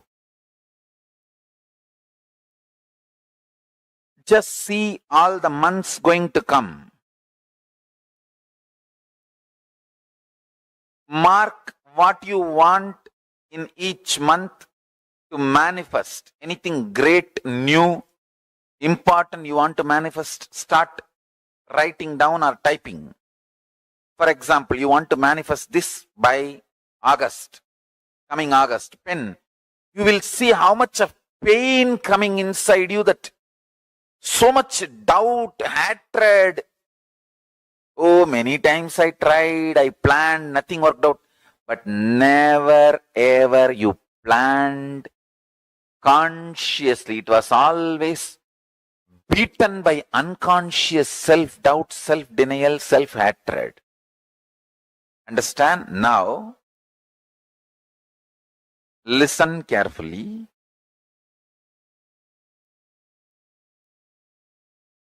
To all my disciples, I am giving you the boon. What you are going to plan now, I will make it into reality. So my powers are more powerful than your self-doubt, self-denial, self-hatred. Drop your self-doubt, self-denial, self-hatred.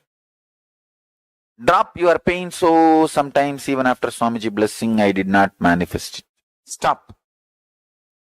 Drop all that unconscious vague thinking.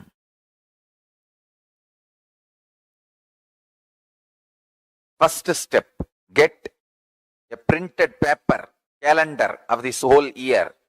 If you don't have, at least open it on your laptop screen. And mark what all you want to manifest by what date.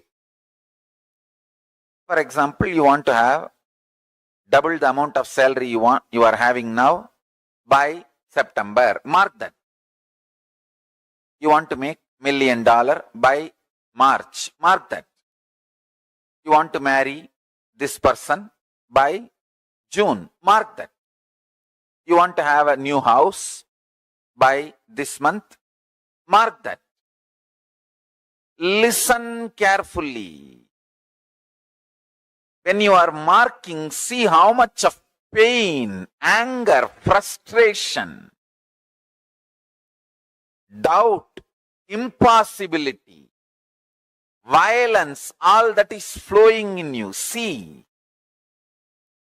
be very clear. You never ever trusted your life or your ability to manifest or your future possibility. Your whole inner space thinking was thorough, extreme delusion, frustration, impossibilities. You always, even if you want to manifest a simple thing which you can easily do, just ordinary, maybe a few $100 worth of gym membership and building a body. Just you want to manifest that. Pen that down. Next 6 months, I'm going to work out. By July, Guru Purnima, I'm going to have six-pack body. Pen down. You will see so much of impossibility. Oh no, I tried this for last 20 years. And the first time when you were a baby, when you started walking with baby steps and failed, collapsed and hurt yourself here, there, from that you will start visualizing all the impossibilities and raise the struggle and convince yourself it is not possible. Why waste money on gym membership? Leave it. Understand?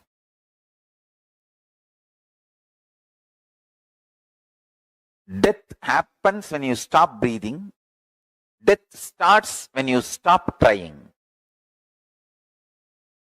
Death starts when you stop trying. Death happens when you stop breathing. When you stop breathing, it is called death happened. But death starts when you stop trying.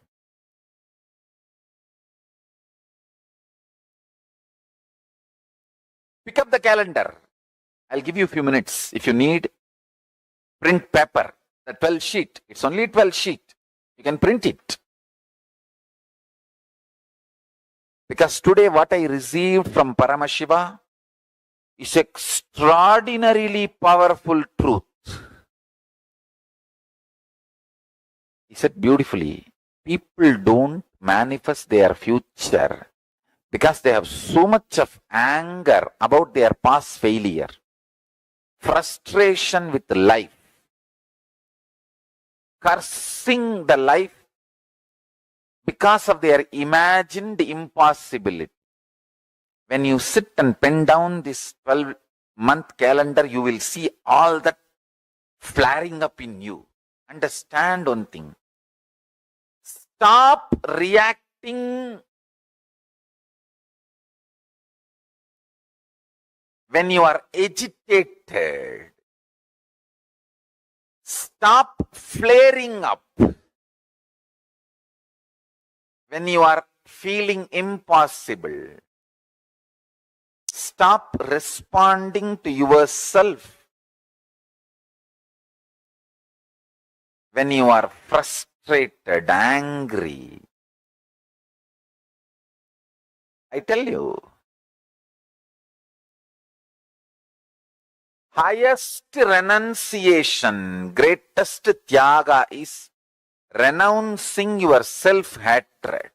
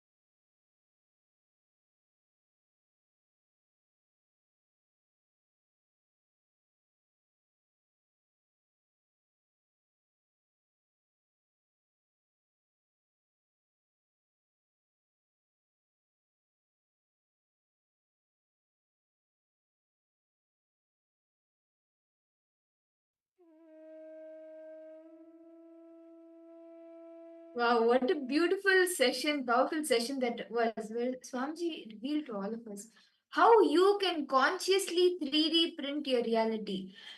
These days, all of us, we see 3D printers where you can, anything that you want, you can just print it and you can get the 3D version of it, right?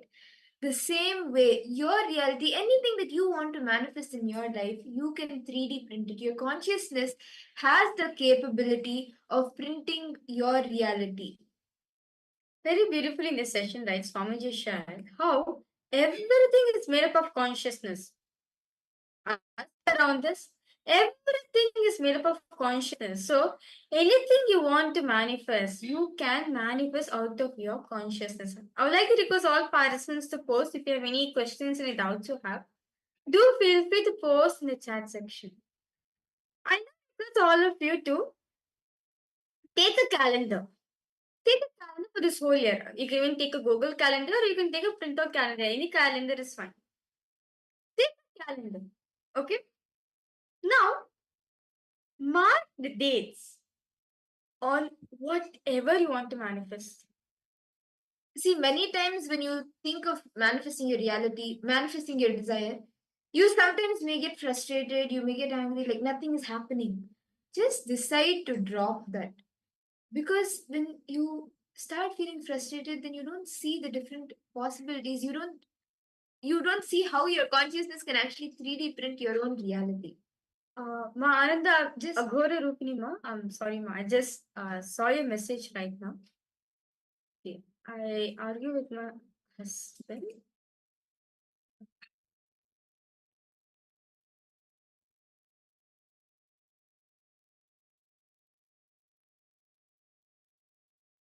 Okay.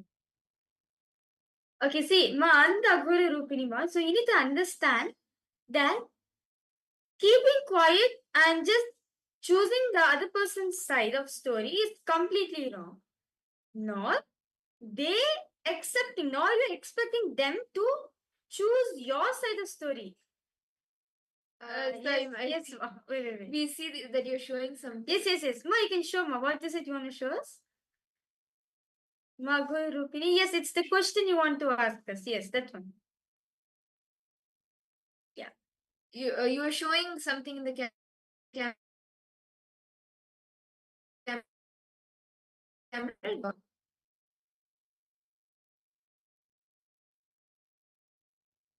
See, neither you letting them to accept your side of story, nor you accepting their side of story just because you want to have some peace in the house is wrong. I understand, Imam Ananda Guru Rubni.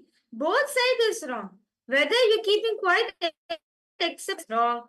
Whether they you forcing them to accept your side is also completely wrong. Both is completely wrong.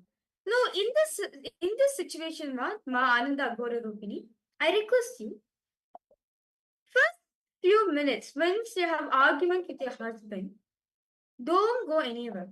Go to Swamiji's Atmurti. Go to Swamiji. I see you have very beautiful Swamiji Potama and nice Satavidana for Swamiji. That's nice. Go to Swamiji. Okay? Go to Swamiji's Atmurti. Sit and tell to Swamiji the full story, whatever you feel. You share your side of story also, no problem. Share to him completely. Don't engage in any other talk. As Swamiji says, if anything of the frustration, anything out of your will always leads to more frustration only. So don't do that. Don't suppress the incompletion within yourself. Also. See, reacting is also wrong. Suppressing is also wrong. Don't do either of it also. See, openly state to Swamiji. Express to the Swamiji however you feel. Then after, of course, once you talk to the Swami, you naturally feel calm, right? In the space of company, you go approach. You will see, he will also complete with you. Because your husband, the Mama Ananda Guru, your husband is a reflection of you. He's a reflection of you. If you are frustrated inside, he's naturally going to reflect that only. I understand you, Ma. the next time when you get frustrated or when you feel angry, just stop there in that moment. Don't react. Just stop for a few minutes, unclench, and you can go share with Swamiji. You will, when that frustration drops, when that anger drops, and then you go speak to your husband with whatever decision you have made, you will see that he reflects the same thing back, and both will have an agreement with, like, both of you will be on the same page. Both of you will agree to what both of you are saying. Try this, and maybe the next time, today itself, if anything happens, or in the next 24 hours, any situation arises, just try this, and tomorrow share with us. We're waiting to hear from you. What happens, what you experience when you do this. Okay. Yes, any further questions you have, Ma? Go to Rukmini, Ma. Okay. Can I request all participants now? Yes, no problem. Thank you so much, Ma. Ma, if you have any questions, post in the chat section, okay? No problem. Yes.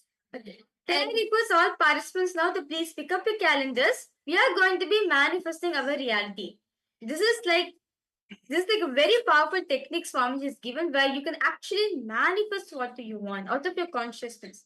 Can I request all of you please get your calendars and come? If you have a printed calendar, is fine, or if you can also have Google Calendar, any of it is fine.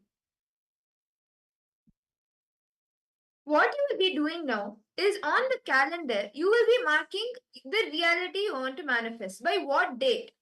All the desires, all the realities that you want to manifest in your life. By what date you want to manifest it, you will be marking it on the calendar. For example, within 1 month, on now it's November 20.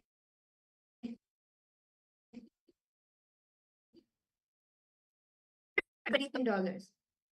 Write that down. Mark it in the calendar. December 23rd, I want to manifest $1 million. Or by December 1st, I want to manifest a car. Write that down. By December 1st, on December 1st in your calendar, write, I want to manifest a car. Or if you want to manifest maybe somebody, one of your relatives calling you, write that by what date, what time you want them to call you, want them to reach out to you. Any desire that you want to manifest, write down the date by when you want to manifest, mark your calendar. Can I request all participants please start doing this, as today Swamiji will come in today's darshan. Today's darshan, Swamiji will manifest your realities on the particular date you want it. Actually, this science of conscious manifestation is so powerful. Out of your will, out of using your consciousness, you can manifest anything you want.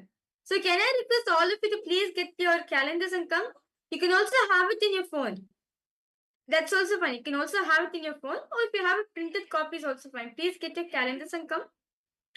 Now, start feeling which reality to be manifested when. As my mother was very beautifully sharing, right? At the start of December, I should get $1 million. You can be specific, US dollars, and this time, this location, you can mention it, detail.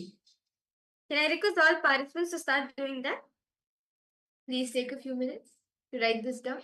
It can be anything. Don't think about all the impossibilities. Just whatever desire you want to manifest, mark that. Let's take a few minutes now.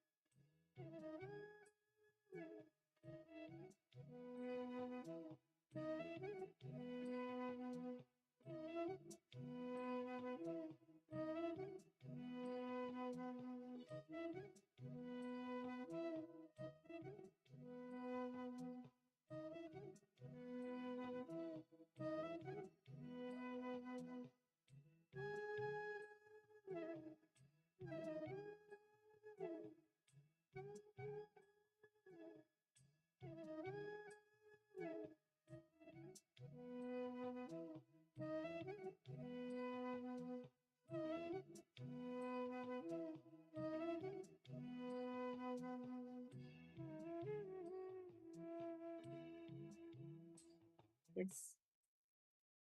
Nithyananda, I hope all the participants, all of you have been able to finish marking your calendar and all the realities that you want to manifest. Now, let's all take a few minutes to drop all the SDHT, the self-doubt, self-hatred, the self-denial that we may have regarding manifesting these realities, regarding manifesting all of these desires for ourselves. All the impossibilities, the SDHT that we are holding. Let us all take a few minutes to drop it and complete with it.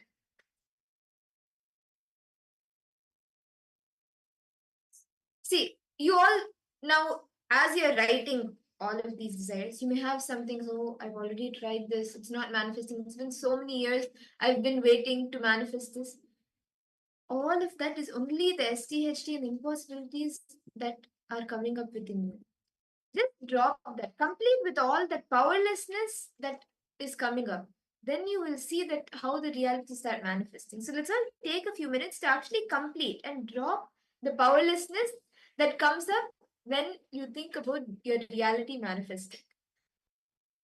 Let's take a few minutes. See, as all of us know, right? The sounds we are carrying, the sounds, just by using the right sounds, you can manifest anything you want in your life, right? So, any incompletion when you are doing the space creation, any incompletion when you're doing the visualization, right? The conscious visualization will affect that. That is why you're not able to manifest anything. See, when you want to manifest anything in life, what we do? We doubt ourselves so much. Will it really manifest without me doing hard work just by sitting visualizing? It is possible. If Swamiji can do that, it means and then all of us can do. See, understand? Swamiji just had the vision of Kailasa in him from a young age. That made Swamiji to manifest Kailasa right now. So understand, even you two, all the participants, all of you also can manifest this. You just need to drop the SDHC, whatever is self-doubt you're carrying, whatever powerlessness, impossibilities you're carrying, drop it. Decide that I'm going to be in oneness with Paramashiva. Powerfully, I'm going to manifest my possibilities. Understand? Swamiji says, all your possibilities comes from your consciousness. All your probabilities comes from your body. So just decide to drop the probabilities and just create the possibility from your consciousness. Just take the declaration, I am Paramashiva, and decide to just drop all your into all the self-doubt, self-hatred, self-denial, and decide I'm not going to cherish these anymore. From the space of oneness with Paramashiva, with Swamiji, just decide to drop it. Let's all take a few minutes now.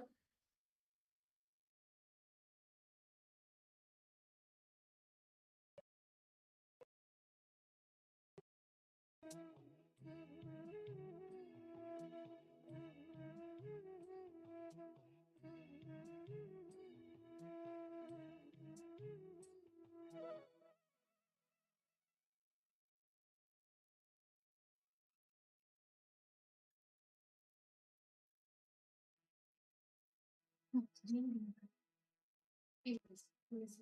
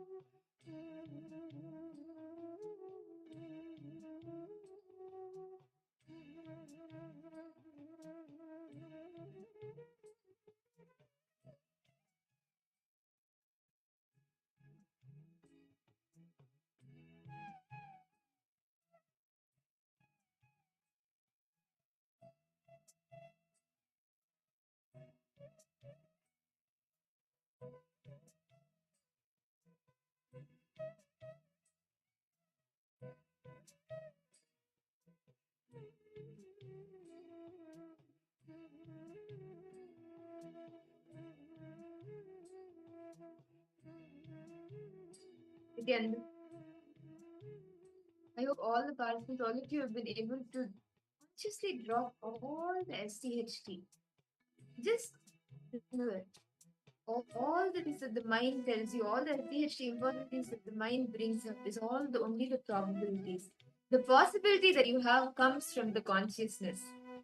And just anytime you feel any impossibility, just decide from the space of Paramashiva, oneness with Paramashiva, just decide to drop all.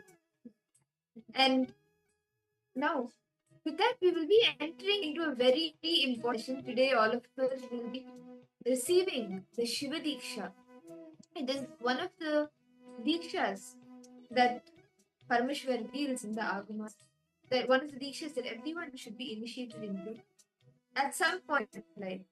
And Swamiji will be blessing us all with the Shiva Diksha today. So we will be entering into the session where we will be understanding what the Shiva Diksha is and the importance of it. So let us all now listen to these revelations from Swamiji.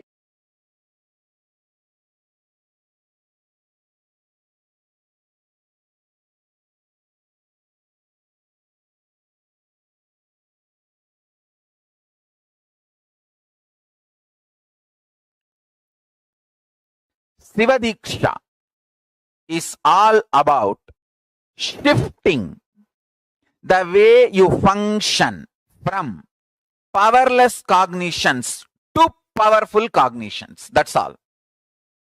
Shiva Diksha is the way to shift you from functioning from powerless cognition space to powerful cognition space. Listen carefully.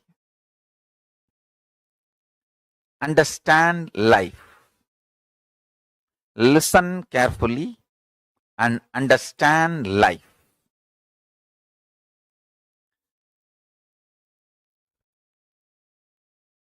I will repeat. First,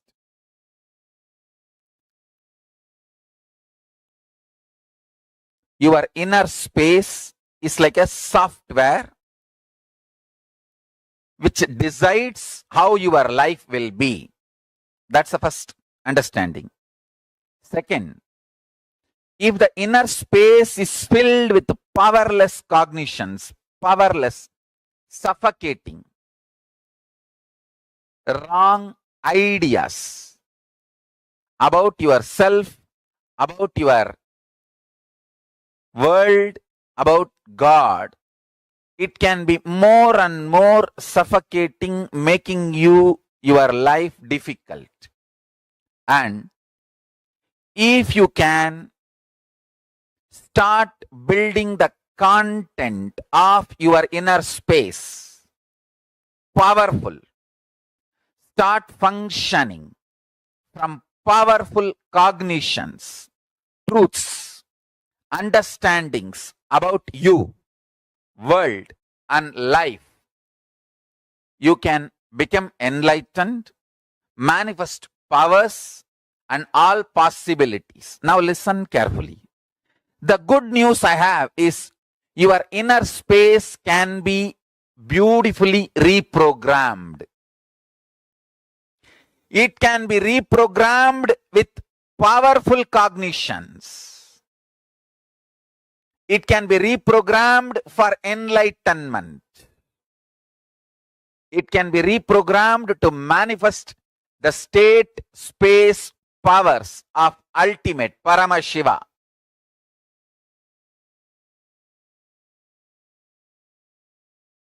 Let me define the word Shaktipada and Shaktinipada.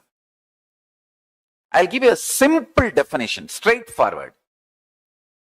Your bioenergy, in Sanskrit we call it as Kundalini Shakti, gets sealed into your body when you assume the body.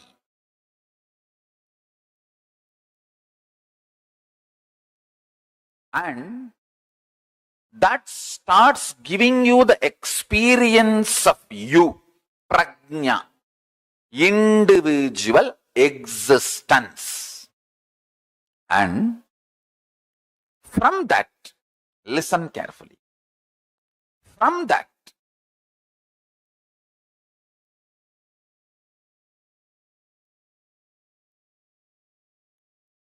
it starts growing. The first action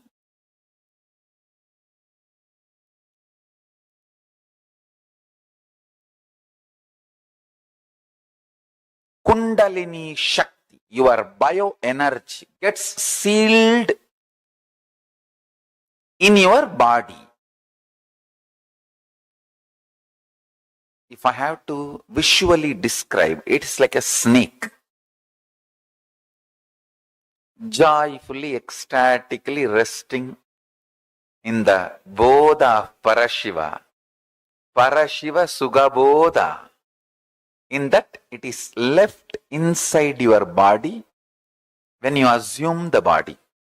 It just quietly, happily goes to Muladhara Chakra, root center, the root of the spine, and happily rests in the Paramashiva Bodha with the beautiful, sweet memories cherished. With the Paramashiva Bodha, she just rests. Between the age of 0 to 3, any time the Nagamani gets evolved in that snake. Listen carefully. The idea I exist wakes up in your bioenergy. Then it is called prajna. I am describing the whole sacred secret as it is. Maybe at some time catch up with the science I am revealing.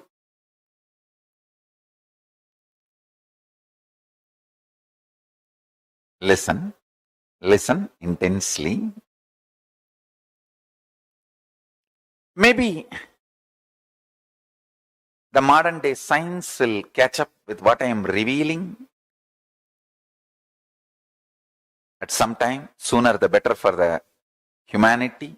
Listen, your bioenergy is left inside your body when you assume the body. Like a snake it just goes into your Mooladhara chakra and rests coolly in the Paramashiva Bodha. Between the age of 0 to 3, the first activity starts at one point. You start feeling, I exist. We say, na, the time I remember me. That happens between 0 to 3. The earlier it happens, better for you. The earlier it happens, the being is higher conscious. People who never miss that prajna, I exist, are incarnations. They miss just for a few days or few weeks, but within 1 or 2 months, get that I exist, are yoga prashtas. I have so many yoga prashtas in my Gurukul. These kids, they wake up to the reality, I exist. When you assume the body, the Kundalini is left in your body. The Kundalini is bioenergy. Then within the 0, from the time of your birth to the age of 3, within the 3 years, that identity, I exist, wakes up in you. That is the Shikamani, Nagamani, develops on the forehead of your bioenergy Kundalini. Visualize your bioenergy as snake, and that idea you exist, that prajna, is the Nagamani. The golden diamond develops on your bioenergy snake's third eye, on that forehead. Now, when that starts, that is when your life starts. The perception of your life, the experience files of your life, good, bad, right, wrong, the binary logic or the Nyaya Vaiseshika logic, whatever you evolve as your existence or the lessons of your existence starts happening from that time. Your prajna starts feeling its existence. Prajna means you start feeling, I exist, me, I am conscious. Now, that I exist starts developing upadhis.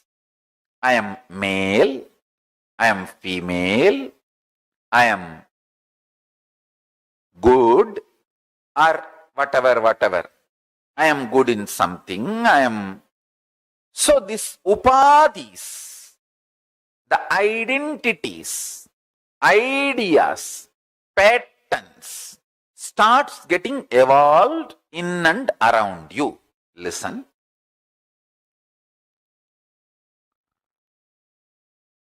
When you get the prajna matured, that happens by the age of 7. The prajna means that your existence getting matured at the age of 7. By the age of 7, that starts happening. That is the time you start developing your will. This is what I want. This I don't want. This is the way I will be. This is not the way I will be. That will starts getting developed at the age of 7.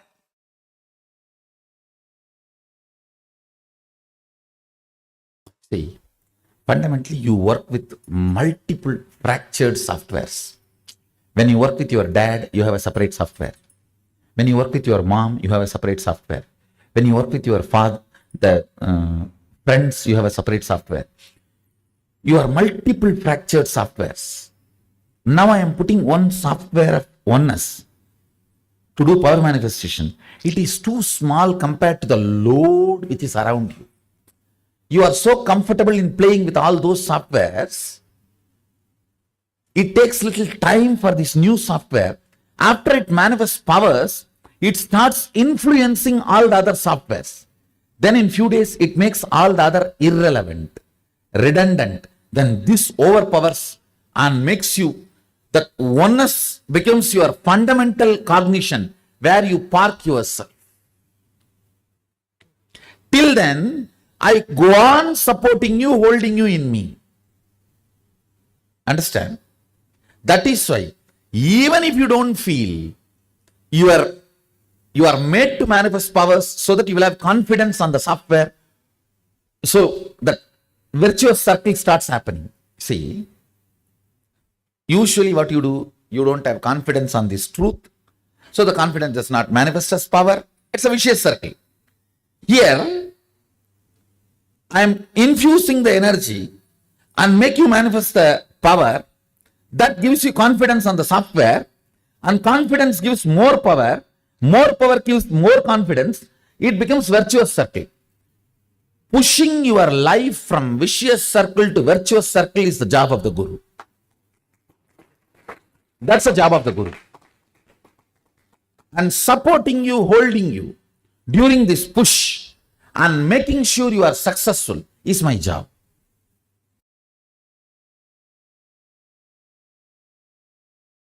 Because Hinduism is built on intelligence. It is built on intelligence. Our first initiation into Hinduism for any child is not based on some beliefs. The Hindu baptizing methodology is not based on any beliefs. It just teaches you how to awaken your consciousness, intelligence. The first baptizing, Hindu baptizing initiation statement is Bhur-bhuva suvaha tat saviturvarenyam bargo devasya dhimahi diyo yona prachodayat. I meditate on the highest intelligence which awakens my intelligence. I cognize the highest tejas which awakens my intelligence.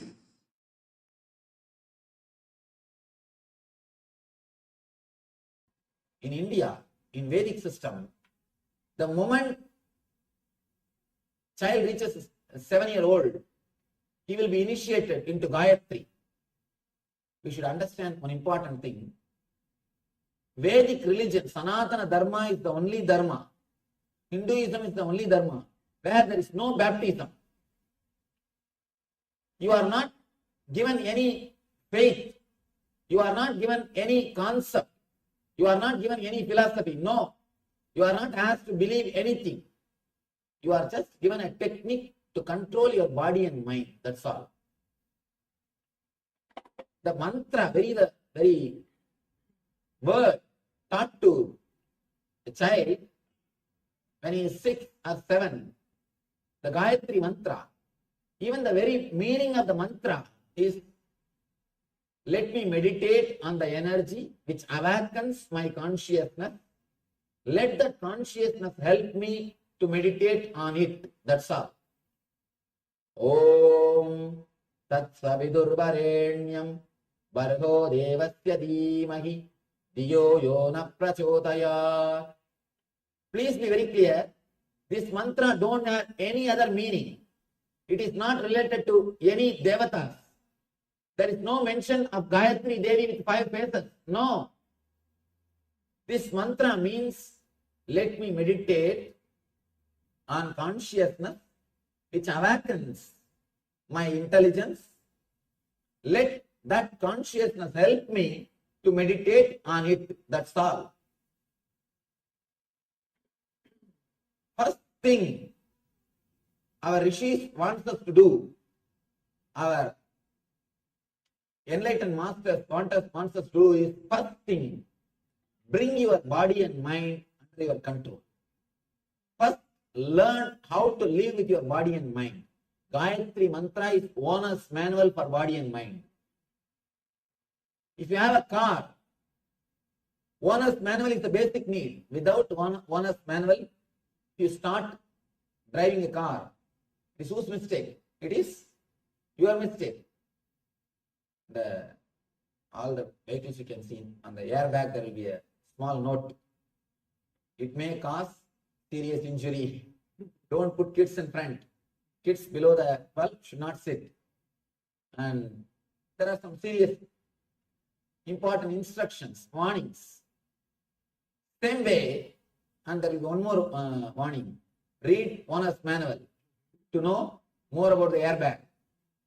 Same way, the moment you enter into the body, around the age of 7 only, you start handling your body. Till the age of 7, you start living only in the instinct level. Only at the age of 7, your intellect starts working. You start making decisions. The moment you start making decisions, first thing you should know is how to bring body and mind under your control. That's the reason. The Vedic masters, they teach us to awaken the intelligence, to awaken the consciousness. Before entering into the car, read owner's manual. Before entering into the body and mind, master your consciousness. Listen. Normally, when you get a password, mantra, you need to repeat it, master it through your practice. But if you receive the same mantra from an incarnation, he has already mastered it. I have already mastered the mantra. This key will directly start working for you. You do not need to do anything specific, special. For example, normally, if you receive a mantra with a 5 syllable, you have to do akshara laksha, means 5 lakh times you need to chant that mantra to achieve the mastery over the mantra. It's called akshara laksha. Each syllable 1 lakh time, 100,000 time. If you get 8 syllable mantra, 8 lakh times you have to repeat it. But with me, I have already mastered this. So to all of you, I am giving this key. You can directly start applying it, using it. You do not need to practice anything. That is why I tell you, this mantras which I am giving now will work for you without any of your efforts. Without any of your efforts, you don't need to put any effort. Nothing is needed from your side. So many people come and tell me. I get hundreds of messages. I should say even thousands sometimes.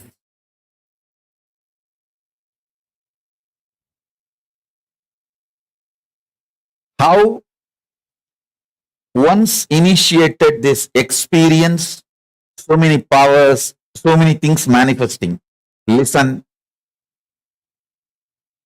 With other gurus, after initiation, when you start practicing, you are tested. With me, after you are tested only, you are even allowed to come near me.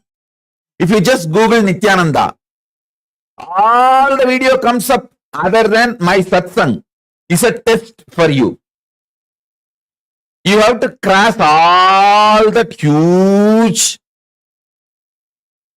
distractions. And crossing all of that, if you reach me, and finally choose me, then the whole treasure I have brought from Kailasa is for you. It's like how in the fairy tales or the stories, you have to cross 7 oceans, 7 mountains, 7 rivers. Only then you can reach the treasure sitting inside the cave. Same way only. You have to cross all kinds of scandals, rumors, lies, brainwashing, diverting informations, everything.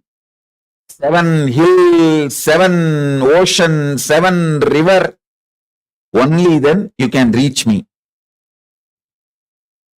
But if you decide to reach me, then all the treasure I brought from Kailasa is here for you. If you choose me, that's enough. You don't need any other spiritual practice. You don't need any other spiritual practice.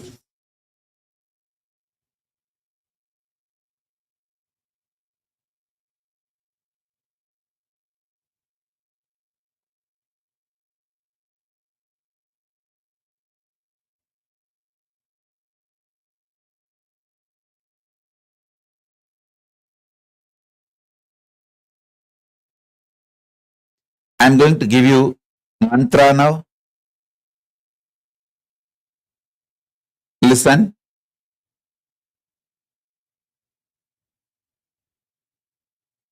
I'm going to give you 4 mantras. Gayatri mantra, then Shiva Diksha, Shiva mantra. Gayatri mantra will open Brahmaloka for you. It will give you access to Parabrahman. Samaya Diksha, Shiva Diksha mantra will give you access to Paramashiva. And I will be giving you Mahavagya, which will give access to me directly. It means which will give access to all gods and all the lokas. So listen. You can use these keys anytime you want. Please listen. I am an extremely responsible person. Whether it is some simple headache and physical problem or grave dangers and crisis, health crisis or business crisis or life crisis or accident, any crisis, use these mantras. I guarantee you I will be there with you. I am the cosmic 911. I will be there immediately to attend, protect, take care, do everything you need. Do not worry. I'll shower you with me. I'll fill you with me.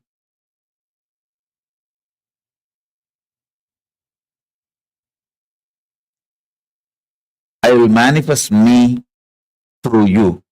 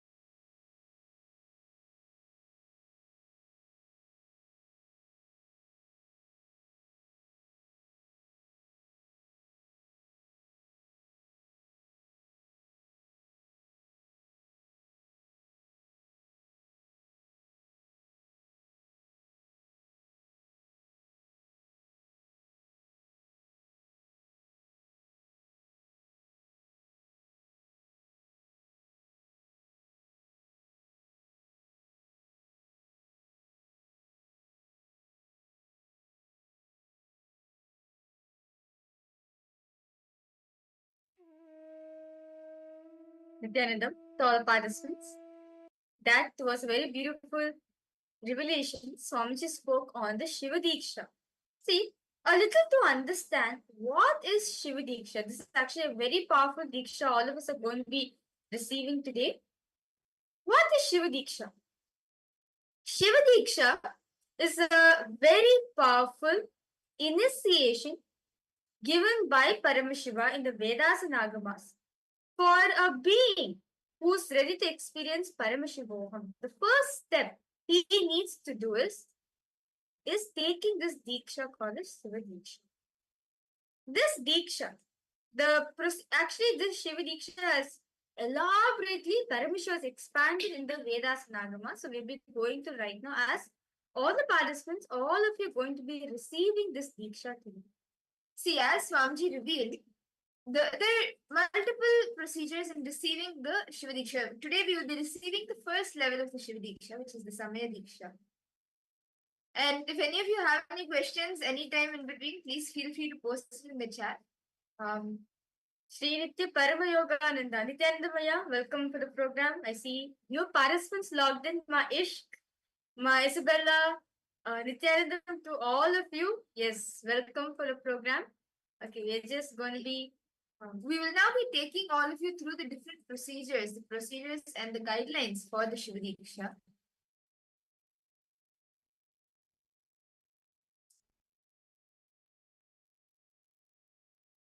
See, the Shiva Diksha is actually a very important Diksha which all of you will be receiving today. I request all of the participants to please settle down and understand these procedures. So, see this Diksha, what is this Diksha all about? This Diksha, as very beautifully in the morning, right? We learn the power of initiation, where lots of benefits starts to manifest in us, right? So this Shiva Diksha given by Paramashiva elaborately expanded in the especially in the Soma Sambhu Paddhati. Paramashiva says the procedure of receiving this Shiva Diksha. So there's three levels of receiving this Diksha, which is a Mantra Diksha, Jnanavati Diksha, and Kriyavati Diksha. In the very elaborately Paramashiva was expounded in the Soma Shambhu Paddhati, Samaya Diksha Vidhi, Shloka 12 and 13, instructs the two types of Diksha procedures. Where Paramashiva says, Vivideyam Virupapi Pratyakkamupajayate Eka Triyavati Tatra Kundamandala Purvika Manovyaparamatreena Yasa Jnanavati Mata Ittam Labdhvadikarena Dikshacharyena Sadhyate. See, the Kriyavati Diksha, this is the Mantra Diksha, and the Kriyavati Diksha is actually done through a Homa, with the Homa Kunda and a mandala for the rituals. And the Jnanavati Diksha, which is the Diksha, that is the process that needs to be done through the Guru's enlightened inner space, Swamiji's inner space. He transfers the power through his powers, the enlightenment, the Jnana. He transmits Diksha, and the Diksha is only done by the Guru, by Swamiji, who has the power and the authority to initiate. There are only very few people who can actually have the initiation to be able to initiate others. And for all of us, Swamiji has manifested, and Swamiji is initiating us all into the Shiva Diksha. And actually, Swamiji received this Diksha, the Shiva Diksha, from the 230th Guru Mahasannidhanam of the Tondai Mandaladinam, which is one of the monasteries, the Hindu monasteries. From a very young age, Swamiji was initiated into this Diksha. So this is actually a very important Diksha for all of us are going to be receiving today. And those of you who are new to this, you'll be attending. You will be receiving today. And those of you who have received this Diksha earlier, we are going to be retaking it.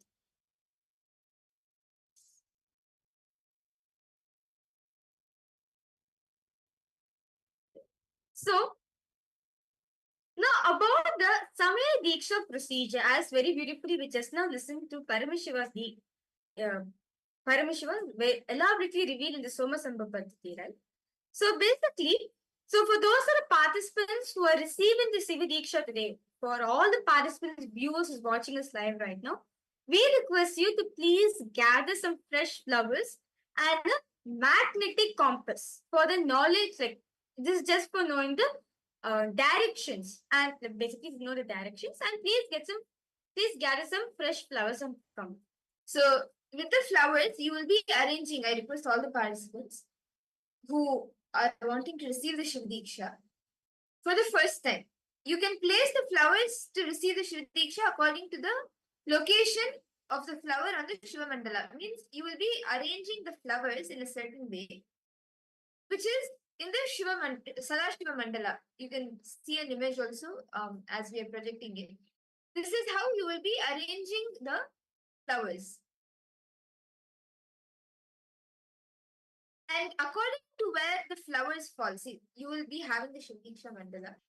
And according to where the flower falls, then actually it's a very beautiful process where you tie the eyes and you Diksha, and you offer a flower on the Sadashiva Mandala, and depending on where the flower falls, you receive actually a spiritual name and you get the initiation. So there are 5 phases of Parameshwara, right? The Satyojata, the Vamadeva, the Agora, the Tatpurusha, and Ishana phases of Paramashiva. Now, each of these phases have different aspects like the creator, sustainer, then the rejuvenated, then putting into delusion, and liberation, right? Based on each of these phases, like each of these phases have colors. So each of these phases of Paramashiva, right? So it has particular directions also. And there's a particular color. So we'll be now walking through with all the participants in the how to make a Sadashiva Mandala. Actually, all of you can see the Sadashiva Mandala. We can see it is being projected for you, all of you right now in the picture given over here. So you can see this mandala represents the 5 aspects of Bhagavan Paramashiva. The first phase, which is Satyojata, which does the creation aspect, it is in white color. You can see the white color Shivalinga, which has red color border on it, which is placed in the west direction. Now, next is the Vamadeva, which does the sustenance operation, the sustenance aspect, which is placed in the, which is red color Shivalinga, which is placed in, you can see the red color Shivalinga, which has yellow border. So this Shivalinga represents the Vamadeva. The next is the Aghora, which is the rejuvenation aspect of Paramashiva, which is placed in the south direction. You can see it is denoted by the Shivalinga, which is in black in color, which has yellow border on it. And the next is the Tatpurusha, which represents the delusion, the pulling out of delusion and putting in delusion. That aspect of Paramashiva, which is in yellow color, which is facing east. So you can see the yellow Shivalinga, which has red color border. And the last is the Ishana, which is liberation, which symbolizes the liberation aspect of Parameshwara, the Anugraha aspect of Parameshwara, which is represented in the middle. You can see there's 3 circles over here, right? The black, the red, and the yellow color. These 3 circles represent, which is in the middle, represents the Ishana aspect of Parameshwara. So I request all the participants to please note down the meanings of the colors of the Sadashiva Mandala and mark which direction they are. Like the red linga is in the north, the yellow linga is on the east direction, the black linga is on the south direction, and the white linga is in the west direction, and the middle, the center, is the Ishana face. Now, so now we are going to be walking through all the participants. So now how do we receive this Shiva Diksha? So you can see over here. Now, so basically, Swamiji says very beautifully, Paramashiva says that the Shiva Diksha, right? Whoever takes the Shiva Diksha is literally considered that you're taking a new birth, a new life is being given to you. So, as if when you're born, a new name is given to you, right? Same way, when you're receiving this Shiva Diksha, a spiritual name is given to you. So, to receive your spiritual name, please ensure you're standing by the white color Shivalinga, by the Satyajata aspect of Paramashiva of this mandala. This means that when you stand, basically when you stand, right, when you stand in front of the Sadashiva mandala, the black color Shivalinga will be on your right, the red color Shivalinga will be on your left, the yellow color Shivalinga will be directly in front of you, and the white also will be there in front. Basically, you will stand in front of the white Shivalinga. So this is how you can see over here in the picture how the person is standing. The boy is standing over here. You can see this exact place you should be standing in front of the Sadashiva mandala. So you can see the boy is standing on the west. So basically, he'll be standing in front of the white color Shivalinga, and in front of him, the yellow color Shivalinga is there. So when instructed, you will drop the flower and you will receive your Diksha name based on where the flower lands. This is actually a very beautiful thing. Let's now enter into that. So how do we receive? So okay, let's say I know for a fact where, okay, let's say that my flower falls in one of the Shivalinga. So how do I know which name of Paramashiva do I belong to? So when the flower, for example, falls on the Vamadeva face, for all males, it will be you will have your name, and the suffix will be Shivam. So it will be, for example, if I take Rahul Kanna here, it will be Rahul Kanna Vamadeva Shivam. And for any female, if I take you for example, it will be Istam Vamadeva Shiva Shakti. So the suffix will for a male will be Shiva, and the suffix for a female will be Shiva Shakti. It will be the name of that face of Shiva and the name of Paramashiva, and followed by Shivam of Shiva Shakti. So this is how the spiritual name will be given. The Shiva Diksha name will be given. Okay. So if your flower falls on the white Shivalinga, if you are a male, you will be Satyojata Shivam. Your name followed with Satyojata Shivam. If you are a female, your name will be Satyojata Shiva Shakti. If your Shivalinga falls on the yellow Shivalinga, yellow color Shivalinga, which is the if the flower falls on the red color Shivalinga, that means it has fallen the Vamadeva aspect of Paramashiva. If you're a male, your name will be Vamadeva Shivam. If you're a female, your name will be Vamadeva Shiva Shakti. If your flower is fallen in the black color Shivalinga, then your name will be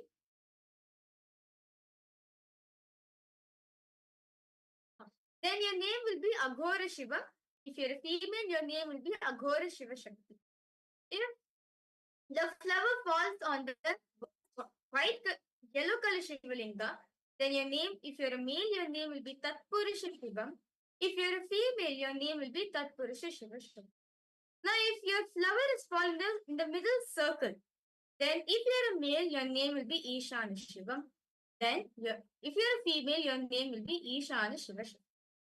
Now, and upon receiving the initiation, we need to understand and we need to commit to not abuse Bhagavan Paramashiva, Lord Sadashiva, who is the source of the cosmos. We should not abuse the words of Paramashiva, which are the Vedas and Agamas, nor we should abuse the Guru who is giving you the Diksha, which is Swamiji. And upon receiving the initiation, you should also not abuse any other sadhakas, any other initiates into the Diksha. You should not cross the shadow of any Shivalinga. Anywhere you see the shadow of the Shivalinga, you should not cross it. You should walk around it.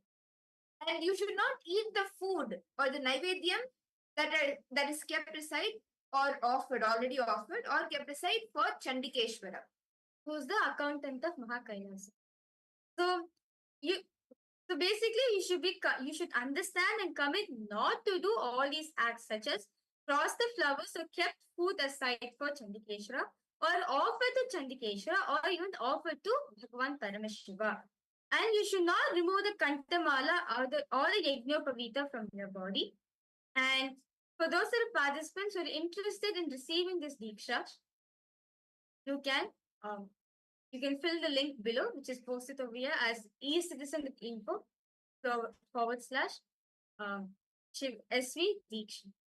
So all the participants who are wanting to take the Shiv Diksha today, we request all of you to please head to this link and you can fill your intention.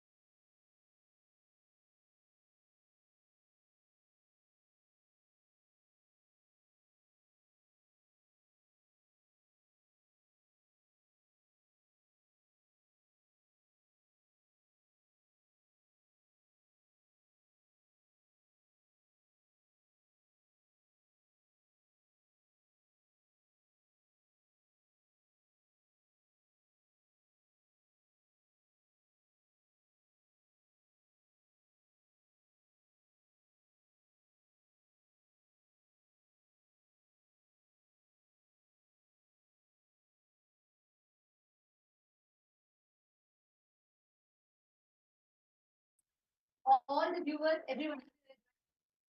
You watch what program. A very Kumbh Mela series, Kumbh Chalo series. Kumbh Mela is just round the corner. Actually, every day as we talk, we are receiving thousands of people that are joining us, and that is getting more and more exciting. That's getting more and more intense because there's so much happening, and each day we are eager to come here, share the latest updates, and especially over the last few days, right? The team that has signed up, all the members of Rajya that have opted, that have elected themselves to become the member of Rajya Sabha, with all of them, Swamiji is himself personally spending the time in training them, having exclusive meetings, and literally each one that are joining, for every one of them, Swamiji is personally guiding them, and that is just amazing. There's just so much to talk about Kumbh Mela. And we also have one more very special news, very exciting news for sharing with all of you. In just a few more moments, few more minutes, we are going to be blessed with the live darshan of Swamiji. Swamiji is coming live and going to be blessing all of us, showering all of us with boons, blessings.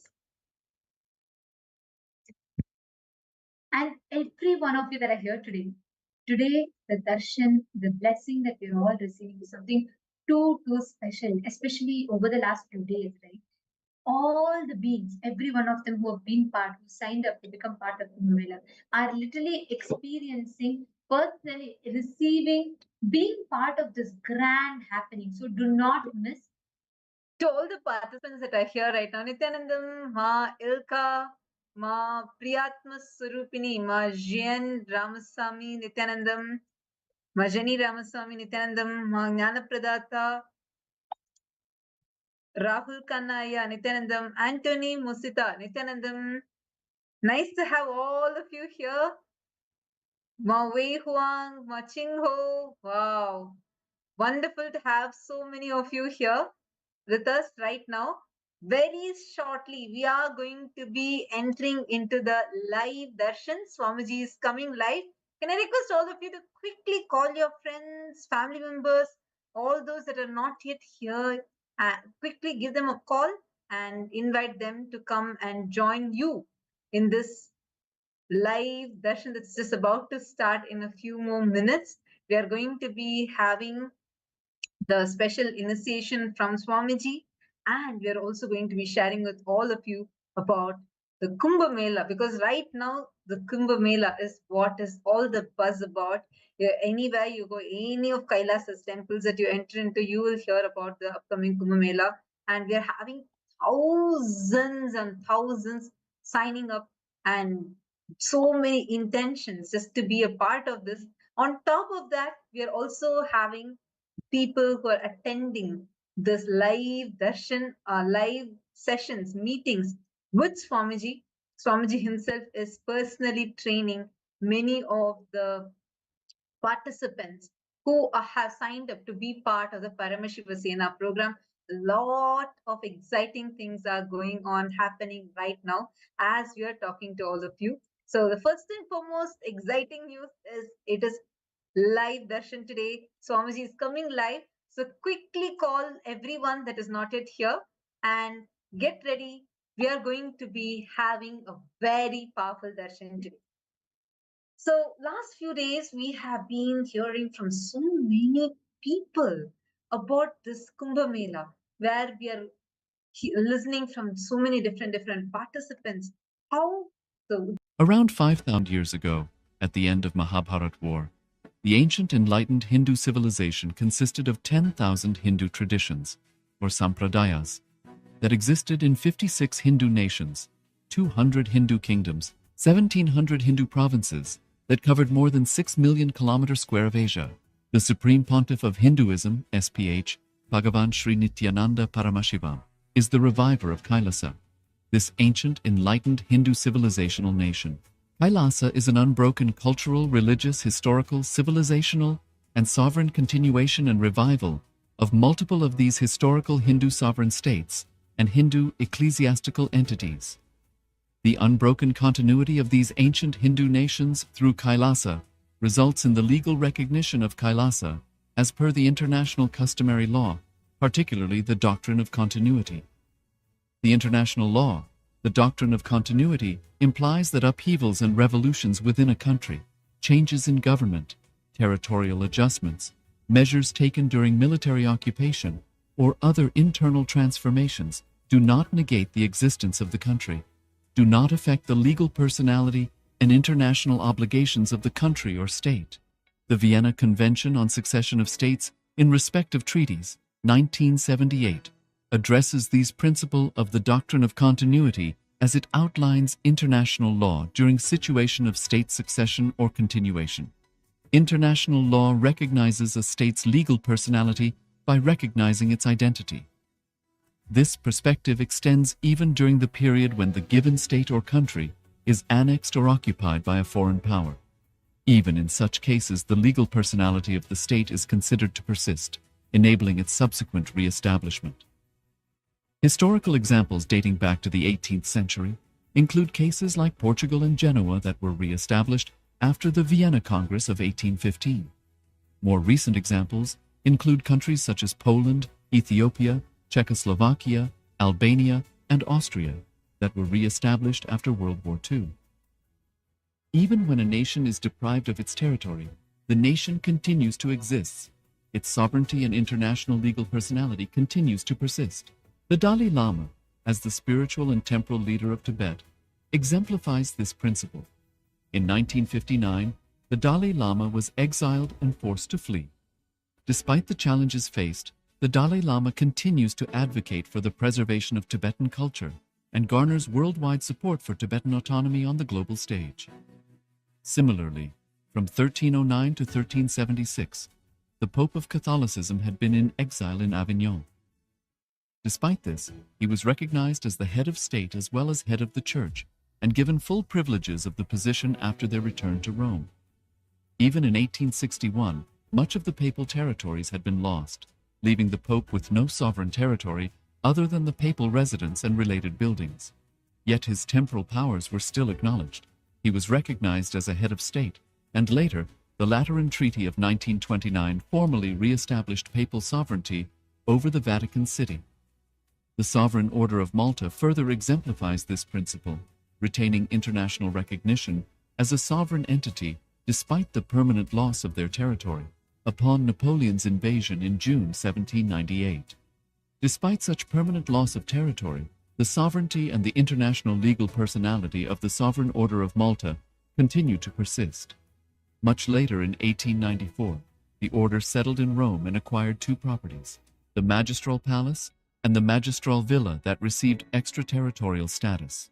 Today, the order maintains diplomatic relations with 112 countries, issues its own diplomatic passports, currency, stamps, and vehicle registration plates, and has been granted observer status in the United Nations.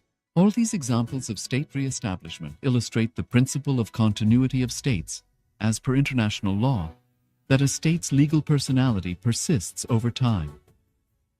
A nation continues to exist even after a complete loss of territory. A far more striking example is of the oceanic countries, which are under the threat of their entire nation being drowned and submerged due to rising sea levels owing to global warming. In response to such existential threat of climate change, Pacific Island nations, including Tuvalu, have enacted constitutional amendments and made international declarations affirming that their nation and their sovereign rights will continue to persist, despite their entire territory being lost to the sea. This proactive stance is highlighted in the Constitution of Tuvalu Act 2023 and the Pacific Islands Forum Declaration of 2021. The Supreme Pontiff of Hinduism, Bhagavan Sri Nithyananda Paramashiva, through the line of succession is the present 203rd Emperor of the Hindu Sovereign Kingdom of Surangi Samrajya. He was crowned on the 31st of December 2004 at the age of 26. Thus, by very same principles of the doctrine of continuity, through which the international legal personality of Portugal, Genoa, Poland, Ethiopia, Czechoslovakia, Albania, Austria, Vatican, Tibet, Sovereign Order of Malta, and several other nations has been recognized despite having undergone a period of exile, annexation, occupation by a foreign power, or despite loss of territory.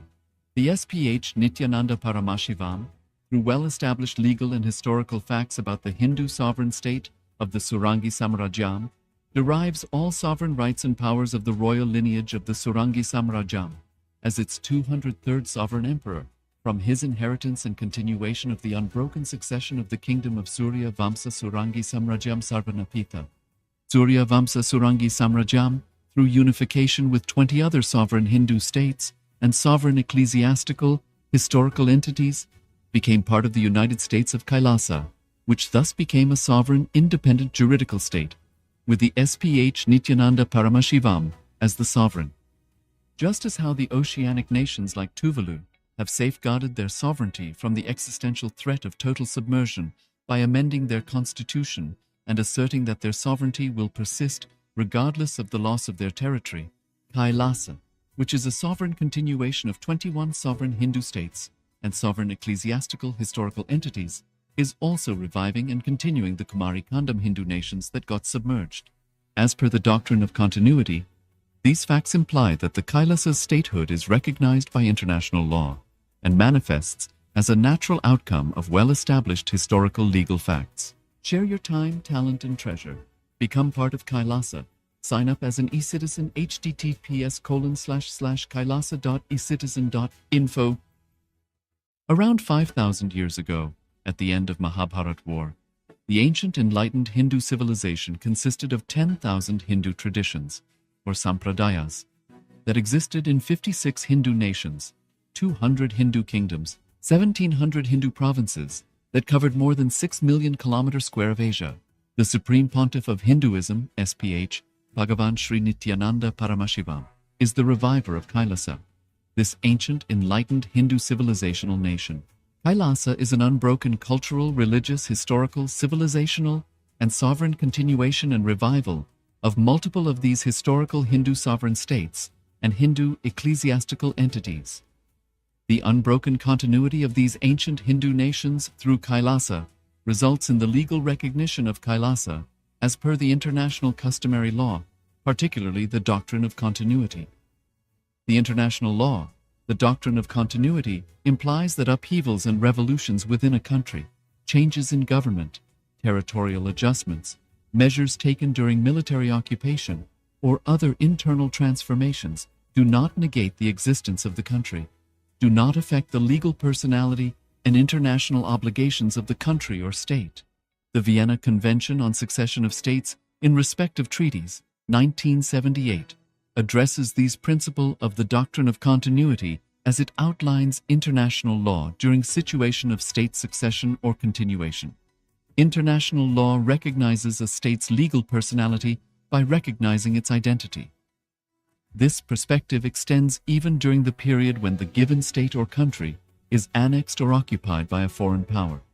Even in such cases, the legal personality of the state is considered to persist, enabling its subsequent re-establishment. Historical examples dating back to the 18th century include cases like Portugal and Genoa that were re-established after the Vienna Congress of 1815. More recent examples include countries such as Poland, Ethiopia, Czechoslovakia, Albania, and Austria that were re-established after World War II. Even when a nation is deprived of its territory, the nation continues to exist. Its sovereignty and international legal personality continues to persist. The Dalai Lama, as the spiritual and temporal leader of Tibet, exemplifies this principle. In 1959, the Dalai Lama was exiled and forced to flee. Despite the challenges faced, the Dalai Lama continues to advocate for the preservation of Tibetan culture and garners worldwide support for Tibetan autonomy on the global stage. Similarly, from 1309 to 1376, the Pope of Catholicism had been in exile in Avignon. Despite this, he was recognized as the head of state as well as head of the church and given full privileges of the position after their return to Rome. Even in 1861, much of the papal territories had been lost, leaving the Pope with no sovereign territory other than the papal residence and related buildings. Yet his temporal powers were still acknowledged.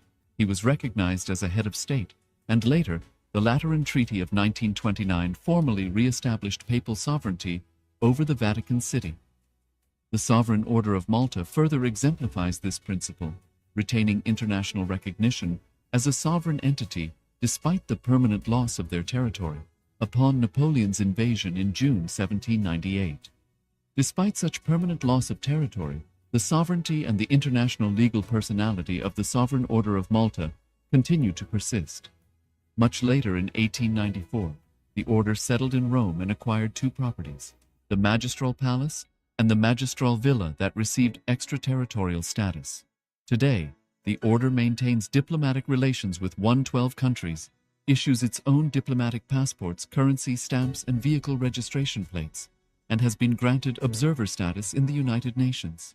All these examples of state re-establishment illustrate the principle of continuity of states, as per international law, that a state's legal personality persists over time. A nation continues to exist even after a complete loss of territory.